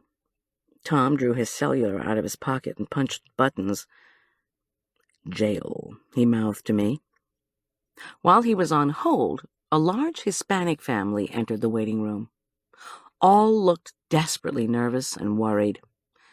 I counted the number of kids and adults and matched it to the available seats, an old caterer's habit, and realized not all of them would be able to sit down while awaiting the fate of their loved one, because Todd and Arch had left their books, school bags, coats, and other paraphernalia all over the place. Since Tom was still on the phone, I moved the boys' stuff. Whether the two of them would do any schoolwork while we were here was extremely doubtful. When I tried to lug the huge load over to our couch, the cursed quantum mechanics spattered cookie sheet experiment crashed from a bag, spewing thousands of bits of dried frosting all over the waiting room carpet. A stray chunk pelted the eye of a 20-ish male member of the Spanish-speaking family, and he cried out. I snagged some tissues and hurried over to his side, mumbling one of the few Spanish phrases I knew. Lo siento, I'm sorry. He grinned and wiped his eye. My Spanish was very rusty, but it seemed the rest of his family was reprimanding him for overreacting, clucking to each other that Diego was such a crybaby. I told him again that I was sorry, and Diego announced in perfect English, "No problem, I was just surprised." Okay. I returned to where the cookie sheet was perched beneath the mountain of school equipment. When I tried to extract it, Arch's Spencer book toppled from his bag, pulverizing several hundred of the hardened icing pieces. I stomped to Tom's side and savagely threw the remaining books and bags onto the couch. Except for Diego, the Hispanic family watched open-mouthed, certain, I was sure, that I had a relative in emergency psychiatric care. Amused and still on hold on the telephone, Tom gave a silent clap to my temperamental performance until he finally reached the person he was seeking. He asked about the location and duration of incarceration for Jack Gilkey and Barton Reed. He drew out his spiral notebook and jotted down something, thanked the person providing the information, then disconnected. 4 years ago, Tom told me in a low voice, Canyon City was already running well over capacity. That's when Reed began serving his fraud conviction. Because there was no room for him at the state prison, he was incarcerated at the Furman County Jail. And you already know that when Gilkey was found guilty of criminally negligent homicide 2 years ago, he was also sent to the county jail. They were in the same section, on the same floor, as John Richard Corman. He flipped his notebook closed. So you have to figure Gilkey hadn't just heard a story about Reed being denied parole. He knew the story because they knew each other. When Jack was granted parole, I bet it didn't go over too well with the former champion snowboarder. "Darn it," I grumped, as frustrated by this information as I was with the schoolbook mess. If only the Furman County cops could get evidence to see if Portman was dirty. The guy must have kept records. Well, maybe not. But if Barton Reed had some information about Jack Gilkey or Doug Portman that we could get out of him, it sure would answer a lot of questions. And deal with the early morning innuendos from Reggie Dawson, I added silently. Tom raised his bushy eyebrows. "Our guys are going through 46 boxes of military memorabilia, Miss G. A lot of stuff in there. A lot of places to hide things like files or computer disks." I know. But the more I try to figure out what happened with Doug Portman, the more questions come up. What's the truth about the death of Fiona Wakefield? I looked out the waiting room window. Dark, silver-edged clouds did not spell anything but more snow. Who triggered the avalanche that killed Nate? Or was it even triggered by a person? If it was, where is that person? Why did Barton Reed try to kill somebody today? And exactly whom did he try to kill? Doggone it! Tom shook his head. "I forgot to tell you, that collage lady called you today. Boots Faraday. Wants to see you the next time you come to Killdeer. You're supposed to give her a call." "Oh, peachy. I can't wait." I thought for a minute. "Have your guys talked to Barton Reed?" "Not sure." "May I visit him? Am I allowed to?" Tom pursed his lips and considered. Finally, he said, "You can visit him, but he's got a badly broken leg. He's lost some blood, and he's in pretty bad shape. He's immobilized and can't hurt you. I don't want you hurting him, though." I gave him a sour look. "If Reed gets better, he may face criminal charges for assault," he told me, then paused. "There's a Jeffco deputy at his door. Room 1019. The deputy knows me. Just tell him you're my wife. The only person I've told him not to let in is Jack Gilkey." I didn't need prodding. Tom promised he'd take care of Arch and Marla, and especially Todd, when they returned. At the door of 1019, I identified myself to a young Jefferson County deputy and asked to see Barton Reed. The deputy inquired about ID, meticulously scrutinized my driver's license, then told me to go on in. I knocked gently. From within came a groan. If Reed didn't want company, I would leave immediately. Even aggressively snowboarding convicts deserved hospital privacy. I pushed open the surprisingly heavy metal door. A single small light illuminated the form in the bed. Barton Reed's right leg was thickly bandaged and suspended. His head and left arm were also swathed in gauze. Flecks of dried blood clung to his forehead and cheek. All of his jewelry had been removed. Tiny dark holes freckled his ears. The earrings lay in a dish on a metal bureau. On top was a silver cross on a tarnished chain. "Barton?" I whispered. He was breathing heavily. "Huh? Do you want me to leave? I'm just here to visit." He mumbled something that sounded like, "Who are you?" "Goldy Schulz," I replied. I moved closer to the bed so he could see me. One of his eyelids was blackened, swollen shut. The other eye, clouded and blue, opened and regarded me blearily. I went on. "I first saw you last summer. At Aspen Meadow Health Foods. You were getting an herbal cancer treatment." He shook his head. I wondered how much painkiller they'd given him. "And I was at Killdeer today. I saw the accident." His groan was deep and guttural. "Are you from the church?" The question took me back. The church? His face was sheened with sweat. I'm gonna die. Of course you're not, I said, panicked. Let me call a doc. Ah. The sole blue eye assessed me.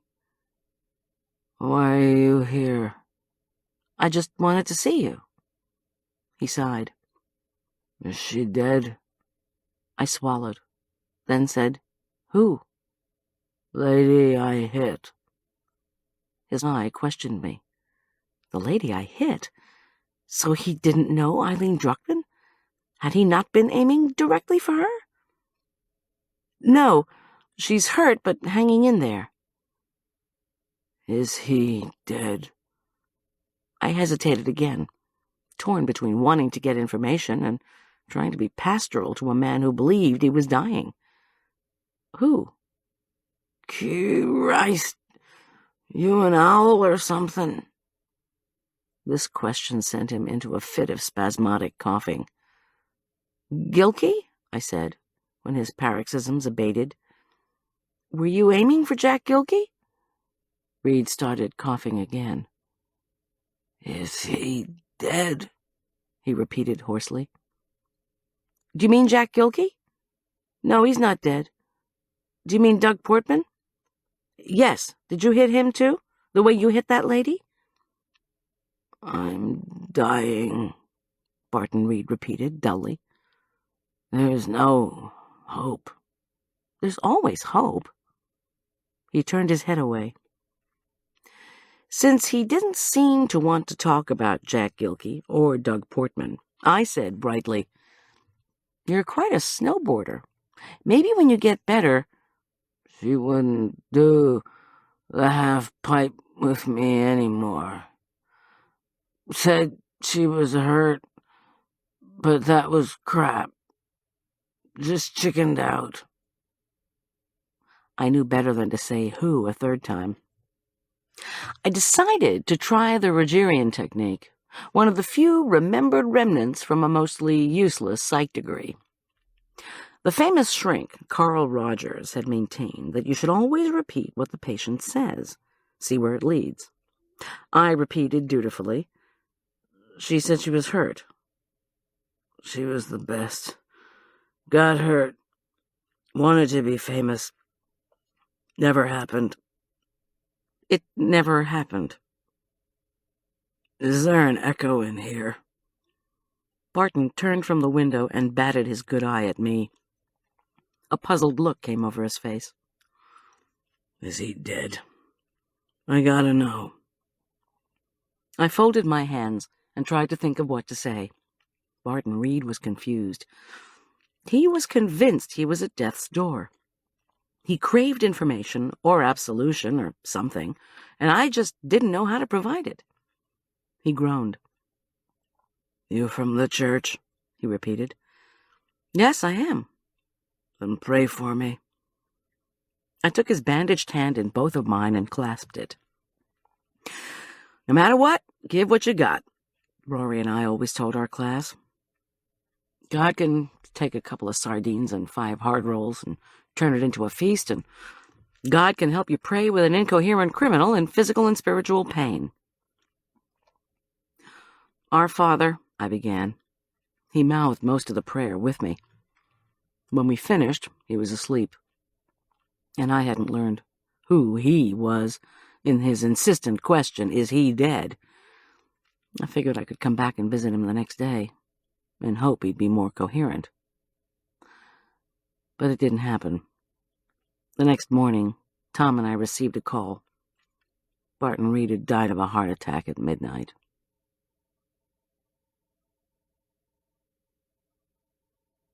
Chapter 19. That morning, Thursday, after we got the call, I prayed for Barton Reed.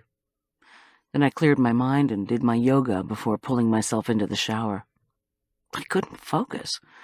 Again and again I saw Barton Reed, crouched, hell-bent, racing down the slope, sending Eileen sprawling. The previous night, I hadn't been allowed to see Eileen. The doctor told Todd his mother was doing so well she could probably be out of intensive care today. Todd, subdued and shaken, had come home with us. He'd spent the night in Arch's room, in Julian's old bed.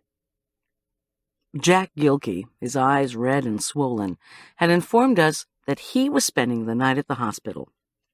He asked Tom to call the bistro so someone else could do the lunch shift the next day. Before we left Lutheran, the Hispanic family took notice of poor Jack. They told us the grandfather of their clan had been in a car accident, and they, too, would be spending the night in the waiting room. Diego offered Jack hot, homemade tamales. The last I saw of Jack, he was holding a tamale in one hand and a Dos Equis in the other. Now, as I toweled off, I wondered how he was doing. Sleeping on a couch always seems convenient until you've done it for 6 or 8 hours. I slipped into warm clothes and descended to the kitchen. Tom, who was poring over a plumbing manual, set it down to fix me a double espresso topped with a soft dollop of whipped cream. I sipped it and stared out the bay window in my no-longer commercial kitchen. Too much had happened. Too many people had been hurt. No break, no light appeared on the horizon. Outside, as if echoing my gloom, a steady snowfall that had begun during the night showed no sign of letting up. "I'm taking the boys to school," Tom announced. "They want breakfast at McDonald's first. Can I bring you something?" "No, thanks." "Are they sure they want to eat out? I have to put together breakfast dishes for today's show, and I can offer them something good in about half an hour." Tom touched my shoulder. "Todd says he doesn't want to sit around. He's asked the doctor to call him at school if there's an emergency." He smiled mischievously. "And both boys are desperate to get their Spencer presentation over with so they can have their Christmas party. Nothing like the lure of Christmas cookies." "Oh, Lord!" I exclaimed. "I forgot to make anything." Tom picked up a foil-covered platter from the marble counter and crinkled up a corner. Underneath the silvery wrapping lay dozens of crisp brown chocolate coma cookies, each one studded with dried tart cherries, toasted almonds, and dark chocolate chips. "What in the—" "Miss G, you wanted your recipe tested, didn't you? After I finished putting in the drains." "Tom, you're done?" "Oh, ye of little faith," he began, as the boys catapulted into the kitchen, howling that they'd fed the animals. Could they please go get some breakfast burritos? Todd and Arch both seemed better, each buoyed by the other's presence, each enthusiastic about the prospect of their upcoming holiday party. They did not want to discuss Eileen's condition, but only asked me to send them good vibes for their presentation. I promised I would. Tom set 2 cookies on a small china plate and left it by my espresso. The crunch of almonds, tang of cherries, and rich, luscious chocolate woke me right up. I decided to call the upcoming day's TV menu Feel Your Oats Holiday Breakfast. Rashers of crisp Canadian bacon, a bowl of icy vanilla yogurt, and a mountain of fresh fruit would go perfectly with the 2 starchy dishes I'd decided to prepare, spicy Swiss oatmeal and homemade bread. By 7:30, I had called early-rising Julian. He was flattered to fax me his new 5-grain bread recipe. I thanked him, then proofed yeast while measuring out the cereal. A fresh, dimple-skinned orange, a new jar of Indonesian cinnamon, and more tart cherries beckoned to go into the oats. By 9:15, I was actually humming to myself, a sure sign the culinary work had once again helped me get life back into perspective. I realized the time set for Arch and Todd's presentation was only half an hour away. I checked that the bread dough had risen properly and sent the boys a silent prayer of encouragement. The phone rang. Concerned that it might be the hospital calling about Eileen, I picked up rather than letting the machine answer. It wasn't the hospital. It was Boots Faraday. "Look, Goldy," she said without preamble, "Arthur Wakefield insists I owe you an apology." "What?" "Arthur's an old friend, and he didn't mean any harm by running that article about you." She paused, struggling, I supposed, to adopt an unfamiliar, apologetic tone. I heard about your friend Eileen Druckmann, and that awful Barton Reed, and that you were there when it happened. I realized that you really are in the middle of a mess. Yes, it's bad, I admitted. But why call me? Unless, of course, you wanted to confess that Doug Portman's mean critique of her work had driven her to kill him 6 days ago. There's something I didn't tell you, Boots went on. I don't know whether it's relevant, but I've decided to tell you anyway. It doesn't matter anymore. She took a shaky breath. I do know what Nate was doing the day he died. It wasn't tracking links. That was just the standard story he told me to put out if he ever got caught. Got caught doing what? Filming in Killdeer's out-of-bounds area. He didn't think he'd get killed, of course. She sighed. He was trying to make money. Before his baby arrived. He was making a sports video. A what? An outdoor sports film. Haven't you ever seen them? You can catch them on the sports channels. The most popular around here are the extreme snowboarding videos. They show snowboarders leaping and spinning and jumping off ledges and generally risking death for a ride. Okay, yes, I said, remembering the big screen at Cinda's. But what kind of money could you hope to make from one of those? She laughed at my naivete.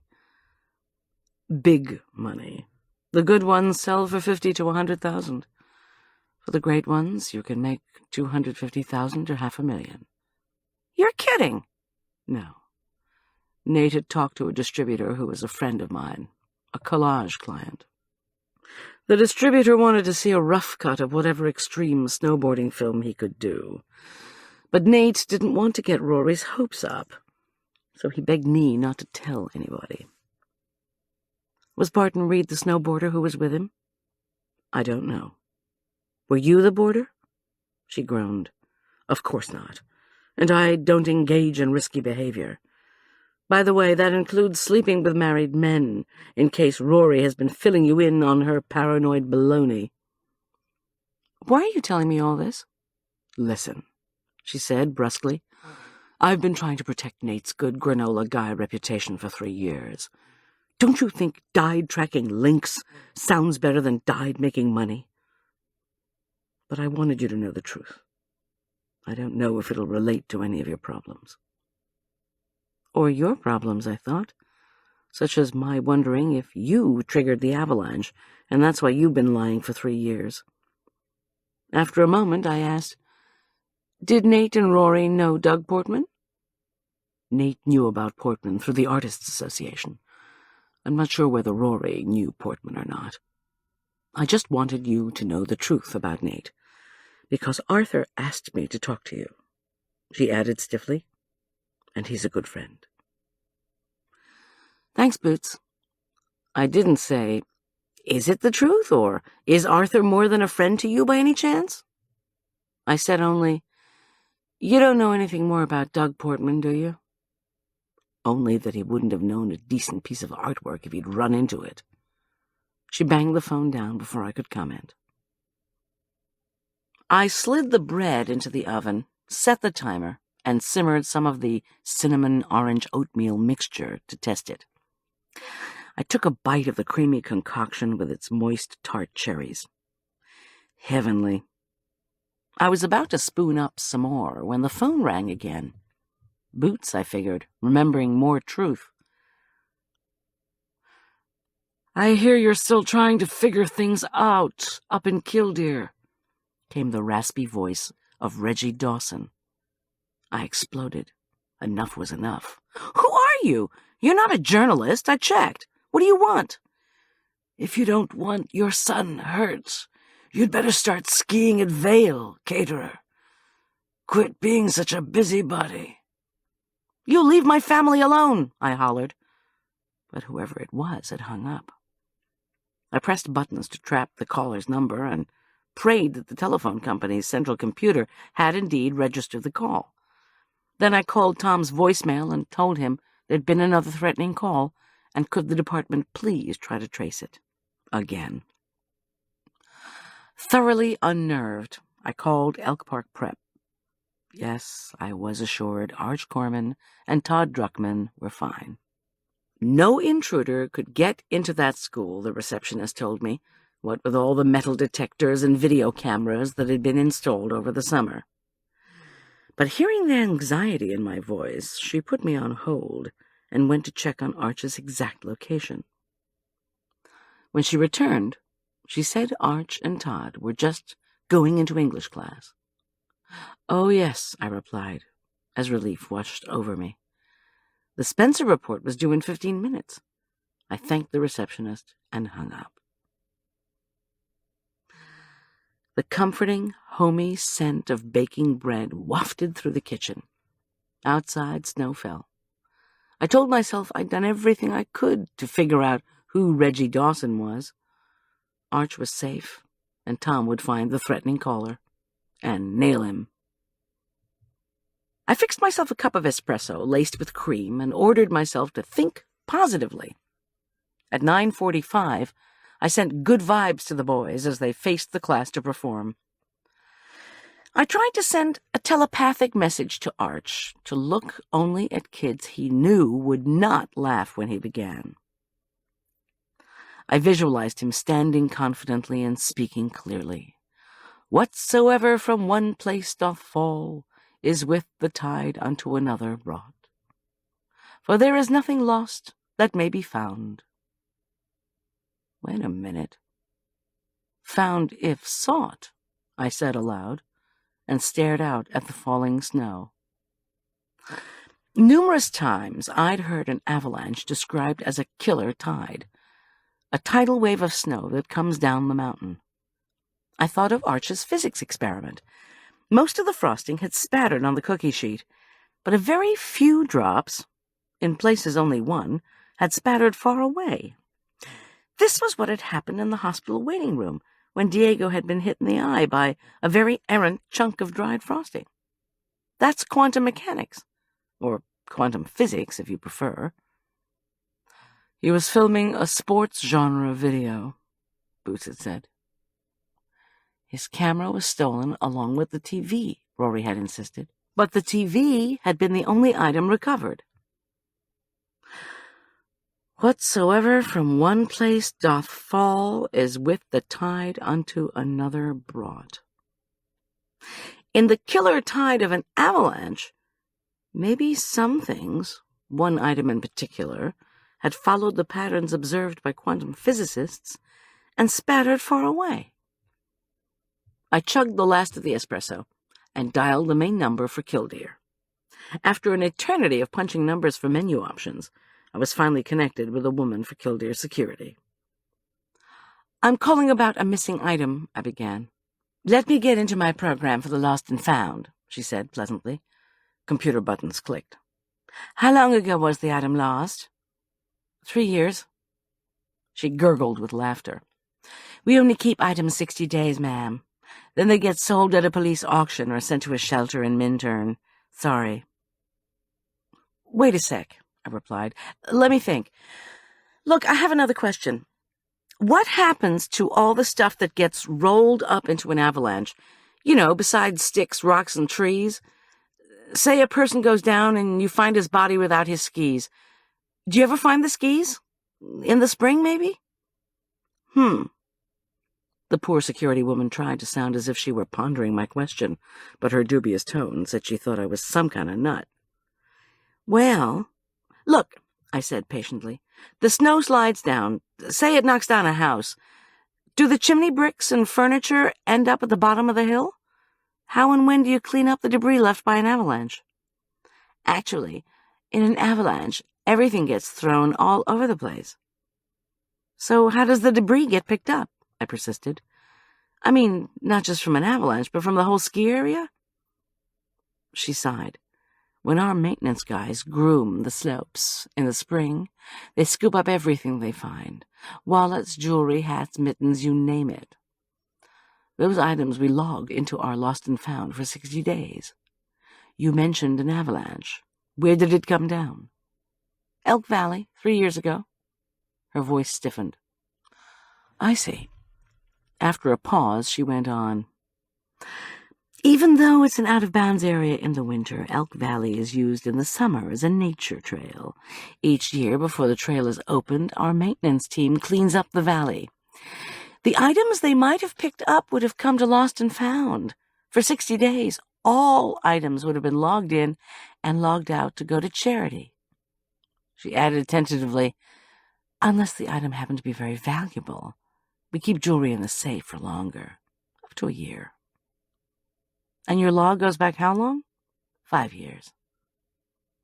Can you do a computer search? I said, feeling my heart start to race, for a certain log entry. I'm looking for what was it Rory had said? A Sony, VX1000, a video camera. Quantum mechanics, I reminded myself. The camera might have been thrown down anywhere. Might have been found any time. It might have been turned in at any point in the last 3 years. If it went to a shelter or police auction, I can try to track it down. I just need to know if you ever had it. She tapped buttons. Okay, nothing from 3 years ago. More clicking. Nothing from last year. She paused and tapped some more. She said at length. How about that? What? Our construction workers in the expansion area were cutting down trees this September. They found a camera inside its case under a pine tree and turned it in. Is it a Sony? She wouldn't let me finish. So it's yours? Were you caught in that avalanche? It's not important after all this time, is it? Yeah, it is. There are initials on the case. Can you identify them? My heart was pounding in my throat. NB? She said. Yes, is that you? No. It was Nate Bullock's camera. He was killed in the avalanche. Okay, she said blithely. Bring ID to prove you're a family member, and you can get it between 9 and 4 any day of the week. She hung up. My skin was cold. Bring ID to prove you're a family member. I tried to call Tom on his cellular, but the mountains were obscuring the signal. Even if I could talk my way into claiming Nate's camera, would it actually work after all this time? Wait, Julian's film class. I reached for the phone. Hey, Julian cried. Twice in one morning. How'd the bread come out? I turned on the oven light and peered in at the risen golden brown loaves. Almost done, and the scent is heavenly.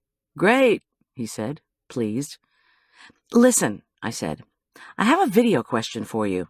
Shoot, he replied. Then he laughed. Sorry, film joke. If cassettes have been in a camera or in a case outside for 3 years, would they be usable? Gosh, Goldy, first bread, now old cameras? The stuff you come up with. He reflected for a few seconds. Was the case protected? Under a tree. Wait, let me ask my roommate. He left the line for a few minutes, then came back. Okay, the film should be all right unless the camera's rusted shut and moisture's gotten into the apparatus itself. Just the cold alone shouldn't hurt it. In Colorado, some folks even keep their film cassettes out in their garages to keep them fresher. But why do you need to know this? Are you going to film your cooking show in the snow? I'll tell you on Christmas Eve. He laughed again. Whatever. I hung up and contemplated the problem in front of me. I desperately needed to prove I was a family member. I punched in the numbers to Rory Bullock's trailer. She picked up and dropped the phone. Then she declared in a gritty, sleep-saturated snarl, Whoever you are, you better have a great reason for waking me up. Otherwise I'm going to kill myself for forgetting to shut off my ringer. I identified myself and apologized. Working a double shift that included nighttime, of course she'd be upset to be roused. It's okay, she said grumpily. Goldy, I'm glad you called. I broke off a chunk of frozen lasagna and heated it in the microwave. Fantastic. The baby loved it so much he twirled around in utero.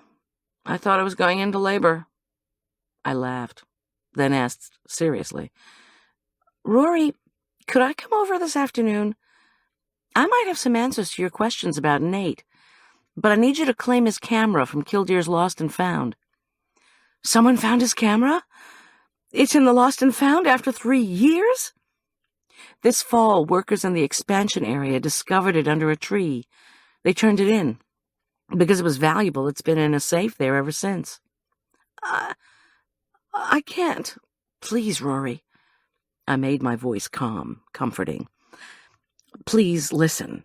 You don't have to do anything with the camera, but I need it to see if there's anything left of the tape Nate was making. When she said nothing, I went on. 4 people have died after suffering accidents in that ski area. Nate, Fiona Wakefield, Doug Portman, and now a guy named Barton Reed. The snowboarder? That guy who went to jail?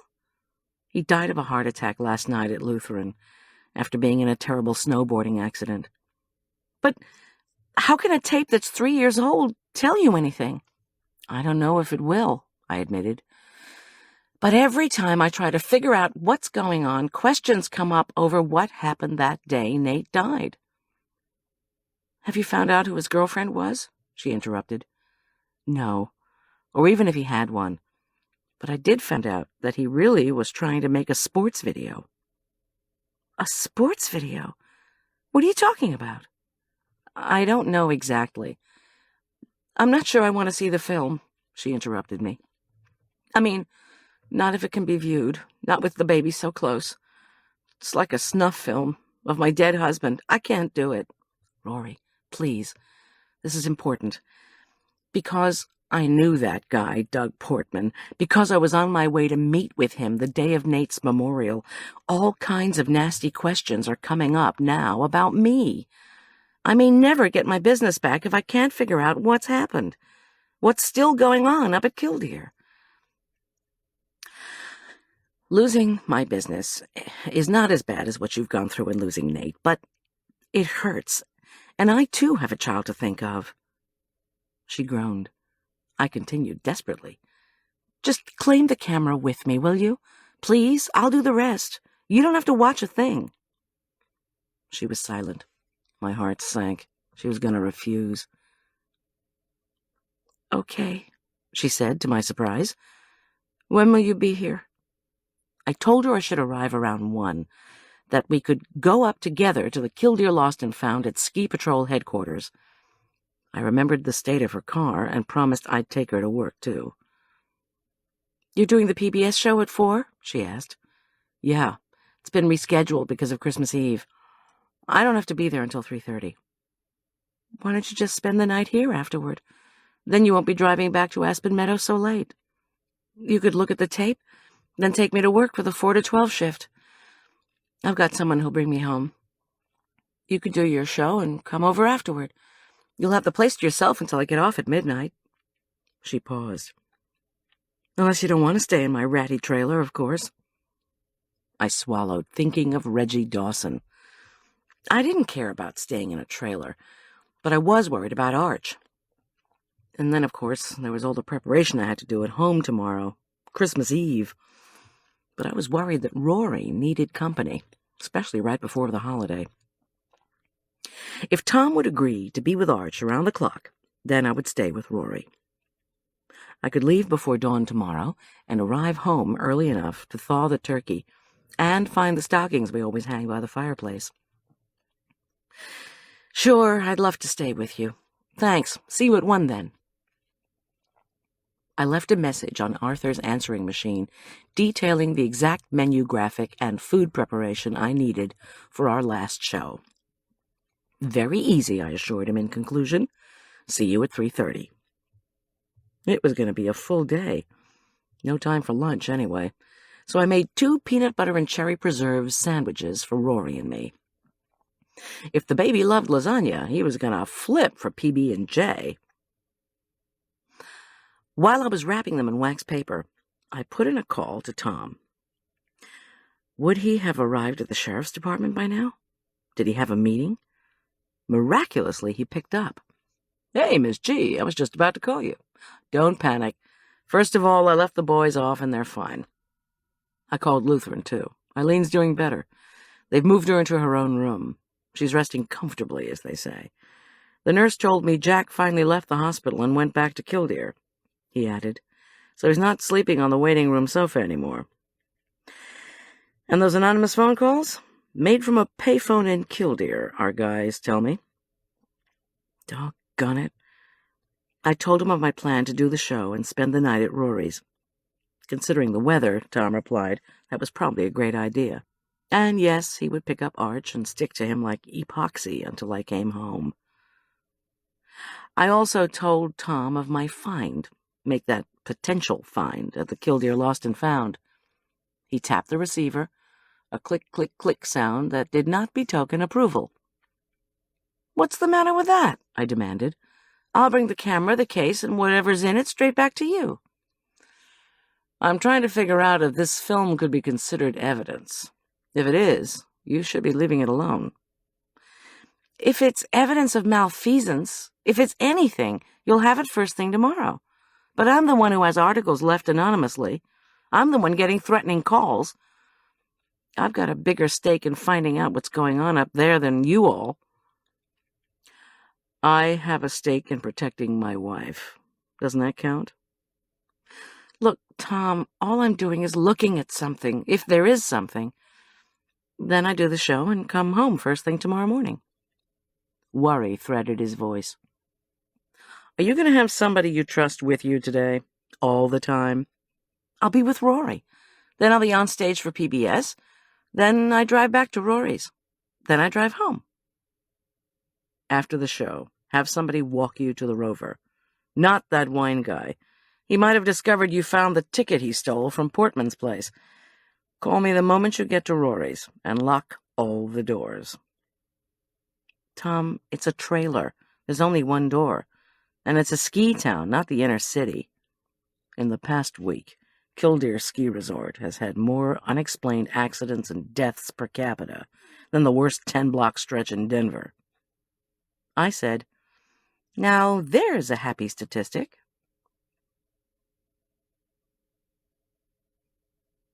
Chapter 20. Gusts of wind whipped waves of snow on the windshield as I drove out of Aspen Meadow. Because of the poor visibility, I drove slowly up the interstate's right lane. With its high center of gravity, the Rover rocked with each blast. On the ascent to the Eisenhower Tunnel, a whining 18-wheel rig loomed abruptly, and my foot slammed the brake. The Rover skidded onto the shoulder and stalled. I restarted the car and contemplated what the wind and snow would mean for riding the Killdeer gondola. But as I emerged from the west side of the tunnel, the breeze softened. By the time I reached Killdeer, snowflakes were swirling thickly but gently to the whitened earth. Rory was watching for me from her trailer's bay window. She clambered down her steps and waddled through the snowfall to the Rover. She wore a fluffy, white, fur-lined pink maternity ski suit. She looked like the Easter Bunny. "I can't wait to get this over with," she said bitterly, as she slammed the passenger door and settled into her seat. "The pregnancy or getting the film?" "Both. Buck up. I brought you a sandwich."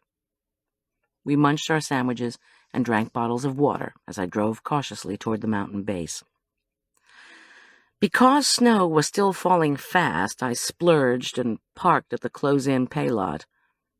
It was the least I could do for Rory, who made her unwieldy way through the street of shops and stopped at Cinda's to go to the bathroom.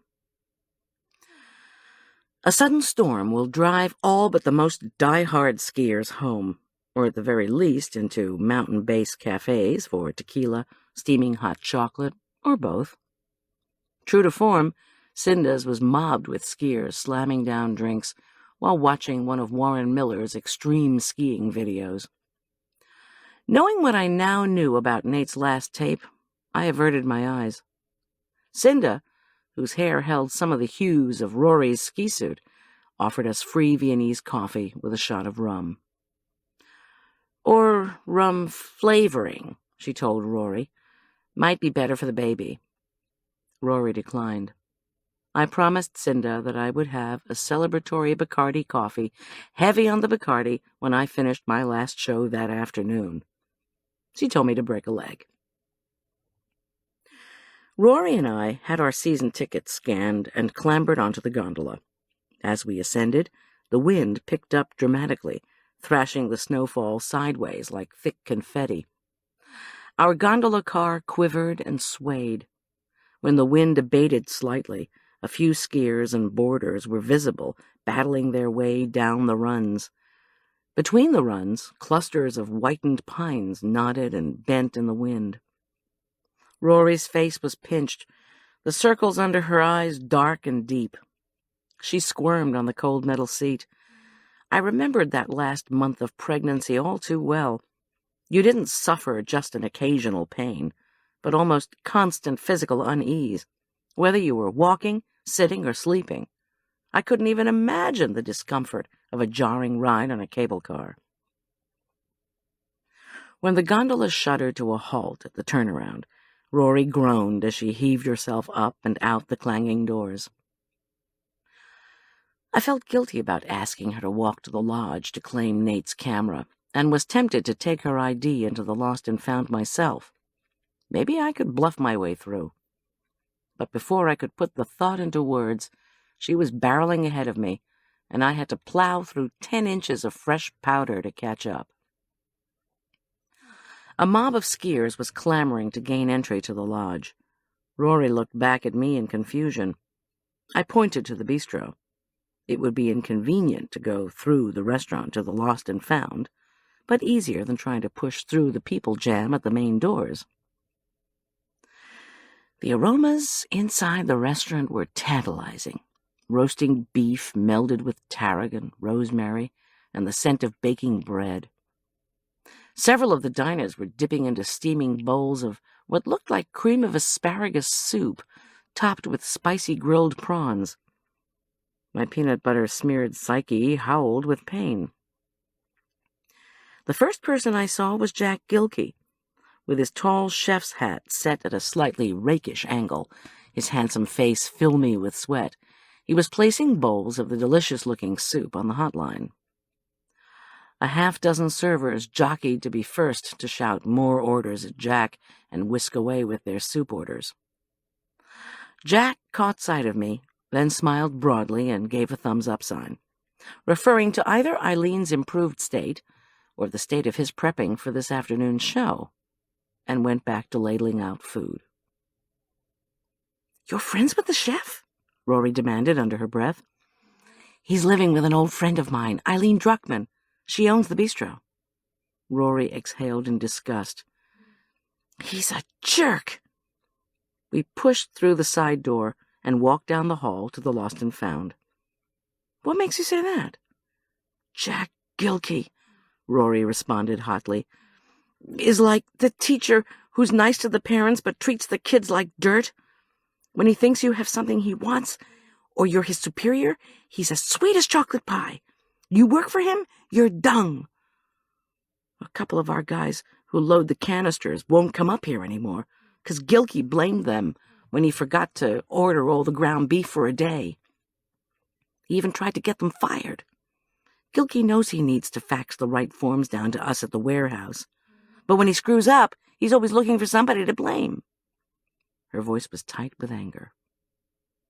In the Lost and Found, we were greeted by none other than Joe McGill, the brusque Killdeer security fellow who'd asked me so many questions after the death of Doug Portman. Rory dug into the Easter Bunny ski suit for her wallet, while McGill asked what we needed. I gestured to the Lost and Found sign and said I had called about a camera and case, initials NB on the case. McGill tapped suspiciously on his computer, scowled at the screen, and tapped some more. He was about to say something when Jack Gilkey poked his head in the door. He was holding a plate laden with grilled filet mignon, Duchess potatoes, drizzled with melted butter, bright green edible pod peas, and a small salad composé of marinated cherry tomatoes and baby corn. Oh! "Here's your lunch, Joe," he said to McGill. "You're the man," McGill replied, taking the plate. "You're too much." He frowned at us. "If you two would just leave," his expression clearly said, "I could eat." Jack turned to me. "You've heard the good news about Eileen?"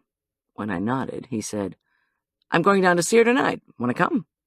"Can't, sorry. I have to do the show, and then—" "Okay, that's something else I need to talk to you about," he interrupted. "I've got your 5-grain bread dough rising, plus a loaf baking now. The cereal's in a green plastic bowl in the refrig." He made a face. "Arthur Wakefield brought the menu up. He's having lunch here with one of his wine customers." I thanked him, and he retreated quickly. Sure enough, he had not said a word to Rory, or even taken any notice of her. She raised a telltale eyebrow at me. "You see? Dung." "Ladies," Joe McGill said with a tinge of impatience, "I'm not seeing your camera case in our inventory." "That's impossible. I called Killdeer Security just this morning. They said it was here." "Said it was here," replied McGill with exaggerated politeness, or said it was in the lost and found safe at the base. "Oh, phooey," muttered Rory, as she turned away. I was so angry that the Killdeer security woman hadn't told me this on the phone that I said nothing. If you bite off a bureaucrat's head, what do you get? 3 more bureaucrats. The main entrance was still crammed with skiers. The impossibility of fighting through them meant that Rory and I had to retrace our steps. Unfortunately, it was my bad luck to run into Arthur Wakefield as I pushed open the door to the bistro. And I do mean run into. Arthur sprawled backward but managed to tuck his silver wine flask under his arm. My first paranoid thought was that he must have been watching me through the door's glass square. He just hadn't retreated quickly enough when I'd pushed through the entrance. He righted himself with dignity, then begged us to come over to his table for a minute. More bad luck. Arthur was having lunch with Boots Faraday. Boots smiled at me and nodded awkwardly at Rory, who'd stiffened instantly at the sight of her. "So, what are you two doing up here? Scoping out the last show? Having lunch?" Arthur, seemingly oblivious to the female hostility, asked his questions as he wiggled up next to us, unscrewed the flask, and poured white wine into 2 glasses. I looked longingly at their plates of baby vegetable strudel napped with a creamy sauce, probably béarnaise. Arthur leaned in close to my shoulder, sniffed, and cried triumphantly, "I smell peanut butter!" He looked at both of us expectantly. "How about some 10-year-old Grand Cru Chablis, then?" Rory moaned in disgust. "I go out 9 months pregnant, and all everybody offers me is booze." Boots' expression said, "Didn't I tell you this woman was difficult?" She said abruptly, "Did you get my message, Goldy?" "I didn't get your message. I just talked to you a few hours ago." But I stopped when Boots shot me a stern look. She was trying to ask me if I'd told Rory her story about Nate making an extreme sports film the day he died. "That's okay." 2 spots of color flamed on Rory's cheeks. She was glaring at Boots. "You don't have to try to send Goldy some kind of secret message the way you used to do with Nate in your early morning calls. I know your code. 1 ring means, call me back. 2 rings mean, meet me for lunch. He finally told me, you know." Rory's tone was angrily triumphant. Boots looked flabbergasted. "He swore it was all innocent, that you were just afraid of my jealousy. If it was all innocent, how come I had the phone company trace your calls to a payphone outside the Killdeer Art Gallery? Why didn't you call from your house? Too afraid I had caller ID?"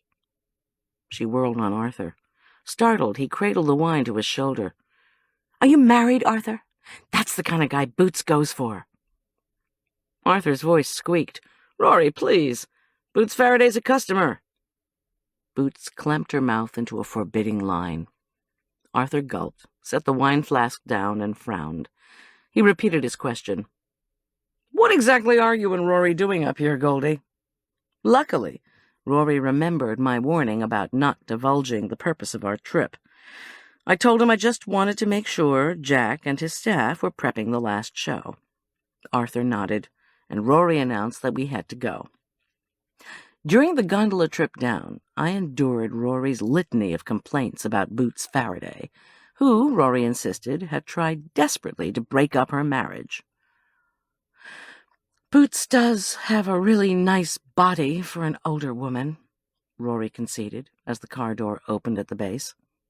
"I even thought Nate might have been doing a porno film of her, and she'd use photo clips from it in one of her stupid collages." "Well, we'll find out, won't we?" I commented as we headed for the building marked Base Security Patrol Office and pushed through to the Lost and Found.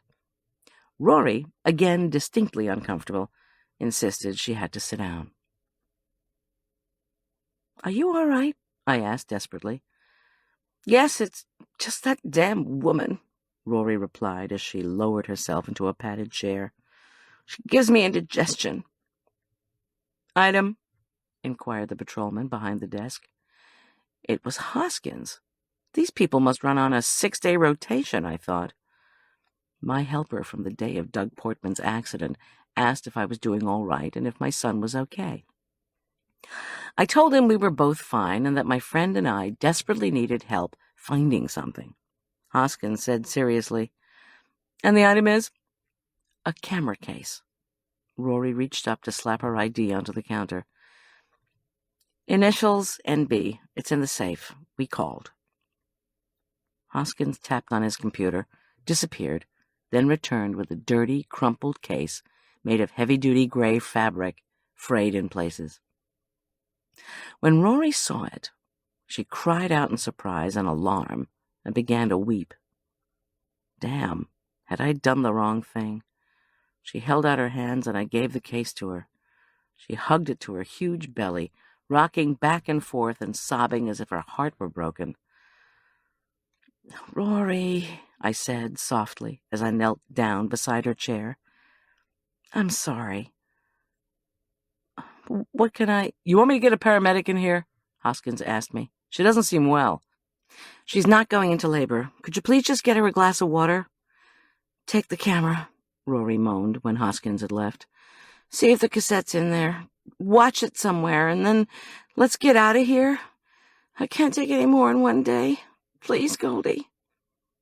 When Patrolman Hoskins returned with water for Rory, I asked if there was a VCR in another office where I could watch something quickly.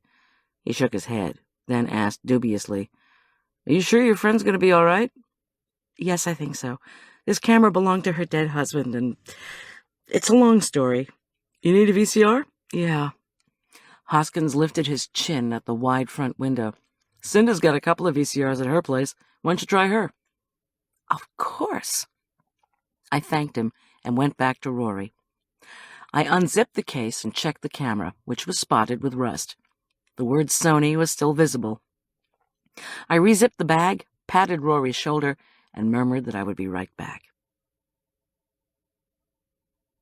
The snow seemed to be letting up a bit as I made my way to the cinnamon stop.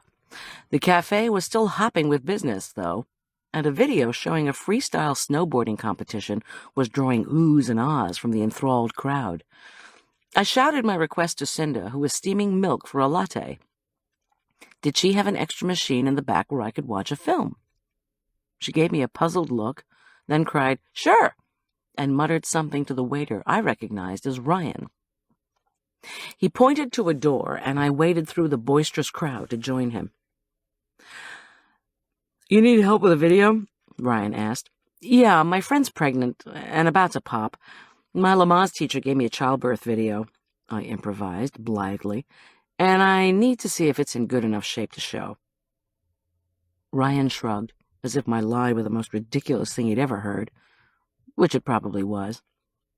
He turned on the VCR while I struggled to open the camera, first with my fingernails, then with a pair of scissors from Cinda's desk. When the latch finally gave, the shears snapped.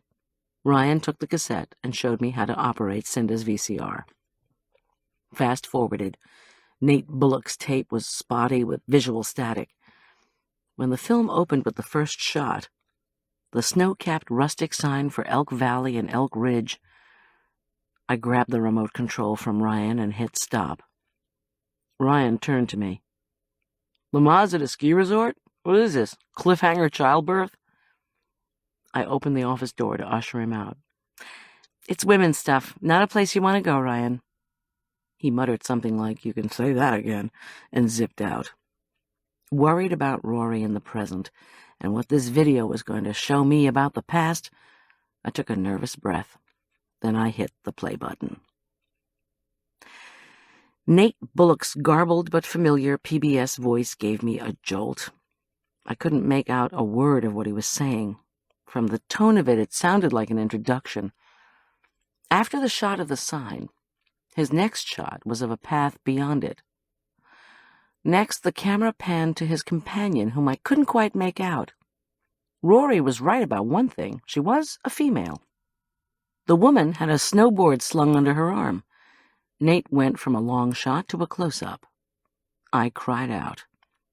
A conservative, form-fitting navy blue ski suit, no psychedelic outfits, a short cap of brown hair, no spill of pink curls, no jewelry, but her athleticism, her pretty face with its freckles, sprayed pixie nose, her bright lopsided smile, all these were unmistakable.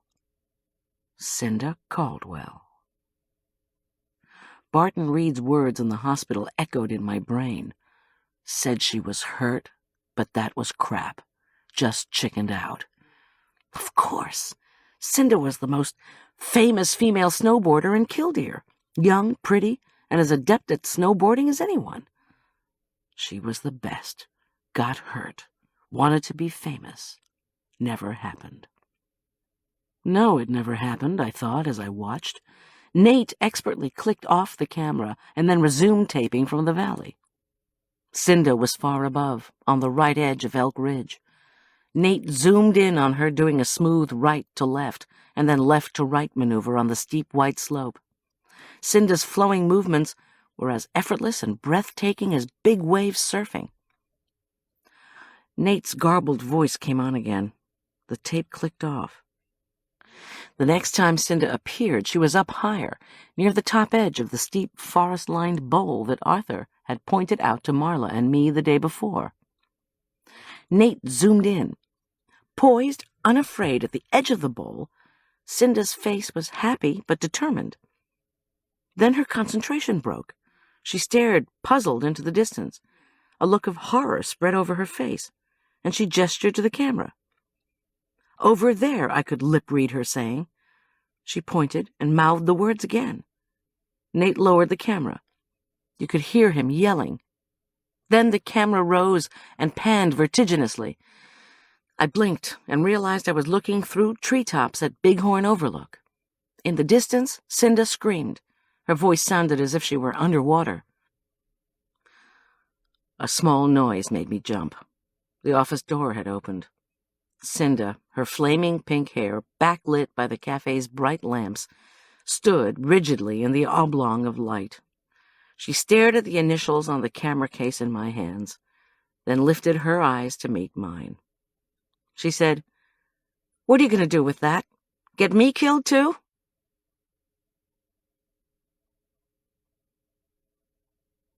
Chapter 21. No, I said immediately. At least I'm not trying to. Is this film why you quit snowboarding? You were afraid? Yes, still am. Not to mention feeling guilty about Nate. I took a deep breath. And do you feel afraid because you saw who pushed Fiona Wakefield over the cliff? She sighed. Yes. But all I saw was people struggling on Bighorn Overlook. Does the tape show what happened? I haven't gotten that far. Cinda closed the door, muffling the noise of the cafe behind her. What are you planning on doing? I shrugged and glanced at my watch. Desperate as I was to see the rest of the tape, my fear of interruption and my desire to protect evidence, not to mention my need to do the last PBS program, dictated that I not view any more of the tape just then. I needed to find out what Cinda knew. And then I needed to split. Fast. I haven't got immediate plans, I answered noncommittally. Goldy, please, don't turn in that tape. It'll be the end of me. I was hoping you could figure out what happened and leave me out of it. She bit her lip. What are you talking about? I stared at her. Leave you out of it. You were so eager to get me to figure things out, you left the articles and ordered the stool pigeon murders and the avalanche book, didn't you? She nodded bleakly. For crying out loud, Cinda, you took my friggin' library card. It dropped out of your wallet here a few weeks ago. I've been meaning to give it back to you, but then you got involved looking into Portman's death, and I thought, well, Goldie's the one who's supposed to be so good at solving crimes. Why not let her solve this one? Did you call me pretending to be a journalist named Reggie Dawson? She grimaced. Of course not. She sighed. Look, I know you're angry, but please think about what I've gone through since the avalanche. That day changed my life for the worse. Who killed Fiona Wakefield? And did whoever do it see me up on the ridge? Did Nate tell anyone that I was the one he was filming? Does anyone know I'm the one who started the avalanche that killed Nate Bullock? What do you think? I asked her. Again, I was aware of the tape in her VCR. I was also aware that I suddenly did not trust Cinda Caldwell. I followed Jack Gilkey's criminal trial, she was saying. I don't think Gilkey knew I was the one snowboarding in the out-of-bounds area on Elk Ridge. But Gilkey, or whoever pushed his wife off the overlook, knew some snowboarder was on Elk Ridge. It was in the papers when Nate died. In jail, Gilkey befriended my old buddy Barton Reed. Maybe it was just to be friendly, but Gilkey asked Barton a million questions about scofflaw snowboarders in Killdeer. Barton wrote me about his new friend, told me the two of them would be out soon. We could all go snowboarding. I wrote back that I hadn't done any boarding since my knees gave out the year before. Why didn't you tell me all this last week, when you were so upset that Barton had made a threat against someone in law enforcement? The freckled skin around Cinda's pale eyes crinkled in sudden fury. Oh, sure, and then have the cops ask me, how do you happen to know so much about Fiona Wakefield's death, Ms. Caldwell? And I say, well, officer, I think I saw something just before I caused an avalanche in an out-of-bounds area, an avalanche that killed a PBS star. Do you think that kind of confession would keep me out of prison? How long had I been away from Rory? How was I going to manage to be up at the bistro in less than an hour? Look, Cinda, I have to go. I had to tell you what Barton said, she continued, impassioned. Do you think I don't have any conscience left? Barton had cancer. He was half crazed. He wanted to kill some guy in law enforcement. I couldn't be responsible for 2 deaths. Why don't you play the tape? Then we can see what's what. No, I said firmly, as I ejected it from the VCR, slotted it back into Nate's camera, and zipped up the case. I need to leave. Meanwhile, Cinda, you have to come forward and talk to the authorities. This tape can help, and you must help, too. We have to find out who really killed Fiona. If it was Jack, he can't be tried for the same crime twice, she countered stubbornly. I know, but listen. Eileen Druckmann is one of my best friends. If it is true that Jack cold-bloodedly killed his wife, then Eileen has to know. She has to dump him before it's too late. If it was Arthur, he needs to be arrested and punished. If it was Barton Reed, then we can close the case. If it was Boots Faraday, then she can get ready to teach art classes in prison. I can't, said Cinda, her jaw clenched.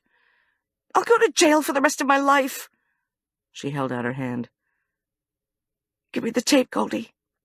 No. At that moment, the office door opened. Cinda and I froze. Rory Bullock's huge belly came through first. She looked blankly from Cinda to me. Behind Rory, Ryan's head appeared. He peered over Rory's shoulder. Hey, boss, he said desperately. I got 4 people out here screaming for vanilla lattes, and I can't find a new bottle of extract. I announced, Time to go. Hoisting the camera case, I made an internal bet, the kind that always drives Tom crazy when I tell him about it later. Cinda would not risk exposing herself in front of Ryan, nor would she wrench the case from my hands while Rory was there. She knew she'd have a struggle on her hands, one she was bound to lose. Rory, the very pregnant widow of the man whose death Cinda had inadvertently caused, said, "Goldy, I need to go to work, and you need to do your show," she reminded me. "Oh, yes, your show," said Cinda. Doggone it. "See you later," I gushed as I pushed past Cinda to lead Rory out. "Thanks for letting us use your tape player." "Well," Ryan stage whispered as we made our way to the exit, "did you see what you need?" I was acutely aware of Cinda's rigid form behind us, her ears tuned to our every word. "Not yet," I replied loudly. "Maybe the tape's too screwed up." Anything to stall for time. The sun was struggling through parting clouds as Rory and I crunched through the new snow to the car. Her questions spilled out. "You see who the snowboarder was?" "No." "Was Nate really filming a sports video?" "Yes." "How did the avalanche start?" "Not sure," I replied tersely. "Probably from the construction noise that day." She paused, then asked in a low, husky voice, "Did you see him die?" "No," I replied honestly. "I really need to look at it again," I added grimly, "and have the police analyze it." When I dropped her at the warehouse, I asked her once more if she was doing okay. It had been a successful trip, but arduous. Yes, she assured me quickly, just fine. She handed me a spare key to her trailer and said a co-worker would be bringing her home about midnight. Then she disappeared behind the large warehouse doors. It was hard to tell if she was satisfied with my answers about the tape. Probably not, I reckoned, since half of them were lies. As I drove away, I tried to figure out the best way to get to the bistro where the show would be filmed. The new unplowed snow was too deep to try to get up the back road in the Rover. I wasn't going to ski down, so I had to take the gondola both ways. But how would I avoid Cinda's, with its panoramic view of the path to the gondola? I decided to park in the Elk Ridge lot. Then I could walk back through the trees to the creek, find the first way across, and head straight to Big Map. I had on thick waterproof leggings and good boots, and could probably move pretty fast. But Cinda was younger and much stronger than I was. Bad knees or no, I didn't want to tangle with her. I glanced at the camera case on the passenger seat beside me. What should I do with the cassette? Would it be safer with me or safer in the car? In the past week, it seemed as if everyone I'd come to know in Killdeer had had their place or their automobile broken into. I couldn't risk leaving the tape in the Rover. I stuffed it into a small, opaque plastic bag inside my cooking equipment bag. The parking lot was 3/4 full of cars and emptying quickly. Folks had had enough of skiing. They wanted to beat Denver's Christmas time rush hour traffic. I remembered Tom's warning not to be alone. To get up to the bistro for the final episode of Cooking at the Top, I would have to take the least public route possible. The trailhead, filmed as Nate's establishing shot, offered food for thought. In the film, these signs appeared without posted warnings. Now, the arrows to Elk Ridge and Elk Valley were covered with a sign stating, "Closed for winter, no entry." Beyond the trailhead, a formidable wooden barrier stretched from one sheer rock outcropping to another. But there was something else that offered possibilities. A bright orange sign posted beside the trailhead screamed "Construction Workers Only," and marked the beginning of what must be, under the plowed snow, a dirt road. Did the construction road wind around to the gondola? Was I willing to chance it? From the Rover, I could see the plowed road was not without security. Tall poles abutted huge snowdrifts on both sides. Bands of padlocked horizontal chains attached to each pole were undoubtedly designed to ensure no scofflaw skier or boarder squeezed through to get to the ridge. But whatever project manager had overseen the installation of the poles into dirt bases, rather than wide, deep cement bases, Must have been from a warmer climate. Our state's heavy snowfall guaranteed that any mailbox, road sign, or metal pole pushed into shallow dirt was going to heave out sooner or later as the ground froze, thawed, and refroze. In this case, the heaving had happened sooner, and one of the poles now leaned precariously into the road. This left a gap that I bet was big enough for a short, only slightly pudgy caterer to squeeze through. I shouldered my bag resolutely, hopped out of the Rover, locked it, glanced all around, and made for the construction road. After squeezing between the pole and drift, I trotted along the pocked, snow-packed road. Thank God I wouldn't be skiing down tonight, and was therefore free of skis, heavy ski boots, and poles. Then I made a surprising and unhappy discovery. The road meandered up 20 yards and then forked. Did the left side go over to the gondola? Was I willing to find out? I didn't have time. The right side of the fork swung up and joined, or rather became, the path that led to Elk Ridge and Elk Valley. The path, formerly a narrow hiking trail, had been widened to accommodate 2 vehicles. I couldn't imagine how the nature-loving summer hikers were going to react to this transformation, but it wasn't going to be pretty. By the time the Sierra Club could drag Killdeer into court early in the summer, the lifts and runs would be built. No wonder Killdeer had undertaken the challenging winter construction schedule. So I had a problem. It was 10 to 3, and I needed to get to the bistro by 3:30. Since the dirt construction road did not lead to the gondola, I needed to go through town. Damn. I scuttled back to the parking lot and the main road. The Victorian-style boutiques in Killdeer were mobbed with last-minute Christmas shoppers. I melted into the frantic crowd. Shielded by the mob, I stayed as far away from the Cinnamon Stop's windows as possible. Eventually, I was chugging up the mountain in a gondola car next to a skier complaining about the snowstorm and how long it had taken to blow through. Across from us, 3 teenagers, more philosophical about the weather, were singing carols in harmony. While the wind still gusted fitfully, the snow had thinned to flurries. The sky rolled with new dark clouds that parted and thinned to the west. By morning, with any luck, it should be clear, and they would have plowed the interstate back to Aspen Meadow. Once off the gondola, I surveyed the bistro. Smoke curled out of the 2 chimneys. Late-day skiers straggled out to catch one last run. Stay with someone, Tom had warned. It wouldn't be smart to take the hidden cassette directly into the restaurant. I could be mugged or pickpocketed by Reggie Dawson or any other unsavory character and lose the evidence forever. Reflecting, I gnawed the inside of my cheek and then set off for the lower entrance, the one that led to the bistro's storage areas.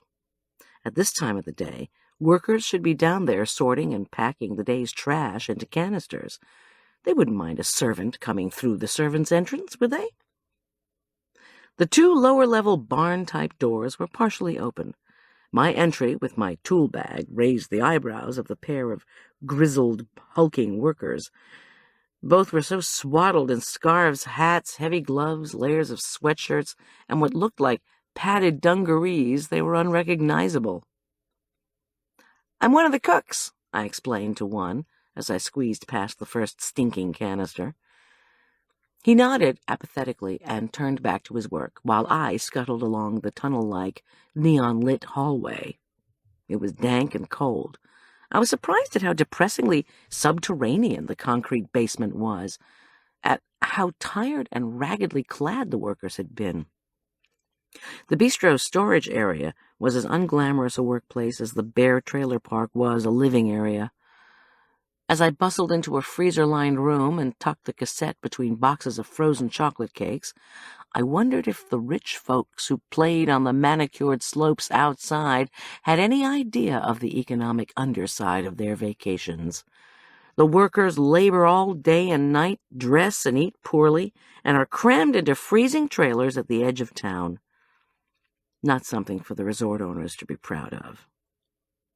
I rushed up the steps and, panting, came through the uncrowded kitchen, where the 6-person evening staff was bemoaning the fact that one of the two walk-in refrigerators was out of order. It would take twice as long to prep for the evening meal, they complained, as they set about cutting leeks, carrots, onions, and celery into julienne. I set my bag down and asked one of the cooks if Jack Gilkey was here. No, Jack had gone to Denver to see Mrs. Druckman in the hospital. The food for the show lay prepped on a sideboard, the cook added. He pointed to a counter. The other cooks began to snigger, and I thought I caught one of them saying, "At least he isn't here to take the credit for our work the way he usually does." I slipped into my jacket and uniform for the show, then inspected Jack's, or his subordinates' impressively organized foodstuffs, all labeled. A loaf of Julian's crusty golden-brown 5-grain bread sat next to the yeast, molasses, and other ingredients. The cereal and its ingredients were similarly laid out. Beside these was a platter lined with grilled Canadian bacon and plump sausage links. At the end of the counter, a crystal plate was adorned with concentric circles of fresh-sliced ruby-red strawberries, golden pineapple, and emerald-green kiwi, all dotted with fat blueberries and raspberries. My stomach reflected on the long-ago peanut butter and jelly and sent up a distress signal. Later, I promised myself. Jack had left me a note. "Goldie, I'll give Eileen your love. Break a leg. J." I guess I was one of the people Jack looked up to, or was hoping to get something from, as Rory claimed. I wouldn't mind working with him one bit if I could be sure he was a good guy.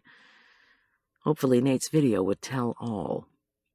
I scurried out to the hotline with the first batch of ingredients. Would the bistro audience be disappointed to be receiving only oatmeal, bread, Canadian bacon, and fruit for their $9? I didn't know. Boots Faraday, now apparently a regular at the show, was seated serenely by the fireplace. So, unfortunately, was Cinda Caldwell. My heart lurched. Arthur strode toward me, clipboard in hand. He appraised me menacingly. I felt myself blushing. "Finally," he said. "I suppose you know the chef's gone to see the owner in the hospital." He made it sound as if I had put Eileen there. "Not to worry, Arthur. Jack left everything done." Arthur narrowed his eyes skeptically, then handed me the visual they would post for the menu. There was the usual Front Range PBS logo, followed by "Feel Your Oats Holiday Breakfast Celebration. Platter of strawberries, kiwi, pineapple, raspberries, and blueberries, Skier's Swiss cereal, grilled Canadian bacon, toasted thick sliced 5-grain bread, butter, jams, champagne, coffee." "You have to put that it's Julian Teller's 5-grain bread." "This is public TV," Arthur replied stiffly. "No advertising." Before I could protest, he added, "Are you going to tell me what Rory Bullock was really doing up here today?" Startled, I answered, "She was seeing how the other half lives, Arthur." When he harumphed, I tapped the menu. "Make it Julian's 5-grain bread, and it won't be an advertisement because you're not using his last name. If you don't, I'm not going to talk about the champagne. It's too dry to serve with this sweet food anyway." Arthur's groan of protest attracted stares. Then he grunted assent and whisked morosely away. 15 minutes until showtime. I concentrated on transporting ingredients. The crowd grew more boisterous with each minute. A tech handed me the mic wire, and I threaded it through my jacket. I'm almost done, I thought, with an unexpected pang of regret. As challenging as Arthur and the whole TV gig had been, the thought of jumping into the abyss of no work after the new year brought a lump to my throat. And so I did the show, without a single calamity or disaster. I realized I hadn't thought of a single sexy thing to say about the food, except that the molasses was reputed to be an aphrodisiac, and oats were widely used in the diet of the British Isles, and didn't the Brits, after all, know lusty rib-sticking food? Finally, after nibbling on the bread, swishing my hips about, and taking an eye-rolling bite of the oatmeal, I beamed at the camera and crooned, "That's comfort food for ya! And doesn't everyone want to be comforted and loved at this time of year?" To my astonishment, and to Arthur's consternation, the audience broke into spontaneous applause. Tears welled in my eyes as I smiled at the camera, and Arthur made his wild cut motion. The taping was over. The audience divided into those leaving and those staying for treats. I hustled out to the kitchen, eager to be on my way back to Rory's for a hot shower and a glass of some wine that Arthur would no doubt disdain. The kitchen staff was clustered around a problem with the oven. I barely noticed them as I made my way to the clothing closet by the broken refrigerator. Feeling triumphant, I took off my apron and hung it up, then bent to unbutton my jacket. Then I sensed a movement behind me, and my blood ran cold. Always have somebody with you. Something hard and heavy hit my skull with such force that black lightning formed in front of my eyes. Startled, I opened my mouth to cry out. The heavy object crashed down on my head again. My knees buckled and I hit the floor. Something sticky was slapped over my mouth. Duct tape? By the time powerful arms dragged me into the refrigerator, I could see nothing. Understand nothing. The hard, cold floor of the walk-in rose up to slap my cheek. I remember unholy anger, intense, sudden grief for Arch and Tom, then nothing.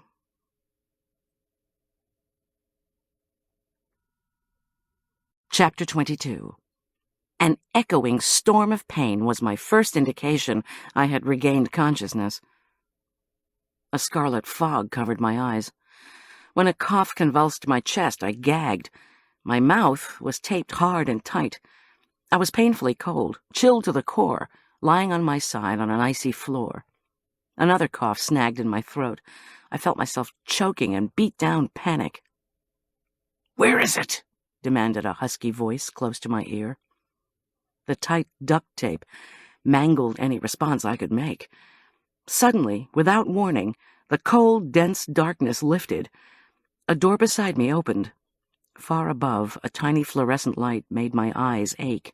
I moaned. Strong hands hitched under my armpits and roughly hauled me out of the dark space. I struggled to get to my knees. My hands were taped together. I was in the bistro kitchen. Out the window, the sky was black. It was late at night. The lodge would be deserted. Out of nowhere, a hand slapped me hard across the face. I reeled. It was the kind of hit I used to take from John Richard. One hand pulled my hair hard to tilt my head back, while another hand yanked the duct tape off so roughly I knew my cheeks were bleeding. I blew a mouthful of vomit all over Jack Gilkey. He cried out and swung at me again. I dodged. One thing I'd learned in my years with the jerk. His glossy dark brown hair was loose and wild, his handsome face menacing, gray with shadow. He grabbed me in a chokehold around the neck. His mouth brushed my ear. "Where's the tape, bitch?" My brain thumped and throbbed. The building seemed to echo the vibrations in my head. "The videotape," Jack snarled. "If I tell you," I managed to say, "will you let me go?" In answer, he tightened his grip around my throat and shook me hard. Black spots danced in front of my eyes. I made a squeaking, submissive sound. "Is it here with you? In this building?" "Yes," I said when he shook me again. "Think." Yes, let me take you to it." "No." "It'll take you hours to find it, maybe more." He didn't reply. Panic gripped my gut. Then he said, "Get up," harshly, with just a shade of doubt. In this I took comfort. Apparently, Chef Well-Organized didn't have a plan to cover this exigency. Think, how could I get away from him? The agony in my brain made mental work impossible. "Please undo my hands," I whispered. I could feel blood trickling down my cheek. "I'll fall if I can't get balanced." "No way," he snapped. Then he lifted his flannel shirt, revealing a flat stomach and a small pistol. He pulled the gun out of his waistband. "Don't move until I tell you to. Don't fall, don't run, don't yell. If you do, I'll kill your son at your house in Aspen Meadow, once I lure your husband out of the house. You understand?" "Yes," I said angrily, still trying to think. On my feet, I shuffled through the long, shadowy kitchen. Why have the TV people left without checking on me? They must have figured I'd gone down on the gondola. I should have kept someone with me. Why hadn't I paid more attention to Tom's warnings? Hindsight. What are you going to do with me? Easy. You're going to die hitting a tree. You hiked out of the bistro, got confused, and bam. We'll get more snow by morning. Nobody will ever know it wasn't an accident. Move. I shambled groggily toward the hall that led to the storage area stairway. Think. What do cops advise in a situation like this? Talk to the criminal. Use his name. Jack, I begged. Eileen's my friend. I was just trying to help her. Yeah, sure, he said, prodding the gun painfully into my back to push me forward. I knew you were looking for something, and guessed it had to do with Nate, because today you brought Rory here. I quizzed McGill, found out about the camera, and figured out what you were doing. His voice deepened. You're not on Eileen's side. You're on the cops' side. That's why you came here in the first place. To set me up, figure out Portman's scheme. You're not going to steal Eileen from me, trying to prove to her I killed Fiona. Reggie Dawson's call echoed in my brain.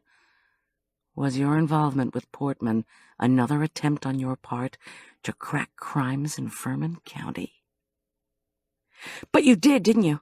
You killed Fiona. That's what's on the tape. How'd you kill Doug Portman? I thought you were prepping for lunch on Friday. He laughed and shoved me. You give your staff a ton of prep. They don't notice whether you're there or not. Jack, were you the one who hit my van on the interstate? He opened the door to the storage area. He didn't need to answer. Of course he tried to get rid of me. He just hadn't been successful the first time. Get down those stairs, he commanded. Jack, I said softly, did Eileen know you bribed Portman so you could be paroled early? She knew and she didn't know. He announced it triumphantly. I needed $10,000 a month for 6 months, but she never asked what for. He gave me a shove. Alimony? Another shove. Child support? Shove. Surely not bribery, Jack. He laughed sourly. Don't ask, don't tell. We reached the first landing. The foul smell of trash rose up to greet us. Please, Jack, I begged. Please stop. I have to rest. I leaned against the wall and closed my eyes. So you framed Barton Reed? Your old prison chum? You knew he had cancer. Knew he'd have the Duragesic. Knew he hated Portman. Jack shrugged. He was so marvelously good-looking, it was hard to believe he was so evil. Portman said he sniffed an investigation coming. He was skipping out. What if they got him with all that money I'd paid? He'd go to prison. If he did, so would I. I had to get rid of him. Making it look as if Reed had done it seemed like a good idea, since he didn't have long to live anyway. Reed figured out what I'd done. Too bad. So he tried to get back at me, mow me down on the slopes, and he nearly killed Eileen instead. I could have killed him for that. I wasn't married to her yet. And you needed the money from Eileen that you didn't inherit from Fiona. Jack shrugged, then poked me with his ugly little gun. Time to get moving. The pistol in his hand was a .22, accurate only at close range. 6 shots, unless he had more ammunition. We were coming down to the rail that led to the canisters. I had to run away from him, hide, run out onto the slope, hope I could get away from him, something, or else I'd die, like everyone else who'd stood in Jack Gilkey's way. I had to act. I tensed my leg muscles and kicked Jack's washboard stomach with all my might. He gasped in pain and surprise and banged into the wall.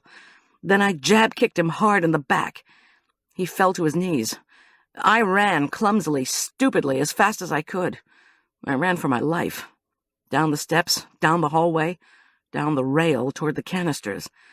I could hear Jack stumbling down the stairs after me, cursing. 5 canisters were lined up. Oh, when did the night crew arrive? No telling. I squeezed along the wall and tried to figure out which one to duck into. The farthest one from Jack, of course. It was poised right at the large double doors, and it was half full of food scraps and garbage. Beyond the front canister was darkness made silvery by moonlight. I clumsily climbed up the sides, jumped into the canister, and slithered down into the trash. It was all I could do to keep from gagging. I heard a shot. Jack was firing into the canisters. 1 shot, 2, 3. This was going to be it, I thought, and prayed for Arch and Tom. With taped hands, I used my body to burrow as deep as I could into the trash. I thought I was going to vomit again. Then, without warning, there was a loud ka-chunk, and the canister quivered violently. I could hear male voices in the distance. The night workers? Were they coming? I was surrounded by rotting lettuce and meat fat. Would the workers hear me if I squirmed to the top of the garbage? Could I risk calling to them, with Jack armed so close to the canisters? No. Clink, ka-chunk, clink. It was the clank of metal doors being closed on trash canisters, followed by the whir of the descending gondola. Behind me, a loud pop was followed by a zing. Another shot. Jack was shooting at my canister. Pop, zing. I could hear Jack howl. Then my stinking, packed canister swung out into the darkness. The night air was stingingly cold. But I'd escaped Jack. I knew the gondola operators at the top could stop the cars, but they could not reverse their motion. That could only be done by the operator at the bottom, so even if Jack knew I was in this canister, and he didn't, he wouldn't be able to bring me back. With a startling suddenness, the canister dropped, and I was swaying, out of range of Jack's lethal little .22. Would he hurt the canister workers? I doubted it. He had only one target tonight. Me. I wriggled between 2 bags of mind-numbingly smelly garbage. My head hurt, my cheeks hurt, everything hurt. The stink was inconceivable. I'd never get the smell out of my hair, I thought, and giggled insanely. The canister had holes in its walls and top. Through the holes overhead, a distant light was shining. The canister shook. An almost full moon came into view. Down, down the canister rolled. In my mind's eye, I saw the gleaming container, suspended 20 feet above the ground, streaming noiselessly through the night. I had to get the tape off my hands. My only choice was to feel with my tongue around the duct tape till I came to an edge.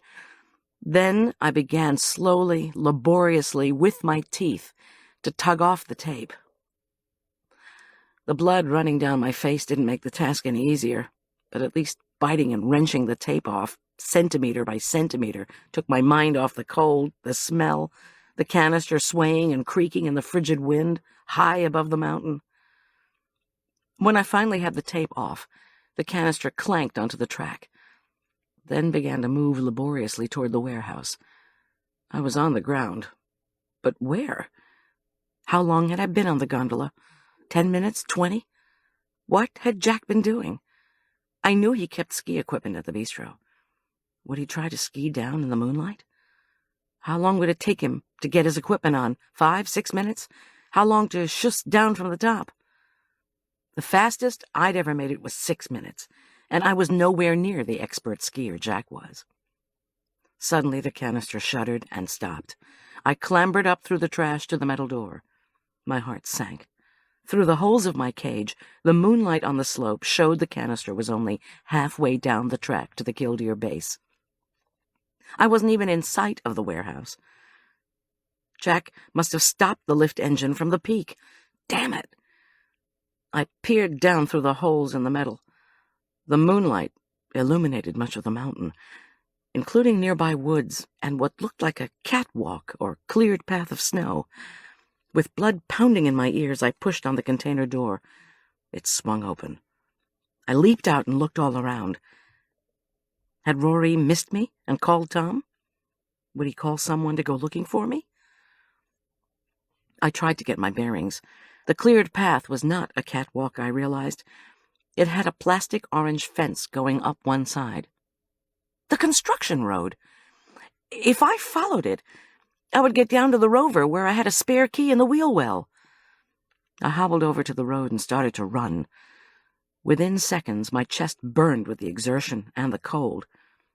Did I hear something?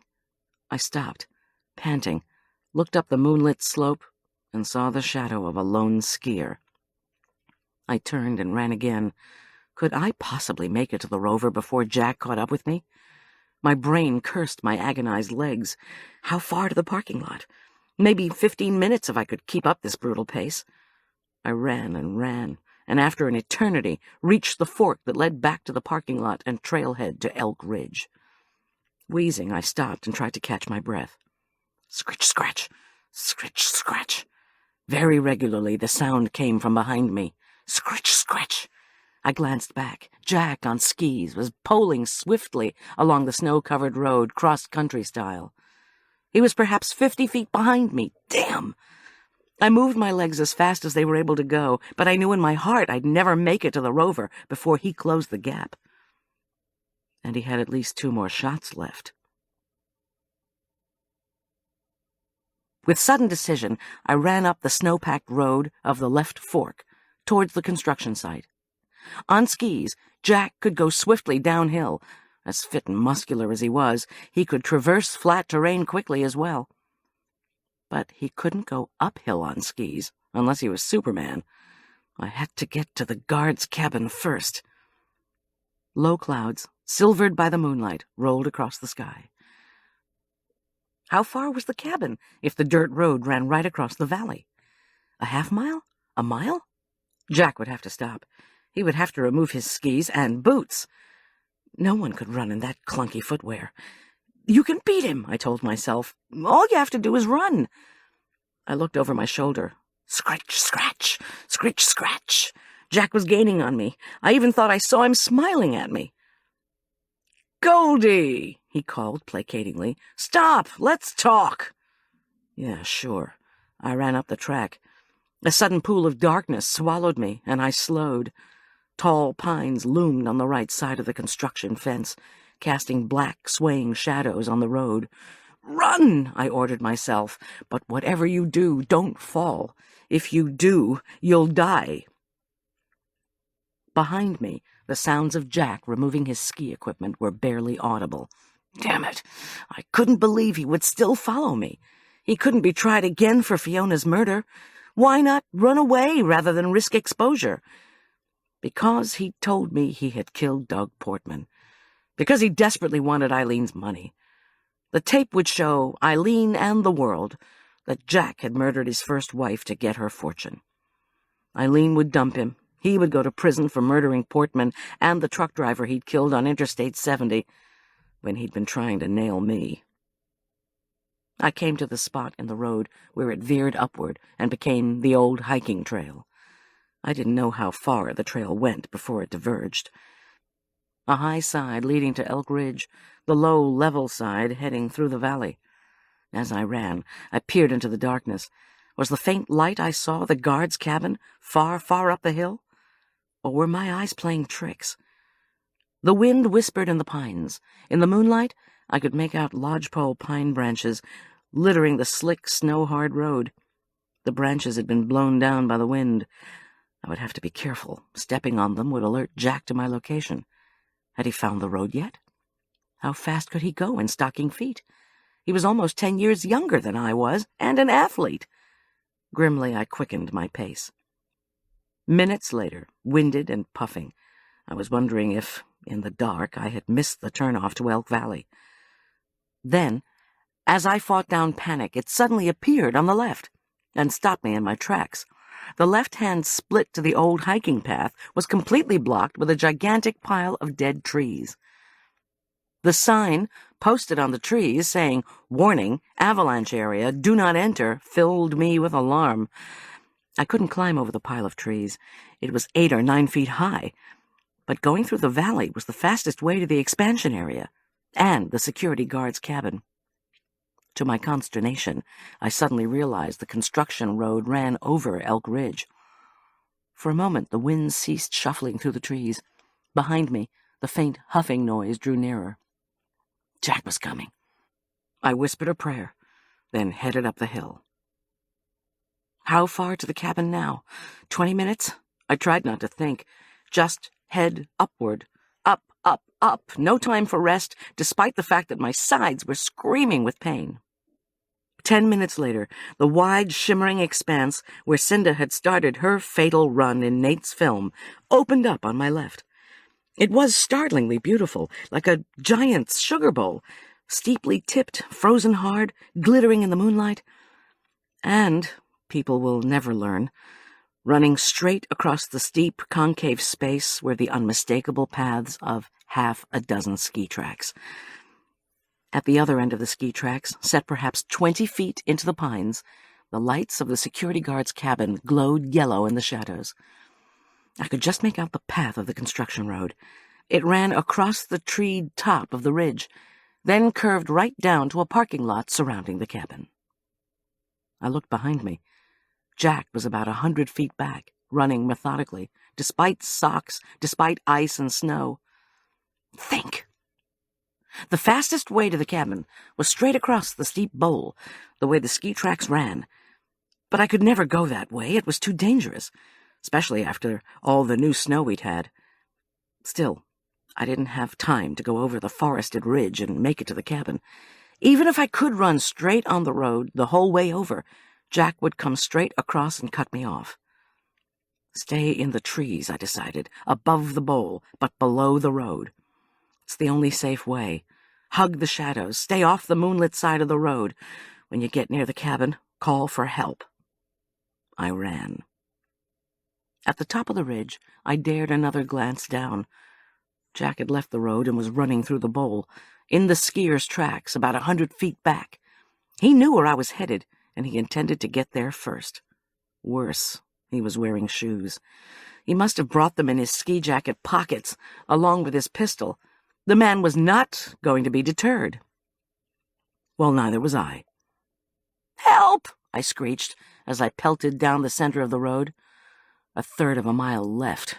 "Help! Security! Come out of the cabin! Help!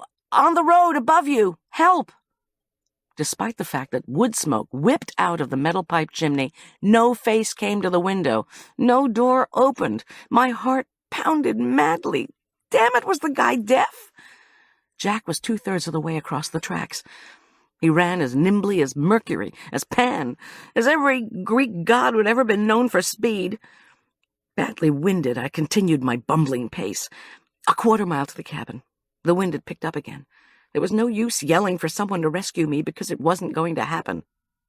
I was going to die on this mountain, just like Nate and Fiona and Doug. Pow! Jack, only 40 feet away, both hands gripping the pistol straight in front of him, had fired at me. I tried to zigzag as I ran, but each step brought me closer to him. We were both racing down the sides of a triangle. The cabin was where we would intersect. 30 feet from the cabin, totally out of breath, I hugged a tree and stopped, bent over and wheezing. "You're not going to make it, Goldy," he called fiercely as he kept advancing toward me, aiming the gun. 15 feet away. He was almost to the edge of the bowl. I clung helplessly to my tree. "Goodbye," he screamed as he fired again. The frigid air boomed and reverberated with the explosion. I squeezed my eyes shut as terror closed my throat. An image of church school with Rory floated into my mind. Our teaching, the fall of Jericho, Joshua. I looked up. The moon skidded drunkenly between the branches. Had I been hit? Jack's shot echoed and re-echoed in my head. After the Hebrews blew their horns, the earth was moving. The moon was wobbling in the sky. The walls came tumbling down. I gripped the tree and turned my head to the groaning, trembling slope. A mammoth slab of ice and snow had dislodged from the mountain. Joshua's troops made the noise. The monumental size of the slide, like a skyscraper imploding, was beyond belief. The avalanche's deafening rumble pained my ears. A mist of snow burned my eyes.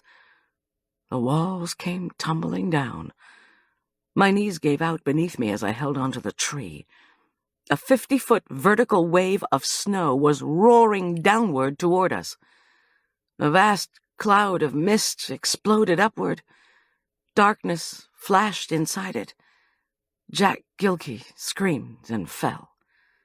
Then he was sucked into the killer white tide of the avalanche that rushed past me and swept him away.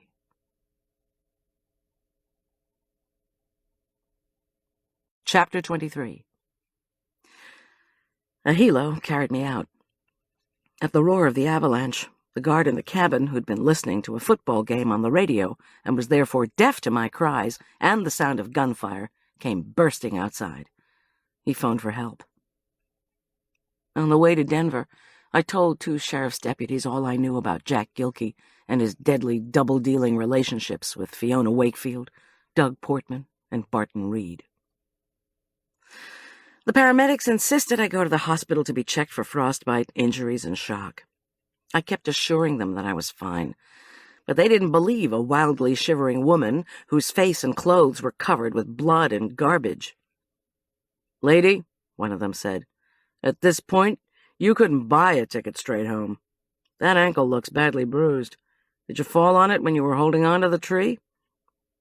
I nodded numbly and looked down at the snow-covered Continental Divide far below.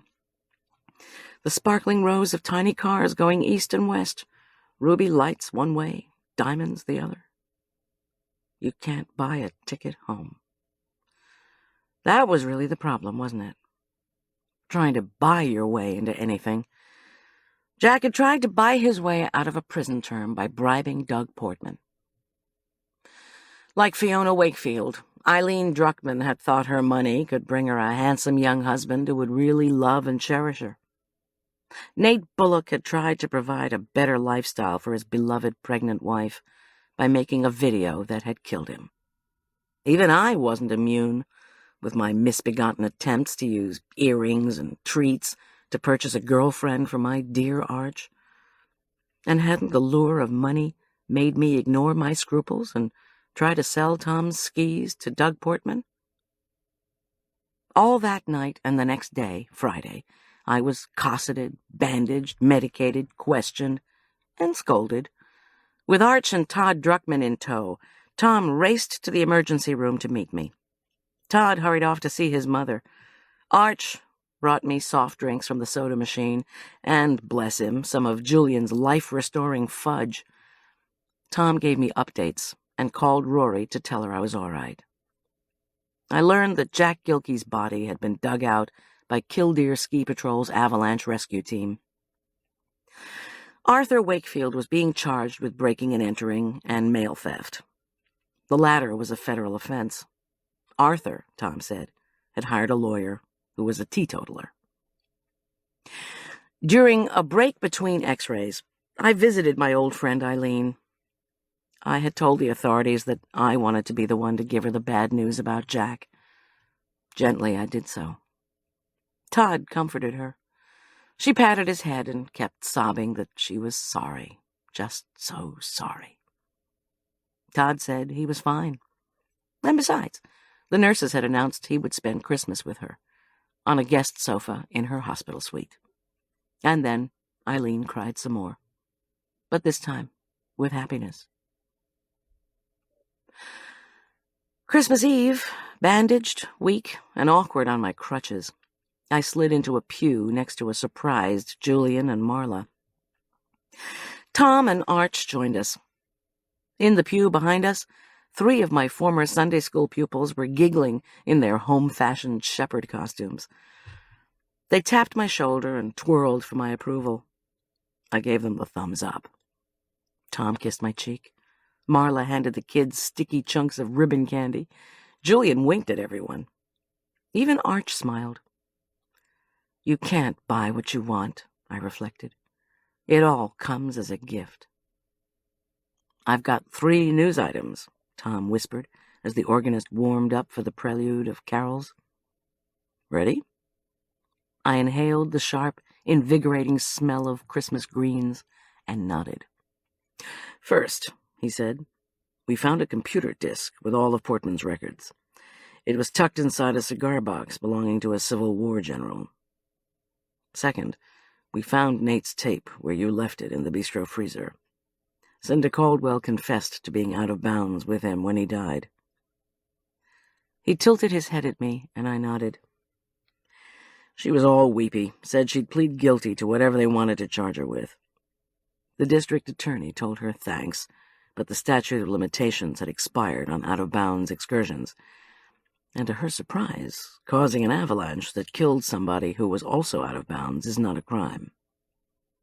She said she was going to give lectures on winter sports safety, donate some of her shop's profits to avalanche victims worldwide. I mean, the woman has gotten religion.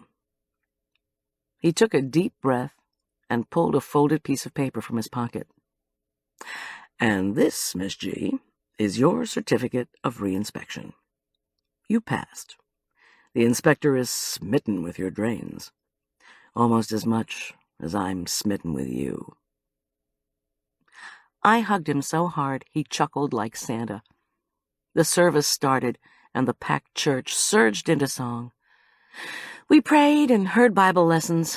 At the intercessions, an usher handed the priest a note. He opened it and beamed at the congregation.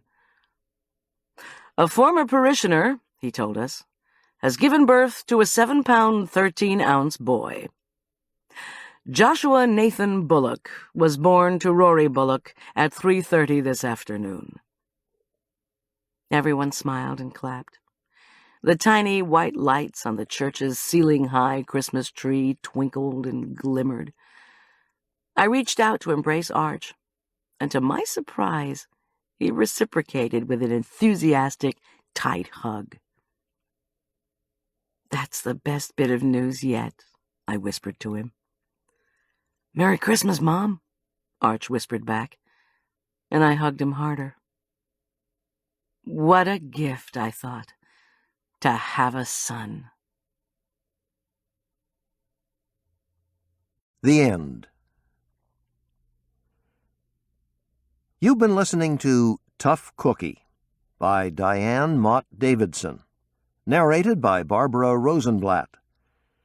As usual, Diane Mott Davidson has sprinkled the recipes featured in the story throughout the text of the book. We include them here.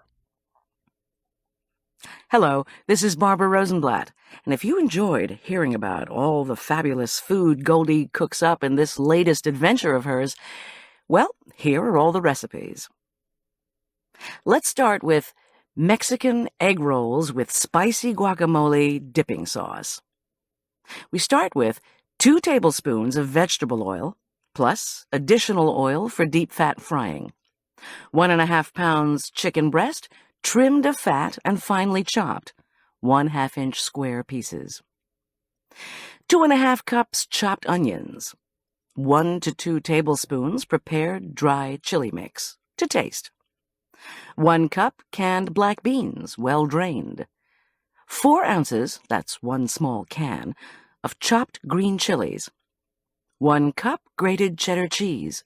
1 cup grated Monterey Jack cheese. 1/2 cup finely chopped cilantro. 1/2 jalapeno chili, seeded and finely chopped. 3 tablespoons of picante sauce. 1 teaspoon of salt. 1 pound egg roll wrappers, 16 in a package. In a wide frying pan, heat the 2 tablespoons of oil over medium-high heat until hot but not smoking. Add the chicken and onions. Stir well. Then add the chili powder and stir again. Stir for several minutes until the onions turn translucent and the chicken is just cooked. Remove the pan from the heat and add the beans, chilies, cheeses, cilantro, jalapeno, picante sauce, and salt, and set aside. On a very lightly floured surface, place 1 egg roll wrapper at a time, and, following the directions on the wrapper package, roll 1/4 cup of the filling into each egg roll. Complete the 16. In a wide frying pan, pour vegetable oil to a depth of 1/2 inch.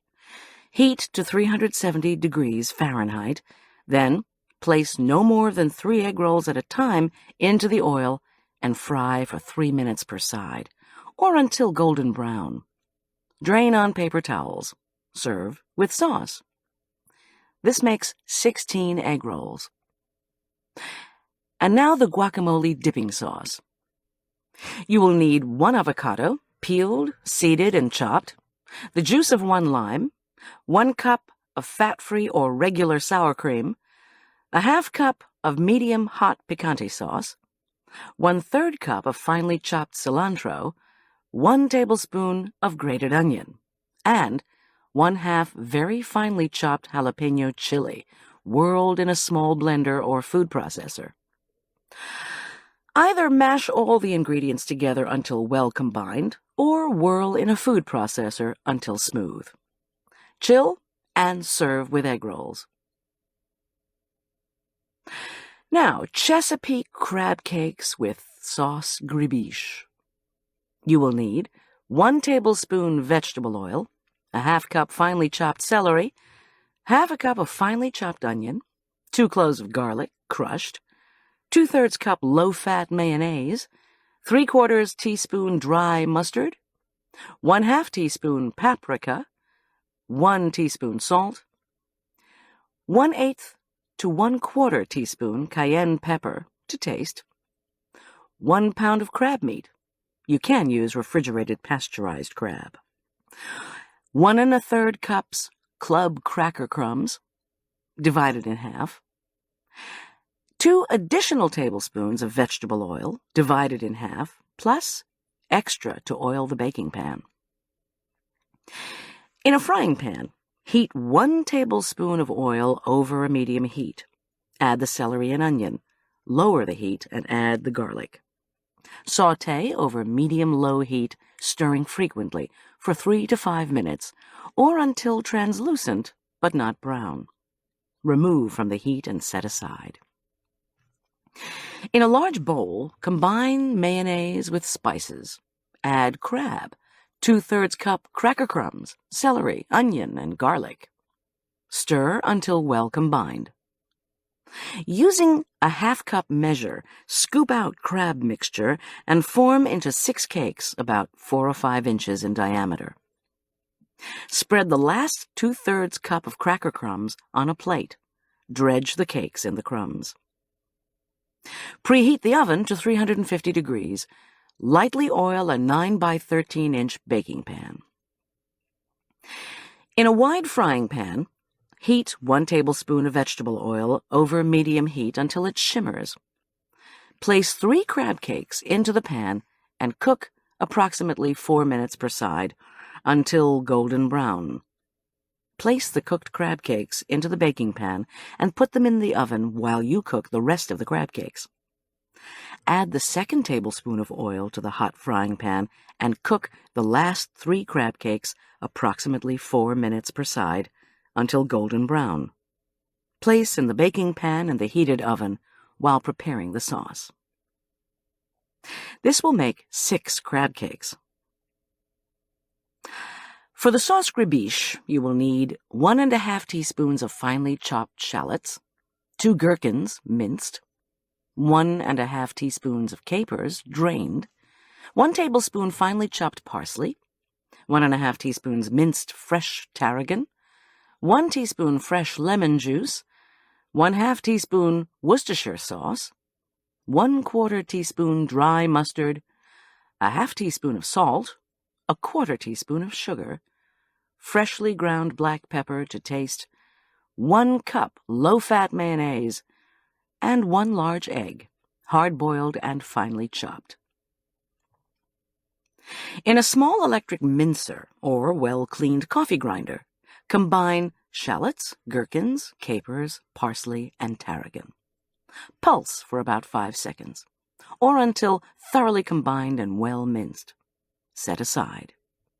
Stir together lemon juice, Worcestershire sauce, dry mustard, salt, sugar, and black pepper. Stir into the mayonnaise along with egg and minced shallot mixture. And serve with the crab cakes. Ice-Capped Gingersnaps. You will need ½ pound or 2 sticks of unsalted butter, softened, 1 1/2 cups of dark brown sugar, 2 eggs, 1/2 cup of dark molasses, 2 teaspoons apple cider vinegar, 4 cups all-purpose flour, 4 teaspoons ground ginger, 1 teaspoon ground cinnamon, 1/4 teaspoon of freshly grated nutmeg, 1/4 teaspoon of ground cloves, 1/4 teaspoon of ground allspice, 1/2 teaspoon of baking soda, 1 teaspoon of baking powder, 1/2 teaspoon of salt, and frosting. And that recipe will follow this one.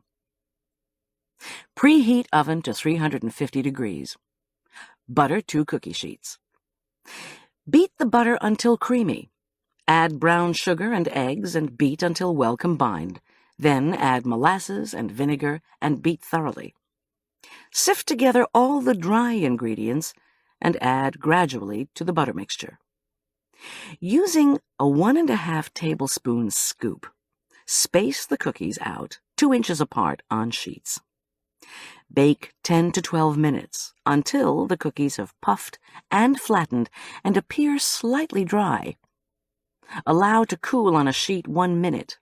Then transfer to racks and allow to cool completely. And now for that frosting. You will need 1½ cups of confectioner's sugar, 2 tablespoons of whipping cream, 2 tablespoons of milk, and 1/4 teaspoon vanilla extract. In a shallow bowl, mix all the ingredients well with a whisk. Holding the cooled cookies upside down by the edges, dip the tops into the icing. Allow to cool, icing side up, on racks until the icing hardens. Store between layers of wax paper in an airtight container. This will make 5 dozen cookies. Snowboarder's pork tenderloin. You'll need 2½ pounds of pork tenderloin. That's 2 tenderloins. 1/2 cup of Dijon-style mustard, 1 tablespoon pressed garlic, 4 large or 6 small cloves, 1/4 cup best quality dry red wine, 1/4 cup extra virgin olive oil, 1 tablespoon dried thyme, crushed, 1/2 bay leaf, 1/4 teaspoon freshly ground black pepper, and 1/2 teaspoon of granulated sugar. Trim the fat and silver skin from the tenderloins. Rinse, pat dry, and set aside. Place all the other ingredients in a glass pan and whisk together well. Place the tenderloins in the pan, turn them to cover with the marinade, cover the pan with plastic wrap, and place in the refrigerator for 6 hours or overnight. 30 minutes before you plan to roast the pork, remove the tenderloins from the refrigerator to come to room temperature.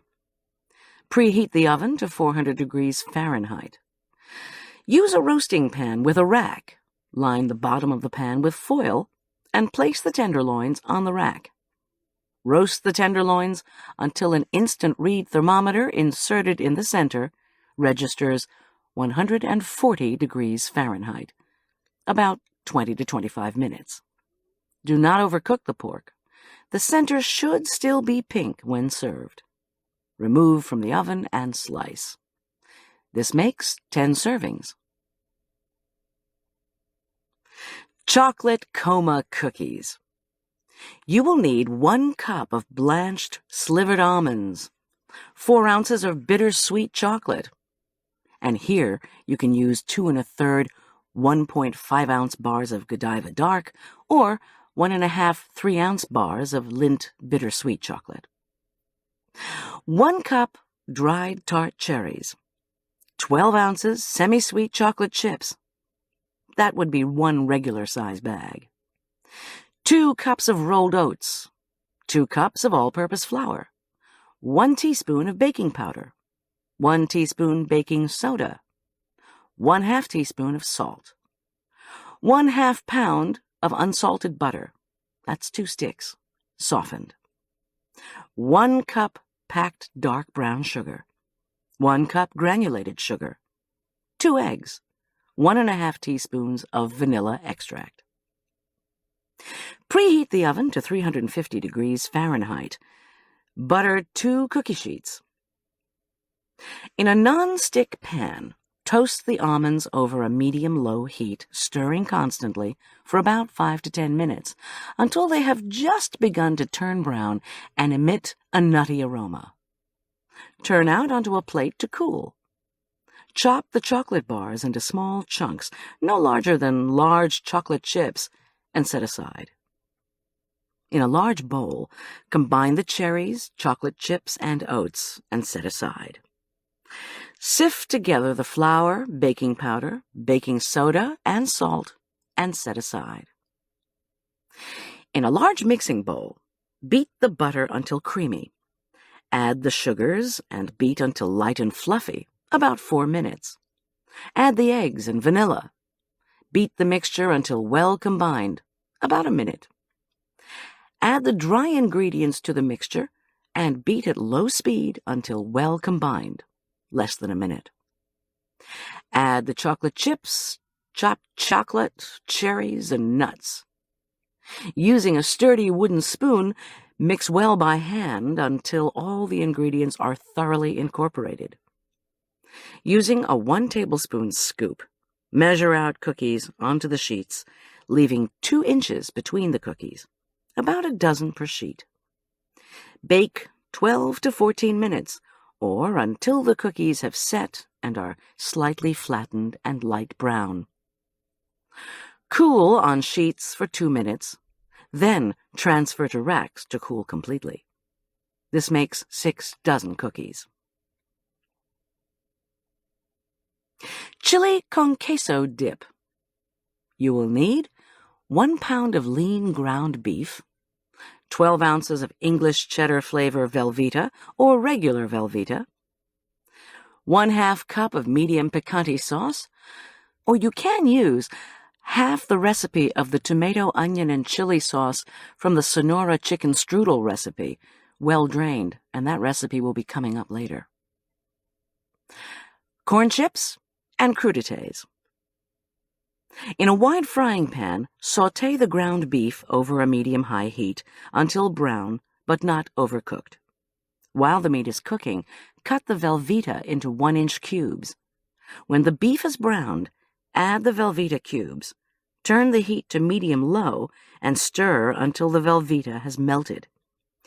Turn the heat to low and add picante sauce or the Mexican strudel sauce. Heat just until bubbly and serve with chips and or crudités. Marmalade mogul muffins. You will need 1/2 pound, that's about 2 sticks, of unsalted butter, 1 3/4 cups of sugar, divided, 4 large eggs, 2 cups of buttermilk, 4 3/4 cups all-purpose flour. If you're in a high altitude, add 1/4 cup. 2 teaspoons of baking soda, 2 teaspoons of baking powder, 1/2 teaspoon of salt, 2 tablespoons of orange zest minced, and 1 cup of best quality bitter orange marmalade. One recommended brand would be Harry and David's Wild and Rare Bitter Orange Marmalade. Now, preheat the oven to 350 degrees Fahrenheit. At a high altitude, it should be 375 degrees. In a large mixer bowl, beat the butter with 1 1/2 cups of the sugar until well combined. Add the eggs one at a time and beat well. Add buttermilk and mix thoroughly. In another bowl, mix together the flour, baking soda, baking powder, and salt. Add the dry ingredients to the butter mixture. The batter will be stiff. Stir in the zest and the marmalade. Using a 1/3 cup measure, divide the batter among 28 muffin cups that have been fitted with paper liners. Using the last 1/4 cup of sugar, sprinkle a teaspoon or so over each muffin. Bake for 15 to 20 minutes, or until a toothpick inserted in the center of a muffin comes out clean. This makes 28 muffins. Now here's that Sonora chicken strudel recipe. 2 tablespoons of vegetable oil, 3 cups of seeded and chopped tomatoes, 2 garlic cloves pressed, 8 ounces, that's 2 small cans of chopped green chilies, 1½ cups of chopped onions, 1/8 of a teaspoon of cumin, 2 cups cooked shredded chicken, 1¼ cups grated cheddar cheese, 1 cup of low-fat or regular sour cream, 1 teaspoon of salt, approximately 1/2 a pound of phyllo dough, thawed, 1/4 pound, that's 1 stick of unsalted butter, melted. In a wide frying pan, heat the oil over medium-low heat until it shimmers. Reduce the heat to low and add the tomatoes, garlic, chilies, onions, and cumin. Cook uncovered, stirring occasionally, until the mixture is thick, about 30 minutes. Set aside to cool slightly. Next, preheat the oven to 400 degrees Fahrenheit. Butter a 9 by 13-inch glass pan. In a large bowl, combine the chicken, cheddar, sour cream, and salt. Stir in the tomato mixture. Pour this mixture into the pan. Working quickly with the phyllo, lay 1 sheet at a time over the chicken-tomato mixture and brush thinly but thoroughly with the melted butter. Continue until you're almost out of butter, then lay on a last piece of phyllo and brush it with the last of the melted butter. With a sharp knife, cut down through the layers of phyllo in 12 places to make 9 evenly spaced rectangular servings. Bake 20 to 30 minutes, or until filling is hot and the phyllo is puffed and golden brown. Serve immediately. This makes 9 large servings. Skier's Swiss cereal. You will need 1 cup of rolled oats, 1 teaspoon very finely chopped orange zest, 1/2 teaspoon of cinnamon, 2 tablespoons of dried tart cherries, 2 cups of skim milk, brown or granulated sugar, cream, butter, or milk. The night before you plan to serve the dish, in a glass bowl, combine the oats, the zest, cinnamon, and cherries. Stir well, then stir in the milk. Cover with plastic wrap and refrigerate. Next morning, place the mixture in a medium-sized saucepan and bring it to a simmer.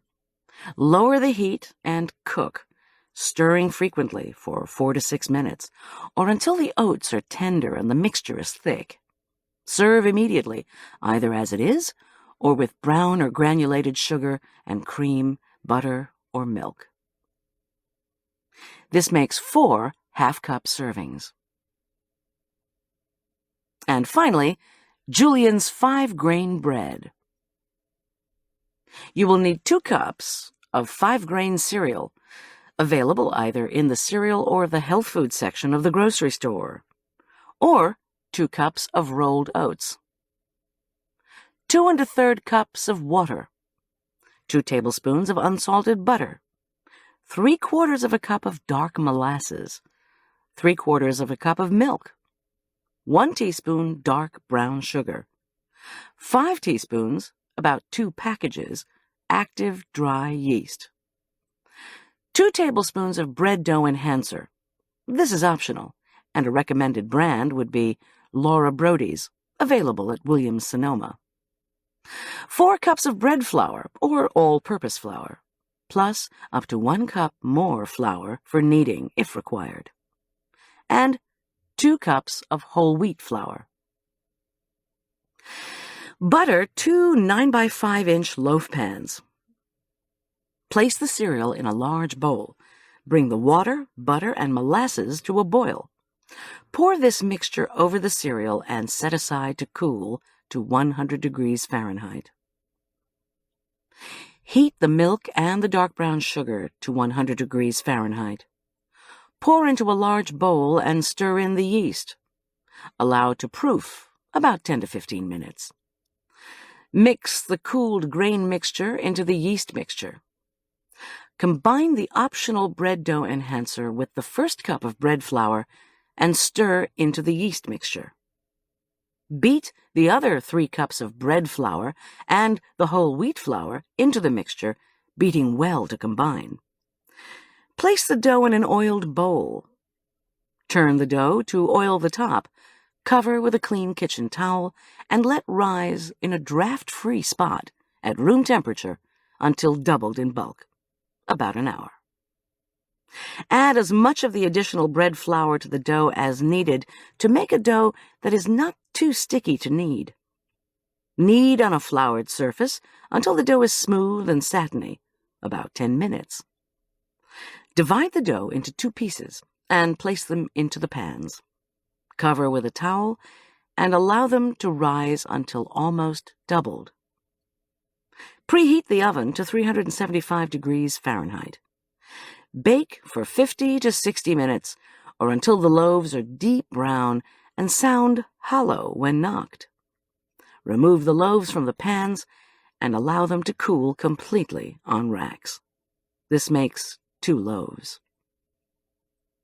And there you have it, the recipes from Tough Cookie by Diane Mott Davidson. Hope you've enjoyed them. This is Barbara Rosenblatt. Bye. If you've enjoyed this book and this performance, Recorded Books recommends Suspicion of Guilt, the first book in the Gail Connor series by Barbara Parker, and also narrated by Barbara Rosenblatt. You'll find a wide selection of titles in the Recorded Books catalog, including bestsellers, mysteries, classics, histories, and more. So to order another recorded book, or for a copy of our latest listing, please call us using the telephone number on the back of the book. You can order by phone with any major credit card, or by writing to us, or by faxing us. Don't forget to ask about easy 30-day rentals by mail. On our website, you can browse the catalog, hear about the latest releases, place orders, or tune into narrator profiles and author interviews. So visit us there at www.recordedbooks.com. And thank you for being a Recorded Books reader.